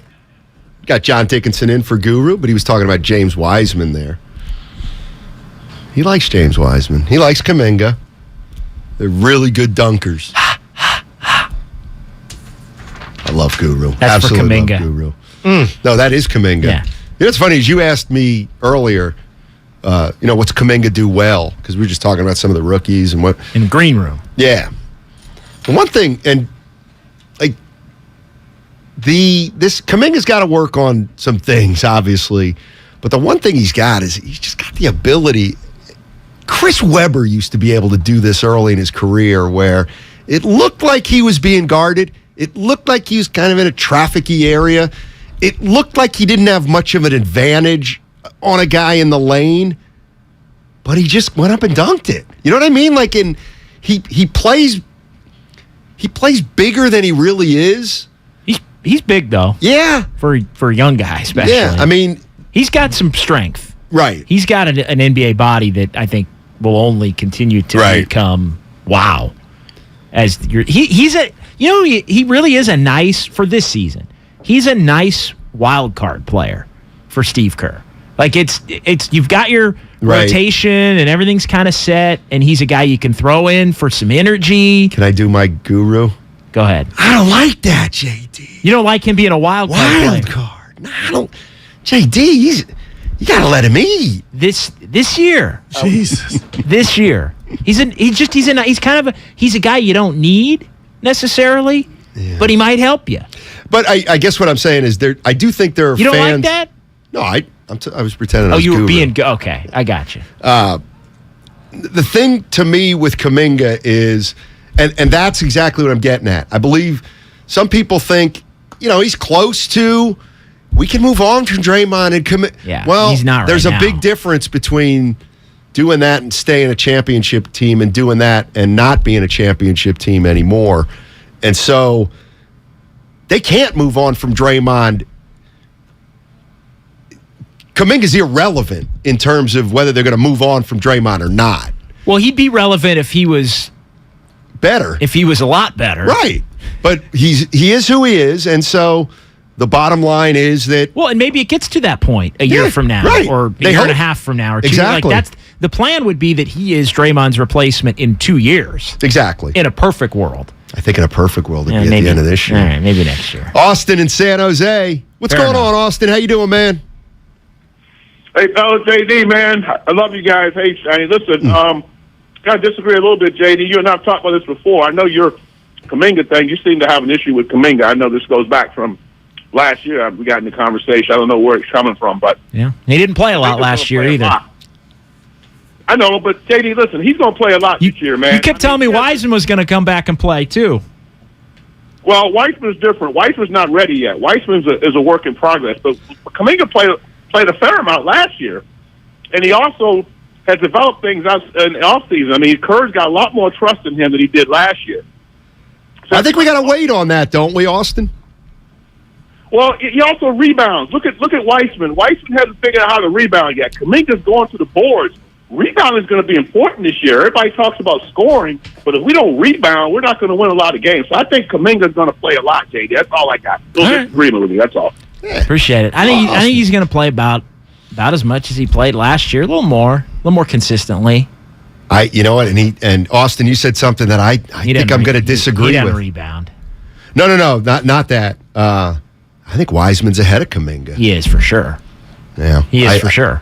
There's no doubt. Right. I mean, Wiseman is a lock to get back up 5 minutes, whatever they look like. Agreed. However many there are. Well, he won't get them all, but he's going to get some of them every single game. I think right now he's playing 15 You think minutes. he's going to start? Who? Wiseman. No. Looney? Yeah. Okay. Why is that such a crazy question? Because it's Kevon Looney. But he's come off the bench before. He's a starter in the championship on the defending champion. Like, that's not even a question. You don't think? No. You know, not every team starts their best 5 players. Well, and he may. I mean, look, if Wiseman becomes good enough to be able to start, that'd be awesome. But I don't think that's on the table right now. Weren't there times 2 years ago where he started ahead of Looney? Yeah, but who cares? Like that team wasn't doing anything. You think that's far-fetched? Yeah. Do you really? They do. Okay. Like for Tuesday? Well, I mean, well, okay, then what are we saying? I'm saying he'll could be he start at some point this year? Well, yeah, if he's good enough. Earlier rather than later. Like if he's good enough, sure. Could he get to that point? Maybe. Tim's in Raleigh. What's up, Tim? Fellas, what is up? I mean, this may be the only one or two times I disagree with JD, and just like the previous caller, I have absolutely no idea why the Kuminga tone always is like this. How this turned into the Kuminga ain't gonna play thing. I mean, guys, the blueprint has been set. We lost Bielisa, we lost Porter, we lost DiVincenzo, and we picked up another 3. We're bringing in Wiseman, Jermichael Green, and DiVincenzo instead of Peyton. Kuminga played great. I mean, I love what I saw from him last year. He fit him in. You're going to see a variety of combinations on the floor. I think the guy's going to get the similar type of run this year. I mean, God, if not more, because you're going to rest the older guys a lot less. I think I love seeing what I see with him this year more because he's not out there trying to get his with all the young guys. He's letting the game come to him. I don't see him doing anything crazy. And you look up, he got 10, 12 points. I see him a lot. I just think he's going to continue to grow. So the blueprint is set. I mean, yeah, while Wiseman is going to get more probably than Bielisa, I think we all agree to that. But the guy's going to get on the court. Jermichael Green is 32 years old. I mean, we're not going to run that guy into the ground, just like we didn't run Porter in the ground. So, yeah, JD, I mean, I don't think I ever disagree with you anything, but your tone with Kuminga is just funky, man. Hey, Tim, let me jump into ref. But I'm also not saying that he's not going to play at all. I know you're not. He's going to play, but I think he's not. It's just, go ahead. I think there's two. I think people are looking at it 2 different ways. I think you and I are looking at it as the Warriors are trying to win another title. This is a championship team.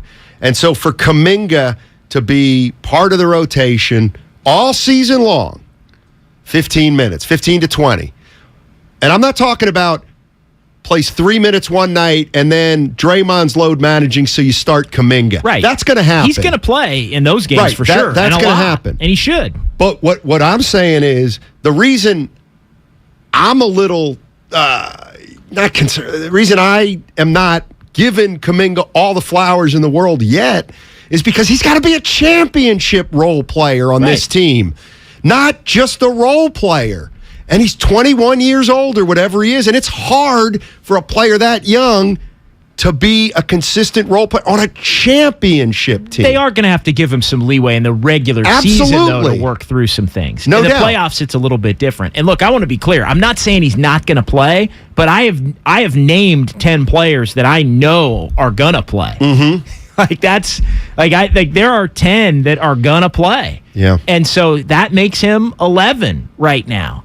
And so my whole point is he's going to have to earn the minutes. And he's going to have to earn the minutes by not missing defensive assignments, by running the floor and rebounding and being a high effort, high motor player. Right. He's not always a high effort, high motor player. And there's times where even when he's not a high effort, high motor player, he makes a flash play in the midst of that and everybody goes, wow. And they Right. think because of the wow play that he is going harder than he is, or that he is not making Right. the little mistakes that maybe he's making that the coaching staff sees. That's my only point. It's not that he can't be good or this or that or won't be eventually. It's just that it's gonna take some time, and he's not. Look, as far as I think he's gonna play about what he played last year, a little more. Just he played 70 games. He started 12. And he played. He played average minutes. 17. Yeah, 17. Okay, and some of those were, I think, enhanced by games where he played. Some of those games we're talking about, Sure, where he got. So I mean, yeah, 17 to 20, sure. And he gets just the rebounding per 36 minutes, which is the way I like to do the rebounding. Okay. 7. That's not great. 6-8. That's not great. No, it's not great. It's not great. This from the 650. Let's stop acting like Kuminga is ready. I went to a game with my son, and the first thing I told him, look at Kuminga. Try. Okay. And that's where I'm at. Kuminga's got to, and this is where it's kind of unfair to the Warrior young players, but on the other hand, it's a blessing that they're on a team like this. Because, yeah, Kuminga might start on some teams that aren't going to win. I also think there's one thing about Kuminga that we can infer, and it's because of Wiseman, too. Kerr really wants young players to be smart. Why do you think Moody played more than people thought he was going to play last year? Because, boy, he's mature. He plays like a 30-year-old. Okay, so Moody's in. Poole, to me, Poole is a little different because he's just so explosive, you almost have to play. But Kuminga and the reason Wiseman, I thought, started to get in Kerr's doghouse is because he was getting too much playing time for all the mistakes he was making and things like that. And that's... Yeah. But now, that's why Wiseman, to me, is ahead of Kuminga. Because in 2 years, Wiseman's made improvements where Kerr's saying, you know what, he has been better on that help on the weak side. He's been better at showing on that. You know what, Kuminga, he's still got to show us a lot of stuff. So I do think you're right there in terms of, to me, there's a difference between, can these guys play a role in a championship team? There's no shame on the Golden State Warriors in being penciled as the 11th guy on this team. There's no shame in that. Like, people hear that and I think they go crazy because I think they think Kuminga is like the 7th best player on the team right now. Because one, Steve Kerr will play 11, as I've said a couple of times already, but there are going to be players out of the lineup which give him an opportunity to bump up and play more. So he is going to get opportunities. Right. He's just not a made dude right now in the trustable playoff style, we want to win this game, rotate. Like, if there's a big game that Steve Kerr wants to win, he might be a DNP. He might be. Right. No, I think that's a possibility. If you're starting to pare your rotation down, like if I'll put it to you this way. If Steve Kerr had to play, if there was a rule that said, you know what, for right now, for the first 5 games of the season, you can only play 9 players. Kuminga wouldn't be playing. See, well, I'm going to go deep inside. And you have everybody. Yeah. I think on balance, you're probably right. But I also think if in the real world, Kerr would be like, well, it's early in the season. Let's just give Kuminga let's give him the 9th spot. But I do hear what you're saying. That's all I'm saying. Now, you asked this, and I'll throw this out to Warrior fans. By the way, it'd be DiVincenzo and Poole and Wiseman and probably Moody. Right. And it's going to come down to JaMychal Green or Kuminga. Probably. Let me ask Warrior fans this. And by the way, 15 minutes, Cam Inman. They'll both play. Cam Inman from the Greenbrier. He's covering the San Francisco 49ers Bay Area News Group. We're going to jump into some 49ers in 15 minutes. And we're talking about the Warriors right now. So you asked me this before the game, or before the show, and you made it clear. I'm not being a jerk. So I'm going to say it the same way to Warrior fans. I'm not being a jerk, but what does Kuminga do well? Yeah. What does Kuminga do well at 20 years old? You gave me a great answer. I said his ability to kind of separate in the lane area and go over guys. I think he's a great finisher. The problem is he's not a great defender yet. He's not a good rebounder yet. And those are does not pass. Those are two things. I'll give him the passing because he's a young player, and I apologize for jumping in on you, but I was excited. I was excited. But as far as like rebounding and defense, like those are effort things, right? For a player that's as athletically gifted as he is, especially at a young age, like that's do you have the dog in you? That's do you want to go get it? And I think he's got the dog in him when he's got the ball in his hands and he's putting his head down trying to dunk on somebody. True. But he doesn't have the dog in him when it comes to going and getting the boards or defending at the level that he can defend at. Right. 415, he's a mismatch. I'd say please explain. Please explain, because I don't see. I think that's in response to you saying he has the ability to get by. Oh, okay. But to me, he's not a mismatch yet. Because the way for him to become a mismatch is to start making threes, quite frankly. Yeah. And at times he made more than I thought he would. Yeah. I mean, at times. What did he shoot last year from three? Shot low 30s? 33.6. Yeah. It's not terrible for a 19-year-old. I mean, if he could bump that up to even 36. Yeah. That would really help him. Yeah, no, it would. 888-957-9570, the number. We're talking about the Warriors, but we're not talking about Draymond Green or Jordan Poole. We're moving on. And what we're moving on to is how does this team balance the old players with the young players? How do you get your young players playing time and yet still win it all? That, to me, is going to be the big challenge for the Golden State Warriors. And I think the template would be can the young guys play a lot or play a fair amount in the regular season, Warriors still get to their 53, 55 wins, and then in the postseason, if you need to pair them back and play JaMychal Green more and play DiVincenzo more, then that's where you do it. But they're going to have to win at a certain clip if they're playing the younger guys a lot, for the younger guys to continue playing.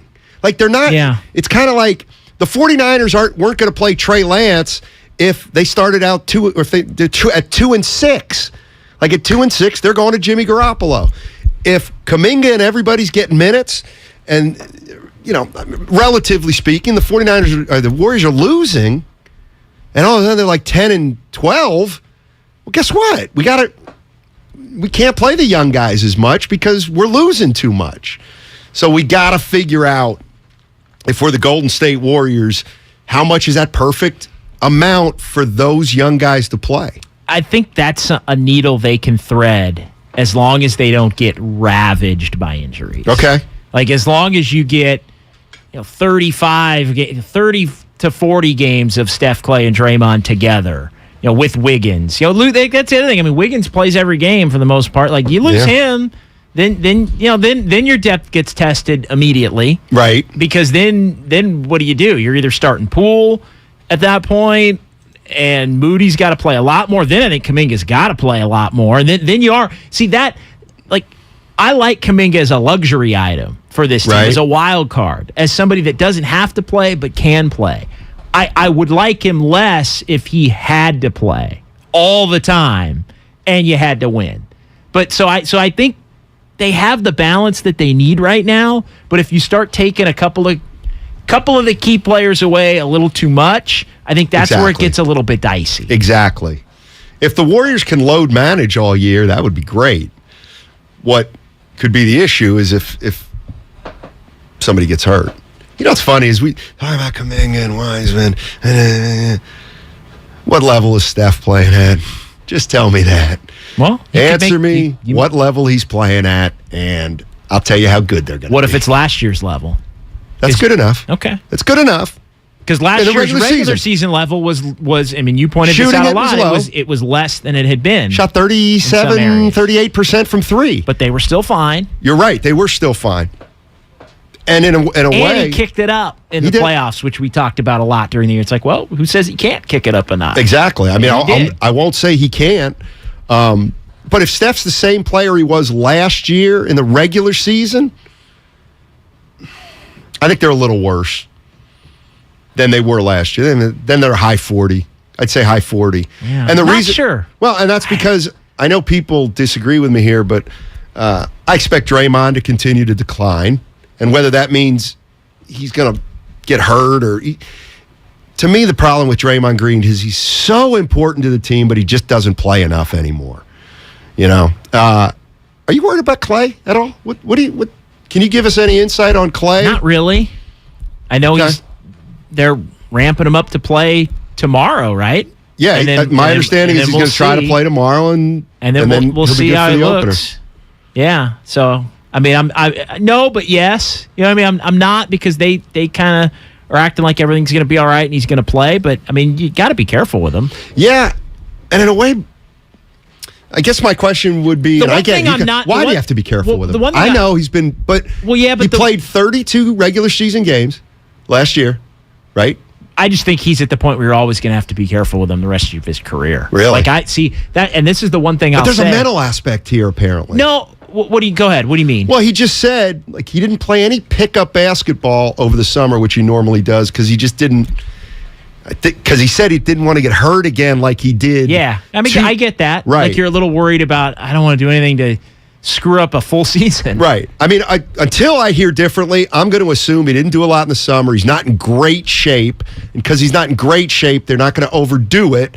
And so they're going to bring him along slowly. Well, so under that situation, I'm not concerned. I think that's fair. The other part, though, I'm not in the camp of, I'm counting on, you're going to get better Clay. Like, you're going to get... Yeah, me neither. See, that's the one. So I've heard this a lot throughout the offseason. They get a full year of Clay, and Clay's going to be closer to 2019 Clay than he was. I'm not counting on that. I'm not saying it's impossible, but I'm not counting on that as I factor in. I'm counting on about the Clay that, take the playoffs in, some good, some bad, take the regular season in, some good, some bad. I'm counting on that level of Clay.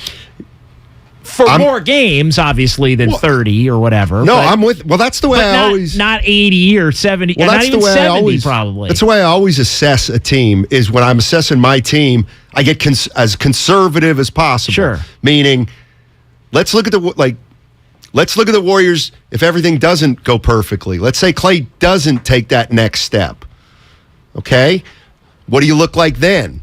What if Curry takes one step back that becomes noticeable this year? Well, that's huge, obviously. So those are the things we have to see. Although as it pertains to Curry, I'm not gonna worry about Curry until there's something to worry about. I'm going to assume that he's going to basically be the player he was last year. And then the interesting guy too, and I know I'm just throwing names out here. To me, Wiggins is going to be interesting because halfway through the year, we weren't having a love affair with Wiggins like we ended up having a love affair with Wiggins by the end of the year. Well, we were at the beginning, and then we weren't. Oh, that's right. And then we were. It was actually, But I think there's a very good possibility 25 games into the year, Warrior fans are saying, well, that's the Wiggins that we knew from 2 years ago. And it's like, well, yeah, that's the Wiggins that was here last year a lot, but you didn't really notice. You know what? And I know we're up against it. As far as I'm going to give Wiggins an opportunity to be closer to the good Wiggins than the not good Wiggins. Okay. And I'm not. And you know what? They may need to be a little more dependent on that this year. Well, when I say I'm out, I'm not saying I disagree. Yeah. I'm saying I'm not going to make a prediction. I'm open-minded on that. Like, you know what? Maybe how they offset a decline in other areas is you get a little more from Wiggins. That's true. But when you more consistently. Right. Good stuff. All right.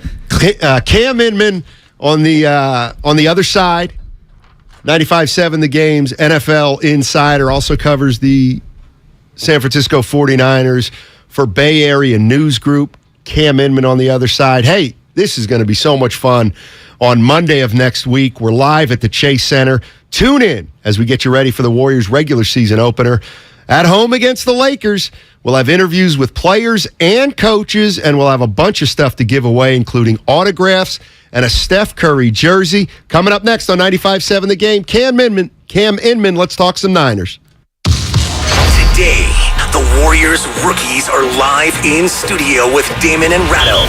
Nice dunk put back there by Ryan Rollins, the sophomore out of Toledo. Today, Patrick Baldwin Jr. and Ryan Rollins are hanging out with Damon and Ratto live in studio. Baldwin Jr., and just like he did Friday night, first time he touched the ball, he shot it and made it. On the home of the NBA champions, 95.7 The Game.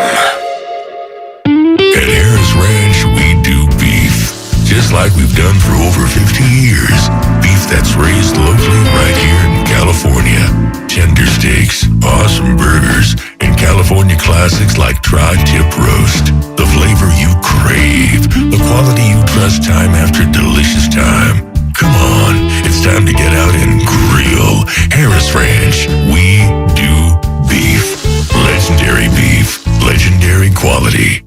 Your most valuable asset is your time. So why should buying a car eat up your whole day? At BMW of Fairfield, we value your time as much as you do. So once you've decided on your next car and how you want to buy it, we'll have you behind the wheel of your ultimate driving machine and on your way home within 1 hour. There is a better way. Experience it for yourself at BMW of Fairfield. One price, one person, 1 hour. Golfers, now at the Golf Mart, it's time to hit faster, longer, and straighter with Titleist. The new TSR drivers are designed to maximize distance and elevate your performance. Titleist TSR driver, pushing for perfection every day. Come into the Golf Mart for the new Titleist TSR drivers and get custom fit for free today. Can't make it in store? Visit us online at worldwidegolfshops.com. The Golf Mart, home of the 90-day satisfaction guarantee and family owned and operated since 1984. There's a lifetime of beautiful outdoor living waiting for you at Dolan's. It's fiber-on decking for easy, carefree living. Why choose this durable composite? There's an amazing choice of colors. The rich look of multi-chromatic exotic hardwood. It resists splintering, rotting, and cracking with really low maintenance. See the colors and learn more at dolanlumber.com. See the real Fiberon at Dolan's Home Improvement Centers. First, we decide where we want to go. Then we need to know the best way to get there. Hi, my name's Adam Barata. I'm the owner of Advantage Gold. We're the highest rated precious metals firm in the country. We teach people how to own physical gold and silver. Now, we've won the Best of TrustLink Award 4 years in a row because we educate our clients on how to buy gold and silver the right way. We don't pay celebrity spokespeople millions of dollars. We'd rather pass that value on to you. Call 800-900-8000 and speak with one of our experts. We'll send you a free gold kit along with my latest #1 national best-selling book, The Great Devaluation. Call 800-900-8000. That's 800-900-8000. Get the best information, the best process, the best service, the best value. Call Advantage Gold at 800-900-8000. Call 800-900-8000. Advantage Gold is not an investment advisor or a tax advisor. Consult with your financial advisor before investing. Score big with Xfinity Internet. It's made to do anything, so you can do anything. Supercharge your home with the game-changing speed of supersonic Wi-Fi. With 3 times more bandwidth, it covers the field and then some. And blocks billions of threats with advanced security that helps keep you protected at home and on the go. If you're keeping score, that's internet that does it all. That's unbeatable internet from Xfinity. Learn more at Xfinity.com. Restrictions apply. Not available in all areas. Alice at 97.3 is celebrating the return of Alice in Winterland. Friday, December 2nd at the SAP Center in San Jose. Starring John Mayer. One Republic. See you at Alice in Winterland. Matt Nathanson. Plus more to be added. Tickets on sale now at Ticketmaster. Get everything Alice in Winterland at radioalice.com. Kirby is your driveway mechanic. They bring the shop to you with brake replacements, oil changes, washes, and so much more. Get $50 off your first oil change with code OIL50 at Kirby.com. That's CURBEE.com and use code OIL50. Can I get the sales projections for the Springfield, Bristol, and Fairview stores? Val's Froyo Palace is dishing out 3 more locations. Jody, have you lined up interviews? They need 3 new store managers before they have a meltdown. And remember, they need at least 5 years experience. Indeed can help them hire great people fast. I need Indeed. Indeed you do. We instantly connect you with quality candidates whose resumes on Indeed match your job description. Visit Indeed.com/credit and get $75 towards your first sponsored job. Terms and conditions apply. When a cold comes on strong, knock it out with Vicks DayQuil Severe for max strength daytime relief. Just 1 dose of Vicks DayQuil Severe starts to relieve 9 of your worst cold and flu symptoms to help take you from 9 to none. Power through your day with Vicks DayQuil Severe, the daytime non-drowsy, coughing, aching, fever, sore throat, 9 to none medicine.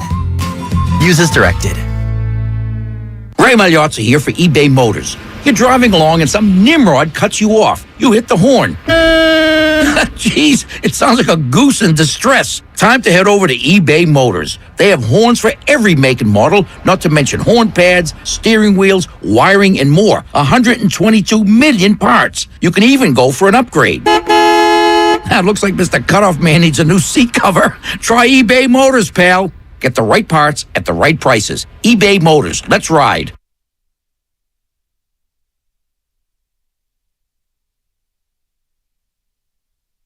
I got caught up in Garoppolo mania. Now, back to Steiny and Guru on 95.7 The Game. All right, John Dickinson in for Daryl the Guru Johnson, and let's do it. Let's go out to, I forget the town, but we're going to go out to the state of West Virginia and onto the property of the Greenbrier and bring in Cam Inman, Bay Area News Group, and our 95.7 The Game 49ers insider. Hey, Cam, here's where I'm going to start. For those who have never been to the Greenbrier, which is where the 49ers are practicing this week, try to explain what it is to somebody out here on the West Coast that doesn't know what it is. Okay, I'm going to try to do it maybe through the geography of just what the terrain looks like. So you're in a valley kind of just ensconced with like really scenic mountains, right? And so maybe it's a little bit of a supersized Carmel Valley, you know, where Carmel Valley has a few golf courses tucked in there. Yeah. And on a bigger scale, but then you obviously have this mega huge resort, like maybe like a Las Vegas style massive resort in terms of the square footage. And then I think there's like 4 golf courses, but then you go into the woods and there's a gun range. There is falconry. What's that? Falconry. I believe so. Nobody's talked about that. I asked Jimmy Garoppolo if he partook in any activities the last couple of days, and such as that, or some guys went off-wheel roading in the quads, and some guys went fly fishing. Anyhow, Jimmy said he's been watching, like he was answering this perfectly like a pro quarterback. No, I've been watching film and just studying stuff. He's like, but I did hit the casino. Oh, they got a casino there. There you go. They have a casino there. I didn't ask him specifically what he was playing because I don't know how comfortable the NFL is yet with their gambling that line that they've seen cross, where every team is now sponsored by DraftKings or whatever. Anyhow, so Jimmy was good about that. Everybody seems to be in a really good mood here. I mean, the interior of the Greenbrier, if you go online, I don't want to say it's obnoxious, but it's really alarming to your eyes. Just the colors, like the bright pinks and the like Augusta greens that are like everything that's in their carpet and curtains. That's what the resort's been, you know, kind of their trademark. It's like this nice old fashioned place you can go. And we did go on a bunker tour on Tuesday afternoon there because they built a fallout shelter during the Cold War that would house all the members of Congress in case there was going to be a nuclear war, where they'd be able to sneak everybody to the Greenbrier and have like this bunker where they had beds, these like metal bunk beds and cafeteria and chambers that would be set up to conduct governmental business. So that was kind of interesting, a little bit boring, only because I kind of already watched a documentary on it, but I love cultured. So, I mean, it's honestly, like football-wise, it's a great spot for the 49ers because, one, you're so secluded and you're on the East Coast, so your body clock stays, you know, in tune from beating the Panthers to ideally beating the Falcons this Sunday.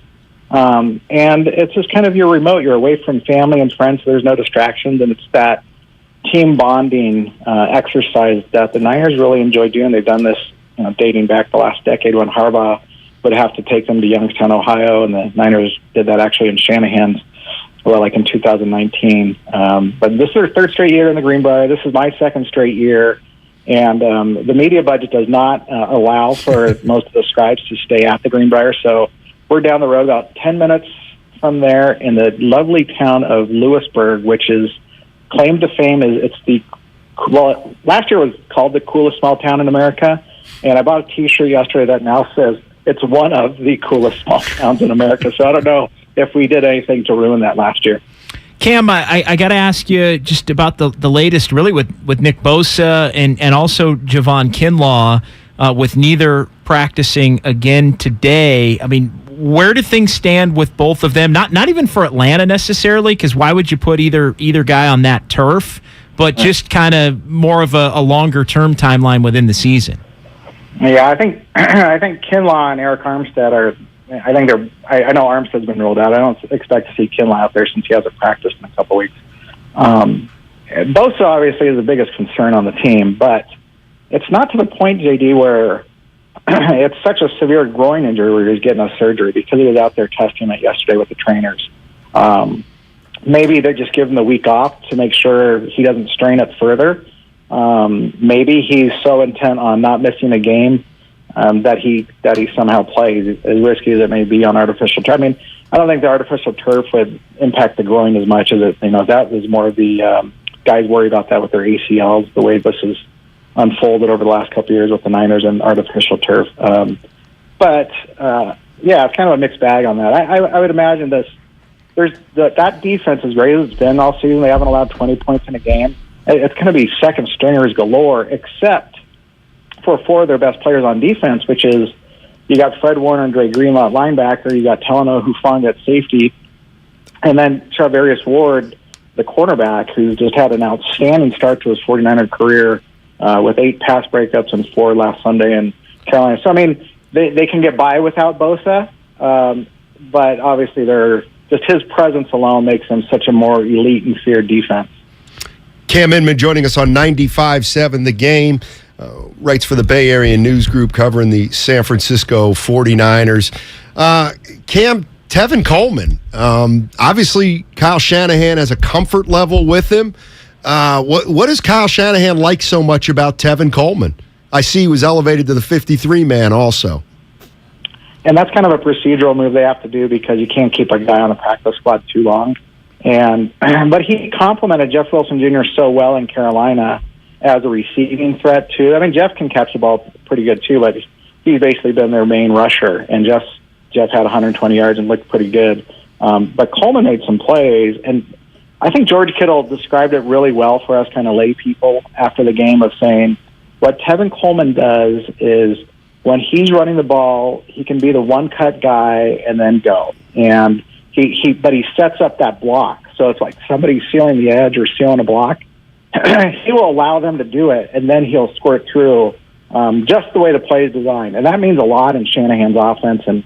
And Kittle raved about it, and Kittle's such a blocking expert right now. It's like you really can sense the appreciation of Coleman. And when he was around back in 2019 when they were getting ready to go to the Super Bowl, he would start a lot of the games and kind of be that first punch into a defense just to loosen them up, and then they'd send Raheem Mostert's speed out there to burn past them where I don't think they're using that in the same way. It's more of this is Jeff Wilson Jr. Jeff's the kind of guy that needs to get in a rhythm, but you need somebody to spell him.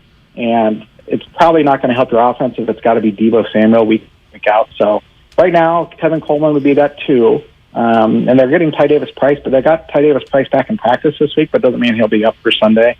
As he was coming off the high ankle sprain. So somebody asked me earlier if they would trade for Christian McCaffrey or the Panthers.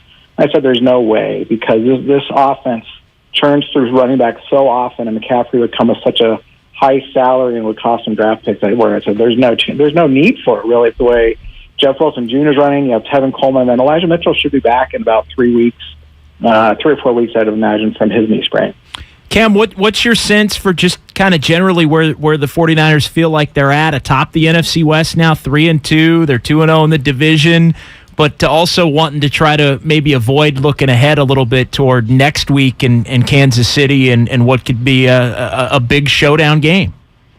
Yeah, actually, you bring up a really good point about that because it would be easy to kind of peek ahead at that, right? But because you're so ensconced here in the Appalachian Mountains, where you're in a bubble, and it's like your bubble right now is like, we have to go down to Atlanta and we have to win that game. So you're not looking forward to the Chiefs. And I would say that there's a lot of pride, obviously, at how well they've done on defense. Offensively, and I wrote about this earlier today, is they sense that things are starting to click offensively now that Jimmy's kind of getting in his groove again with Kyle's play calling, and the offensive line's done okay the last couple of weeks, right, which allows you to utilize Debo and George Kittle and Ayuk and Juwan Jennings, et cetera. But they also, like player after player and coach after coach, offensively speaking, we left a lot of points out there in Carolina, they would say. There were a lot of mistakes that we would never see, but they see, and that could have led to more points. And I get it because they had to try for a field goal or two. But that's like any game. So the fact that they scored 37 points, I thought really reflected well on them until you realize they just did it against the Panthers team where the coach and the defensive coordinator got fired within 24 hours after. Hey, Cam, before I let you go, since his name's coming up, what about Odell Beckham Jr.? Well, I don't know how he would fit into this offense. They're having a hard enough time getting Ayuk the ball, and they still love Ayuk. They love him a lot more than their last time at the Greenbrier a year ago when he was in the doghouse. So, I mean, if you got Debo and Kittle still healthy, right? Right. They do love Odell Beckham, right? I mean, Kyle Shanahan's been on record saying how much he likes him. And Odell would be hungry to beat the Rams, right? And that's just judging from what he said about their low ball offer. If somebody gets injured against Atlanta or in the next couple of weeks, I could see that happening. Again, he's coming off of an ACL, so I don't know if he's past his prime, Odell. But obviously he brings a playmaking attitude to that offense, which kind of already has it with Debo and Kittle, and Jennings has shown up here a little bit, and they still have this Danny Gray rookie that they send downfield once again that the ball doesn't reach him, but it's kind of they need to develop him. So I'm not in favor of that either. It's just unless they need the reinforcement, and which the way this team is with their injuries, it certainly is possible. All right, Cam, appreciate it as always. Okay, my California friends. Thanks all right. For listening and talking. Yes, sir. That's Cam Inman, Bay Area News Group from the Greenbrier Hotel in West Virginia, where the 49ers are practicing. I guess they'll leave. They probably won't leave till Saturday, right? Probably Friday. Well, they leave Friday? Friday. I got to believe Atlanta. It's probably short. Probably an hour flight, tops. Tops at all. Let me ask you this about the 49ers. Yeah, you're right. Maybe Saturday. It doesn't matter. Just assess their first 5 games. Where they're at with maybe where you thought they'd be. Well, they have the exact record I thought, but not the way that I thought they would get it. I had them. Right. I had them beating the Bears. I had them beating the Bears, beating Seattle, losing to Denver, losing to the Rams, and beating Carolina and beating Atlanta. So I had them 4-2 going into it. But I think the Bears loss to me still the worst one of the season. I think Denver on the road. I think they got to like where they're at. I mean, I agree. I just think they got to like where they're at. I'll get to the point and not go through each game individually. They're in first place. They're a game up on everybody. They're 2-0 in the division, and it feels like things are starting to settle. Starting to trend upward. It's starting to settle a little bit. The defense is still great. The offense, as Cam alluded to, is starting to find themselves, and they got a great opportunity. This is a game where I know the Falcons are not as bad as the Panthers, and they've hung in some games, and their defense has been all right at times. But you got to win this game. Yeah. You go win this game, you're 4-2, and then I think you're feeling pretty good about being 4-2 more than how you got to 4-2. No doubt. Some Warriors news, JD. Is it? Yeah. Okay. I'm going to call it. Anthony Slater of The Athletic. Klay Thompson and Draymond Green will play tomorrow in the Warriors preseason finale. Steph Curry, Andrew Wiggins, and Kevon Looney will join them in the starting lineup. Jordan Poole come off the bench. This team is whole. JD. That's it. And ready to roll. Dress rehearsal tomorrow. Denver? Denver. Okay. And then Tuesday is the L.A. Lakers ring night. Draymond Green. What do you think? Let me ask you this. What's going to happen ring night with Draymond? Anything? I think there will be some booing. Do you? I do. I think noticeable, not overwhelming, but I think you'll be able to hear it. I think you'll be able to notice it. But I think there will be cheers as well. And I think Jordan Poole is probably going to get maybe the loudest ovation that's not Klay Thompson or Steph Curry. That's true. He probably will. He probably will, come to think of it. Because Warrior fans are going to want to show him the love. No and doubt. The appreciation, and that makes a lot of sense. And it's just going to be a cool night. I mean, it really is, and it's just rare. I mean, not for these guys, maybe by comparison to other teams, and you just think about where this franchise was a decade ago. Yeah. I mean, who would have thought? It's pretty unbelievable. And to me, it always comes back to one guy, Steph Curry. And then you get it over with. And then you start playing. You know what? And I was thinking about that, too. Let's say they would have suspended Draymond 5 games. Well, on the 6th game, when he comes back, it's a zoo. And it's also a zoo for all 5 of those games, in a way. Yeah. Can you win without him? Are you bad without him? Right. To me, it throws everything out of whack. Somebody's going to be playing more, that then is going to be playing less when Draymond comes back. To me, it's just you rip the Band-Aid. I think the Warriors ripped the Band-Aid off. Right. In how they handled this thing. And they even said, hey, come at us. We understand you may not like the way we're handling it, but we're ripping the Band-Aid off, and we're getting everybody together, and we're going to be whole, and all the emotions are going to be raw, and then come tip off against the Lakers, it's go time. Let's see if we handled it the right way or not, because the 82-game schedule plus the playoffs is going to ultimately determine that. Yeah, it's going to be wild, and we've had an unbelievable start to the year, and the Golden State Warriors open their regular season Tuesday. All games right here on 95.7 The Game. It's your flagship station for the Golden State Warriors. Just to update you on the Niners, they play the Atlanta Falcons on Sunday. Where are you at with the Niners? I think they're trending up. And, I keep coming back to Trey Lance. And why not? We haven't talked about him in a while. And I threw this at you before, and I don't know the answer, and I don't really know but I look at Trey Lance and Jimmy Garoppolo, and I keep wondering, what did Kyle Shanahan say to those veterans that he brought in when he knew he was going to start Trey Lance?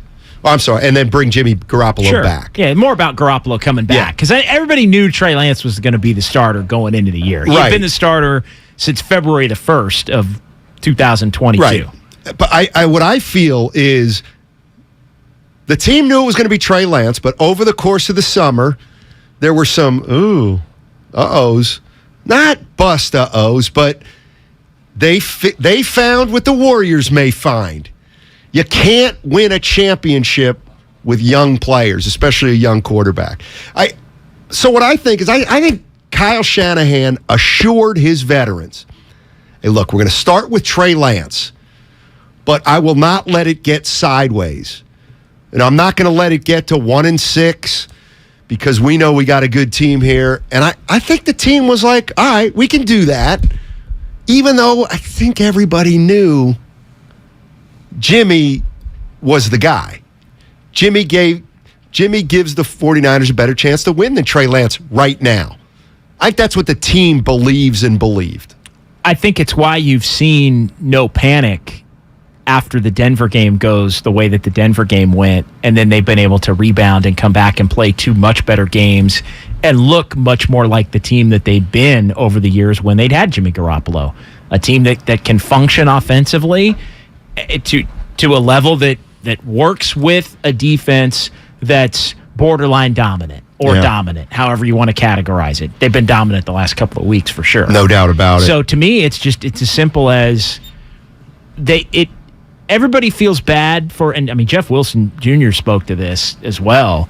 Everybody feels bad for Trey, but there just isn't, like with Jimmy, the players in that locker room don't believe that there's a letdown. The fans may believe that there's a letdown, but the players in that locker room don't believe. So I think that's why it has been largely seamless, the transition. I mean, think about what we're talking about now in the bigger picture, now that we have some, and look, Sunday can change it again back the other way. But in the landscape of Trey Lance gets hurt, Jimmy Garoppolo comes in, they blow out Seattle. And then you go to Denver, and what are we really talking about? They lost 11-10. It was god-awful. It was ugly. They lost by 1 point. And then they come back, they beat the defending champions. They blow out Carolina. Carolina stinks. It has been really, for the most part, seamless. Yeah. And I also think the built-in thing with football is players move on much more quickly than fans, especially in football. So many guys are in and out that you got to compartmentalize it. You absolutely do. That's the way to put it. NFC, 49ers a team right now. Do you think they're the best team in the NFC? No, I think Philly is. Do you? I think they've earned that right to this point. I think Dallas has earned the right to 4-1. I think the Vikings to this point have earned their. They beat Green Bay in the opener, and they've had some close games that they've been able to win. It's like all of that's going to shake out, no doubt, as the year goes on. Like, I'm not as concerned. Like right now, you know what? Give Philly their flowers, and we'll see what happens. And I think the one thing I am adamant about right now is the 49ers. They are the favorite in the NFC West.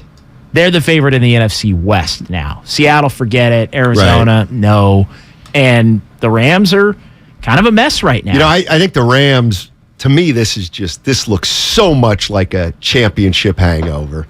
Yeah, you just look at a guy like Stafford. He's been in Detroit his whole career. Kind of wins it. Aaron Donald's been wins it. It's like, just looking at them, you realize how tough it is to motivate for a whole season after you win a title. I mean, it's really, really hard. You almost feel like, once things get desperate, then we'll try to turn it up to the level we had it at last year. You see who they're playing this week? I didn't. They're playing Carolina at home. So they're coming, they go back home, they play Carolina, and Carolina comes out west, but they may not have Cooper Kupp or Aaron Donald. That's a problem. Think about that team without Cooper Kupp. You know what? I'm not sure I like the way they're skinning the cat. I don't like the idea of one guy catching 10 to 15 balls. Well, I don't think it's by design. I mean, some of it's by design. I mean, he's awesome. Well, I just think there's a comfort level that's. What about my guy Robinson? They don't have enough talent. No, Robinson. God. They picked up from the Bears. Looks like a bad signing. What about Higbee? Higbee and his little, I'm going to block. Squironic. Yep. Higbee with his, I'm going to block and then release 4 yards out, and they just dump it to him, and he picks up 6. Oh, boy. By the way, Warriors are practicing right now, and if Jordan Poole talks to the media, we'll have it for you. Absolutely, we'll bring you that sound. But you know what? I think people are starting to feel like he's not going to talk until he gets that extension, if he gets that extension, which would make sense. Jordan Poole signs an extension tomorrow. Then you have him talk to the media, get this all out of the way. And then you look ahead to the L.A. Lakers, who already are coming apart. Already in shambles. If you've seen the Russell Westbrook video. All right, we got Brian Geltzeiler on the other side. Sirius XM, NBA radio. He's one of the good ones. Really, really good. And he was pretty adamant about the Warriors. This is going to be a tough hill for them to get over. Geltzeiler on the other side. Opening night is less than a week away. It's a 3, and it's money in the bank. Cold hard cash for Stephen Curry. Hear every 3. Corner 3, Stephen Curry. Every splash. Thompson sets his feet, lets it fly, splash. And every moment. From a hot bench. Nobody in the association has scored more than Curry in a single game this year. He's got 48. On the home of the champ. Mother sucker. 95.7 The Game. As you know, sports teams plan well ahead of the next season. If you're thinking of remodeling your home, consider the same strategy. Talk with your designer or builder now about your next project. Golden State Window and Door has new inventory coming online. Milgard, Anderson, and Marvin. See Golden State Window and Door's wide variety of accessories at convenient showrooms across the Bay Area or goldenstatelumber.com. Since 1954. Golden State. When you succeed, we succeed.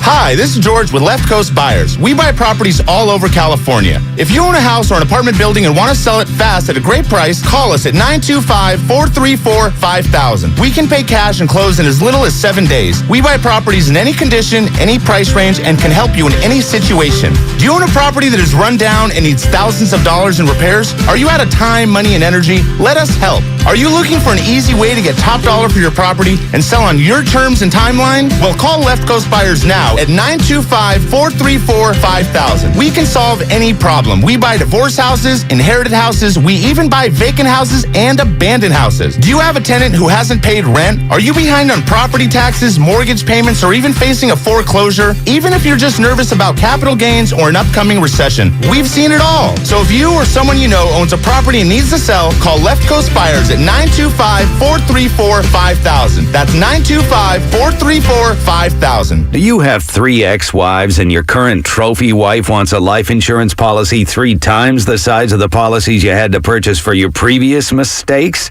If so, you need to call Big Lou at Term Provider, 800-200-1966. Big Lou is intimately familiar with your problems, and if you're 50 or 60 years old and in reasonably good health, a $1 million policy should only cost about $100 to $200 per month. Big Lou may have a solution for your previous policies as well. You may even save enough money to lighten the load on your new $1 million policy. Remember, call Big Lou. He's like you, except he's only on number 2. Call Term Provider at 800-200-1966. That's 800-200-1966 for $1 million in term life insurance that you can live with. Call Big Lou at 800-200-1966. 800-200-1966. From abortion to inflation, the issues in elections across the country have far-reaching implications for the Bay Area. We're breaking them down on The Home Stretch, Odyssey's new original political podcast. I'm KCBS political reporter Doug Sovereign. Each week, I'll talk with a range of experts to give you a no-fuss, 15-minute download of the most pressing issues on this year's ballots. KCBS delivers all news all the time on the Odyssey app. And listen to The Home Stretch on the Odyssey app or wherever you get your podcasts. It's Joe Shasky from The Morning Roast. And if you're an independent restaurateur or are starting a brand new business, then you gotta know about my friends at Trimark. Trimark, making independent restaurateurs' dreams come true in Northern California for over 55 years. Whether you're designing your next restaurant or you need equipment and supplies, this is where Trimark comes in. They do it all. And what's most important to them is being a partner to their business customers. Visit TrimarkWest.com. That's TrimarkWest.com. Prescription products require an online consultation with a healthcare provider who will determine if a prescription is appropriate. Restrictions apply. See website for full details and important safety information. Subscription required. Refund available for 60 days after purchase. Hey guys, did you know there's a generic form of Viagra that works just the same but is 90% cheaper? And you can get it online? Just go to 4hims.com/joy. You'll get a free medical consultation, discreet shipping if prescribed, a 100% online process, and trusted generic alternatives to the biggest brands at 90% off. That's right, get generic for Viagra, the same active ingredient as brand name Viagra, but 90% cheaper. It's the same medication you get from your doctor, but with zero copay, no expensive appointments, and no awkward face-to-face conversations. Results are guaranteed or your money back. To start your free online visit, you need to go to this exclusive address, 4hims.com/joy. That's 4hims.com/joy for your free online visit. FORHIMS.com/JOY. What's your retirement look like? With Fidelity Income Planning, a dedicated advisor can help you create a flexible income strategy to grow and protect your wealth so you can stop worrying about the future and enjoy whatever comes next. Investment minimums apply. Fidelity Brokerage Services, member NYSE SIPC. Do you think all premium fuels are the same? Well, your engine doesn't. Shell V-Power Nitro Plus helps keep your engine running like new because it's engineered to defend against 4 main engine threats: gunk, wear, corrosion, and friction. So next time, choose Shell's most advanced fuel ever. It's fuel for thought. In engines that continuously use Shell V-Power Nitro Plus Premium Gasoline. Fremont Bank. If there's one thing we understand more than anybody, it's that it takes a local bank to really get the needs of local businesses. And more than anything, local businesses need access. Access to a knowledgeable banker and access to a full suite of business services. Can't come to the bank? We'll come to you. Our devotion to our clients ensures your business never misses a beat.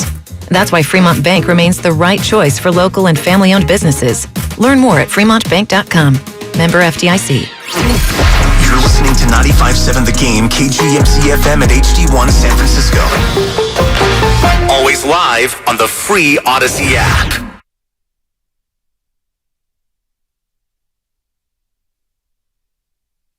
Now, back to Steiny and Guru on 95.7 The Game. All right, John Dickinson in for Daryl the Guru Johnson today. Joining us right now, Brian Geltzeiler, Sirius XM, NBA radio.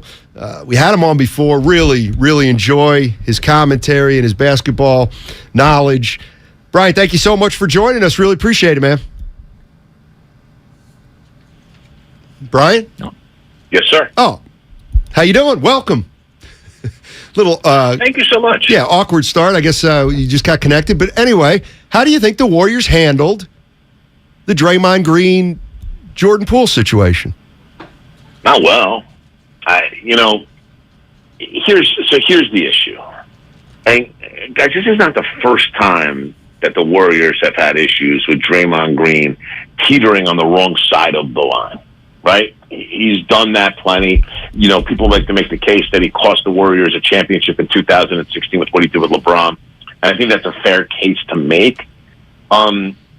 You look at what's gone on over the years, his treatment of the referees, the officials not really pushing back on him as much as I think they should. Maybe that's a common theme. And I don't just blame the Warriors. I think the league, the referees, Draymond's behavior teeters on, inappropriate to at times, and in this case was violent, but at times just to a point of just overly aggressive. And I think in this particular case, especially where you get a video that goes public like this, I think the Warriors missed a major opportunity because Draymond this wasn't really a punishment for Draymond. Yes, there's a financial penalty. There's a fine, right? Draymond got to take a couple of days of training camp off and hang at home.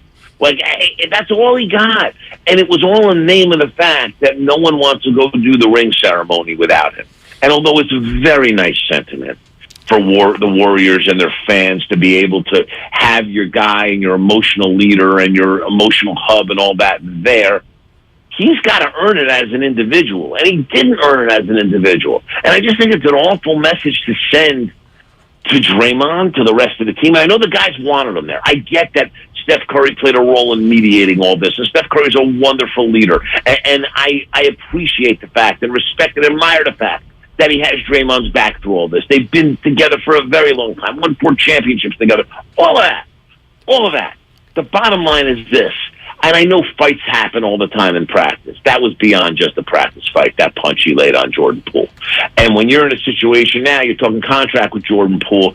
I mean, people say, well, if Poole was okay with it, then what's the problem? Why does this burden have to be on Jordan Poole? And when Steph Curry is advocating hard for a lighter punishment for Green because they want him their ring night and they want to start the season with him, does Jordan Poole even have a choice?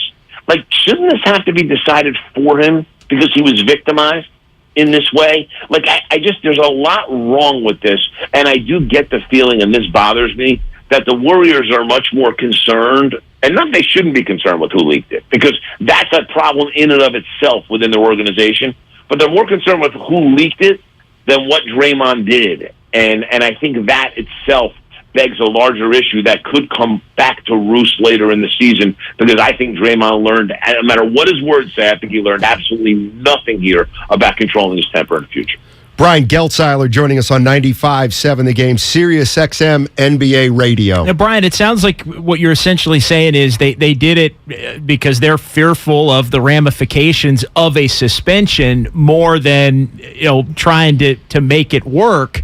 I guess the question I would have for you is, can you make the case that the Warriors' best chance at making this season work is getting everything out and handled and beyond them now before they actually tip off against the Lakers on Tuesday night, and then just hope that cooler heads can prevail and that they can, Jordan Poole's going to be all right and that Draymond can earn that trust back? Right. Well, I mean, the whole, you want him to earn the trust back, he's got to be willing to make changes. And I don't know how he's willing to make changes when he skirts this without really a punishment. It wasn't a punishment. To me, missing ring night is a punishment. Not being there with your teammates to get your ring and having to have yours brought to you in the locker room the next day of practice or whatever, to me, that's a penalty. And yeah, it may have bothered some of the other players to not have him there, and I appreciate the fact they're a very together team. But what you don't want is something like this to happen again with Draymond Green at the wrong time for this team. You are the defending champions. You have the ability and the potential to win this thing again. You don't want him to cost you, and he does a lot of great things for this team. I get that, and I think that the whole spiritual leader thing, I buy it. I do. I buy into him being where this team's emotion comes from, being that source of emotion. But it's teetered too many times on the wrong side. And I think he deserved a bigger punishment than this. And the whole narrative that's been put forward, and Brian Windhorst of ESPN had this, Woj talked about this last night on ESPN, is the fact that this is about ring night. This is about not wanting to do a ring ceremony Tuesday night without Draymond Green present on the floor. Well, and I don't think that reason serves the Warriors well, guys. Do you know what I mean? No, I get where you're coming from, Brian. I really do, but I also think that the flip side to that is, does it make it weirder and or more caustic, let's say, if Draymond isn't there? Because then you're how does Draymond feel about that? And I know you may say it doesn't matter how Draymond feels because Draymond made the mistake in hitting Jordan Poole, but I guess what I'm getting at is the Warriors are pushing all their chips into the middle of the table right now, that this is just going to go away, and they would rather have it play out that way than have Draymond be ticked off that he missed ring night, or have other players thinking, you know what, this was messed up that he didn't get to go to ring night, even what he did was so bad. I guess they're choosing the lesser of two evils in a way, and they're choosing the fact that a Draymond Green that may not hold a grudge against them is the better way to go. So they're going to live in fear of him? Because that's what they're doing. Sure. But you know what? By the same token, sure. That's the consistent thing they've done, and they've won 4 championships. So so you're not, the point that you make is not an invalid point. I just don't agree with it. Yeah. And I say that, you're not making, listen, they've won 4 titles in 8 years. Okay? So however they've been doing it certainly has yielded results on the floor, and they've built a great culture. Here's part of my problem with it. All right, you're marrying 2 eras of Warriors basketball this year, maybe more than ever, certainly more than you did last year. Yep. Right? Steph, Clay, Draymond, not as young as they used to be. All right, Andre Iguodala's already given you an indication, 1 last year, and that's it, and I'm done. Wiggins kind of ties from the old era to the new era with where his age is. And then you're looking at Wiseman, you're looking at Poole, you're looking at Kuminga, you're looking at Moody. You want them to develop with the thought of that there's a special kind of Warriors culture. This is bad culture stuff. And you can make the case to me that Draymond's had other incidents like this, and it's in the end never really affected the Warriors. But again, they could have had 5 titles in 8 years, if not for what he did in 2016. So there's Draymond teetering out of control is not a new story. And I think a message could be sent, because what happens if this becomes a little bit of an epidemic? And I don't know that Wiseman or Kuminga or Moody or even Jordan Poole are hotheads to the extent that you would have to worry about that. But I do think that there's something to be said for, hey, we need to be better to each other as a group, as a team. And Draymond's part of that. To not bring him to ring night because you're afraid how he's going to react. Here's what I'll push back on. Where's he going? Because you know what? Woj talked about it last night. Get ready to pay him $27.5 million next year when he opts in, because no one's giving him that in the open market, not at 34 years old. So you have him this year and you have him next year. And they've had problems with Draymond in the past. Draymond got a worse penalty for what he did with Kevin Durant that night in L.A. in 2018, all right, more than he got here for violently punching Jordan Poole in a practice that was called on camera. Think about that. Yeah. Got suspended for that. Okay? So why would you do that with Durant and not do that here with Jordan Poole? And you can't even equate the two actions. Like, so it's not like punishing Draymond's totally foreign to them, but I just don't think you can live in fear of him. I think in the end, is he going to be mad for a week, 2 weeks? He'll move on. He'll move on because he's going to want to win, but he'll also know if I do something egregious like this again, I'm going to have a problem with the guys that I work for and the guys that pay me. That message wasn't sent here. Brian Geltzeiler joining us on 95.7 The Game. You can hear him on Sirius XM NBA Radio. I know you can't predict the future, but what do you see as, okay, it could work out and they win a title, whatever. What could be the possible cost of this, and how might it look? All right, so do I think Draymond's going to punch another teammate? No. Do I think Draymond is at one point going to get in a referee's face too much, get himself teed up, and get himself tossed out of a game at a big point in time? Always possible. And the fact that you didn't nip this in the bud makes it just as possible as it's always been. You could have made it less possible by sending a message to Draymond, you need to control yourself better, or we're going to have to lay punishment on you. You could have sent that message. Okay, you could have a situation where Draymond loses his cool with an opponent on the floor and ends up getting himself tossed and or suspended, and that lies out of the Warriors' hands.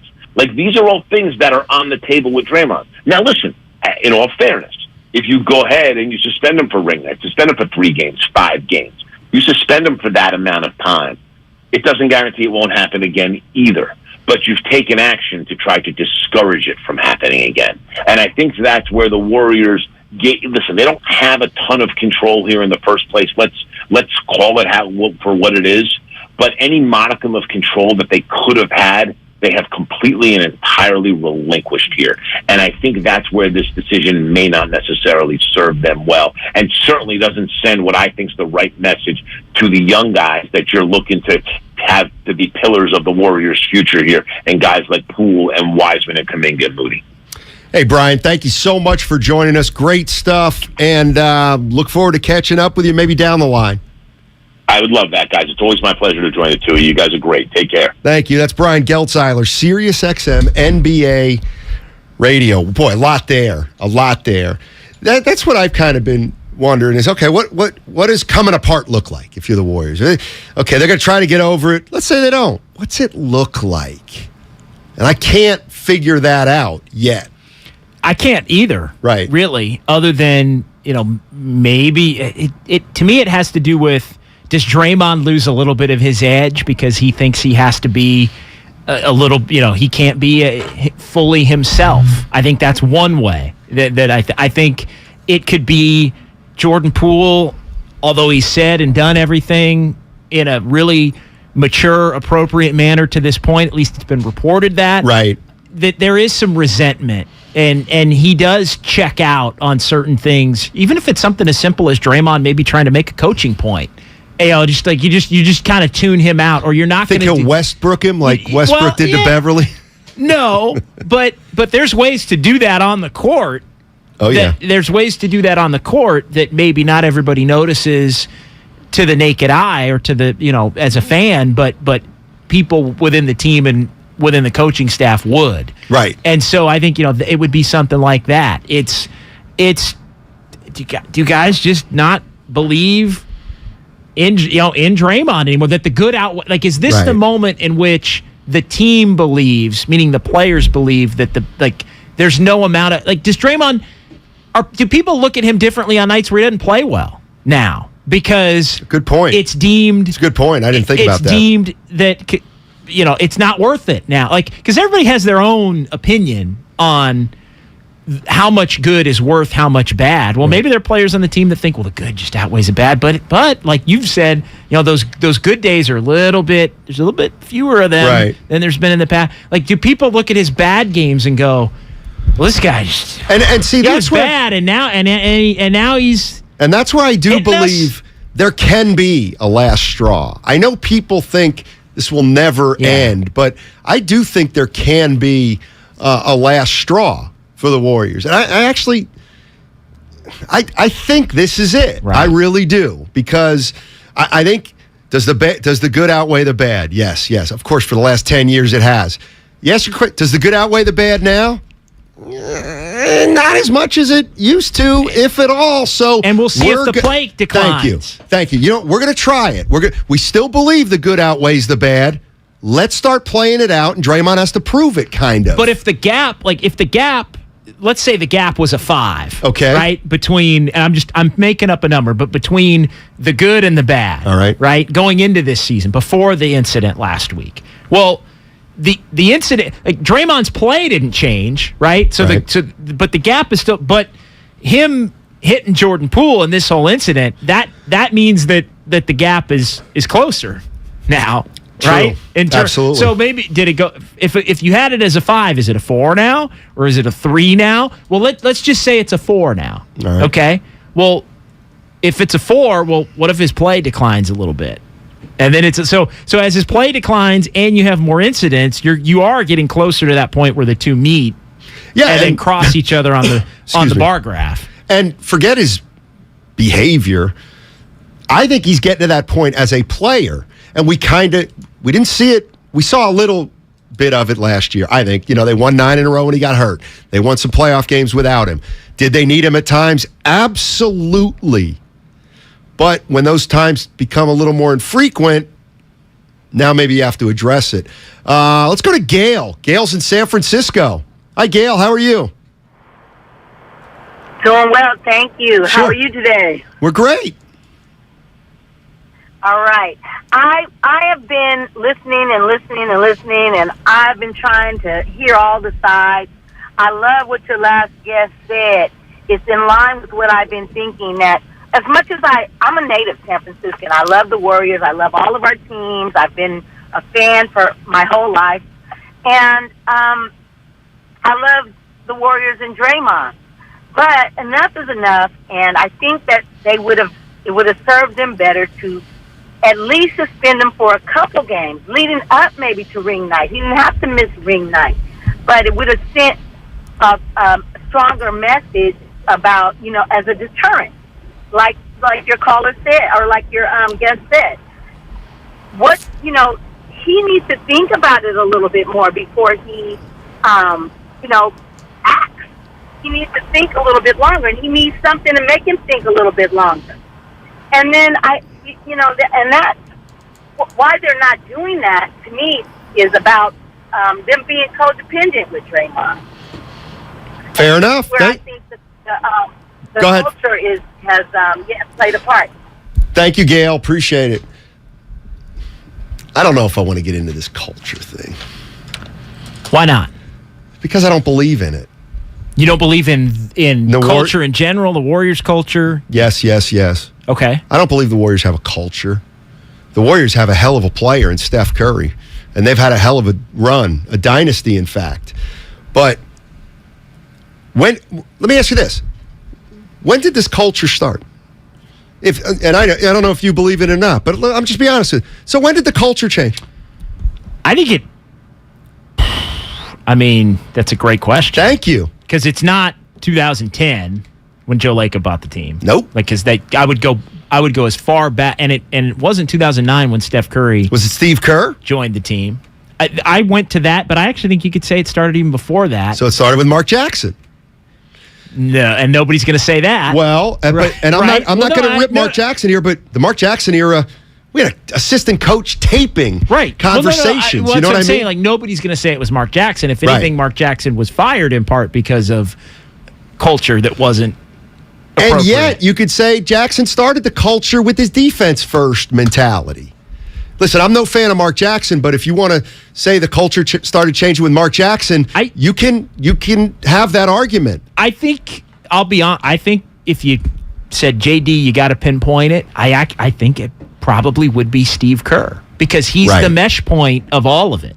Yeah. He's the mesh point between moving on from Mark Jackson, from Curry going from a really good player to an all-time great player, from it ties everything together. Right. And then they were winning at the level that ownership believed they should be winning at from the moment Steve Kerr came in. So it ties that element of it together. And then even Kerr with, playing with joy and, being a good human and like those kinds of things. Right. They did. I mean, I think that's when it was. It was that That's season. Fair. And maybe it's lip service, but to hear Steve Kerr did it his first few years. Mark Jackson started this. Sure. Mark Jackson started this. But that's not. I think that was more the I think every time he said that, it's the defensive mindset. No doubt. The toughness mindset. The willingness to compete on that end. Fair enough. Bill's in San Jose. Says we're missing something. What do you got, Bill? How you doing, buddy?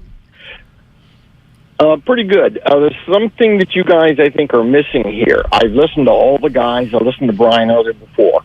But you don't think that Latham, Kerr, and Bob have discussed, we can't get ahead of this runaway train. There's nothing we can do. Wherever he goes, 29 cities are going to be after him.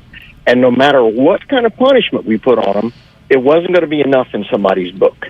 What if they decided that, look, we'll suspend him.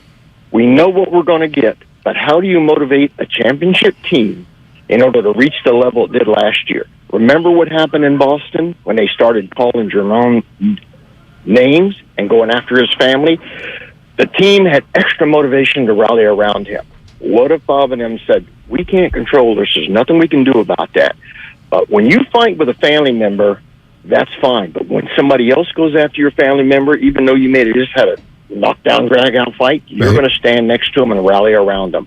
And I think that's where they're going with this. They can't change the narrative. There's nothing they can do to make the other 29 teams or even the reporter, Brian, happy. Or fans, right, yeah. If you start to go after Jamone, they're going to rally around him, and that's sometimes what you need to give your championship team extra incentive to go get that chip. They're talking about one of our family members. We are against the world. Not bad. I think that's the reason why they went the route they did. Fair, Bill. Not bad. I do think there's something about when they talked about all the possibilities. I do think Bill's onto something there where they knew they're getting hammered either way. And they knew they can't suspend him 20 games. That's ridiculous. And I think they did make a decision on yesterday. I called it the path of least resistance. Even that, like, somewhere along the line, somebody, whether it was Myers, Lacob, or Kerr, said, we are going to get hammered no matter what. Right. So, we may as well try to win a title. Yeah. Well, yeah, but to me, that's not crazy talk. No, I agree. Because here's the thing. I think we're well beyond the point, Matt, where it's well beyond the point where you're worried about the future incidents, because to me it's so close to the end anyway that you might as well just try and cobble it together one more time and win it all. Like I think you do the calculus in, well, are the young players going to start to act a certain way because of this? And I think the answer to that was no. Nobody thought that any of their young players would think that acting that way or doing that would be appropriate. Right. And so the tone that would be set by, you got to set a tone so other guys don't do that. Like, nobody's going to do that like that. So they, to me, you check that box in that manner. So to me, we're so close to the end that you might as well just try to get to the finish line. Yeah. No, I think you're right there, and I think they know in the back of their head, like the end might be this year. We're well beyond. You got to punish him so this doesn't happen again. Like that. Right. Like it always goes back to that 2016. Man, him and Kerr in the locker room in Oklahoma City. Exactly. You do nothing there, then. What are you going to do now? I'll tell you what Geltzeiler said. This is worse, but what are you going to do? I'll tell you what Geltzeiler said that I might disagree with a little. He said, there's no doubt Draymond's opting in because nobody's going to pay him $27.5.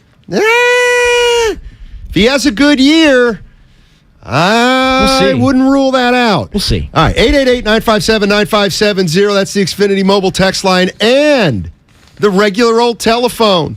We'll be back to wrap things up. We're Warriors! 1, 2, 3, the red and gold have found their recipe for success. Mayfield is brought down at the 21-yard line. Ofunga. It's a sack for the San Francisco team.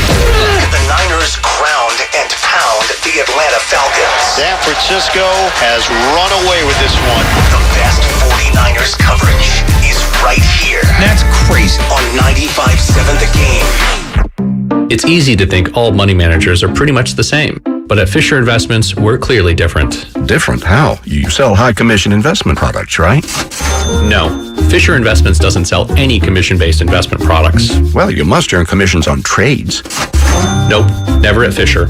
We're a fiduciary, obligated to act in our client's best interest. It's the highest standard of care for a financial advisor. How do you know what's in their best interest? We get to know our clients and then tailor a portfolio based on their goals and needs. But you probably sneak in some hidden and layered fees. No, we have one transparent management fee, structured so we do better when our clients do better. Wow, you really do look out for your clients. That's because our top priority is helping them achieve a comfortable retirement. It might be why most of our clients come from other money managers. Visit FisherInvestments.com to find out why investors like you switch to us. Fisher Investments. Clearly different money management. Investments and securities involve the risk of loss.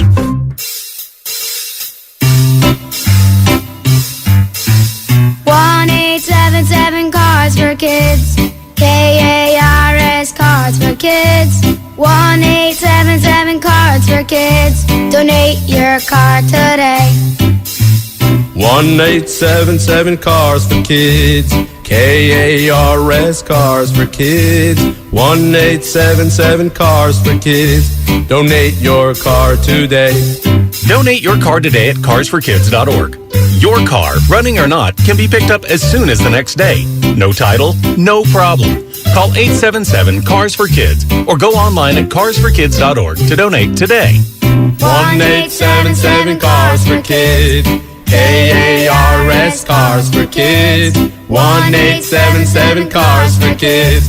Donate your car today. Now accepting donations of land, homes, buildings, or any kind of real estate. My dad has a cold, but also has high blood pressure.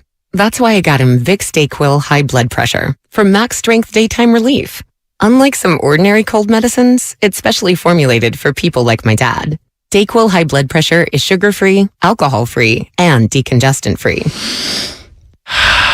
Vicks DayQuil High Blood Pressure. The daytime, non-drowsy, coughing, aching, fever, sore throat, cold and flu for people with high blood pressure. Like my dad. Medicine. Use as directed. Finding great candidates to hire can be like, well, trying to find a needle in a haystack, but not with ZipRecruiter. Its powerful technology actively finds and invites qualified candidates to apply to your job. So while other companies might deliver a lot of hay, ZipRecruiter finds you the needle in the haystack. See why 4 out of 5 employers who post a job on ZipRecruiter get a quality candidate within the first day. Try ZipRecruiter for free at ZipRecruiter.com/free. That's ZipRecruiter.com/free. The following is an attorney advertisement. If you get sidelined by a workplace injury, the workers' compensation attorneys at Boxer & Gerson can help get you back in the game. Our team of skilled attorneys will fight by your side for the treatment and compensation you deserve. We care about justice for injured workers. That's what makes us Northern California's premier workers' comp law firm.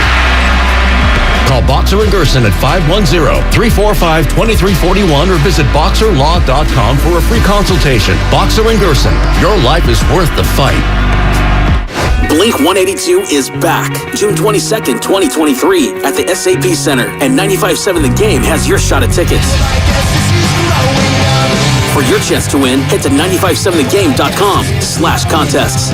Anywhere fans go to cheer on their team, there are behind-the-scenes MVPs, ensuring everything is game day ready. We see you, Joe, fixing seats so every fan can enjoy every game. And Allie, who keeps her stadium running smoothly from the moment the first game starts to the last play of the season. At Grainger, you're our MVPs, and we're always here for you, with supplies and solutions for every industry and 24/7 customer support. Call, click Grainger.com, or just stop by. Grainger, for the ones who get it done.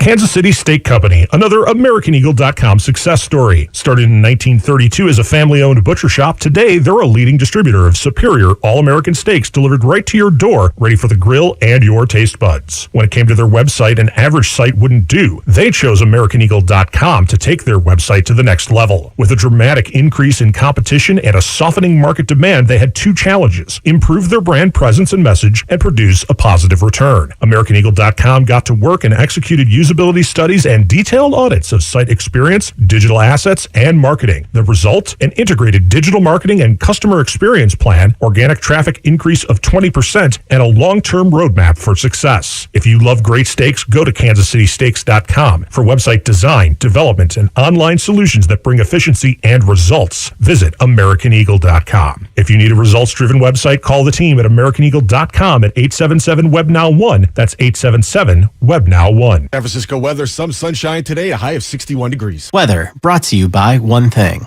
Don't buy plastic toys for your pet. Instead, look for natural materials like cotton, rope, wood, or bamboo. Join Odyssey, and together, each of us doing one thing makes a greener tomorrow.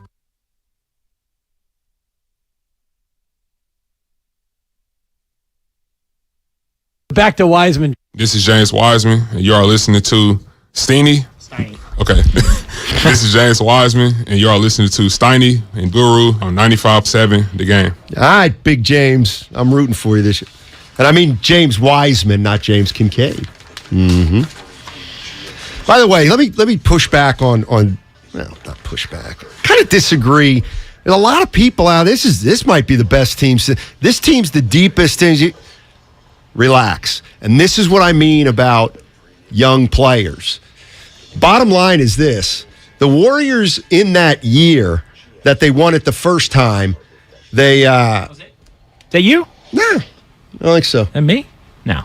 Anyway, the year they won it in the first 2015, who was their bench? Spates, Livingston, Barbosa, Iguodala. I mean, and Festus Ezeli. Festus Ezeli was young. He played. Like, those guys are good. Like, to just say, well, we have Kuminga. Like, if you use the young Kuminga, Moody, Wiseman, well, that ain't nearly as good as what I'm looking at right here, where those guys were at their career. Kuminga may end up being a better player, and probably will, than Festus Ezeli. But right now, Kuminga's and the young guys can't touch that bench that they had in 15. Absolutely. I mean, it was just much more veteran laden and with players that knew what they had to do in the context of the system. Perfect complementary pieces to the starters if they were going to play with them. I mean, they had it all. I mean, that was the whole strength in numbers thing. Right. Exactly. Kathy's in Piedmont. Hey, Kathy, how you doing? Hi, I'm doing well. Thank you so much for taking my call. Sure. I want to talk about going forward for the team, how they manage this and how Draymond personally manages this. And I think that if I'm one of the 29 other teams in the league, and I've got someone on my team like Pat Beverly or Grayson Allen or some of the other Bulldogs out there, I'm going to provoke the living daylights out of Draymond on the floor. I'm going to tease him and say everything I possibly can to provoke an outburst. And I think he's going to be very vulnerable and very susceptible to getting teed up, to having outbursts. I don't think he'll be able to tune out the noise. Think about what happened in Boston in the finals. Imagine that in every home court, where they're booing him and they're reacting to him, and that could be their weapon. And I think it sometimes will make him unplayable and hurt the morale of our team. And that's really what I'm concerned about. I don't think he will be able to put up with the vitriol that is going to be thrown his way. Kathy, thank you for the call. And I that is something that I'm thinking about too, for sure. And here's the other thing. You know, it's easy to say, oh, he's going to get booed during ring night. Will there be booed? I'm going to be honest with you, Warrior fans. Be careful about booing Draymond Green. Because if all of a sudden he's getting booed and it's noticeable at home, that's a problem. Interesting. Seriously, that's a problem. And it's such a problem that then at that point, the front office does have to start thinking about, we got a guy getting booed. You know, it's like, I'm trying to think. I'll ask you this, JD. Last 25 years, who's been the most disliked Warrior by the home crowd? I got a guy who's come up. I just want to Mike Dunleavy Jr. Mike Dunleavy Jr. was the guy I thought of. That's the guy I thought of. Great minds. There were times during his Chris career Chiozza. where there's absolutely no doubt that the negativity affected him. It just did. He never got to play in a home arena, basically. Now, he didn't get booed off the floor, but if Draymond Green, one of the big three, starts getting mixed responses or gets thrown out of a game and he gets booed, that is another element to the situation that I don't know, but it's there. It gets a good point. And look, the other part is if Draymond gets booed to a level where it's noticeable, like really noticeable, I think we'll hear it in the background. Well, then he's going to get asked about it. Exactly. And then what does he say about that? And we don't know. He may say, because that's where it could escalate. Because he may say, you know what, I was expecting it. I get it. People are upset. You know, what I did was wrong considering this situation. He also might say, you know what, I think that's a bunch of crap because I've helped this franchise win 4 rings. And you know what, do that if you want, but you're not a real Warrior fan if you do that. Like, I could see him saying something that even escalates it at that point, and then, you know, then maybe you got something that could continue to fester. Right. Let me, 925, and this is where I disagree. He's either disagreeing with Kathy or what I said. Wrong. Draymond thrives on that. He's from Saginaw. And, of course, the 925's talking about the trash talking, the vitriol. No, he doesn't thrive on that. Not always. Did he thrive off that with Jordan Poole? My point is I agree. He's more vulnerable now to it because he's going to hear much, much more of it. I'm not saying it's going to happen, but I do think that's a possibility of something to keep an eye on. Let's go to Matt. Matt's in Oakland. What's up, Matt? Hey, fellas. Hope you're enjoying this beautiful day. So much to talk about. I love what Kathy said. I love what Bill said. There's one winner here, and that's Jordan Poole. Everybody else is a loser. This will be the hardest season of Draymond Green's career. He is fatally damaged. I don't know if he can get through it. We're going to see. One other thing about culture, I don't agree that much. I mean, I agree with Steiny. That doesn't really mean that much. But the idea that Mark Jackson started this culture is an obscenity, and I wish you hadn't said that. Can we talk about the kids now? Sure. Look, in terms of playoffs, they're 9 deep. They got, in the playoffs, they got the starters, and they got Iggy, they got Poole, they got DiVincenzo, and they got Michael Green. The whole purpose of the kids is to give everybody days off. And I think they're going to play a lot during the regular season, and we'll see. You know, maybe one of them, maybe 2 of them. I don't think that really matters. And I think they're really... Can they win enough for this year? Can they win enough if they're playing the youngsters plenty in the regular season? We're going to find out. Yeah. I think so. Well, you know what, Matt? Thanks for the call, Matt. That, to me, is a big theme of the season. One of the huge themes is how much can you milk the young guys during the regular season and stay right where you want to be? By the way, we didn't even mention Iguodala when we were going through our breakdown of everybody. What does that say? Well, what it says is that's not good for Kuminga, that we forgot him because we forgot him entirely. Right. So even if Iguodala plays 30 games, he's ahead of Kuminga in the rotation. Boy.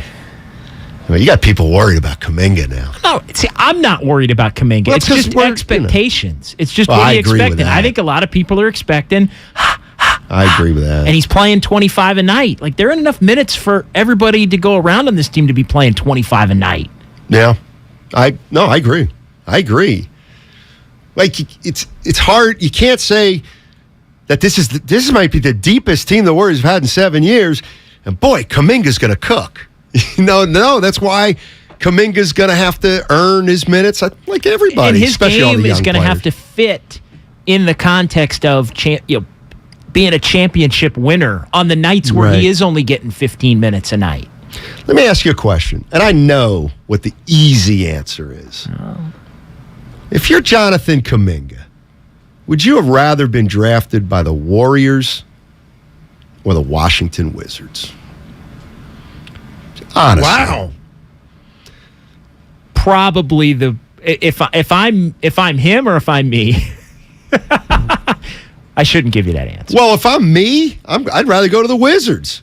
Yeah, I'd rather go to the Warriors, but I can understand why. I mean, I can understand your point on that. Like, Kuminga's like, hey, Jonathan, great job. You won a ring your first year. It's like, I didn't win a ring. I didn't even play. Well, you know what I mean? But to me, it's not even about winning a ring. It's about being developed the proper way. Gotcha. Like, to me, it's like I would much rather come here and develop and have a little bit more time to develop and all that. So that, like that, but I absolutely understand the, wait a minute, like all these other guys that were drafted in front of me and even behind me are playing a lot. And we could run through and list they're going to them. get paid more probably. And so I totally get where he would say, that guy's starting on the Magic. Exactly. That guy's starting on Houston. Like, I'm just as good as all these guys, but I don't get to show it because of the team that I'm on. Yeah. So I 100%.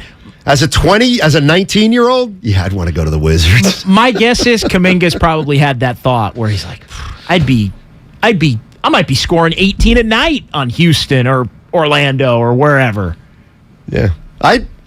But are you going to become the best possible player you can be? To me, I'd rather come to the Warriors. To me, the Warriors' challenge now with Kuminga, JD, is, look, I think he's got a chance to be good. But if he's feeling encaged here because of the talent level, you can't develop him and pay him big money. You know what I mean? Like, well, but we're still. I know we're still 2 years away. But I guess what I'm saying is from that. Wait a minute. So Poole, Poole's played 3 years, correct? Right? 20, 21, 22. Okay. So Kuminga, there are 2 years to go before they have to make a contract decision on Kuminga. Right. Beyond pick up his option, which isn't obvious. But what I'm saying is, you can't develop Kuminga too much, or he's going to leave. You know what I mean? But he's like, also restricted. True. Like, again, like that's the part in all of these. But that's where Kuminga to me is different than Poole. Yeah, but we don't know what Kuminga is. Like, we don't know Kuminga would say, I want to leave. Well, no. But what I'm saying is, to my way of thinking, Kuminga's a player who... He's more of a me guy? No. If somebody were to come with an offer of 150, like at this point, I don't see the Warriors matching at all. Well, but... And I know you couldn't have seen it with Poole. No, but exactly. You couldn't have seen it with Poole in 2020. Right. I mean, in 2020, remember, he's checking himself into the facility at that point. They just won 15 games. And, I mean, if anything, Kuminga's ahead of where Poole was at this stage. Well, unless... Right? Poole didn't really burst out until 21 spring. I'm including work ethic and all those things. So, like, he's not ahead of him if he doesn't know how to work. You fair. know what I mean? That's fair. I'm nitpicking. But again, I'm just parsing words. But it's easy to say now, I wouldn't pay Kuminga $150 million. Like, True. Nobody would have. I mean, 2 years from now, he might be awesome. I guess what I'm saying 2 years from now, you might be like, oh my God, he's going to be a star. Yeah, I guess what I'm saying is... we're saying it about Poole now. Right, but what I'm saying is I could see how Kuminga would feel in a year or two if this thing, like that other teams would value him more than the Warriors, is what I'm saying. You know what I mean? Like, Kuminga to me is the kind of player where if you're GM of another team, you're like, this kid could be great. You know what I mean? He's one of those types of guys.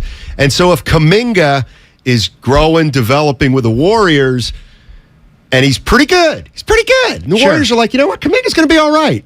But here come the Pacers. They want to pay him $40 million a year. We know he's not a $40 million. He might be 25. You know what I mean?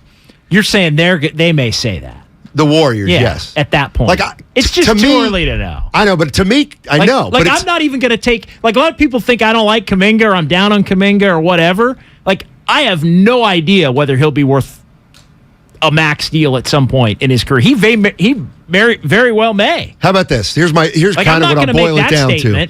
Like, I don't think he stinks. You ready for this? I think I'm not saying it's going to happen, but Kuminga, to me, he's the kind of guy to me that somebody's going to overpay. You know what I mean? Based on him being kind of in a box here in Golden State for the next couple years. Let's say Draymond's here for 2 more years. Now it goes boom, boom, now you're up to 4. Like, at some point, the kid's got to play. Right. But I think what they're hoping is by the end of this year, and really more so by the beginning of next year, Kuminga's ready to be in the rotation every game and play 25 to 30 minutes. Like, that's not just because he's not doing that now doesn't mean he won't be doing that a year from now. Like, it's not absolute. Just because I think there may be games where he gets a DNP this year and there may be games where he's only playing 10 minutes a game this year, that doesn't mean the next year he won't be playing 30. He might be playing 30 and pushing the starters. That's what they're hoping. Let me throw a couple of these at you from the Xfinity mobile text line. You can agree or not, or you can expand. Jordan Poole will only ever be as good as Monte Ellis. I disagree. He could be better than Ellis. He could definitely be better than Ellis. Can definitely be better than Ellis. I think he's already been more impactful. I think he might be a better playmaker now than Monte Ellis ever was. Or capable of making a play for sure. Kuminga has more upside than Jordan Poole. I think that's fair. All right. That was from the 5-1. I think that's fair. Yeah. I do not think that's crazy. Yeah. No, I don't have a problem with either of those things. Tom's in El Cerrito. Hey, Tom. What's going on, man?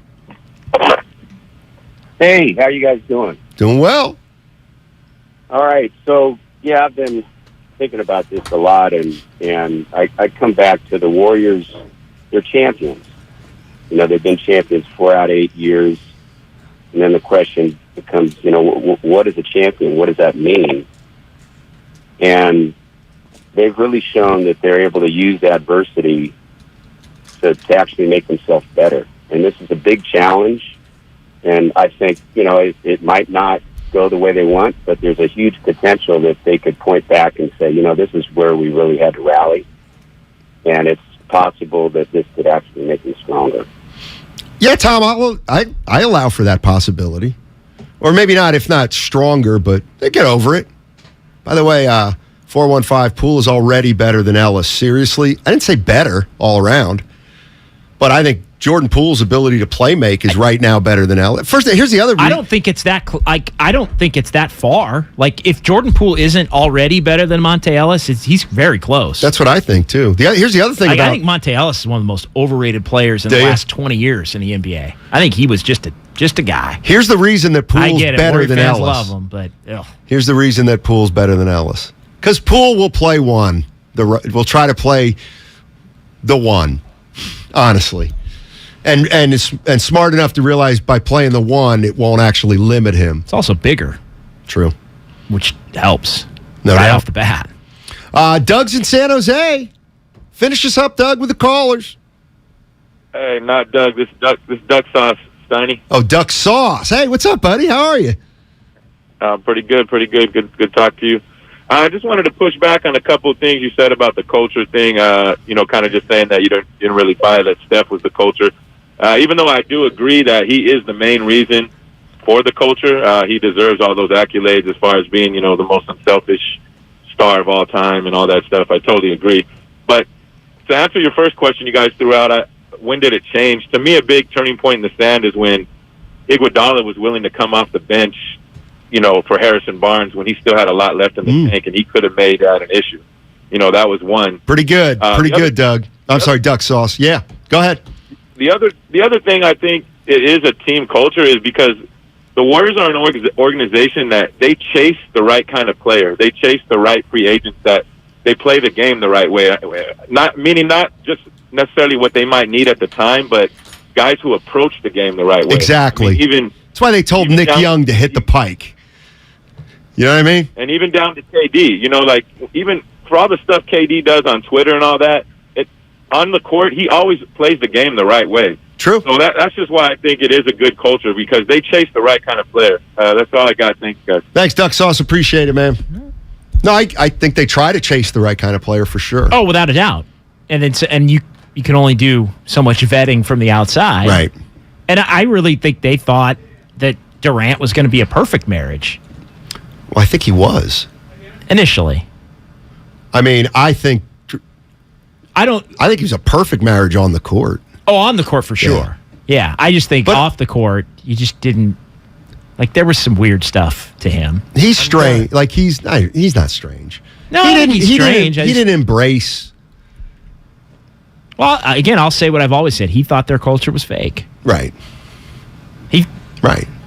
I mean, that bears repeating it from time to time. No doubt. Good point by Duck Sauce. You know what? And that is that's the kind of stuff that makes a culture. He's right. Iguodala saying, I'll come off the bench. You know what else makes a culture? And also is in line with that Steve Kerr timeline, because that was the first big thing he had to do. But how about this? Here's how you maintain a culture. Steph Curry's willing to come off the bench in the playoffs. Right. Like, and I'm dead which serious. Set the tone that, Jordan Poole, exactly, you're going to have to go back to the bench at some point. Exactly. And if he can do it, you can do it. Exactly. So, to me, those are the kind of things that define a culture. Like Steph Curry being selfless. Now, come off the bench. I mean, Curry did it the night before he won his unanimous MVP. I mean, the night before. People think, like, I know it's funny, but, like, Westbrook wouldn't do that. Not only that, you wouldn't even think of asking him to do that. Remember, I'll give you another example of a guy that eventually did it, but didn't do it for like 3 years and stunk, was Carmelo Anthony. Yep. Like, Carmelo Anthony wouldn't do it. Right. And Steph's still in his prime, essentially. It took him getting cut and it took, I think, other players that he respected in Portland, like Damian Lillard and CJ McCollum, to say, look, man, like, come off the bench. It's all right. Yeah. Got about 30 seconds here, guys. A reminder that Patrick Baldwin Jr. and Ryan Rollins, speaking of budding potential talent for the Warriors, are going to be in studio live in 15 minutes with Damon and Larry Krueger. Love it. Nice. All right. So there, don't go anywhere. We'll be back tomorrow. Have a good one, everybody. Hey, Becky, what about this beat for your next song? It's cool, but I'm into faster stuff lately. Like Xfinity that gives me beyond gig speeds. Got it. What about this then? It sounds powerful, just like Xfinity. Because its supersonic Wi-Fi has 3 times the bandwidth, you can connect hundreds of devices at once. That's what I call power. Unbeatable internet from Xfinity. Made to do anything so you can do anything. Get the Xfinity Supersonic Bundle with unlimited gig speed internet, Wi-Fi equipment included, and a free 4K streaming box. All for $50 a month with a 2-year internet rate guarantee and no annual contract when you add Xfinity Mobile with unlimited data at regular rates. Go to Xfinity.com/gig, call 1-800-XFINITY, or visit a store today. Limited time offer. Restrictions apply. Requires paperless billing and autopay. New gigabit extra internet customers only. Taxes and fees extra and subject to change. Xfinity Mobile requires post-pay Xfinity internet. Reduced speeds after 20 gigabytes wireless usage. After 24 months, regular rates apply. Requires compatible Xfinity gateway. This Monday, we're live from Chase Center. Chase is amazing. Chase is developing its own identity. Hear exclusive player and front office interviews from 9 till 3. Out to Curry, lets it fly, 3-ball, left corner pocket. On your home of the NBA champion, Golden State Warriors. 95-7, the game. Bear Robotics makes robots for restaurants. Automated servers to do the heavy lifting. But get this, our office, it wasn't automated. Paper invoices going in and out, getting lost. We don't do that anymore. Now we've got Bill. It automates our finances the way we automate restaurants. With Bill tracking our invoices and planning payments, we can focus on growing. The old way, not going back there. Automate your finances with Bill. Learn more at Bill.com. O'Reilly. Protect your vehicle's engine with Syntec and O'Reilly Auto Parts. Syntec Premium Full Synthetic Motor Oil is formulated for today's engines to dissipate heat and reduce friction and wear. Right now, get 5 quarts of Syntec Full Synthetic and a MicroGuard Select Oil Filter for just $33.99. Try Syntec today, exclusively at O'Reilly Auto Parts. O'Reilly Auto Parts. There's a lifetime of beautiful outdoor living waiting for you at Dolan's. It's fiber-on decking for easy, carefree living. Why choose this durable composite? There's an amazing choice of colors. The rich look of multi-chromatic exotic hardwood. It resists splintering, rotting, and cracking with really low maintenance. See the colors and learn more at dolanlumber.com.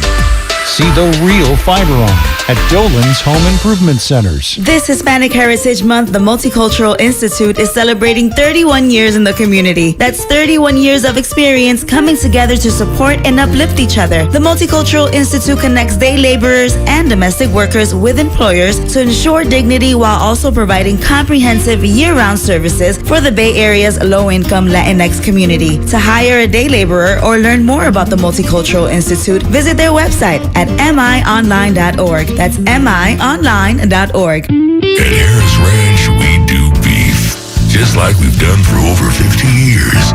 Beef that's raised locally right here in California. Tender steaks, awesome burgers, and California classics like tri-tip roast. The flavor you crave, the quality you trust time after delicious time. Come on, it's time to get out and grill. Harris Ranch, we do beef. Legendary beef, legendary quality. Locked On Warriors is a daily podcast covering your favorite team, the defending world champion Golden State Warriors. I'm your host, Cyrus Softas, and every Monday through Friday, Locked On Warriors brings you all of the biggest Warriors stories in around 30 minutes. We cover Stephen Curry and the dynasty that is one of the greatest teams in the history of this beautiful game. Listen to the Locked On Warriors podcast every day on the Odyssey app or wherever you get your podcasts. Imagine a world with endless possibilities. I'm talking endless saving and endless hot showers. Yeah, you heard me right. Endless hot showers. With Navien, that dream is now a reality. Navien tankless water heaters deliver a continuous flow of hot water for as long as you need it. No waiting for a tank to reheat more water, wasting time and energy. The compact design saves you space and money in comparison to traditional tank water heaters. It's time to make the switch and make your hot water dreams come true. Visit tanklessmadesimple.com. Get in zone, AutoZone. Welcome to AutoZone. What are you working on today? Thinking about gas mileage. You know, an oil change with full synthetic oil like Valvoline Advance can help your engine get more miles. Right now, you can get 5 quarts with an STP Extended Life Oil Filter for only $36.99. Find your solution for better fuel efficiency today at any of our 6,200 stores or on AutoZone.com. Get in zone, AutoZone. Restrictions apply. Listen to Kelvin. What he's about to say could change your life. I'm 6'2", and I was about 290. I lost weight fast. I trimmed down. Now I'm about 235. I'm probably at about 9, maybe 10% body fat. That's great. I lost probably at least 60 pounds in probably 3.5, 4 months. Color of my hair's coming back. Skin looks better. Obviously gaining muscle. My muscle mass is coming back. Thank you for providing an awesome product. Somebody who actually has and does what they say they will. That's awesome. That's great, Kelvin. Losing that belly fat in less than 4 months is outstanding. Since 2004, Andro 400 has been changing men's lives, like Kelvin, and can help you lose belly fat, gain energy, and improve your lifestyle. We guarantee it. Go to andro400.com for more true testimonials, before and after photos, and special discounts. Only available on andro400.com. andro400.com. You're listening to 95.7 The Game, KGMZ FM and HD1 San Francisco. Always live on the free Odyssey app.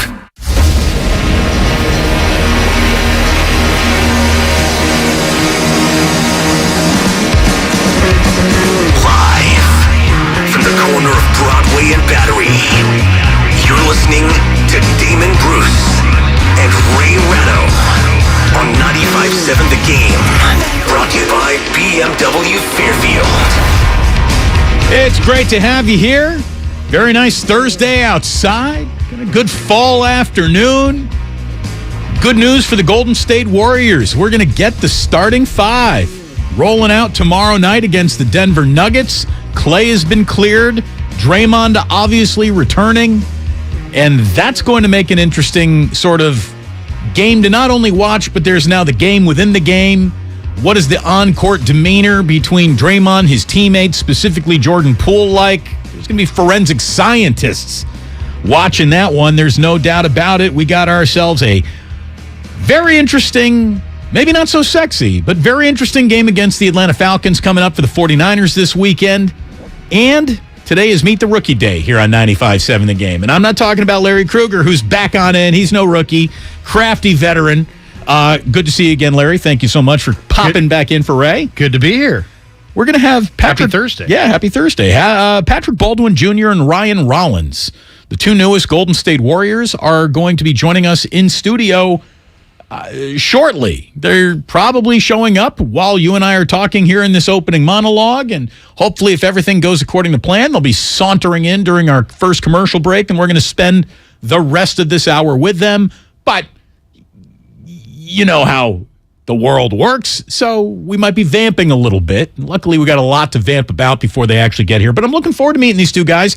It's been a very interesting week or two for rookies, hearing all about the Warriors culture, and then this happens. Exactly. Welcome to the NBA, I bet you they were probably wowed by the facility and probably eyes wide open when they witnessed the whole Draymond Poole thing, but I think the Warriors went 2 for 2 there. I think Rollins has got a beautiful mid-range game.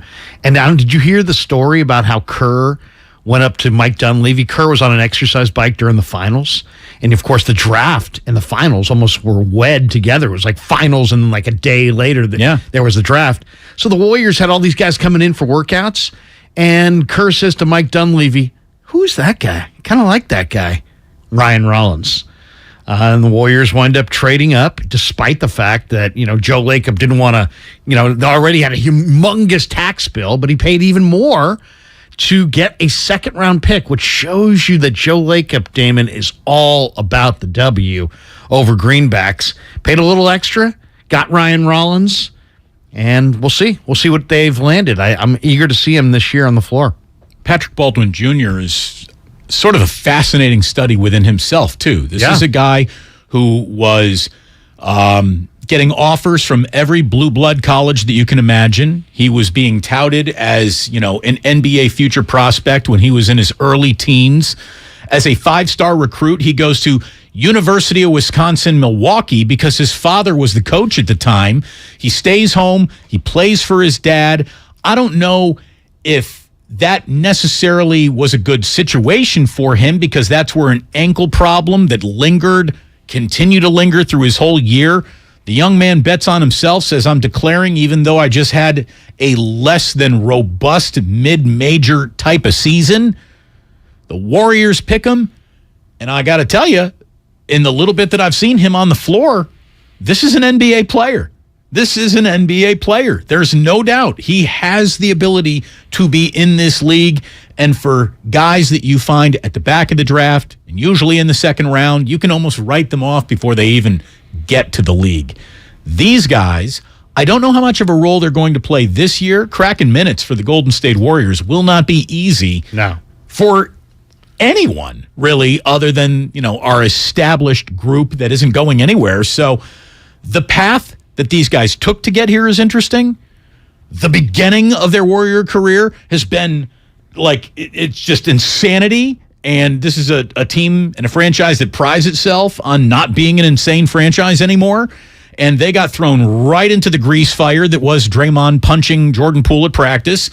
And the two of these guys have now a year to embark on and how they're going to be used, what the Warriors' plan is, how much they know about the Warriors' plan for them. Hopefully they're going to be willing to indulge us with a few answers to our questions. And, we're not going to put the full court press on these two rookies. One kid is 20, the other is 19.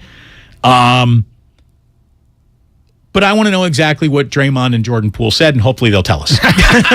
Yeah, exactly. And it's 15 minutes away. Don't go anywhere. Right. Now, I'll tell you about Baldwin. The thing I love about Baldwin is just if you watch him shoot the ball, it's pretty. He's got a beautiful form, really, really nice form. And he played on the ball last year, where he will not be playing. This is just a guess, but I don't believe Steve Kerr will have Patrick Baldwin Jr. playing on the ball. Is he a 4? Is he a 3? Is he a 2? I think he's a stretch big. I think he's a stretch 4. Who's got great basketball intellect. So I mean, this kid got a full ride offer to Duke as a high school sophomore. Yeah, passed up a full ride to Duke. Passed up a full ride, I think, to Georgetown to go play for his pops. It didn't necessarily work out for either him or his dad. It wasn't a great year, but you know what? He did get a chance to play on the ball, and now he declared for the NBA draft, and he winds up, with the NBA champions, and he's got a high basketball IQ. So who knows? Who knows? But I mean, a very skilled player who's 6'10" and knows how to play, and I'm eager to see what these guys look like. I don't expect either of them to get minutes, but the question is, will they spend more time with the Warriors, or will they spend more time at Santa Cruz? That's kind of the beauty of Santa Cruz right now, Damon, is that if you're a team, you got options. You can put them in Santa Cruz and let them develop. You couldn't do that, 10 years ago. And I think it's to the total benefit of these young players.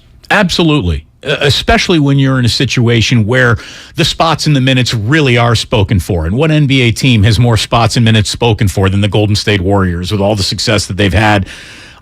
It's obvious that even the new group of the young guys from just last year, Kuminga and Moody, they're still going to have trouble getting minutes. Yeah, I mean, it's a thick roster, to say the least, and it should be a fascinating year. The year is going to get going against the Lakers on Tuesday night, so it's a great time. It's a great time for us to kind of turn our attention away from basketball practice to the upcoming season, and I'm looking forward to meeting both these guys today. I love talking to ballers. So we have, like I said, a week for the 49ers. That it's too bad that they were in West Virginia. It really was, because I think the 49ers, had they been driving to or from Levi Stadium, from wherever they live here around the Bay Area, had they been listening to sports talk radio the first few weeks of their season, it sounded like the whole damn thing was burning down. I mean, everyone was complaining about everything, and lots of, I think some founded, some unfounded worry about what this team is going to look like, how it's going to all fit together. They just played such a comprehensively good game against the Carolina Panthers that they basically have removed themselves from this conversation. Obviously, Draymond helped them off the page as well there. But we haven't talked much about the 49ers in terms of this road trip, what they look like right now, and what they're going to do against an Atlanta team who, Atlanta, it's a team of absolutely no names in terms of NFL popularity. I mean, there are very few Atlanta Falcons sprinkled around fantasy rosters or being considered in fantasy drafts. What they have is a run game. What they have is decent trench play, kind of on both sides of the ball. What they have is Cordero Patterson, but they don't have him right now, and they won't for the 49ers game. We know what the 49ers are missing. It's a tough game to handicap, only because I don't really know what the Niners are kind of rolling in with, and I know so little about the Falcons. And I'm just going to tell you, the Falcons are one of those teams that exists in a world where nobody talks about them unless they're your weekly opponent. Yeah. I mean, I was talking to a guy in Atlanta this week, and I'm like, hey, what's the talk of the Falcons? He's like, we talk Georgia Bulldogs here. Exactly. Right. We're talking Georgia Bulldogs, and then we're talking Braves, and then we're talking Hawks, and then we're talking Falcons. But Arthur Smith, good head coach. This is probably the best O-line the 49ers will go against so far this year. 3 first-round draft choices on this O-line. 2 big, physical, heavy backs that are both 225 who would rather run through you than around you. But no Kyle Pitts. You already mentioned no Cordero Patterson.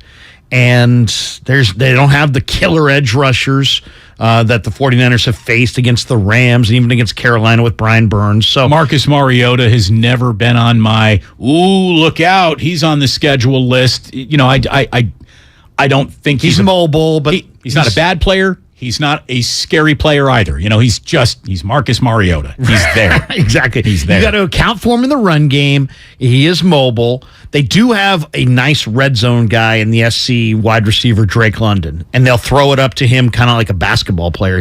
He doesn't separate a whole lot, Damon, but he posts up like a basketball player on the low block in the red zone. So Drake London in the red zone, some bigger backs, pretty good offensive line. Grady Jarrett up front, who's got to be probably combo blocked, and some good young players in the secondary. But the Niners, if the big question here, Damon, is Niners coming back on the road, traveling west to east. Now, obviously, they're not traveling because they're in West Virginia, but their D-line is super banged up. Probably no Bosa. Ebukam practiced today, but Kinlaw, Armstead, Bosa, I would expect none of those guys to go. So it's almost the entire second team Niner D-line against, one of the better O-lines in the NFL. You've been saying they got 2 starting defensive lines. We're going to find out how true that is. We will find out. I think Charles Omenihu's got a lot more responsibility on him than he normally would have. And that guy wins. He's good. He wins. He wins block. He wins his assignment often. So I've just been told by Lucas that the rookies are probably getting here closer to 330. And could I stretch to 25, to 325? Larry and I can do that. We can do that for you. Absolutely, we can. You owe us, man. You owe us. I do feel like we need to be compensated for this extra stretching we need to do. I did stretch well this morning. Got out of bed, touched the toes. You're talking to people that have been on during rain delays. Exactly. So we stretch? We vamped before. One would say the entire show is a stretch if you really think about it. One of the things that we were talking about yesterday, and look, this is something that we were talking about when, it was, how could Trey Lance and Jimmy Garoppolo ever exist in the same room together? Because, it's so abnormal, and it is abnormal. I mean, let's kind of be honest. It was a little odd of an ask. Sports are fragile. That was kind of the theme of yesterday's show as JD and I were talking about it. We just saw the Golden State Warriors, prove beyond the shadow of a doubt how fragile they thought this situation made their own locker room. Steve Kerr saying definitively, this is the biggest crisis I have faced as a head coach.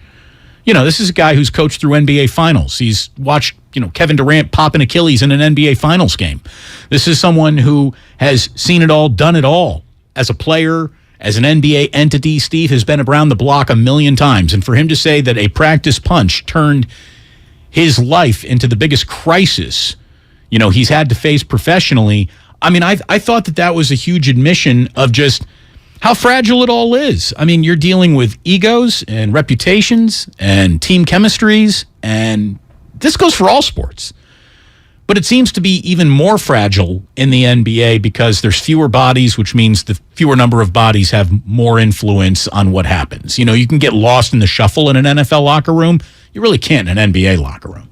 It's bigger family versus smaller family. The NBA is a smaller group, so it's a tighter, smaller group of people. It's like taking a 6-person class at Santa Clara as opposed to taking a 2,700 person class at Berkeley. You could probably get away with maybe saying some things in the back row in the 2,700 room auditorium at UC Berkeley that if you're in a 6-person class in Santa Clara, everybody in the entire room is going to hear everything you say. And if you're not in class, people are going to notice. Hey, Damon wasn't here. Larry wasn't here today. Right. Because it's a 6-person class. And I think the NBA in a lot of ways is the same thing. It's 15 players, maybe about 15 coaches, but you know what I'm saying? It's a small group compared to 100+ people involved in an NFL endeavor. And which changes the dynamic. Absolutely. Well, again, it just the way a bad feeling can ripple through a tiny room as opposed to all the time it takes to get through a crowded room, it's two different things. And fractioning off into camps of, this is my side of the locker room. I'm with these guys. You're kind of over there. You're with those guys. And maybe we don't get along as well as people would think. And that's just kind of the way it functions. But sports really are. We look at these teams. They're big, powerful, strong human specimens all coaches talk tough and gruff, and you'd assume that, the way that these teams are propped up by marketing and social media, that everything is just fine and dandy all the time. And man, look at how great everything is around here. But you check behind the curtain. These are fragile operations that are held together by backdoor negotiations, by strings, by deals, and it's amazing how quickly things can become out of balance. And that's why every team, what do you want to do? Well, we want to eliminate distractions. Well, what kind of distractions? All distractions. Well, how do you eliminate all distractions? I don't know, but that's what we're working towards. And distractions can be, Trey Lance and Jimmy Garoppolo are now on the same team again. Distractions can be a guy punched someone at practice. The 49ers for a minute there, it was said, they got a little bit of an issue because Brandon Ayuk and Fred Warner, they got a lot going on in practice against each other. And you could even see in the NFL where on-field practice fights are kind of part of the day. The Niners even went out of their way to tell everyone, they're good. And you had guys putting Instagram, stories, up together hey, we're all good. Look at us. We're good buddies. And teams need to constantly do that, to be in front of things, because you never know what could be the next thing that is about to blow up your locker room. And it's amazing how social media has just turned up the heat to a level that I don't think anyone could have ever really expected. And it's made all these teams react to it by, going in a harder, thicker shell than they ever did before. I can remember in the Kaepernick years covering the 49ers where Kaepernick would literally be holding court in the middle of the locker room, and you'd have some O-linemen kind of muttering, obscenities with their towel around their shoulder, walking to the shower. Not that they were against Kaepernick and his message. They were against the distraction of this huge throng of media people talking about non-football right in the middle of the locker room, in the middle of the week. Why are there 9 reporters from Newsday in here? Right. And why is everybody the level of seriousness in this dialogue and the distraction? And it's not about us beating Team X on Sunday. It's about this agenda and this talking point. And, and the media is not trying to be divisive. They're just trying to kind of be in tune with the story. I don't know if you saw the audio yesterday of Todd Bowles, but Todd Bowles was asked about, going up against Mike Tomlin and if they're close because they're both black coaches. And then, and then he kind of pushed back on the whole thing, was like, hey, this wouldn't be such a topic if you guys didn't bring this up and throw this in my face. I have lots of friends in the league. Mike Tomlin's one of them. I have plenty of white coaches that are friends of mine in the league. I don't, it's not that I don't see color, but I don't wish to engage on every topic. And it plays, the effect of it is divisive. I don't think the reporters are sitting there going, I'm going to divide this locker room, but the impact of it becomes divisive. You sued the NFL for this issue, and now you want to play, I don't want to talk about it. Right. But not everybody wants to be the face of that. Sometimes Todd Bowles probably just wants to talk about, opposing offenses because he's a defensive coach. So, it's a tough room. It's become a tougher room for everybody involved. Players, coaches, media, everybody. Trimark has been partnering with independent restaurateurs in Northern California for over 55 years. Trimark bringing you innovative product solutions to help your hospitality business thrive. Visit TrimarkWest.com. We're also brought to you by BMW Fairfield, now open in the Fairfield Auto Mall. You can visit BMWFairfield.com today to book your visit. And we've got visits booked with Warrior rookies Patrick Baldwin Jr. and Ryan Rollins. They'll be coming in here in the next 10, 15 minutes. That's what we've been told anyways, so we're looking forward to doing that today. And then the other thing that I thought we would get to a little bit later on, but here we are, stretching by order. Did you happen to notice that Daniel Snyder sort of declared war on the NFL today? Yeah, I did. On Jerry Jones's birthday, nonetheless. Jeez. He's got dirt on everybody, and he's like threatening to go public with it. And well, that's what the story is saying. Touch me. That's what the story is saying, and the NFL has been looking to. Well, the thing is, I guess the NFL has not been looking to rid itself of Daniel Snyder, but we are looking at the pendulum start to swing in sports. Obviously, it all started this year with Rob Sarver in the Phoenix Suns. We know that it was very much Donald Sterling and the Clippers before that. I mean, come on. It's a different world that we're living in from just 5 years ago. So boorish behavior from owners, it just doesn't play like it used to. And it's not as easily dismissed as it used to be.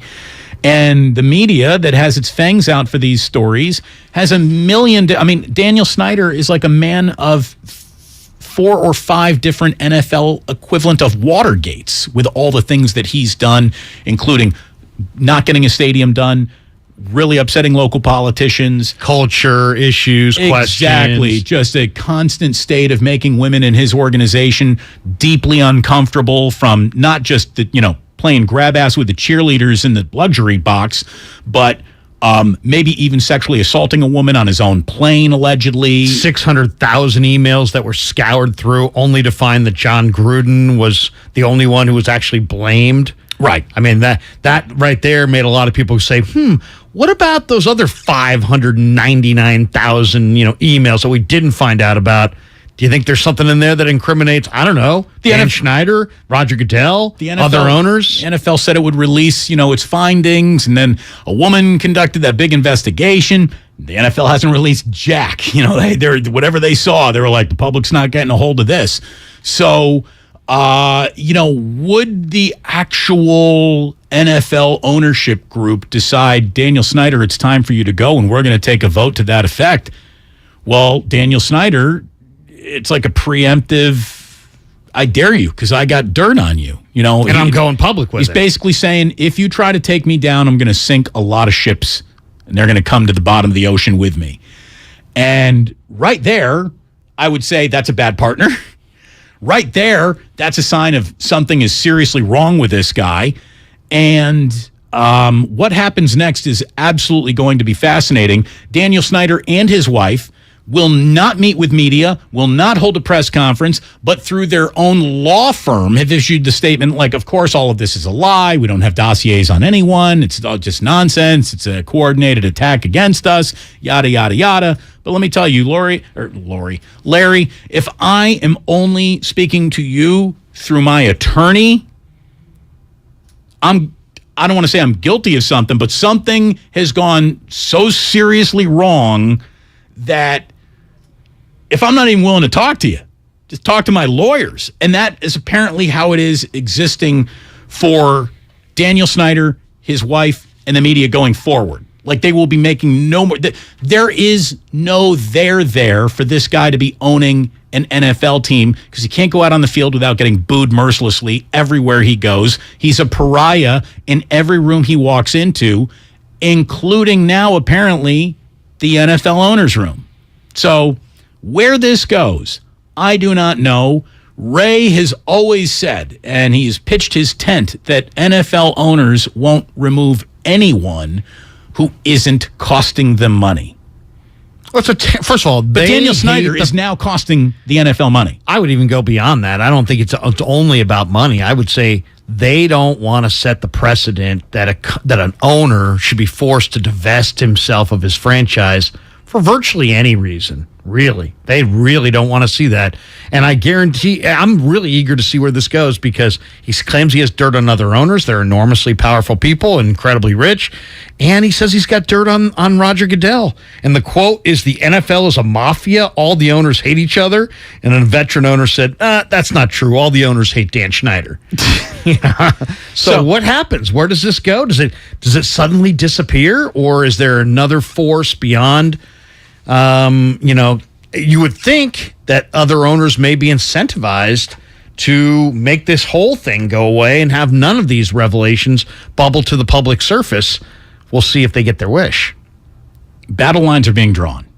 Battle lines are being drawn among NFL owners. I know that there's an NFL ownership meeting coming up soon. But they're not going to address it at that meeting. No. They announced that today as well. Yeah. So let's see where this goes. But the story that is in ESPN.com today, it's even better than the headlines. Like, I got into it. I sat down and I gave about 15 minutes to it, and I read the whole thing. It's interesting. And the case against Daniel Snyder being a good guy could not be made by anybody.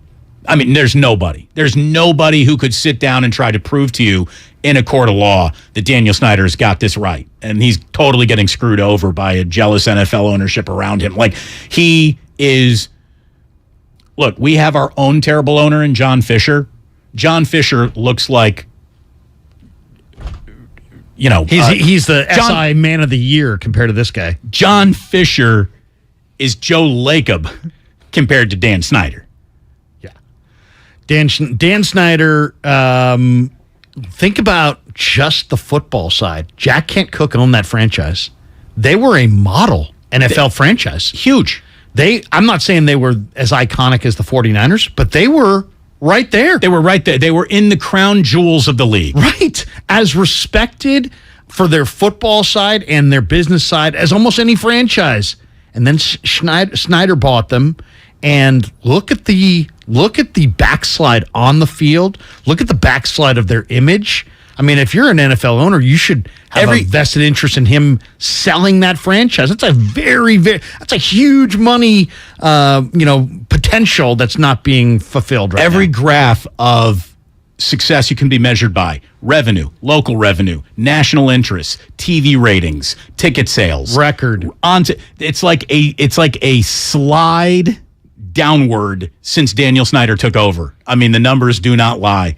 So, Patrick Baldwin Jr. and Ryan Rollins are coming on by in just a little bit. We're going to get to know the Warriors rookies, see what their lives are like now that they're in the NBA.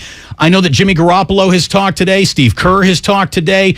We had a great interview yesterday with Jeff Wilson Jr. We're going to have to get back into that sound as well because he was fantastic. And we're just underway here this afternoon. It's Damon and Larry, Damon and Ray here on 95.7 in Game. It is good to have you along with us. We are brought to you by Lucky California. 1, 2, 3, Ray.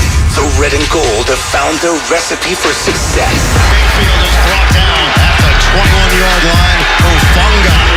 It's a sack for the San Francisco D. The Niners ground and pound the Atlanta Falcons. San Francisco has run away with this one. The best 49ers coverage is right here. That's crazy. On 95.7 The Game.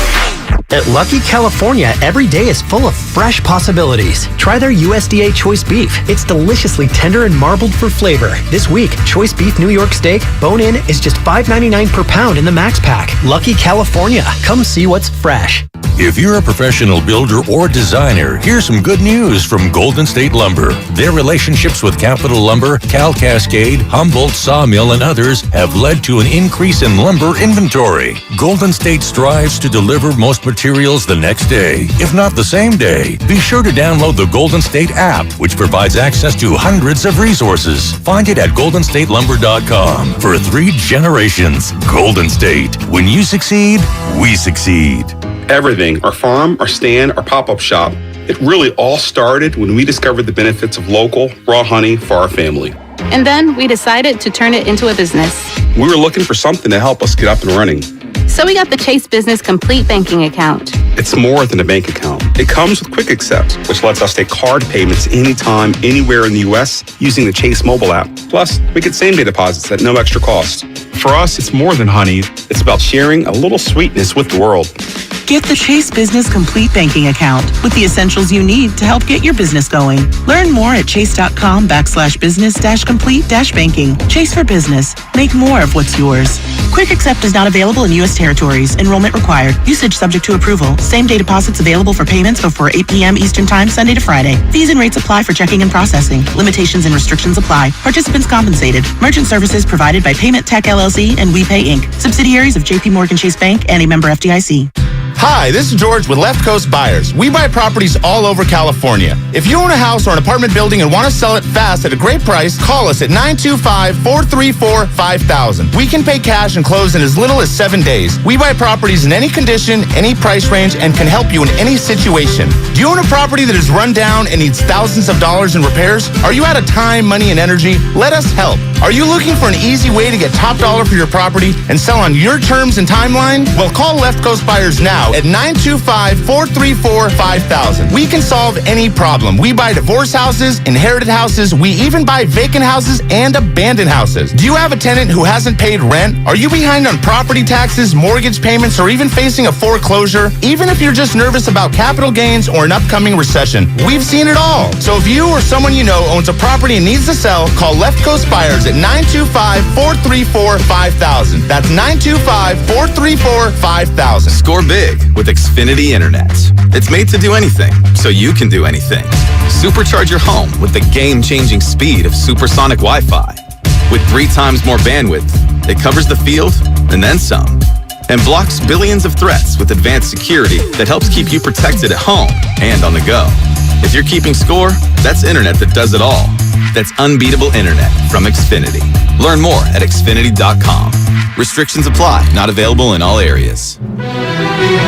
From abortion to inflation, the issues in elections across the country have far-reaching implications for the Bay Area. We're breaking them down on The Home Stretch, Odyssey's new original political podcast. I'm KCBS political reporter Doug Sovereign. Each week, I'll talk with a range of experts to give you a no-fuss 15-minute download of the most pressing issues on this year's ballots. KCBS delivers all news all the time on the Odyssey app.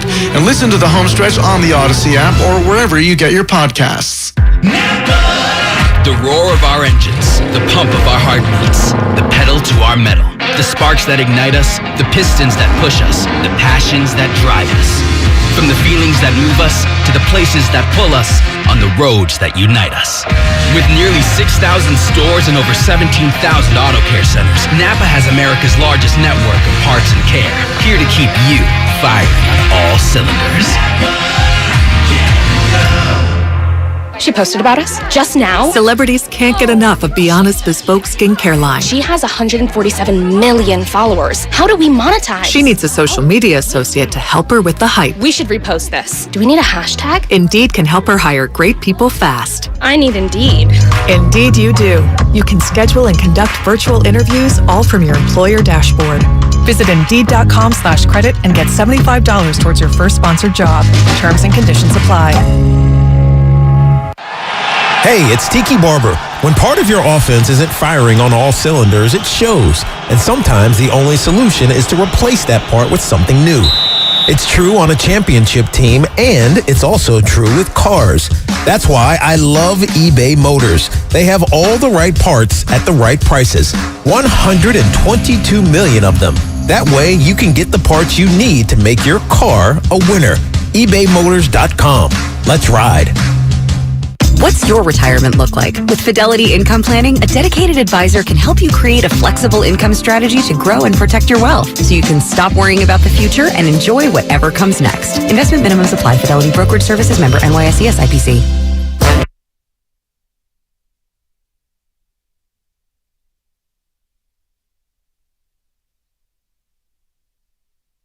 Now back to Damon and Ratto on 95.7 The Game. Brought to you by BMW Fairfield. Now open in the Fairfield Auto Mall. Visit BMWFairfield.com today to book your visit.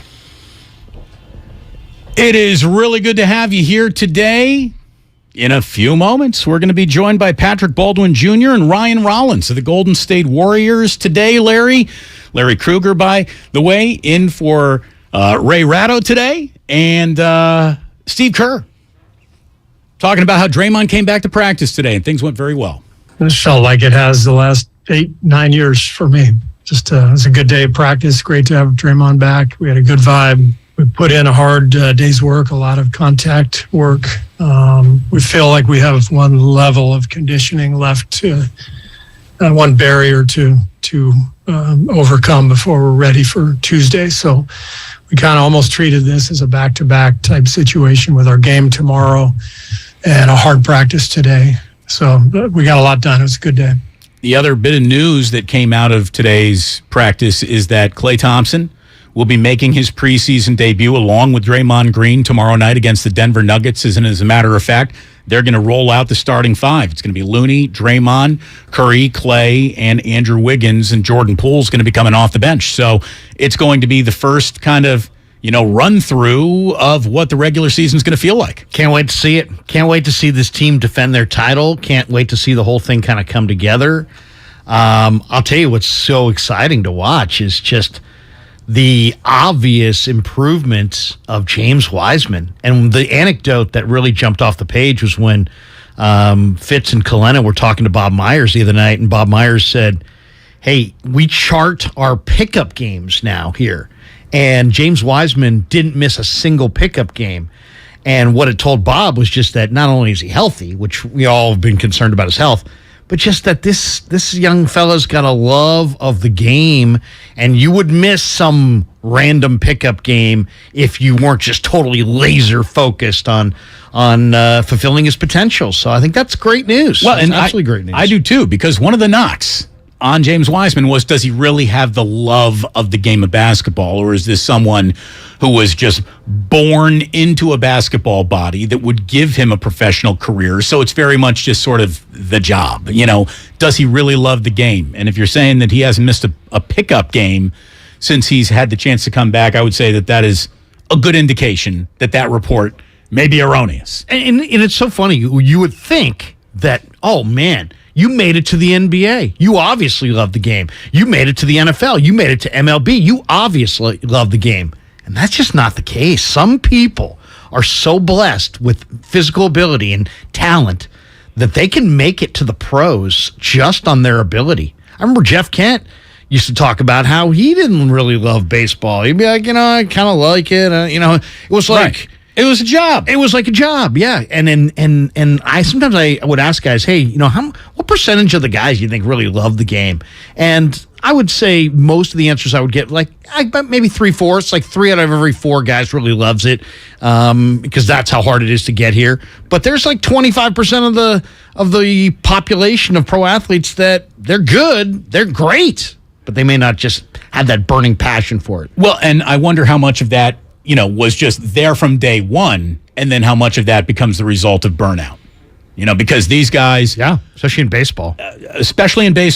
In basketball, too, with a year-round AAU schedule. I mean, if you want to go ahead and concentrate on a sport... Specialize, you mean? And specialize in a sport, you can play that sport now year-round.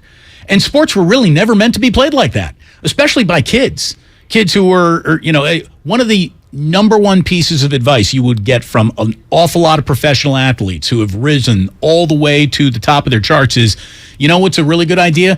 Diversify yourself when you're a young man. Don't go ahead and just concentrate on one sport. Be someone who dabbles in a lot of things on your way, because... Play multiple sports. Yeah, you don't want to turn it into a job before you actually have to. As Larry and I are kind of just vamping right here, we see, finally, a couple of Golden State Warriors have joined us in studio. Thanks very much to Patrick Baldwin Jr. and Ryan Rollins for coming on by. Guys, I'm sorry we didn't get a chance to shake hands and introduce ourselves before you got here, but that's live radio. Hello, Ryan. Nice to meet you. Patrick, nice to meet you. I'm Damon. That's Larry, and it's a pleasure to meet you both. How you guys doing? Nice to meet you. I'm doing good. Fantastic. By the way, just so we identify voices, that's Patrick Baldwin Jr., and we'll turn on Ryan's mic for him, and boom. Hello, Ryan. What's up, man? How you doing? It's good to see you guys. Thank you very much for coming on in. Kind of an interesting week around the Golden State Warriors, wouldn't you say? For sure. Very interesting week, for sure. I've been covering this team in one way or another before Joe Lacob bought it, before Steph Curry got drafted, and I can honestly say that what happened this week, what went down this week at practice, is so out of the realm of normal. In case you guys think any of this might be normal, it certainly is not. So I want to welcome you to what is normally an incredibly steady run, nothing out of the ordinary organization. It might not feel like that, but indeed, that's it. Yeah. I mean, I think from top to bottom, I think this organization is great. I'm sure me and Ryan can both attest to this, but from top to bottom, from leaders to young guys, I think it's a great organization. Well, you guys are really well positioned, and I heard that your lockers have literally been positioned. Is it true? Do you guys bookend Steph Curry? Is that what's happening? Yeah, I'm on the right side. He on the left side of him. That's a pretty good center to have in between your lockers. What was your perception of Steph Curry, and what is it to finally get to know him and meet him and play with him? I mean, he's great. I mean, he's a humble superstar. That's what he is. I mean, everybody knows who Steph Curry is. He's one of the greatest shooters of all time, and it's just to see him so humble and so down to earth is kind of, it's heartwarming. I like it. I love it. He called out both you guys as having incredible work ethic, which is, I think, really cool. That's what I'd want to hear too. What do you think of, there's how hard you work, maybe in high school, maybe college, and then you get to the pros and it's a job. What do you think as far as kind of the vibe around this team as far as work and kind of the expectations on you guys coming in? Yeah, I think for any level you climb, I think your work ethic has to match that. So from high school to college, your work ethic jumps. From college to the NBA, it jumps. But I think if you're like me and Ryan, we've been doing this work our whole lives, and we've put our whole lives in this game. I think when you get to this level and your work ethic matches the level you're at, I think it's a great position for yourself. We were just talking a little bit about how, there's a lot of burnout in kids trying to pursue a career in sports early on in life. Did you guys play other sports as you were growing up? Was there something other than basketball that you played? Yeah, I played baseball a little bit, football a little bit, not in like high school or nothing, but I, just running around like a little kid playing football and stuff. How about you, Patrick? Did you play any other sports? Yeah, so I was definitely big in all the sports, soccer, baseball. I played football for a little bit. Actually played football for 2 weeks. That was enough. Yeah, I had a meager career in football, but soccer and baseball were the two ones that I played growing up. Nice. You get a big strike zone when you're 6'10". It's hard to... I got to ask you, Ryan, because I've been a fan of your game. I love your mid-range game and just how you pull up off the drive and can shoot that mid-range shot. And I kind of see I don't know. It's hard to compare young players, but I see kind of like a CJ McCollum. I see like somebody who could be that kind of player. Yeah. Is there anybody in the league that you look at and say, you know what, that game is similar to what my game's going to evolve to be? Yeah, like you said, CJ. I watched a lot of his film. Like you said, the mid range is where he operates. That's where I like to operate. It's a good shot for me. I'm pretty efficient at it. So CJ probably the main. CJ is your guy. Yeah. Oh wow. How about you, Patrick? Is there anybody that you model your game after? Because, you look so comfortable on the perimeter, and the form on your shot is just, you look like a son of a basketball coach. Your form is pretty good. Where did that come from? Yeah, that honestly came from my mom. At a young age, she put the ball in my hands and taught me how to shoot. And, Dad just gave me all the tools outside of shooting. So it was really a good combination of both sides. But, when you're 6'10", you got to learn how to shoot over contests. When you're 6'10", you've got guys 6'7" closing out on you. There's really no contest, so it's about you focusing on the shot and making the shot.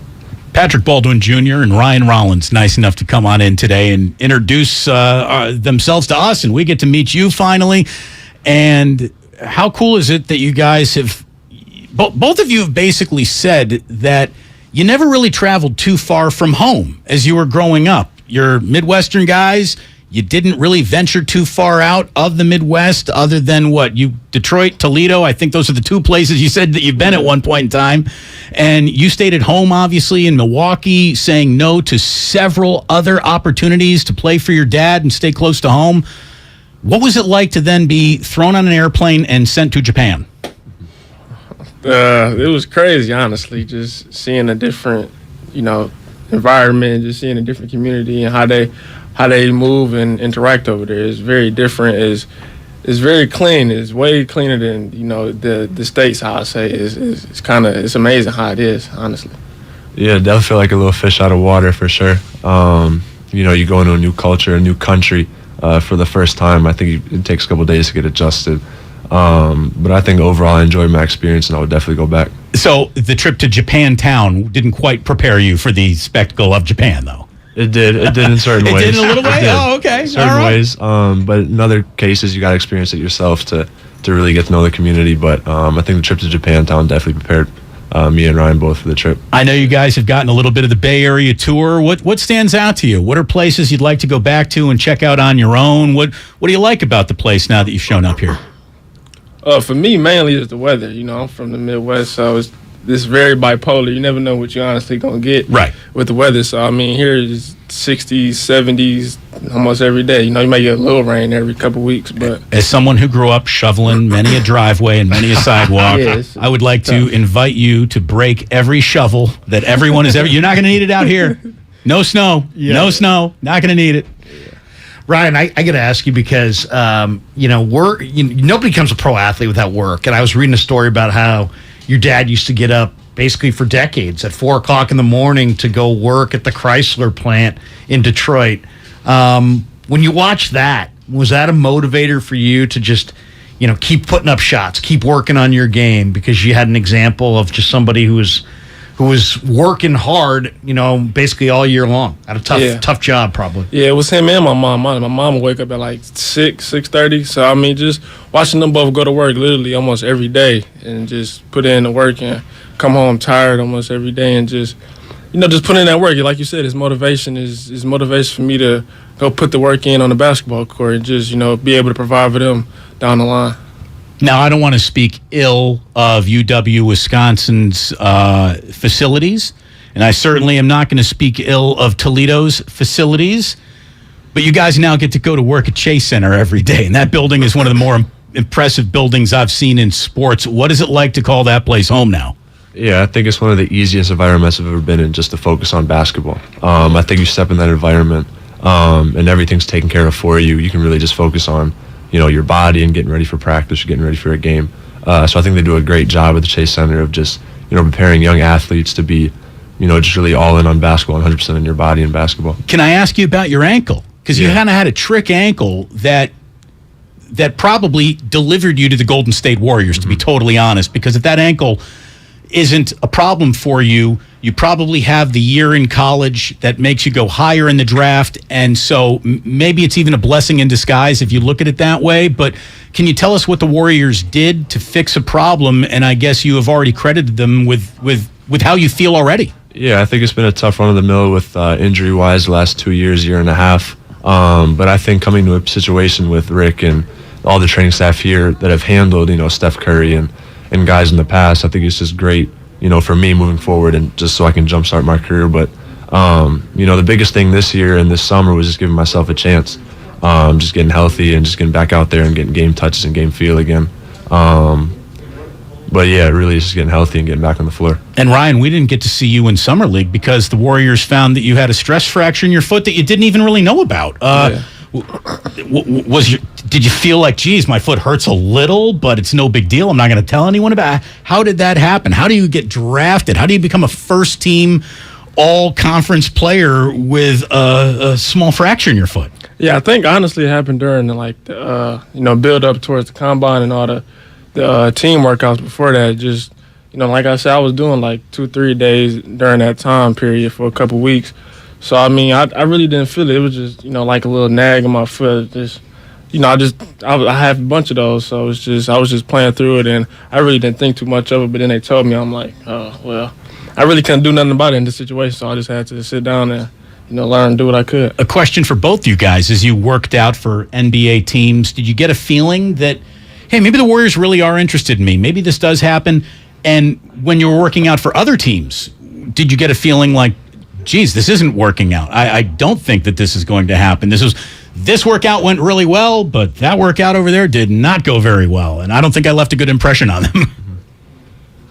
Yeah, I think both ways. You definitely kind of get a feel and gauge about how your workout went. I know there were certain workouts where I felt like everything was clicking defensively, offensively, everything was going well, but they did end up passing me up. But with some teams, you do kind of look back and say, I could have done this or that, but I'm happy where I'm at, and I'm happy I landed here.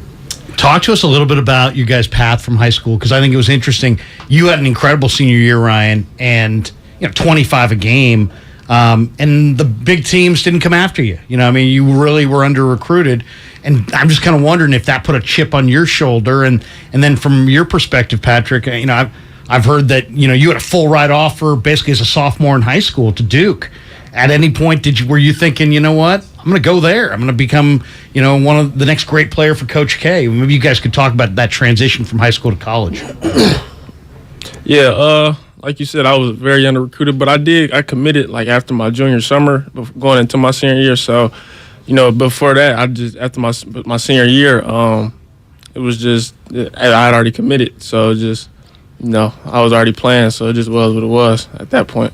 So it didn't give you any more determination to hey, I'm playing at Toledo. I could be playing for I could be playing in the Big Ten. That didn't weigh on your mind. I mean, it did, but I knew it was one thing that my people always told me, like, if you can play, they're gonna find you regardless of where you are. So I stuck by that. I knew what I had to do, just keep my head down and keep working. And I'm here now. You made it. And how about you, Patrick? I know you played for your pops, but at any point was the plan, go to Duke and play at Cameron Indoor? Mm-hmm. Yeah, I know growing up I definitely had the cream of the crop of options, but I think the conversation that me and my mom and my father had was, I only get one chance at college. With my dad being a college coach and bringing me up 18 years, I thought it was definitely a big deal just to stay home and, really try to make it work with my father for however long I was going to be in college. But, once I committed, there was never a thought in my mind about if I would have done this or that. I was just excited and happy to go on the journey with him for that year. Patrick Baldwin Jr. and Ryan Rollins of the Golden State Warriors are nice enough to stop on by here in studio. And I think a question that a lot of fans have is how much has the plan the team has for you really been told to either of you yet? Because of all the basketball teams in the world, this might be one of the toughest to actually crack minutes on. I mean, it is a loaded roster. And, there's a 2-timeline plan that involves a group of other young players who got to the Warriors last year, and they had a very tough time cracking minutes and cracking the roster. I'm sure Steve and Bob have talked to you about that. Can you tell us a little bit about the plans that they have for you guys? And is your year basically going to be sliced up into phases, like introduction to the NBA, and then maybe some minutes, at the end of games, and then we're going to maybe start seeing you guys in a first half at some point? Have they talked about how you will be developed this year? We'll start with you, Patrick. Yeah, I definitely think the process can be sped up or slowed down at any point. But the big thing with me this season was just, getting healthy and getting back up to speed. That's been the main talking point between, me and my representation and Bob and Steve, is just getting healthy and really understanding the Warriors system just because it's so complex. But, I will be spending some time in the G League, and I'm kind of expecting that. But at the same time, I'm just taking care of business and making sure, I'm ready if my number is called.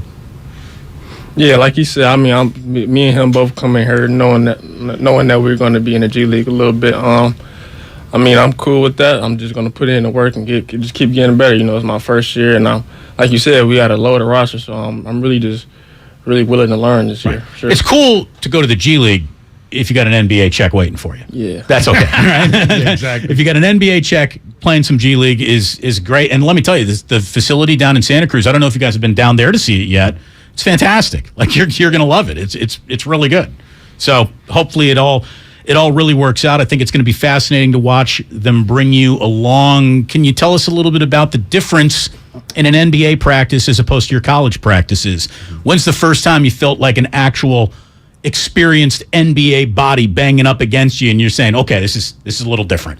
Yeah, I think my first experience, and I'm sure Ryan has had to get through Kevon Looney screens a couple of times. But same thing. Big shoulders on Kevon. Yeah, I'm guarding the wings and the guards and switching on the guards, and then boom, you get hit with a Kevon Looney screen, and it's like a rock. So that was kind of my welcome to the NBA moment, just physicality-wise. But, Kevon says great screens. When you guys are dreaming the NBA dream, I'm just kind of wondering, what did you picture? Like, is there going to be a moment this year, maybe it's against a certain team or a certain player, where you're going to kind of let yourself kind of take it in, like, hey, I'm here, I made it? When you dreamt the NBA dream, are you dreaming about shutting down LeBron, or is there a particular team or player that you guys, want to go against this year that will be a big night for you? Either one of you guys? I wouldn't have a specific player or a team. I'm just, taking it all in, honestly. I'm in the NBA, just being able to play against all the top talent in the world. It's just all of them, honestly. How about you, Patrick? Is there anybody that you thought, man, I would love to get to the league to shut this guy down or play against that particular team? Yeah, I think as a competitor, that thought always goes through your mind. But I think me personally, I can't get starstruck by anybody if I'm going to take the floor. But there are going to be moments where you look to the left and right of you and you say, wow, that's LeBron. Wow, that's KD. Wow, that's Jason Tatum. Those are guys that I've watched for a while. But at the same time, you've got a duty with your team that you've got to accomplish. So I think it goes both ways, a double-edged sword for sure. Yeah. Can you tell us exactly the trash talk that was going on between Draymond Green and Jordan Poole? I know you won't. I know you can't. But how much did that affect the normalcy of this week? I mean, you guys haven't even been in the NBA very long, so I don't know how much you even know about a normal NBA week, but how much did that just change things for the entire team with press conferences and media obligations and just an investigation internally to see how abnormal has this last week or so felt, and how good was it to kind of just get back and practice as an entire team today? Yeah, I think as a week, I mean, I'd be a fool to say it didn't throw a wrench in kind of the week, but I mean, overall, I think just seeing, the reaction from our teammates, the maturity of Jordan Poole, and, how the veterans handled it was really well. Then finally getting all of our guys back together was great today, but it's great to have Draymond back, great to have JP in a good headspace, and I think we're in the right direction right now. The Warriors have had such good vibes for years. And there's a lot of, and this team is interesting because it's almost like two teams. You got a very young group of guys, and your guys are now part of that, and Kuminga and Wiseman and Moody. Then you got these guys, these guys that can almost coach the team. They've been in the league so long. What's the vibe like on a team that has so much wisdom, so many rings, and such an incredible group of young up-and-coming prospects? What's the mix like, I guess, in the room? I mean, like you said, it's got the old heads and the young guys, honestly. So, I mean, they give us very good points. They kind of pick on us a little bit, just because our age. They say a song came out before we was born or something like that. But, I mean, it's true, so. It's jealousy. Any good hazing? Any good hazing for you rookies? Not nothing crazy. We just been carrying bags and, having pass up headphones and this and that, but nothing too crazy, though. No one's been sent out on a donut or a coffee run yet? No, I think Iguodala is the best hazing so far right now. What's he done?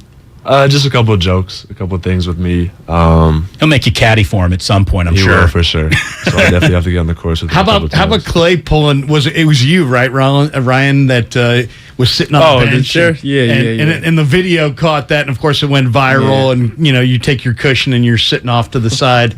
I mean, there's no option there, right? No, not really. I mean, just get up and sit on the floor, man. Ain't nothing you can do. So. Exactly. Has Clay invited either of you guys to the boat yet? Have you guys any invites to the boat? Nah, not from him, but I mean, I'm cool. How long? I've always asked this question. You're both elected president. Congratulations, you're president of the United States. How long do you have to wait before you ask your advisors, are aliens real or not? How long do you have to wait before you actually ask that question? You're president. They're going to tell you if it's real. How long do you guys actually have to wait before you can ask Clay if you can come on the boat? I mean, I don't know. I don't know the timeline on that. If I'm the president and they were asking about aliens, that's classified information. I got to know immediately. But with Clay and his boat, I'm not sure. Yeah, I don't know neither. How about dreams? I mean, when you guys are thinking about being here, there's the reality of it, and then you get to enjoy it from time to time. When will you guys or what point do you allow yourself to enjoy it and be like, you know what, the work, I'm putting in the work, but man, I'm enjoying that I'm an NBA player, a very select group of people. Mm-hmm. I mean, I take a court with a smile every time. I mean, there's never a dull day when you're playing basketball. And I mean that with the purity in my heart, but I think you just got to remain locked in, put in the work, and once that time comes and the ball stops bouncing, you can kind of sit back and enjoy it. How about you, Ryan? Have you taken it all in and said, man, I'm one of the best players in the world? I'm in a very select group right now. I do, before every game, I like to just sit there for a minute and just think about where I'm at and where I could be and stuff like that, just to appreciate how far I've came and just the blessings, how blessed I am to be here, honestly. But, like he said, you got to put in the work every day so you can't get caught in the ground easily. But I'll try to take a couple seconds, probably a minute or two, just to reflect on my life, honestly. Nice. Where were you guys on draft day? How'd you find out?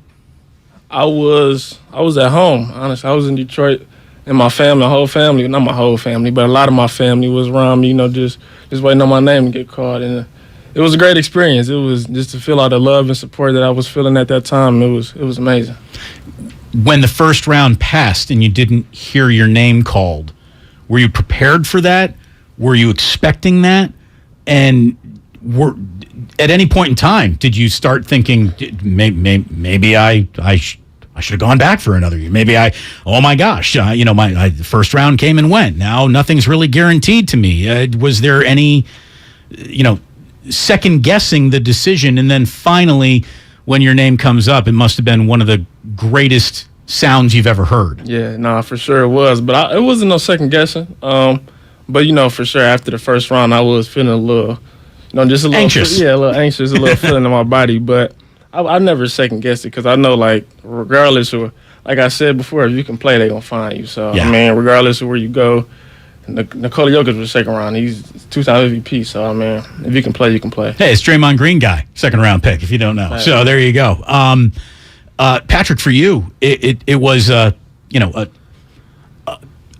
a rise through the recruiting ranks and prospect ranks, and you were considered a lottery pick at one point. And now you declare for the draft, and you see your name coming. Where is it? Where is it? Am I? What's going on? Did you get a sense of? Did you get that anxiety? Yeah, I think anytime you're in the position and you see different names getting called in front of you, I think there's always that anxiety. But as the draft kind of went on, it became very clear, kind of what teams were interested, and then.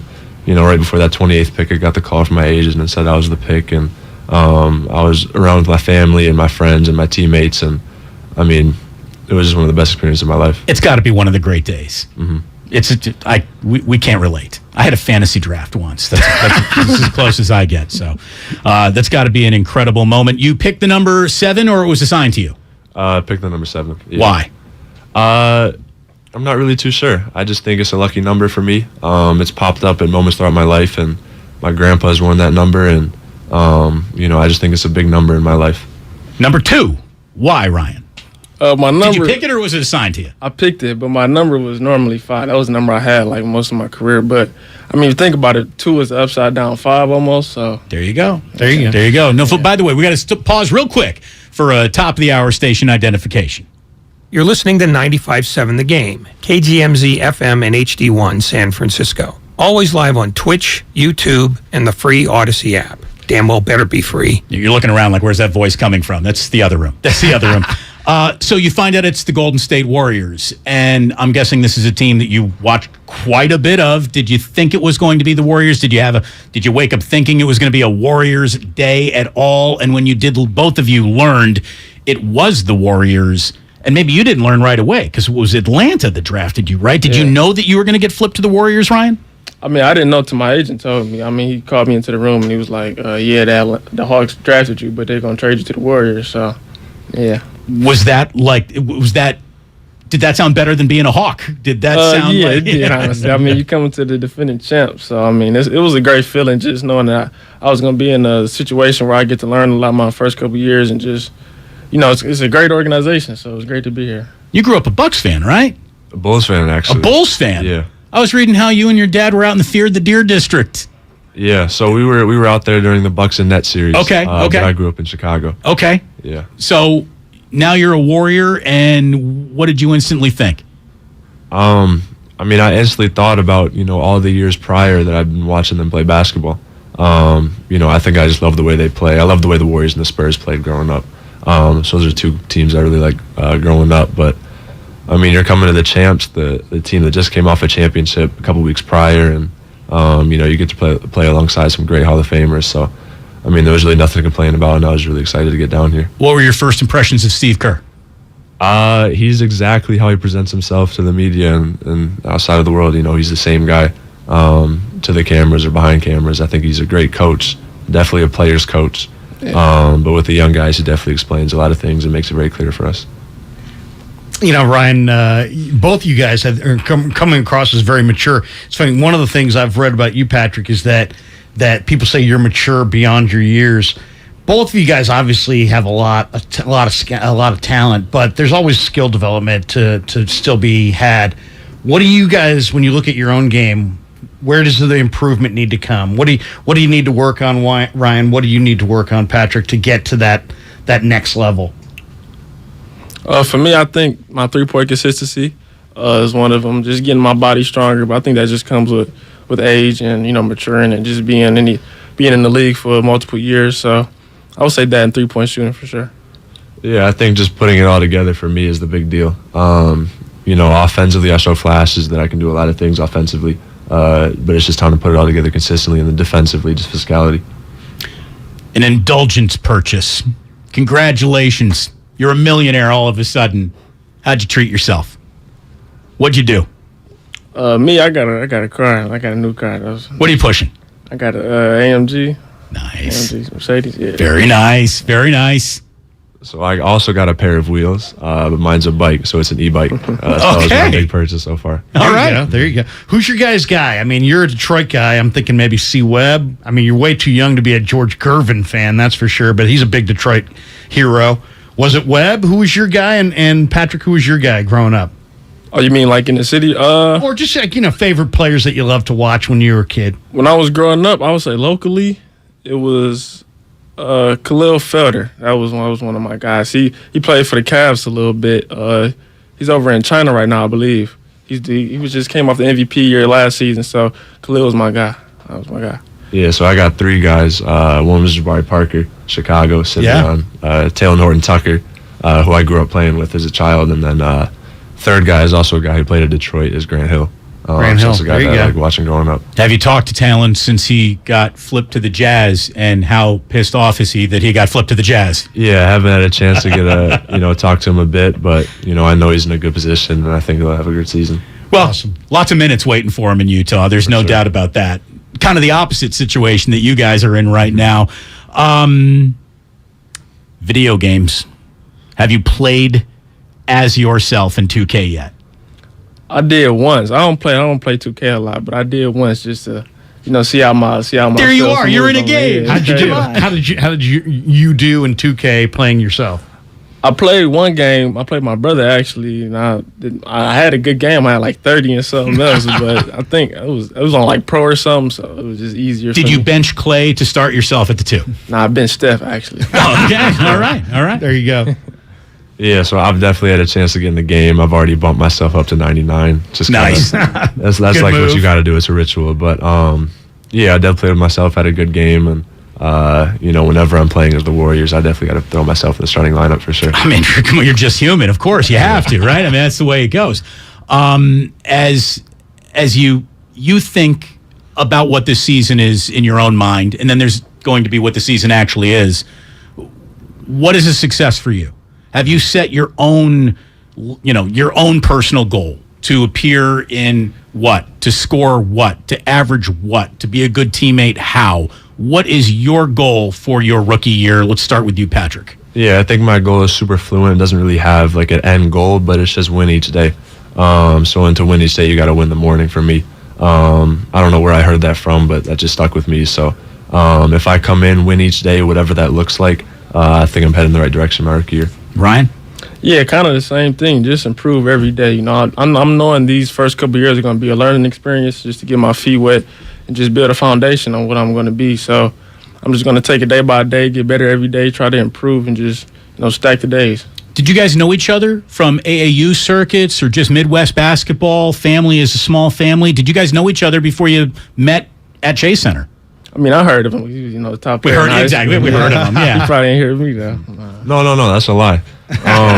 So I watch basketball, just period. So I had heard about this kid from Toledo.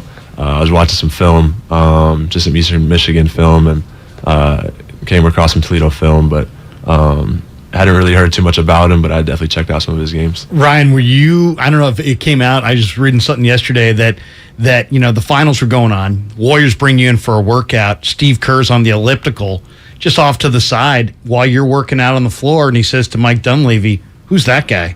Did you have an idea, even at that point, that Kerr was kind of impressed by your game and during that workout? No, I didn't even see it. I didn't even know he was there, honestly, during the workout. But I did pretty good in that workout, so I mean, it was good that he was there. Yeah. What about pregame rituals or music, or like what gets you guys in the mode but either going to high school, college, now you're in the pros.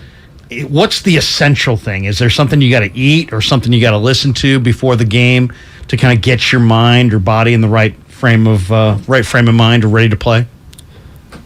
For me, I mean, the music is really just how I'm feeling on that day. I could go from R&B to Detroit rap to all types of stuff. So, I mean, it's just depending on the day and how I'm feeling.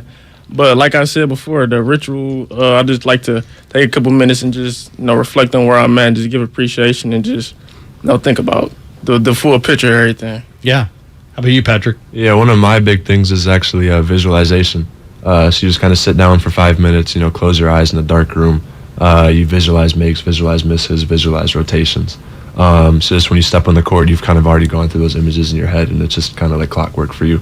So that's a big thing that I do before each game, and throughout my career, it's helped me.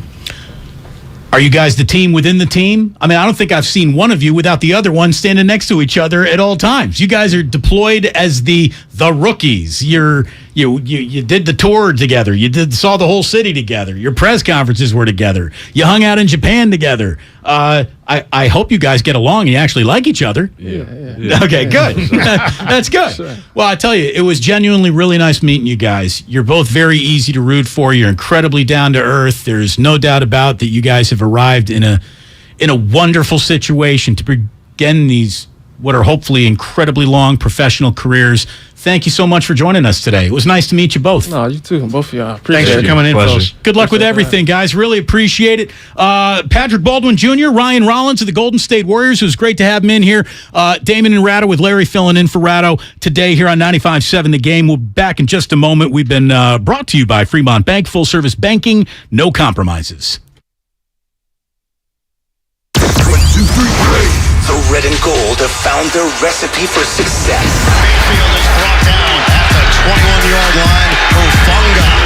It's a sack for the San Francisco team. The Niners ground and pound the Atlanta Falcons. San Francisco has run away with this one. The best 49ers coverage is right here. That's crazy. On 95.7 The Game. Why spend hours negotiating with a car salesman to get the best price for a vehicle you want to buy? At BMW of Fairfield, we give you our very best, most competitive price right up front. By eliminating the price negotiation process, we create a comfortable environment that helps our guests enjoy an experience that's often hostile and difficult at other dealerships. There is a better way. Experience it for yourself at BMW of Fairfield. One price, one person, 1 hour. Dr. Trudy Fleer here with the 5G Home Recovery Podcast. Let's discuss a very real existential threat to internet speed. It's a big one. Ready? T-Mobile Home Internet. It lags. Ugh. Now, what is lag? Lag is a delay in data being transmitted across the internet. For example, you're hitting that hot drop, the parachute cuts out, you've got an unsuspecting bot in your sights, and lag! You were actually eliminated 10 seconds ago. Nobody deserves that. So stop letting T-Mobile Home Internet ruin everything and switch to Xfinity. Learn more at xfinity.com/TMOFax. Get an amazing value on Xfinity Internet with unlimited data included. Switch for $55 a month for 2 full years with no annual contract required and no equipment fees for 24 months. Go to xfinity.com/TMOFax, call 1-800-XFINITY, or visit a store to learn more. Requires paperless billing and autopay. Ends 10/17/22. Restrictions apply. New fast internet and xFi Complete customers only. xFi Gateway required. Taxes and fees extra and subject to change. After 24 months, regular rates apply to all services and devices. If you own a business, this has been a bumpy ride. From pandemic to inflation, I'm sure you could use a break. If your business has 5 or more employees and survived COVID, you might be eligible to receive a payroll tax refund of up to $26,000 per employee. The challenge is getting your hands on it. Hi, I'm Howard Mackler, and that's why I founded GetRefunds.com to cut through the red tape and get you the money. The team of tax attorneys we have put together are highly trained in this little-known payroll tax refund program. We do all the work, charge not a dime up front, and simply share a percentage of the cash that we get for you. Businesses of all types can qualify, including those that took PPP, nonprofits, and even those that had increases in sales. We have helped return over $1 billion to businesses, and we can help you too. Just go to getrefunds.com/sports, click on Qualify Me, and answer a few questions. This payroll tax refund is only available for a limited period of time. Don't lose out on up to $26,000 per employee. Go to getrefunds.com/sports. That's getrefunds.com/sports. Do you think all premium fuels are the same? Well, your engine doesn't. Shell V-Power Nitro Plus helps keep your engine running like new because it's engineered to defend against 4 main engine threats: gunk, wear, corrosion, and friction. So next time, choose Shell's most advanced fuel ever. It's fuel for thought. In engines that continuously use Shell V-Power Nitro Plus premium gasoline. Goody Nation is a nonprofit that connects small, diverse companies to big money. At one point, we had to send millions of dollars to 76 companies overnight, tracking every penny all on paper. I know, right? We don't do that anymore. Now we've got Bill. It knows where the money's going. Once we automated that process, we got more time back with our community. Bill is accurate, and that gives us confidence. Automate your finances with Bill. Learn more at Bill.com. California, you deserve more. And with United Healthcare, you'll get more. Annual enrollment is October 15th through December 7th. So call United Healthcare today. With the United Healthcare Medicare Advantage Plan, you get more from your Medicare dollar, now including better than ever dental, vision, over-the-counter, and prescription drug coverage. Call United Healthcare at 1-888-CALL-UHC today and speak with a licensed sales agent. Benefits, features, and/or devices vary by plan and area. Limitations and exclusions apply.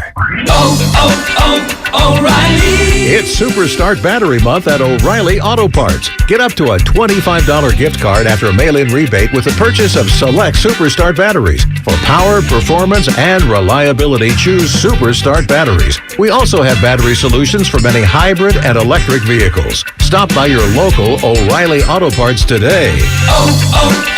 O'Reilly Auto Parts.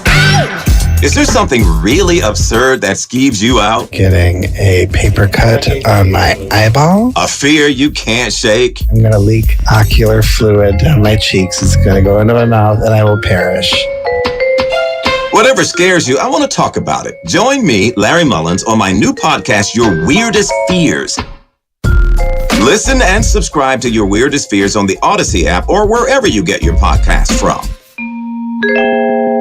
Hey guys. This is Keenan Thompson. I have a problem with you. Yes, you. None of y'all told me that AutoTrader has millions of new and used cars that I can shop from home. I thought we were friends. I put smiles on your face, but I'm not smiling. No one told me that with AutoTrader, a dealer can deliver cars to my home or that I could shop by price on AutoTrader. No one. Consider this friendship that you just learned we had officially over. Finally, it's easy. AutoTrader. The new Google Pixel 7 Pro is super, especially when it's on Verizon, the network America relies on. It's supercharged, super powered, and a super... deal. You know it. Now, switch to Verizon and get the Google Pixel 7 Pro on us with select trade-ins and select 5G unlimited plans. That really is super. Yep. There's never been a better time to switch to Verizon. $899.99 device payment purchase with new smartphone line on select 5G unlimited plans required. $200 Verizon e-gift card with ported. Less $700 trade-in/promo credit applied over 36 months. 0% APR. Trade-in conditions and additional terms apply.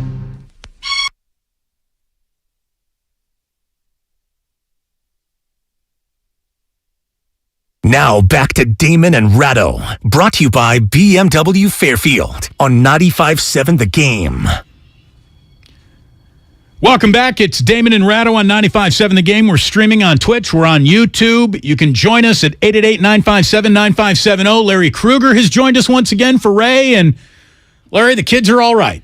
You know, I don't know what to tell you. I was really impressed by both of them. You can tell that Patrick Baldwin Jr.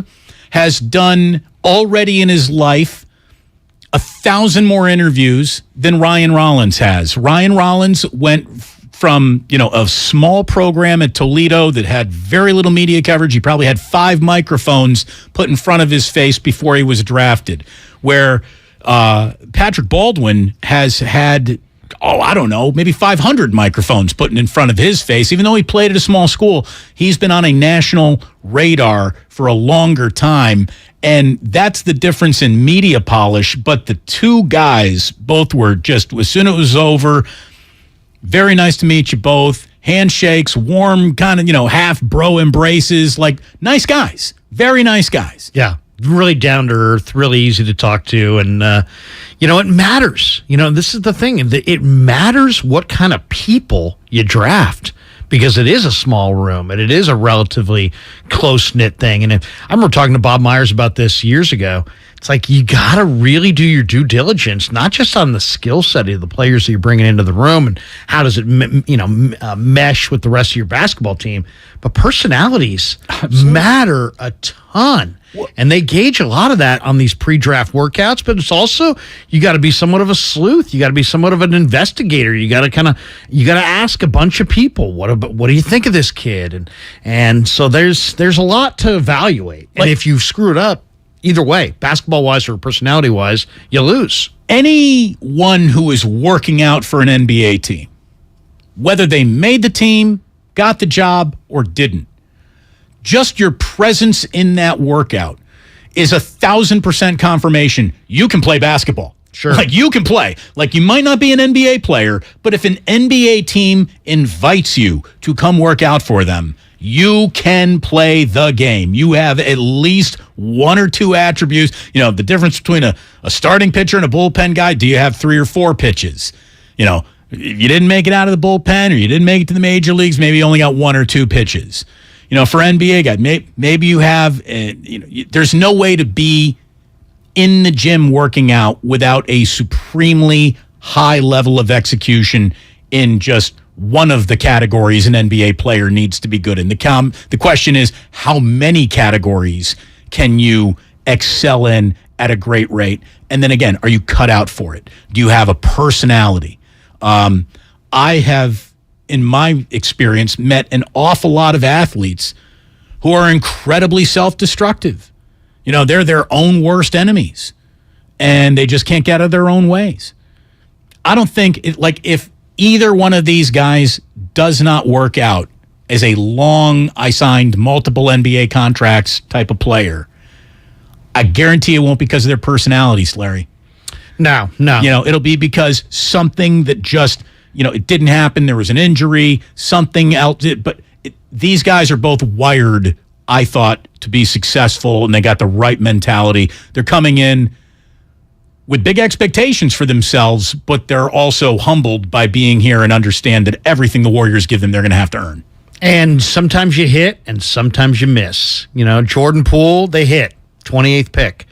Draymond Green, 35th pick, they hit. Jacob Evans, they missed. Yeah. You know what I mean? And Anthony Randolph, they missed.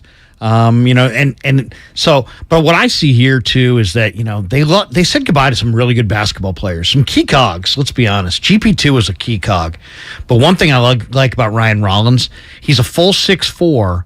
He's got about a 7-foot wingspan. And I think his defensive ability or defensive upside, now nobody's GP2. I'm not going to say he's Peyton, but he's got really long arms. He's got, 6'10", 6'11" wingspan on a 6'4" player. That almost makes him play like a 6'7" player. It's kind of the same way that Draymond Green is 6'7" or 6'8", but plays like 6'10", 6'11" because of that crazy reach. Reach means a ton. So I'm looking forward to Rollins being that defender that is just, you can't get away from. He's suffocating. As far as Baldwin Jr., he's got a lot of maturity to his sound as a person, but also to his game. And he shoots the ball from, some guys shoot it like in front of them. He shoots it like above his head, and he's 6'10". So you're talking about a 6'10" player who shoots it that far above his head. That means you got to really close out on him. I compare him to like a Matt Bullard with the Rockets years ago, where he played on that team with Ori and Olajuwon and all those guys. And Bullard was hitting threes, and you could never get out on him on the closeouts fast enough because he would shoot it up high, and he was 6'10". So if Baldwin can get comfortable with just the speed and the athleticism of the NBA athlete, I think his basketball IQ and his high release, he's going to do some things that like Bielitsa and Otto Porter did last year, and those guys were allowed to walk. They saved an awful lot of money, and they're hoping to replace those 3 guys with these 2 guys. The size of NBA players is one reason that if I could, what's a wish that you could give your entire audience? I wish everyone in the audience who really loved basketball could once in their lives have a courtside seat to an NBA game, because The game that you watch on TV, the game that you watch from the comfort of your own couch, the big screen TV, the game that you watch from the upper deck, the game that you watch from the top of the lower bowl to mid-lower bowl, from 10 rows back, the game that you watch in the second row back isn't as impressive as the game is from the first row. When you are on that court and you are looking at the size, speed, and power at which these guys are going out and doing what they do, it's really athletically breathtaking to be that close, to see these humans that big, that fast, that strong, playing with this much skill. It's amazing. Most of us watch our sports on TV. Going to a game is an incredible privilege. It really is. Most of us watch on TV, and everything is scaled because, obviously the guys in the backcourt are big guys. They're in the NBA. By definition, they're big. But they're not as big as, your small forward, who's not as big as your power forward, and in the center is established as the biggest guy on the court pretty much. And it's all to scale, and you can see it. And everyone on the NBA court is an NBA player. And most of the coaches and the coaching staffs are like former NBA players for the most part. So the entire damn room is about 6'5" on the small end of it, going all the way up to your big boys. So there's a scale there.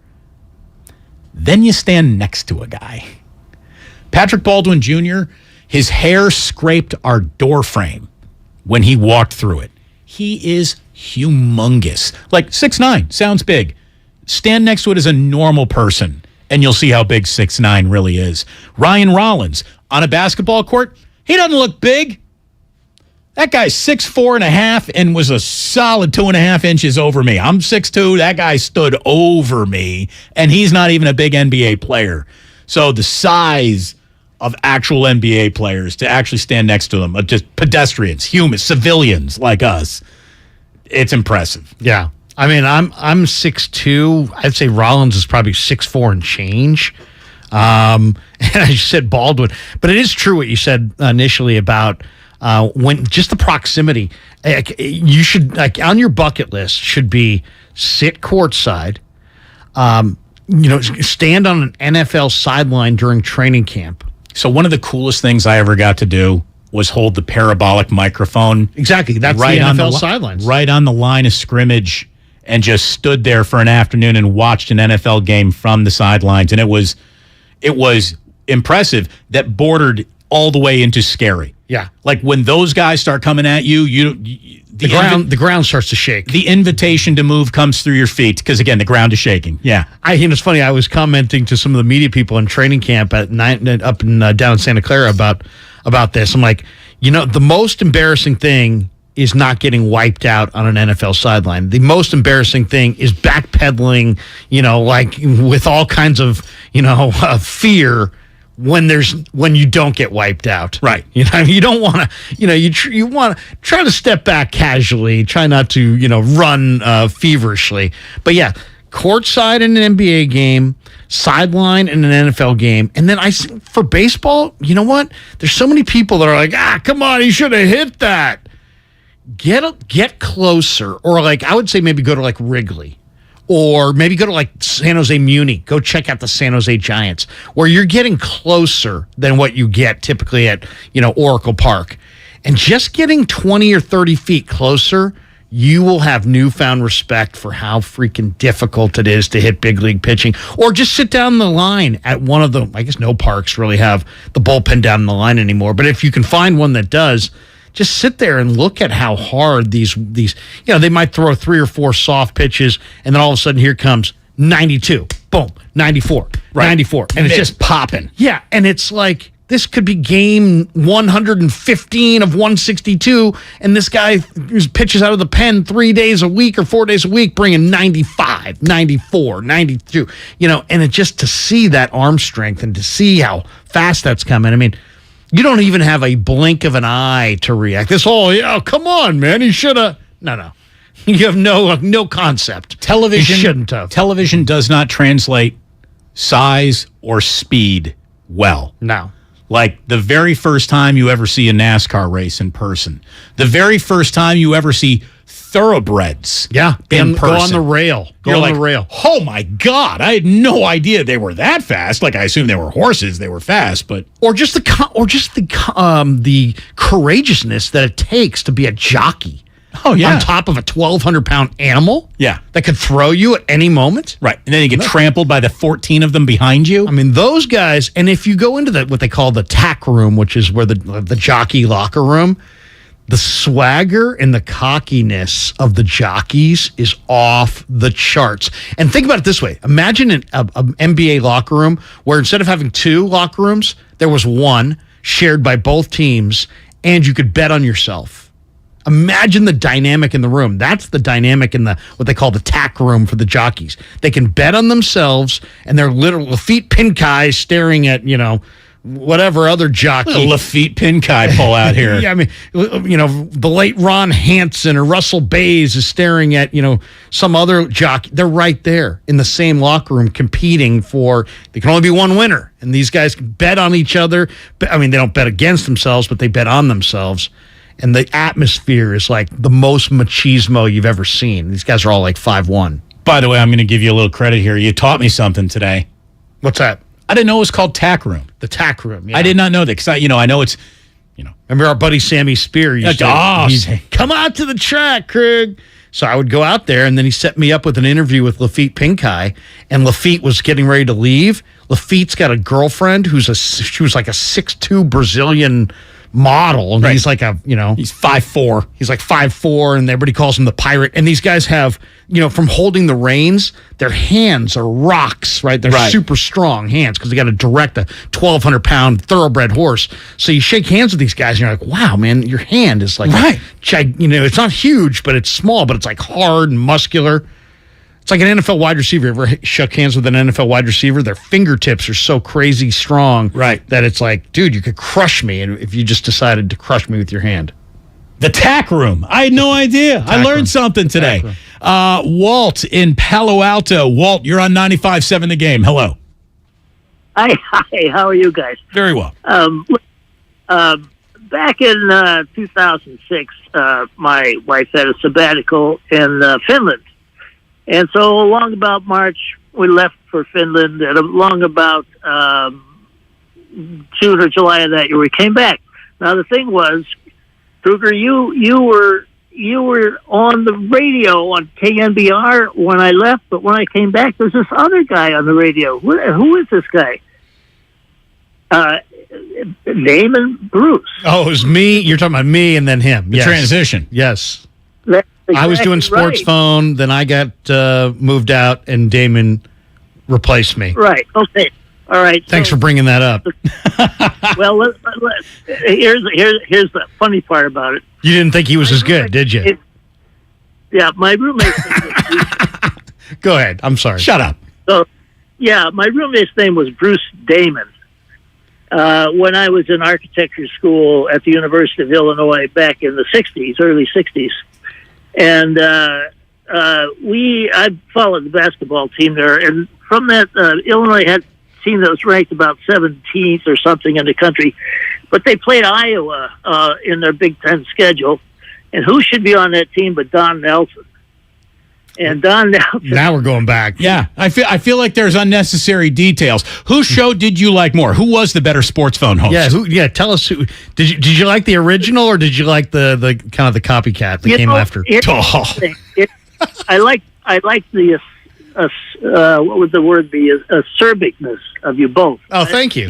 I've been told I'm very acerbic. I think, right, and I think you both. I keep to this subject, I mean, and I'm so sorry, Larry, that you somehow, I went away somewhere just recently, and I came back, and you were no longer on KNBR. I know, and now I'm here. And now he's here.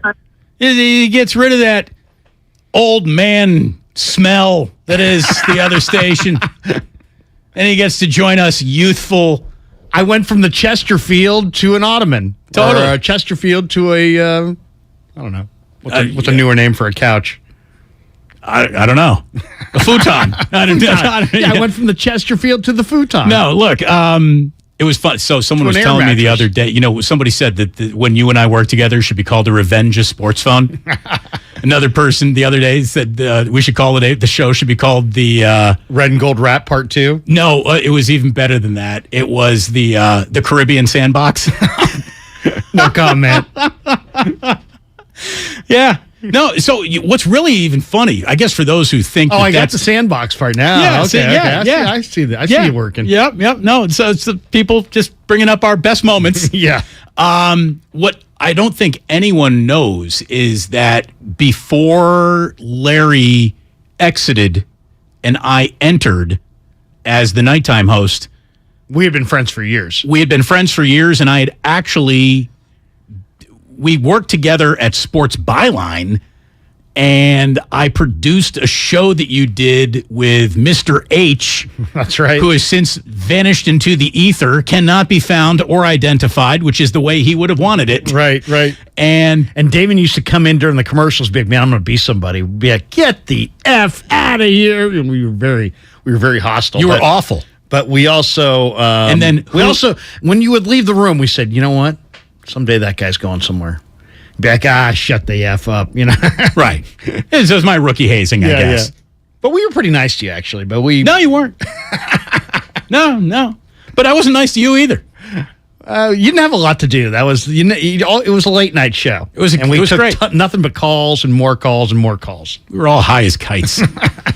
888-957-9570. Sue in San Jose, letting Larry know he's maybe not as smart as he thinks he is.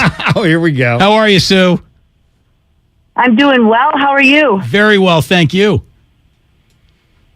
So yeah, I'm a big thoroughbred racing fan, and I've met a lot of jockeys and trainers, and I'm a fan. And anyways, I wanted to correct you. Please do. It's actually where the equipment is for where the jocks are, where they get dressed and everything. It's actually called the jocks room. The tack room is where all the horses' equipment is, like the saddle and the reins. And all right. Well, I don't have Sammy Spear here to defend me, but he told me, he said, Krug, you're going into the tack room. Sue, thank you for letting this guy finally know what's what. Seriously. He's just so off target usually. No, thank you very, very much. Yeah, but no, Larry and I have known each other since the mid '90s. Yeah, we're into 20-something years, and oddly working together or around each other in some different sort of way.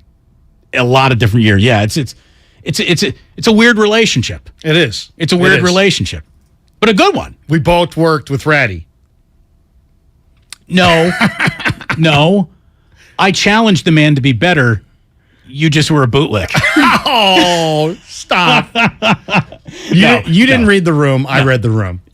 Definitely. There we go. 100% there. I mean, at least that's the talking point I'm sure he gave you.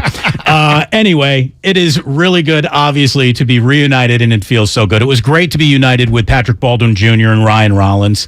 They got us thinking memory lane, where we started from, our rookie years. I'll tell you, one of the great thrills about being at 95.7 The Game is that I interviewed, way back when the Warriors were on the other station.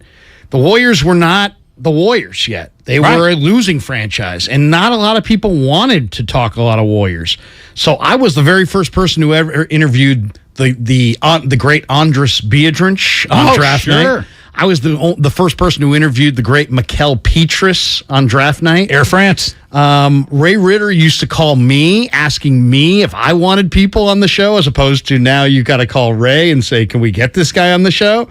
That was in the day when they were looking to, get their guys out there more because they weren't getting a lot of love. It's amazing how things have changed over time for that franchise. They went from couldn't give tickets away to don't ask for any in the upper deck. Exactly. There's zero chance you're getting any tickets. But Ray was great then, and he's great now. So I'll say that. I know that you can evolve your opinion on people, but mine never evolves on Ray Ritter. I think he's the best. Well, Raymond Ritter is among the best. He dwarfs the other media relations people that we've struck relationships with over the years and other franchises, Raymond Ritter is the one constant professional of the Warriors that look, I mean, how many people predate Lacob, predate Curry, predate all the success? He's one of those guys, and he really hasn't changed. There's not a big difference between 4 rings Ritter and no rings Ritter, which is a testament to him. He does. They do it right now. He was doing it right before they ever got there, and I'm really happy the fact that they recognized that and kept him, because everybody wants their own guy. But that's the one thing you can say about Golden State. They got a bunch of good people over there. When we come on back, again, more from Steve Kerr, who talked after practice today. More from Kyle Shanahan, who did talk today. Garoppolo talked today. We got some stuff to get into this afternoon. It's Damon and Ratto with Larry Krueger filling in here on 95.7 The Game, and we are brought to you by Kenny Mayne, now part of that Odyssey family. Check out and listen to Hey Mayne on the Odyssey app, wherever you find your podcasts. This is world-renowned handicapper Chris Hodge with TakingVegas.com, and let's face facts, folks.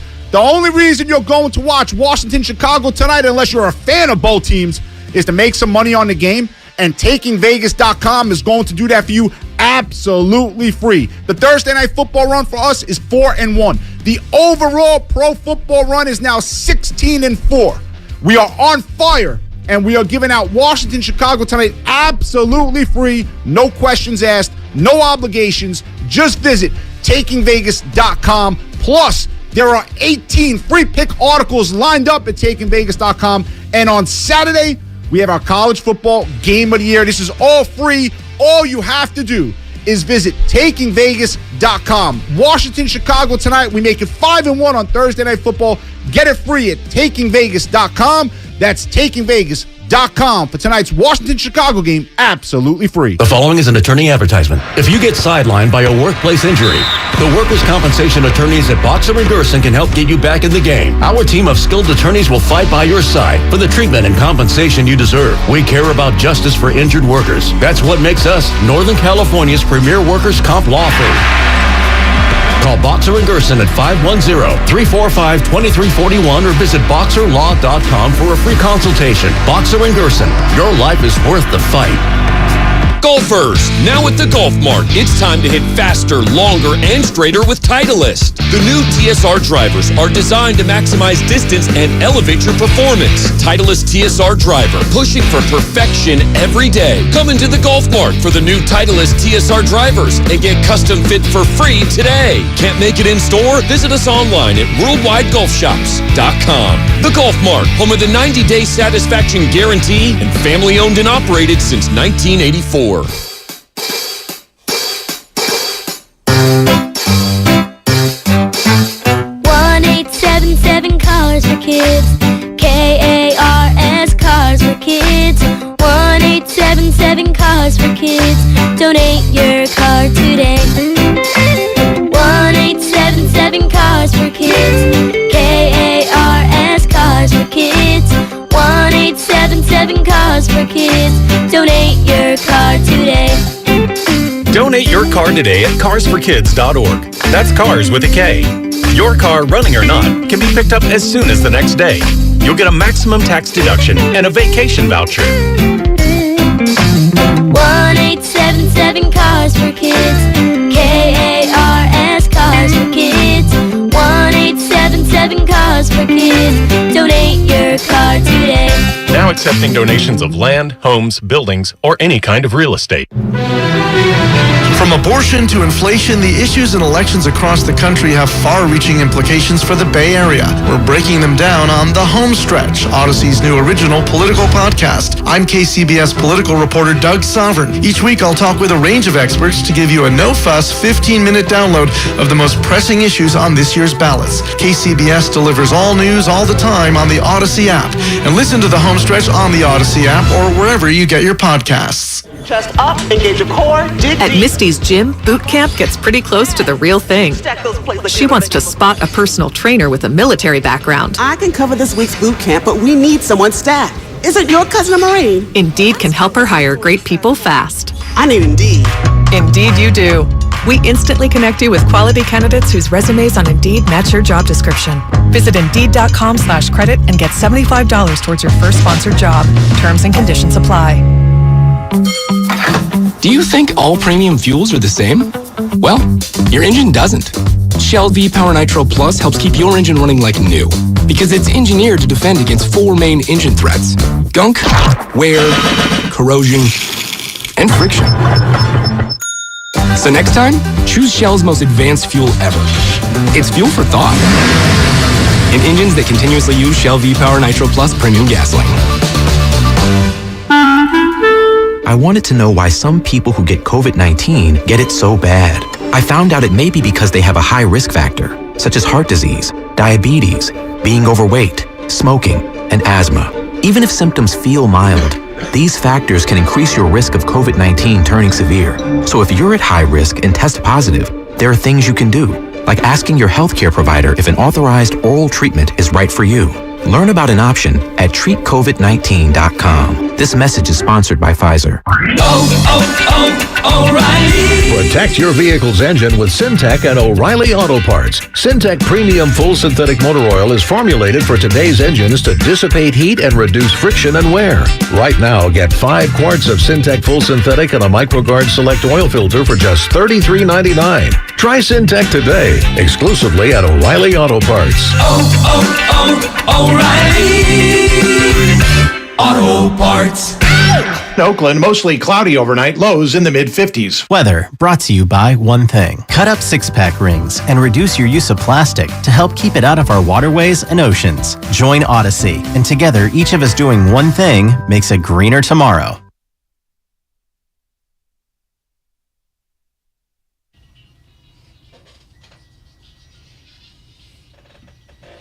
Now back to Damon and Ratto, brought to you by BMW Fairfield on 95.7 The Game. All right, so people loved the walk down memory lane, the war stories that we just shared from stations of yore, days of yore. A lot of people said they didn't know you and I knew each other before the whole transition. Larry and I got history together, man. There's no doubt. And we have been around this market now so long indeed. We were here when the Golden State Warriors absolutely sucked. And Drew Down, who is one of our chatters on the YouTube page, great joke. I mean, this joke gets told all the time, but I hadn't heard it associated with the Warriors song. He said, I remember in the late 90s when the Dubs were so bad, my dad had 2 tickets to the game. He left them in his car. Someone broke the car window and left 2 more tickets. Dude, I can remember being like jacked that they got Larry Hughes. Larry Hughes! I got Larry Hughes! It was like, I mean, but I'll say this. I was that guy who literally was listening to the NBA draft coverage. And when Russ Granick came across and said, and the Golden State Warriors, with the 35th pick in the second round, take Draymond Green, I turned to my kid in the back seat and high-fived my kid. I knew Draymond Green was Draymond Green. I didn't know Draymond Green was going to be an all-time Hall of Famer, but I knew Draymond Green was a great second-round pick. Well, so did I, because you know, at Michigan State, Big he Ten. led them to the Final Four. Dude, he was the Big Ten Player of the Year. Right. They ran their offense through Green. Not only that, people say, well, yeah, he was on those Michigan State teams. No, he wasn't on those Michigan State teams. No, it wasn't the Flintstones. It wasn't the Flintstones. There was no Mateen Cleaves. It was Draymond and a bunch of dudes. I mean, we could look it up exactly who was on that team, but my buddy, that was not a stellar Michigan State team that he led to the Final Four. So when they got him, I was like, oh, yeah, that was great. My kid was like 4 or 5. I'm like, high five. He's like, why are we high fiving? I'm like, Draymond Green's a Warrior. Dude, my buddy, Big Benny, another Hoosier. As soon as the Warriors picked Draymond Green, I got a text from him right away. He's like, robbery. Yep. Just, you got maybe the best player in this draft in the second round. And I have to go back and look through that. But Draymond, obviously, if we're redrafting, he's a top 5 pick. Yeah. I mean, come on. They took Festus, who we had on the other day, late first in that same draft. That's right. So it was Yeah, good memory lane. And good joke, Drew Down. Good one. We do have Steve Kerr talking. And Lucas just told me in my ear that Draymond Green has just addressed the media once again, and he's cutting up some sound right now, and we'll have that for you as we get into our 5 o'clock hour. But this is Cato. Cato from Oakland. You're on 95.7 The Game. Cato, what do you got? Man, I have never sat courtside at a game. I haven't been that lucky. But growing up, I used to play basketball all the time. And I've said about 20 years ago, I stepped into the club sport, and Tony Delk and Adonal Foyle were there. Nice. The one club sport in Walnut Creek, that place? No, in Oakland. In Oakland, okay. We changed to Club 1. Gotcha. So I said to myself, that's Adonal Foyle. Now, he's a shot blocker, so I'm just going to stay out here. And, he's not going to handle the ball. I see him at the Warriors game, so we don't have much to worry about as far as him. Let's play. This guy was 6'9", about 265 pounds at the time. He was LeBron. I've never seen him handle the ball like that. I had no idea he could do that. You didn't want to get in his way. He was a freight train. He was handling the ball like a point guard. And this is when I realized that, NBA players actually play their role because they're really good at basketball, period. And Adonal Foyle just shocked me with his size and speed. And it was really incredible, even though I knew he was an NBA player. So, yeah, you really get to see these guys up and close, man. It is amazing. You know what you ought to do? You ought to hit the Pro-Am. Hit the Pro-Am in the summer. Get out to Pot Hill or Kezar and watch an NBA player or two go against just like the best local, high school and college players in the region. Right. And watch. Just cook them. Yeah. I mean, guys who you think of, he's a defensive stopper. Yeah, he just went for 47. You know what I mean? Right.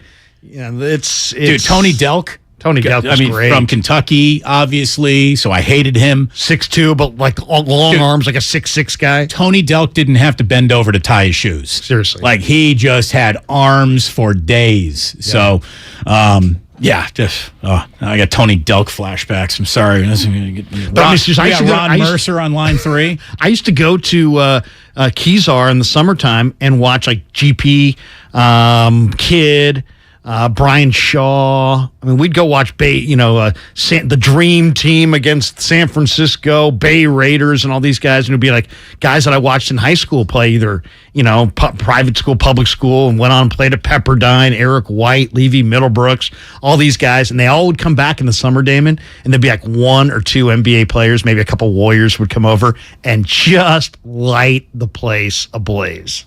That's awesome. It's what's the difference between someone who's really, really, really, really good and NBA good? And you wouldn't think the difference would be the biggest chasm it could possibly be, but it is. It is. It absolutely is. Again, Ryan Rollins and Patrick Baldwin Jr., if for whatever reason it doesn't work out in the NBA for them, either one just showing up in Europe would have a chance to be like a European MVP. Yeah. Like that's how it goes. So, by the way, Patrick Baldwin Jr., he's not going to Europe, and I don't think Ryan Rollins is either. Those guys got some absolute game to their game, and they're going to be rotation guys at some point. May not be this year, maybe this year, but at some point they're going to be. Well, there's have to be an awful lot of attrition because, man, just the other night when the Warriors JV team was taking on the Trailblazers JV team, dude, Dante DiVincenzo looked fantastic. What about that kid Sharp? Yeah. Did you see him for the Blazers? A kid who barely ever played before the NBA. He is sick. He is ridiculous. We're not doing Portland radio. No, but that guy's going to win like a dunk contest. I mean, he is really something. Shaden Sharp, maybe? We could sit here and talk about how, all these NBA names and all the NBA players, like all your Warriors that are going to be hard to get in front of, and we wouldn't even bring up the name JaMychal Green yet. Oh, dude, JaMychal Green is the reason why Patrick Baldwin Jr.'s minutes went from maybe about 8 a game to maybe about 4 a game. How are you going to get in your rookie year in front of that guy? Kuminga and Wiseman obviously are taking front court minutes away from Patrick Baldwin. There's just no doubt about that. But he may get some run because the one thing about Kerr in the Warriors is when they do have a guy who's hurt, they're always taking the macro view. So they'll sit him. And they'll play their bench. At least we saw it last year. I expect Kerr to do the same thing this year. They have a luxury of being able to rest important older players without much of a drop-off, even in the depth, because this team, again, Dante DiVincenzo, JaMychal Green, Moses Moody, Kuminga, and Wiseman, any other team, we're talking 6, 7, 8, 9 off the bench. On this team, we're talking 8, 9, 10 off the bench. The Warriors, I think, and I was talking about this yesterday with JD, Larry, this is the deepest team the Warriors have had since Sean Livingston was coming off the bench. Before it even rolls out, before we even play a single game, before it gets tipped off Tuesday night against the Lakers, the Warriors may have the single deepest team they've ever had in the history of this franchise. Yeah. I mean, the kid they cut today, Lester, well, they cut two. They cut Quindary Witherspoon and Quinones. Yeah, Lester Quinones is just flat out can stroke it, man. This guy can absolutely shoot the basketball. And they cut him. They waived him. I mean, this guy, he hit some big shots the other night. But did you see the DiVincenzo one-hand full court? I mean, maybe not full court. It's more like half-court pass on the break. Yeah. I think DiVincenzo is going to fit in perfect. And just the fact that he had options and he could have made more, he could have made bigger bank somewhere else. But he's like, you know what? I got a taste of being on a winner in college. I got a taste of being on a winner with the Bucks. I want that. I want to play somewhere where winning is the priority. And I think he's going to fit in great. Well, today, Steve Kerr let everyone know that Draymond was back at practice, and not only did it go well, it felt all kinds of normal. It felt like it has the last 8-9 years for me. Just it was a good day of practice. Great to have Draymond back. We had a good vibe. We put in a hard day's work, a lot of contact work. We feel like we have one level of conditioning left, one barrier to overcome before we're ready for Tuesday. So we kind of almost treated this as a back-to-back type situation with our game tomorrow and a hard practice today. So we got a lot done. It was a good day. We're going to see the starting five. We're going to see Jordan Poole back in the role of six-man tomorrow night when the Nuggets come in for the final preseason tune-up at Chase Center. And then, of course, we tip it off for real Tuesday night against the Lakers. And already Russ is not joining the on-court huddle. Do you see that video, Patrick Beverley? I retweeted your tweet last night. That was incredible. For people who didn't see it, there was a... Well, we'll tell them about it on the other side. Okay. Other side, real quick. And we're going to hear more from Kerr and Draymond himself, who spoke at practice today. So stick around. Much more coming up. It's Damon and Ratto with Larry Krueger in for Ray this afternoon here on 95.7 The Game. We're brought to you by Fremont Bank. Full-service banking, no compromises. At BMW of Fairfield, our guests work with one client advisor through the entire transaction. No handoffs to multiple car salesmen. No waiting for a finance manager to take you to a back room. Client advisors at BMW of Fairfield are thoroughly trained in every aspect of the process, so they can lead you efficiently and effectively through the purchase from start to finish. There is a better way. Experience it for yourself at BMW of Fairfield. One price, one person, 1 hour. Hey, Becky, what about this beat for your next song? It's cool, but I'm into faster stuff lately. Like Xfinity that gives me beyond gig speeds. Got it. What about this then? It sounds powerful, just like Xfinity. Because its supersonic Wi-Fi has 3 times the bandwidth, you can connect hundreds of devices at once. That's what I call power. Unbeatable internet from Xfinity. Made to do anything so you can do anything.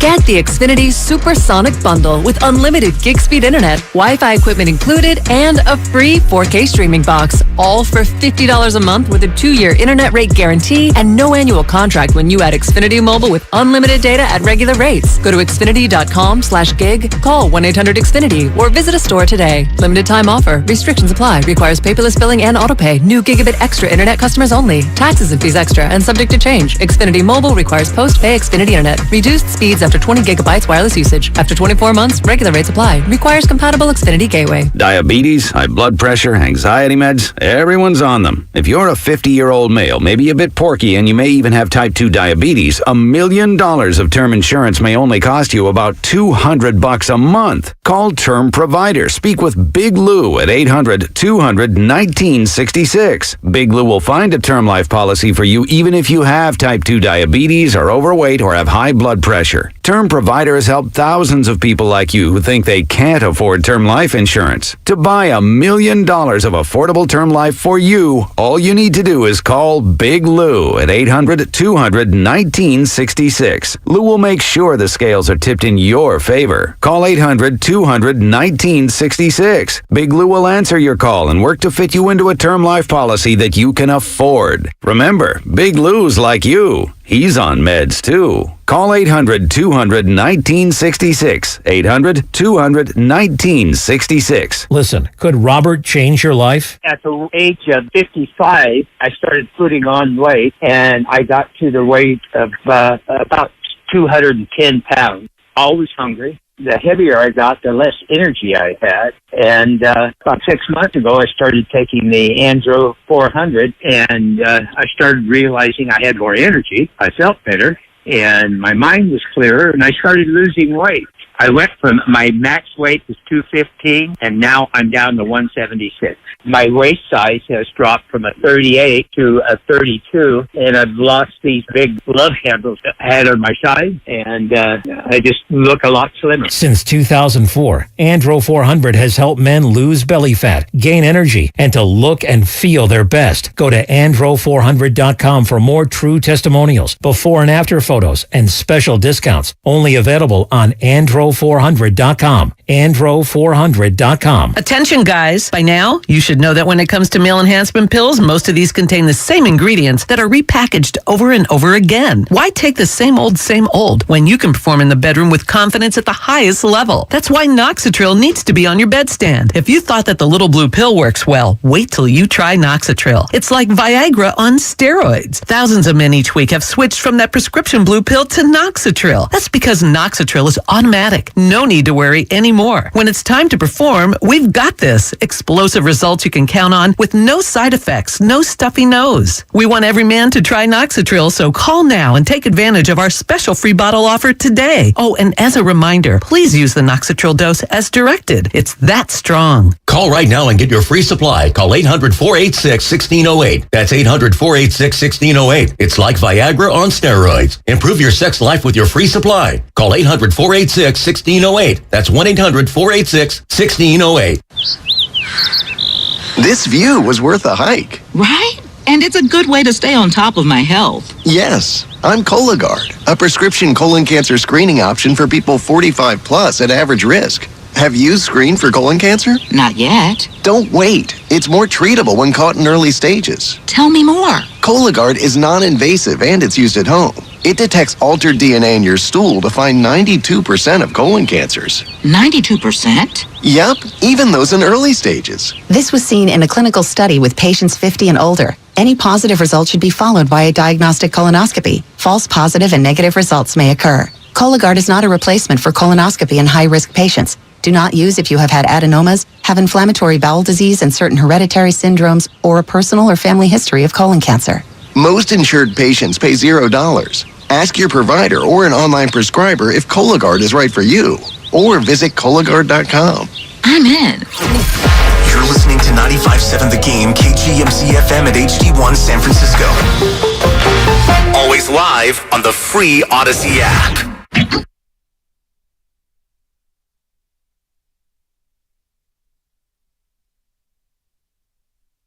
Now back to Damon and Ratto, brought to you by BMW Fairfield on 95.7 The Game. Again, welcome. It's great to have you here. We're streaming on Twitch and on YouTube. Go ahead and join the show, 888-957-9570. Earlier today, joining the show were Patrick Baldwin Jr. and Ryan Rollins, the rookie class of the Golden State Warriors. Really nice young men. I suggest you go back and check out those interviews. They seem to be very confident in where they have arrived. They certainly seem to like it here, and they know that it's going to be challenging to get on the court with this team as it's currently constructed right now. I mean, it's tough to bump Hall of Famers. It's tough to bump experienced NBA vets, and these guys, I'll tell you, not that they need any advice from you or me, Larry, but if you want to work your way up the depth chart, if you want to take your minutes from the 5 to 6 to the 8 to 12 to the 12 to 16 range. It's defense. That's what Steve is looking for. You do not get on this court with the Golden State Warriors unless you are playing defense. That's something that Jordan Poole struggled with early on in his career, and it's something that he's still improving upon now. I mean, it's the one, noticeable, I don't want to say incomplete, because he does play defense, but it's the weakness in his game, and it's the reason why it's going to be really tough to bump Klay Thompson off that 1 seed of shooting guards for the Golden State Warriors, because Klay is, if everything has gone according to plan and his rehab's been right, he's going to get back to that defense first Klay Thompson again, and that's where the Warriors go from, they were thinking they were going to win like 53 games to, they won 60 games. They won 62 games. They won 65 games. I think they could be that level of team this year with a defensive buy-in and Klay Thompson returning as 100% Klay Thompson on that side of the ball. Yeah, I don't think they're going to have that kind of crazy, success, because I don't think they care about it. They're not going to chase it. I'm just talking about it's just going to happen, though. Yeah. Well, they're loaded. There's no doubt they're loaded. I think, it's funny. I'm looking at Ryan Rollins, and I'm seeing a player that, 6'4", with a 6'10" plus wingspan, he's going to be able to lock up some people. I think he's going to make his impact felt on the defensive end of the floor. I think you're going to be able to see him lock up 1s and 2s. As far as Baldwin, I think Baldwin is really an advanced offensive player. I think he's going to give them kind of what they had in Bielitsa, but a little bit better defender. Obviously a younger guy, cheaper contract. Those guys had the minimum, but still I think Baldwin's going to be an offensive player. I think his challenge, Damon, is going to be who does he guard, and can he defend, and can he post defend? My biggest question is, does he have the quickness to defend, 4s and 5s on the perimeter? That's the big question, because he's got a beautiful stroke. He's really advanced. He's really smart. He's got a high basketball IQ, very mature beyond his years. You kind of got a glimpse of that, actually. Yeah. No, but that's his challenge. His challenge will be on the defensive end. And if you're not, ready to just play man-to-man straight up, I stayed in front of my guy, rode him to the rim defense, rebound. That's it. The number one way to work back into your coach's good graces after a poor defensive presence is to rebound the ball. This team now with, they're going to be a better rebounding team if James Wiseman is just there. And the amount That's a big question. That is the big question. How good of a rebounder is he? The amount of defense that they are now able to play and how they go about playing defense, I wonder how much it changes with James Wiseman being a little bit of not a classic rim protector, but a guy who can get in front of shots. We're already seeing it. Yeah. It's going to be fascinating, man. I can't wait for the season to roll out. Steve Kerr was asked about, Draymond coming back to practice today. Anything stand out? Odd, goofy, funny? What do you think, Steve? There's literally nothing to report. He's been here so long. We just practiced and everybody was there. So there you go. Normal day, and the Warriors are dying for a normal day. Let's be totally honest. That's all they've been dying for, a normal day since this time last week. Here is Kerr going back and forth with our friend Anthony Slater about how Draymond and Klay are both starting tomorrow. Do you expect Klay and Draymond to play tomorrow? Klay will play. Andre's not going to play. Draymond, though, will. Oh, Draymond will. Yeah. I'm sorry. Expected starting lineup tomorrow then? Yeah. With Klay and Steph Klay. Or not the bench. Yeah. So there you go. Kevon Looney and Andrew Wiggins, who, again, Andrew Wiggins, no one's even talking about him. Is he still on the team? No one. That's such a dynasty question, by the way. They never would have asked that question when this team was a perennial lottery bound. It's the final, it's one of the final preseason games. Who's in the lineup? It's like, Speedy Claxton. Will Speedy be playing? Will Ike Diagu be playing his normal workload? Brian Winters, will Ike and Speedy be going on Friday? I don't know. Do we play Friday? Yeah, you have a preseason game. Oh, I forgot. Oh, really? I guess I'll be there. Yeah. Times have changed. Obviously, this team is uber conscious about injuries and prolonging careers and slow playing guys into seasons. And Kerr talked about the minutes that Clay is going to get, not just tomorrow night, but early on in the NBA year. I'm guessing, I haven't talked to Rick yet, but 15, 18 minutes tomorrow. Probably not much more than that. So he, because of his delayed start to camp in terms of contact, he's going to take a little while longer than the other guys to get up to the usual minutes. There you go. So it's going to be a ramp up for Klay Thompson. Ramp up became the often overused phrase about Warriors getting back from injuries last year. Ramping up. Draymond, back issue. Ramping up. But it's the smart and right thing to do. It's a marathon, an 82-game NBA season. It really is. And Kerr says that he's got a lot of opportunities for a lot of guys on this roster waiting this season. Given the 82-game season, I think there's going to be opportunities for all those guys based on rest and injuries and guys being banged up and missing a game here and there. So everybody will get their chance, but we got a lot of people who are ready to play and not enough minutes for them. I blame Bob for that, by the way. I don't know what he's doing, putting together this great roster. It's just, I got to talk to him. Well, I wonder if, here's the thing. There is such a thing as too much talent. Like there really is in an NBA locker room. Chemistry's key. That's the thing. The only thing that will make Steve's job easy with all this talent is if the young guys are willing to exercise something that young guys usually don't like exercising. Patience. It's hard to be this close to your dream and be told, well, a lot of waiting still, a lot of patience. That's what we're going to need out of you. We're going to need you to grind in practice, and should we call upon you, be ready to go. But most nights, we're not going to be calling upon you. And as a matter of fact, we're going to so not need you tonight.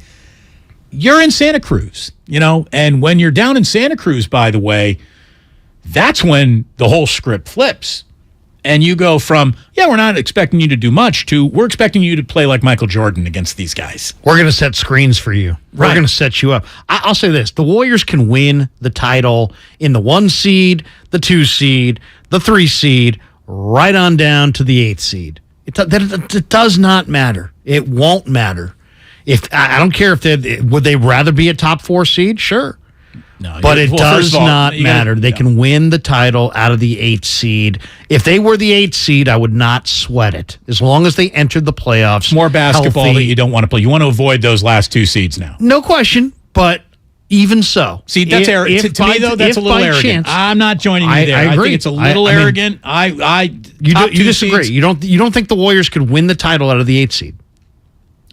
Look at it this way. If you'd like to push the boundaries as far out to how do they lose, that would be a good way to start. Are you telling me you got to be on the road all the way through? They won the title on the road.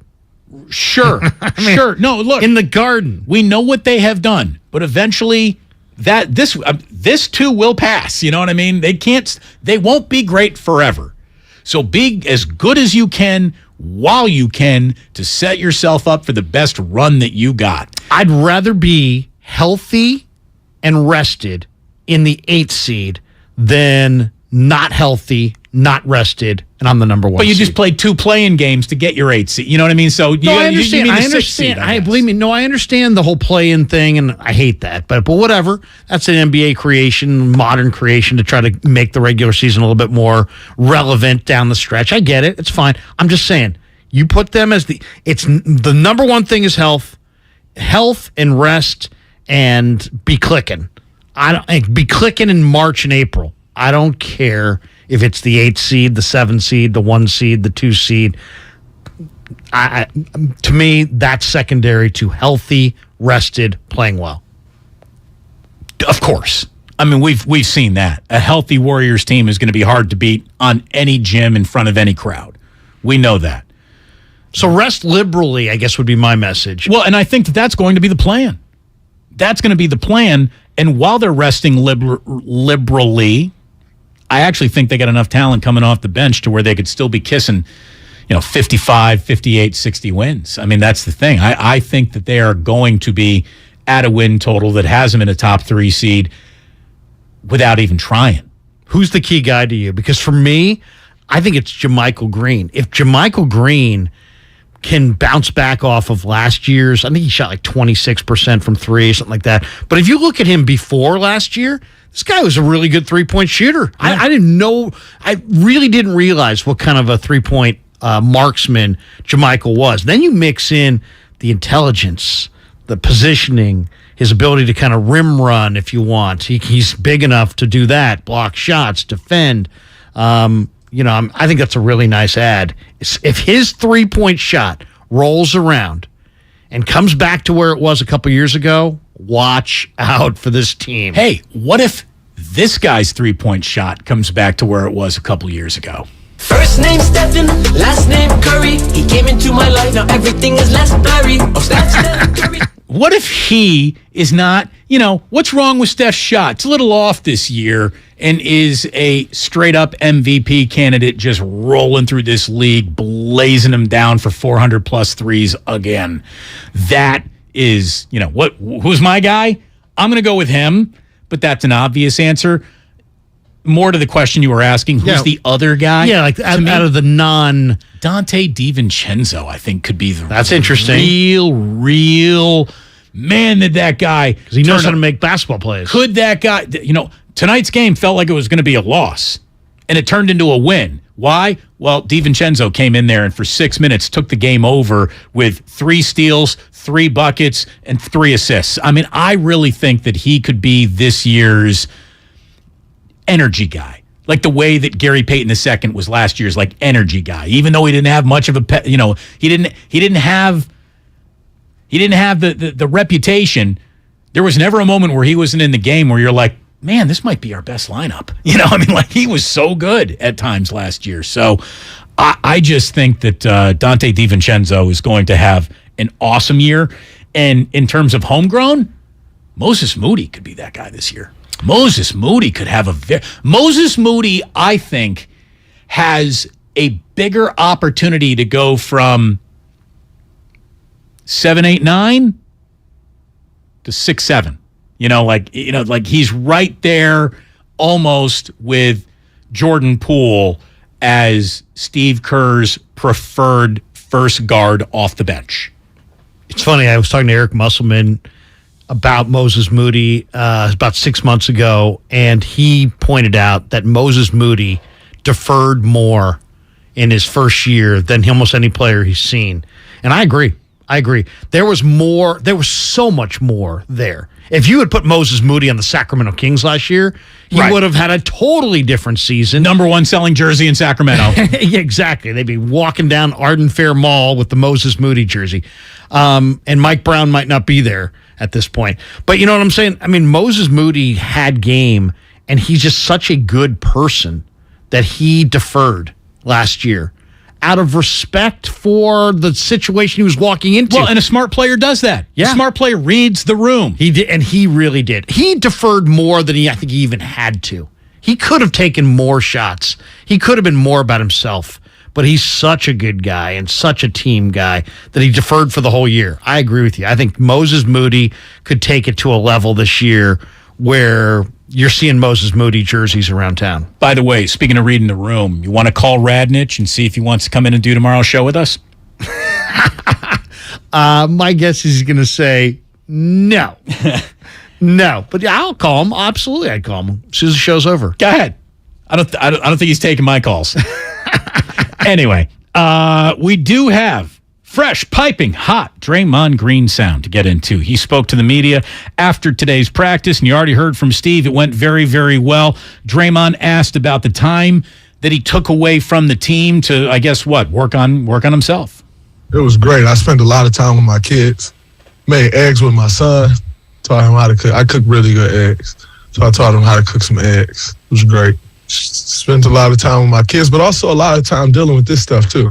So it's been some long days, but it's good. Well, everyone knows, going to make an omelet, you got to break a few eggs, right, Draymond? Now, look. How do you like your eggs? Me, personally? Yeah. So, are you a scrambled guy? I'm not only am I a scrambled guy, I will make the best scrambled eggs you've ever had in your life. Do you put milk in it? No. No milk at all? What are we, heretics? No. Not even a touch of milk. Not even. Makes it a little creamier. A shtick. No, we're using butter, Larry. to cream up. You always go a little butter in the pan just so you don't get the the stick. See, no. See, little slice of butter in there first, You and then start you with pour a the room eggs. temperature pan. I had the single greatest video I ever put out online was me cooking scrambled eggs. You haven't seen this video? No. Oh, no wonder why you got so many. I got my own YouTube channel. I haven't even wrong seen it. Is it on YouTube? I don't do YouTube. Where can I find this video? I don't know. Maybe it's there. But no, I made a scrambled egg video. You don't do YouTube. If I invited you on my YouTube channel, you wouldn't come on? I would be on with you, but I don't have my own channel. All right, No, of course I would come on. Give it time. What, for the invitation? No. You got the standing invite. Are you kidding me? Love to have you on. I've already invited Guru on. He wears the shirt. Talk to my agent. I know him.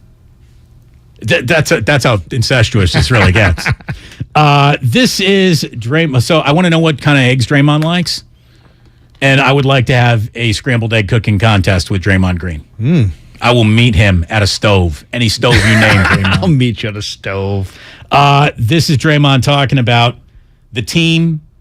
Are they in a better place now that that they've all gone through this? I guess. Yeah, I think the more time we get away from the things, the better. We had our conversations about what we needed to do moving forward, and we're going to do that. We're not going to continue to hold on to the past. Doesn't mean, people don't have feelings towards what happened or a situation, but we do all have goals, individual goals, team goals, and we understand what needs to be done in order to reach those. And that's what's our focus. Professional goals. We were talking about that yesterday. What is a pro? A pro is being able to go and do your job, even though you might not like the situation it's happening in, the coworkers that you have around you, how you feel about being there that day, how someone might have offended you in the past, but it just doesn't matter, anymore. And being a pro means going to work when you don't want to. And I think that all of these guys are pros. And even if there were lingering hard feelings, the pro that Jordan Poole is going to see him and this team through this. Draymond asked if he is about to, repair the trust that was broken.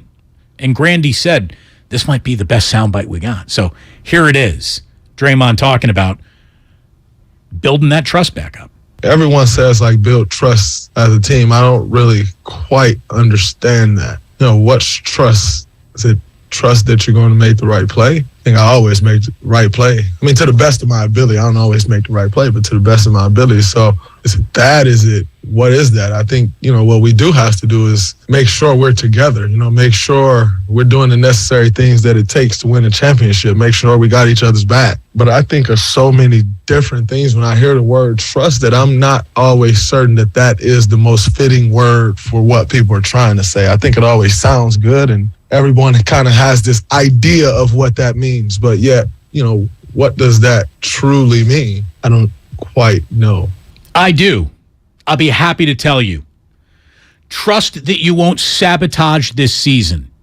Trust that you won't snap on another one of your teammates in the name of, that's just the way Draymond's wired. That's so Draymond. No, you can't be trusted to do that anymore. I mean, that's what we're talking about here. The trust is you not sabotaging the good feelings and good vibes around this team because you're having a bad day, Cupcake. That's what it is. Okay, but that's the trust that he's talking about. Not that this has got nothing to do with on-court trust. This has to do with off-court trust. Trust in the locker room. Trust that you really got my back. Trust that you're not going to punch me if I say the wrong thing to you in practice. I would say the word that he's really kind of hunting for is cohesion, right? You want cohesion. And if you're fighting your teammates to the level that he hit Poole, that's chaos on some level. It's a chaotic feel. But here's the other thing that also I think should be broached.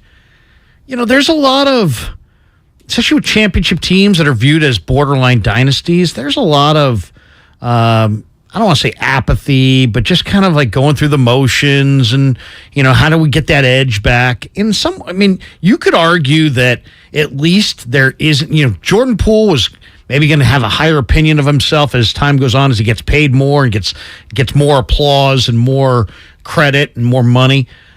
And Green's going through, a decline in his career. Eventually, he's at that point where he's starting to decline. Who knows? Maybe in a real perverse way, this could be a positive in that nothing's going to, build over the course of the year. They've already had this thing come to a head. They've already thrown, he's already seen a blow thrown. We've already seen the whole distraction. Maybe they can just get beyond that. And maybe in a weird way, this can be a positive in that, it killed the drudgery. Here we go. We got more preseason games, and now it brought everybody to communicate it better. Maybe it made Draymond realize that there is a line that he can and does cross. If he becomes an outstanding citizen of the locker room once again, the best Draymond. Be in a weird way a positive if they all grow and come to some kind of grips of, hey, this is where our line is. This is what we need from you as an individual. This is what we need from you as a basketball player. This is what we need from you as a teammate. And then this is what we need from the rest of the team. And maybe if stating those things is not the worst thing, seeing this all come to fruition maybe is not the worst thing.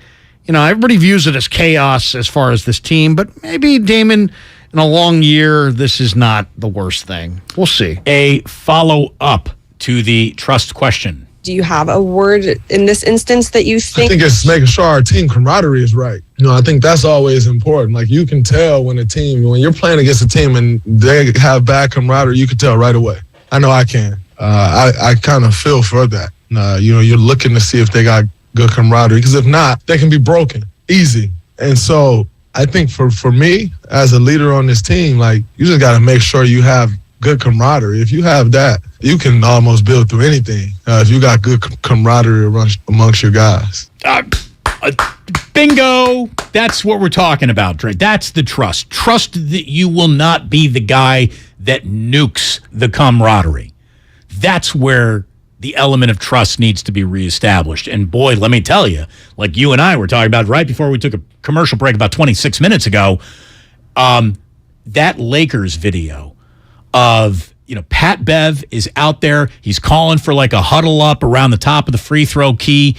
And LeBron walks over. Anthony Davis is walking over. Other Lakers who are on the court are right there. And they're like, come over, Russ, get in this little on-court huddle. And Russ was, basically not even looking. Doesn't want to be part direction. of it. Intentionally didn't want to be part of it. Well, now there is another little video that showed that he was talking to one of the coaches, and his mind might have been over there.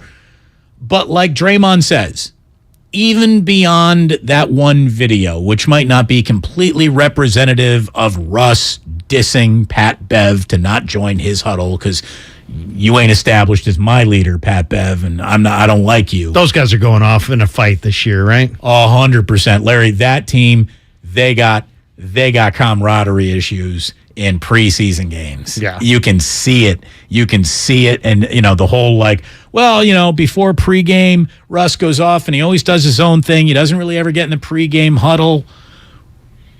Maybe start doing something a little different. Like maybe be a better teammate. And that guy just cannot get it through his incredibly so thick. I've actually seen his skull dented and popped out in the same night. I mean, here's the thing. I want to love Russ Westbrook. I really do. Like, that guy dies out there playing as hard as he can.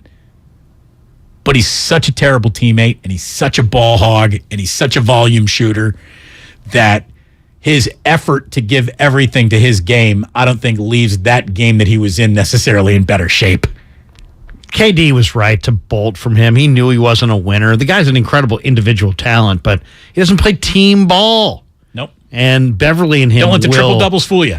Yeah, I mean, and he makes $47 million or whatever. I mean, it's, that when I saw that highlight, I'm like, oh my goodness, when we go look, it made me go look for the Vegas over-under for the Lakers. Because I had the Lakers last year under, and it was cake. It was in a waltz. It was 52.5. Oh, in a waltz. Yeah. By the way, a little follow-up for Draymond. I don't think that's something that really gets very shooken. You have incidents and things that takes place over the course of a year, but I think, your camaraderie is built on who you have on your team to the core. And I know, at the core of what we've built, we have great guys. We have competitors. We have, guys who want to win. And so, when you have that, I think camaraderie is a strength of ours. And I don't think that'll be taken away because we have an incident that takes place. No matter how good, no matter how bad, I think that goes deeper than what happens on a day-to-day or what could happen on one particular day. And he's right. But what you need to know, Draymond, I guess, that maybe has not been thoroughly explained or you've reflected upon, that you, in one swing, did more to erode camaraderie than any other team or any other player could have come and done to you by beating you guys in a game or anything. Like, to have, whenever the call comes from inside the house, it's always scarier. And that's the thing. Draymond might have lashed out in Oklahoma City, but really the lashing out Draymond has ever done that made fans angry at him, he was lashing out at officials or other NBA players or teams or issues. And that's Steven Adams' crotch. Right. His anger was always pointed outside of the Warriors locker room. This seemed to be an instance of his anger being pointed not just inside the Warriors locker room, but specifically at one guy whose demeanor in the locker room he thought needed to be chin checked. Like Jordan Poole.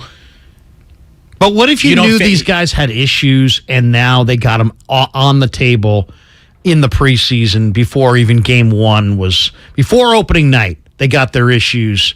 Well, then let's roll. Solved. Then let's tip it up on Tuesday and not speak of this again. And I said this to JD because there's a group of the fan base who is not happy, won't be happy with Draymond, still pissed that he didn't get suspended, wanted to embarrass him by not going to ring night. And I do think there's going to be a smattering of boos as he gets introduced at Chase Center on opening night. I really do. I think that's going to happen. That to me is wrong. But if the team, here's the thing: if the team's over it, if Jordan Poole's over it, who are we to carry water for this issue? Who is anybody? Like if you can't tell someone that their marriage is bad when the bride and the groom are saying we're good. We're going forward. Doesn't matter what you think of it. We're good. And that's, I guess, where I come down on all this. If Jordan Poole is cool with it, if the team is cool with it, if Draymond now pledges to be on his best behavior, you're not going to see this side of me again, then it should be over.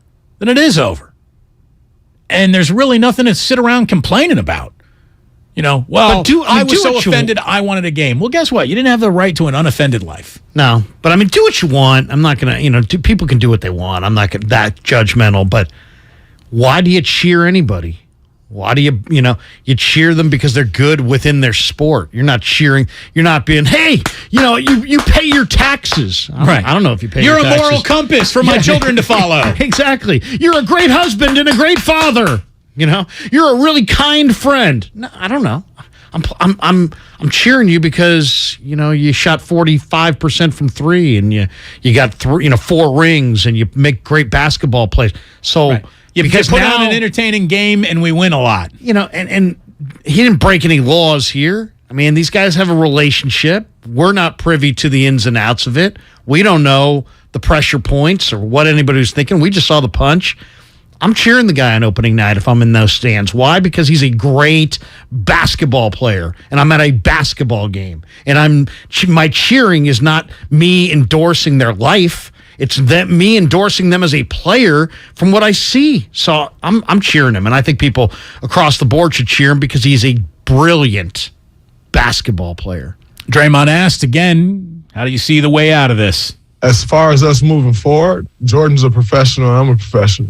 We have a job to do. We both have experienced a lot of winning over the course of our lives, and we know what that takes. And so we're going to do just that, what it takes to win. And I think that's the most important thing. He was then asked if there's any dynamic between him and Jordan Poole that he feels like has something similar to the dynamic of, even though we were, teammates that respected each other, there was obviously friction between Draymond Green and Kevin Durant. He was asked about the two different relationships and if you could compare the two.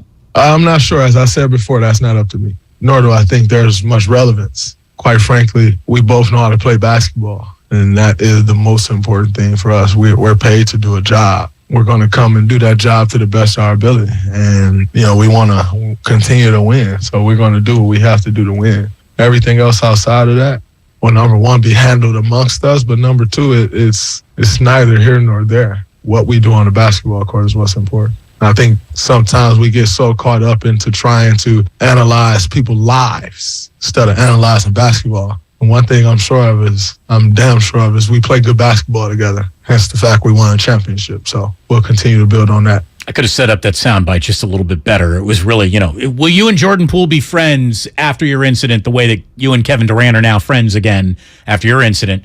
And you heard him. He basically said, no, we're probably not going to be friends. It didn't sound like they're going to be friends.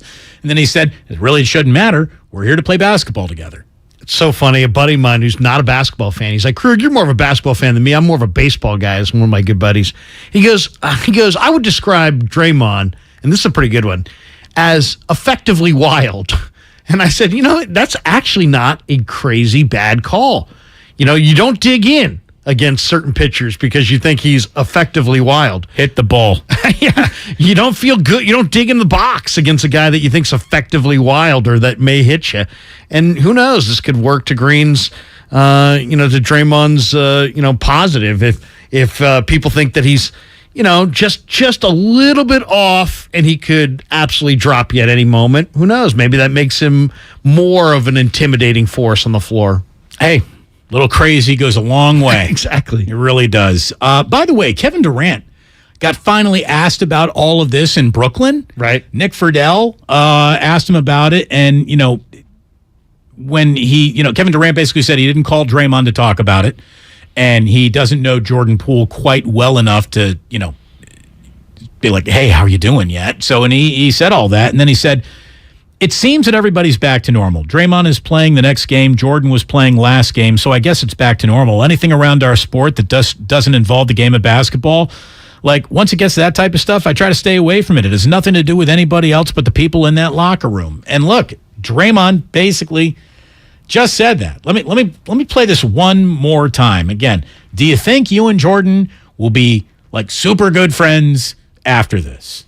Quite frankly, I don't think that's everyone's business. The conversations that I've had with people in this organization, with my teammates, the conversation that other people has had with my teammates, the conversations that teammates has had amongst each other, those are the conversations that matter. And ultimately, if we all have conversations and we decide that we think that's best, then at the end of the day, that's what matters, not what someone else's opinion is at the end of the day. It's about what we feel in this organization is best together, not what someone else thinks. I'm pretty certain Jordan had input, Steph had input, Looney had input, Andre had input, Clay had input. And ultimately, you come to what you think the best decision is and taking all of that into account. And, we've all had those conversations. So if I'm being quite honest, I don't really care what other people think. I don't wake up and come to practice with other people. I don't go to bed at night wondering what the hell the people who think it should be longer is doing, or longer, or whatever someone may think. That's really not quite my worry or care. My care is what guys in this locker room think, what people in this organization think. Outside of that, I can really care less what someone has to say. There you go. That was him saying basically like, hey, you thought I should have been punished more? Doesn't matter what you think. Yeah. Well, I mean, everything doesn't have to be one gigantic love fest for it to go well. I mean, heck, there's a really good documentary out right now on the 77, 78 Dodgers-Yankees. I think it's called The Uncivil War. Have you seen it? It's really good. And it's basically how Garvey fought Sutton on the Dodgers side. And obviously, we all know about Reggie Jackson and Billy Martin. These were the two of the best teams in baseball. And Dodgers hated themselves, and the Yankees had a terrible, the Bronx Zoo, the whole deal. Yet they won. They both won, 100 games or whatever it was, and wound up in back-to-back World Series, 3 in 5 years or 3 in 6 years, something like that. So, we all want it to be hunky-dory, but you know what? At the end of the day, it doesn't matter. It really doesn't matter. They have to have mutual respect for one another. They have to be effective, working together, but they don't have to be best buds. And you know what? Sometimes your personalities are just different. People are different.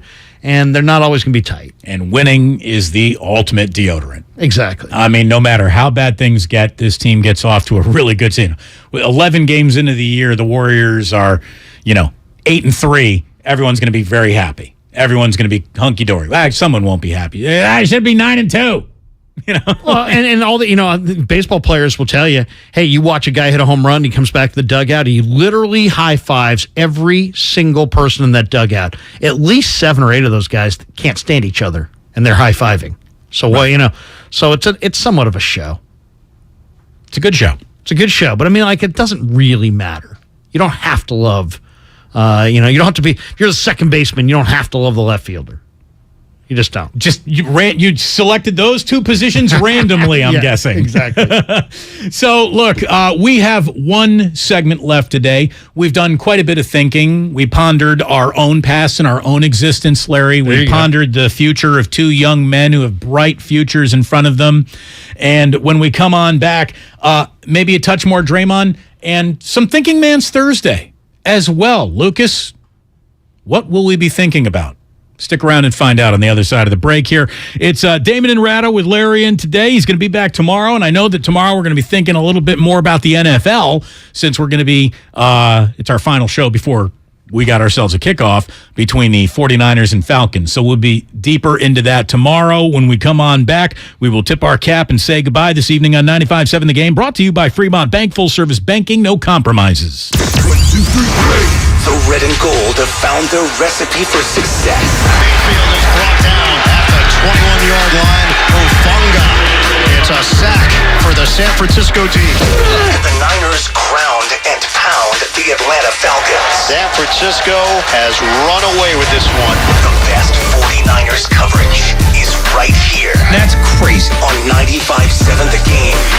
At Lucky California, every day is full of fresh possibilities. Try their USDA Choice Beef. It's deliciously tender and marbled for flavor. This week, Choice Beef New York Steak, bone-in, is just $5.99 per pound in the Max Pack. Lucky California. Come see what's fresh. Dr. Trudy Fleer here with the 5G Home Recovery Podcast. Let's discuss a very real existential threat to internet speed. It's a big one. Ready? T-Mobile Home Internet. It lags. Ugh. Now, what is lag? Lag is a delay in data being transmitted across the internet. For example, you're hitting that hot drop, the parachute cuts out, you've got an unsuspecting bot in your sights, and lag! You were actually eliminated 10 seconds ago. Nobody deserves that. So stop letting T-Mobile Home Internet ruin everything and switch to Xfinity. Learn more at xfinity.com/TMOFax. Get an amazing value on Xfinity Internet with unlimited data included. Switch for $55 a month for 2 full years with no annual contract required and no equipment fees for 24 months. Go to xfinity.com/TMOFax, call 1-800-XFINITY, or visit a store to learn more. Requires paperless billing and autopay. Ends 10/17/22. Restrictions apply. New fast internet and xFi Complete customers only. xFi Gateway required. Taxes and fees extra and subject to change. After 24 months, regular rates apply to all services and devices. First, we decide where we want to go. Then we need to know the best way to get there. Hi, my name's Adam Barata. I'm the owner of Advantage Gold. We're the highest rated precious metals firm in the country. We teach people how to own physical gold and silver. Now, we've won the Best of TrustLink Award 4 years in a row because we educate our clients on how to buy gold and silver the right way. We don't pay celebrity spokespeople millions of dollars. We'd rather pass that value on to you. Call 800-900-8000 and speak with one of our experts. We'll send you a free gold kit along with my latest #1 national best-selling book, The Great Devaluation. Call 800-900-8000. That's 800-900-8000. Get the best information, the best process, the best service, the best value. Call Advantage Gold at 800-900-8000. Call 800-900-8000. Advantage Gold is not an investment advisor or a tax advisor. Consult with your financial advisor before investing. Great cars and great customer experience are what define a great dealership. At BMW of Fairfield, we deliver on both counts. BMW of Fairfield is the top-rated BMW dealership in the Bay Area, according to Google reviews. We love selling the ultimate driving machines, but our success rests on the outstanding experience we provide our customers. It's a better way to buy and own a vehicle. Experience it for yourself at BMW of Fairfield. One price, one person, 1 hour. Our company, Repurpose, has a really cool mission: get rid of plastic. Meanwhile, we had this problem. Our office was all paper. And nobody wanted to file paperwork, print checks, mail them. We don't do that anymore. Now we've got Bill. It lets us be digital. Bill saves us paper and time. No matter where our key players are, they have visibility into our cash flow. Goodbye plastic, goodbye paper.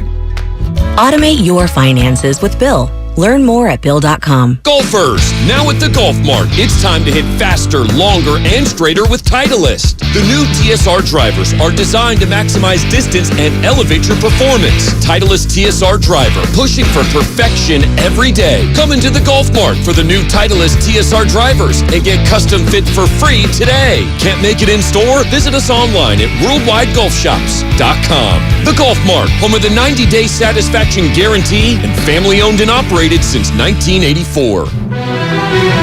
From abortion to inflation, the issues in elections across the country have far-reaching implications for the Bay Area. We're breaking them down on The Home Stretch, Odyssey's new original political podcast. I'm KCBS political reporter Doug Sovereign. Each week, I'll talk with a range of experts to give you a no-fuss, 15-minute download of the most pressing issues on this year's ballots. KCBS delivers all news all the time on the Odyssey app. And listen to The Home Stretch on the Odyssey app or wherever you get your podcasts. The roar of our engines, the pump of our heartbeats, the pedal to our metal, the sparks that ignite us, the pistons that push us, the passions that drive us. From the feelings that move us to the places that pull us on the roads that unite us. With nearly 6,000 stores and over 17,000 auto care centers, Napa has America's largest network of parts and care, here to keep you firing on all cylinders. I'm Bob Burke, founder and chairman of Burke America Parts Group, a family of brands that includes RepairClinic.com, an appliance and HVAC parts solution company that's grown into an international brand. Before AmericanEagle.com, we partially launched a new technology platform developed by another firm. American Eagle helped take our technology to a whole new level with digital marketing, software development, and business insights into our key markets, appliances, HVAC, and outdoor power equipment, and did so both on time and on budget. AmericanEagle.com has the resources, experience, and talent needed to produce solutions. Our new technology platform, developed by AmericanEagle.com, has produced tremendous results with higher traffic, conversion, engagement, and online revenue. If you have any home repairs you need to take care of, check us out at RepairClinic.com. If you need a world-class website or technology project, then I would highly recommend AmericanEagle.com. Call AmericanEagle.com at 773-NETWORK. That's AmericanEagle.com, 773-NETWORK. You might not have the biggest garage on the block, but with eBay Motors, there's 122 million parts right at your fingertips. Whatever you need, there's something that fits your vehicle. Air filters, tires, seat covers, and more. Get the right parts at the right prices. ebaymotors.com. Let's ride. Here's what happened today on The Game. Presented by the County of Santa Clara. The Morning Roast from 6 to 9. Think about how you remember T.O. And Draymond's a 4-time champion. Yeah. The Niners ain't winning these Super Bowls with Terrell Owens. No. T.O. doesn't have a ring. No. Willard and Dibs from 9 to noon. Actually ringing somebody's doorbell in 2022? What the hell are you doing? Get off of people's doorsteps. Get off of my doorstep. Steiny and Guru from noon to 3. Can Wiseman and Kuminga and Moody be role players on a championship team this year? I think Moody can. And Damon and Ratto from 3 to 6. Patrick Baldwin Jr. and Ryan Rollins nice enough to come on in today. And did you bench Clay to start yourself at the 2? Nah, I benched Steph, actually. Okay, all right. There you go. The best of the game, presented by the County of Santa Clara. Book a COVID-19 booster shot now at sccfreevax.org or call 211.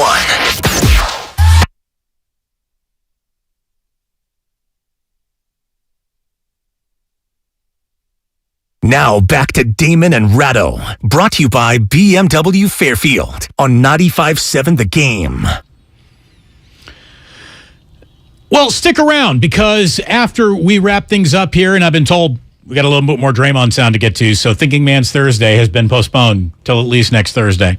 Coming up, we got Patrick Baldwin Jr. and Ryan Rollins for the best of 95.7 The Game. Larry and I had a nice conversation with the two Warriors rookies, and they were quiet at first and then loosened up.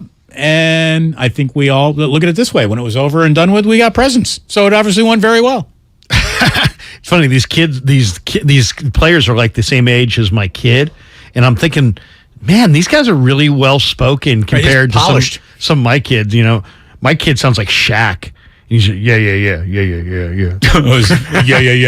Dad, I mean, hey, you're gonna have the car back? Yeah, Dad. I know. God, again, Jack is 3. I can't even think about flipping him the keys. Oh yeah, wait till it's. Yeah, we're still having meltdowns over bath time. Yeah. Oh boy, still watching Caillou probably. We haven't even gotten there yet. No, Caillou. No, we're stuck on Paw Patrol and some Mickey Mouse right now. Caillou Marathon. I'm scared. Somebody here on our YouTube chat page is saying, hey, Bumgarner never really cared for Sandoval. Didn't matter. They won titles. I'll tell you the secret, the dirty little secret that maybe you picked up. You know who Buster Posey didn't like at all? Tim Lincecum. Really? Didn't like Tim Lincecum at all. Not surprising. Different guys. Didn't like his party boy nature, and then could not catch that changeup to save his life. That's why he didn't catch Lincecum very much. I always wondered, did Buster like Kapler? I wonder if we could give Buster some truth serum. Did you like Kapler? I think the 1 year that he was around for him, they won 107, so sure. I think he respected Kapler. I don't know if he liked Kapler. That'd be my. If I had to guess, I would say he respected Kapler, because I remember asking Buster, "What do you think of this young coaching staff?" He's like, "You know what? They're giving us a lot of good information, and it's not one size fits all. And I feel like it's the best information we've ever gotten." But I never really asked him, "How do you personally feel about Kapler?" I mean, we didn't get to know Buster really on any level. Yeah, no, he was very good at kind of giving you nothing. Yeah. Though he was hilarious in those Toyota commercials. Oh, sure. That's what the person, you give him like $6 million to film a commercial. They'll give you a smile. Yeah. All kinds of personality. Draymond Green at today's practice was made available to the media. And again, because the guy loves to hear himself talk, it was like a 25-minute long media session. And he was finally asked, what do you think, if anything, maybe you've just done to your own future on this team? What do you think your future will be with the Golden State Warriors? My general view of the future here is I'm here this year trying to win a championship. I have a contract that ranges through next year, if I so choose to pick up that option. And that is my view of how it'll be here. We all have a goal to win a championship, and that is that. Well, all right. So it's just business now. He could have made the statement, and maybe he does here in the next soundbite, saying, I can't imagine ever putting on another uniform. But maybe he can imagine it now. Maybe he needs to start imagining it now, because it's become a reality that he's going to be facing at some point. One more for Draymond. He'll be here for 2 years, though, by the way. His option is $27.5 million. Nobody's paying him $27.5 million, I don't think, next year. So what would happen is, sure, he's not getting $27.5 million, but is anyone else going to crack him off, 40 over 2 years? Remember, it's all guaranteed in the NBA. So giving him a multiple-year deal would be to bridge the single season total that he will not see again. What if you had to guess a number, what would you say if he were to walk away from the $27 million? What do you think the average annual? 40 over 2. So he's going to take $20 million a year. You think somebody's going to give him 20? I don't think he's. I don't think he's going to get 20. I think he's probably less. So I think he's going to exercise that and stay here. But we'll see. Here we go. More from Draymond on a contract situation. Like he said, I'm under contract this year. I have a player option to pick up next year, and then after that, well, only the Oracle knows. Here is Draymond talking about the situation.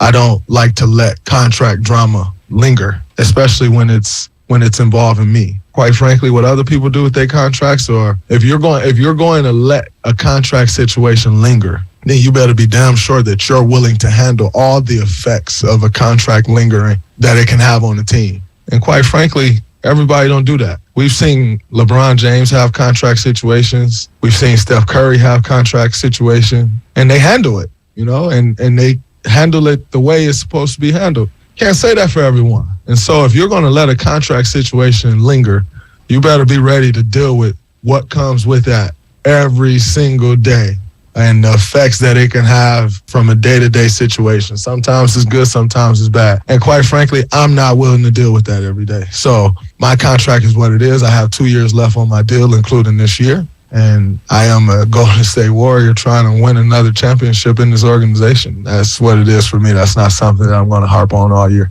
Doesn't sound like the romance is still there. It's very much now a business relationship. And did you think he was taking a shot at either Kevin Durant's past contract situation or maybe even Jordan Poole's situation right now? I'm not really sure. I'm not really sure what to make of it. It sounds to me, if you were saying decipher that, I would say there's a lot that's happened here. I'm playing it year by year. That's what I would sum that up. And it does sound a little bit like the romance is. This sounds more like, hey, it's Steph, Clay, and Dre. It sounds less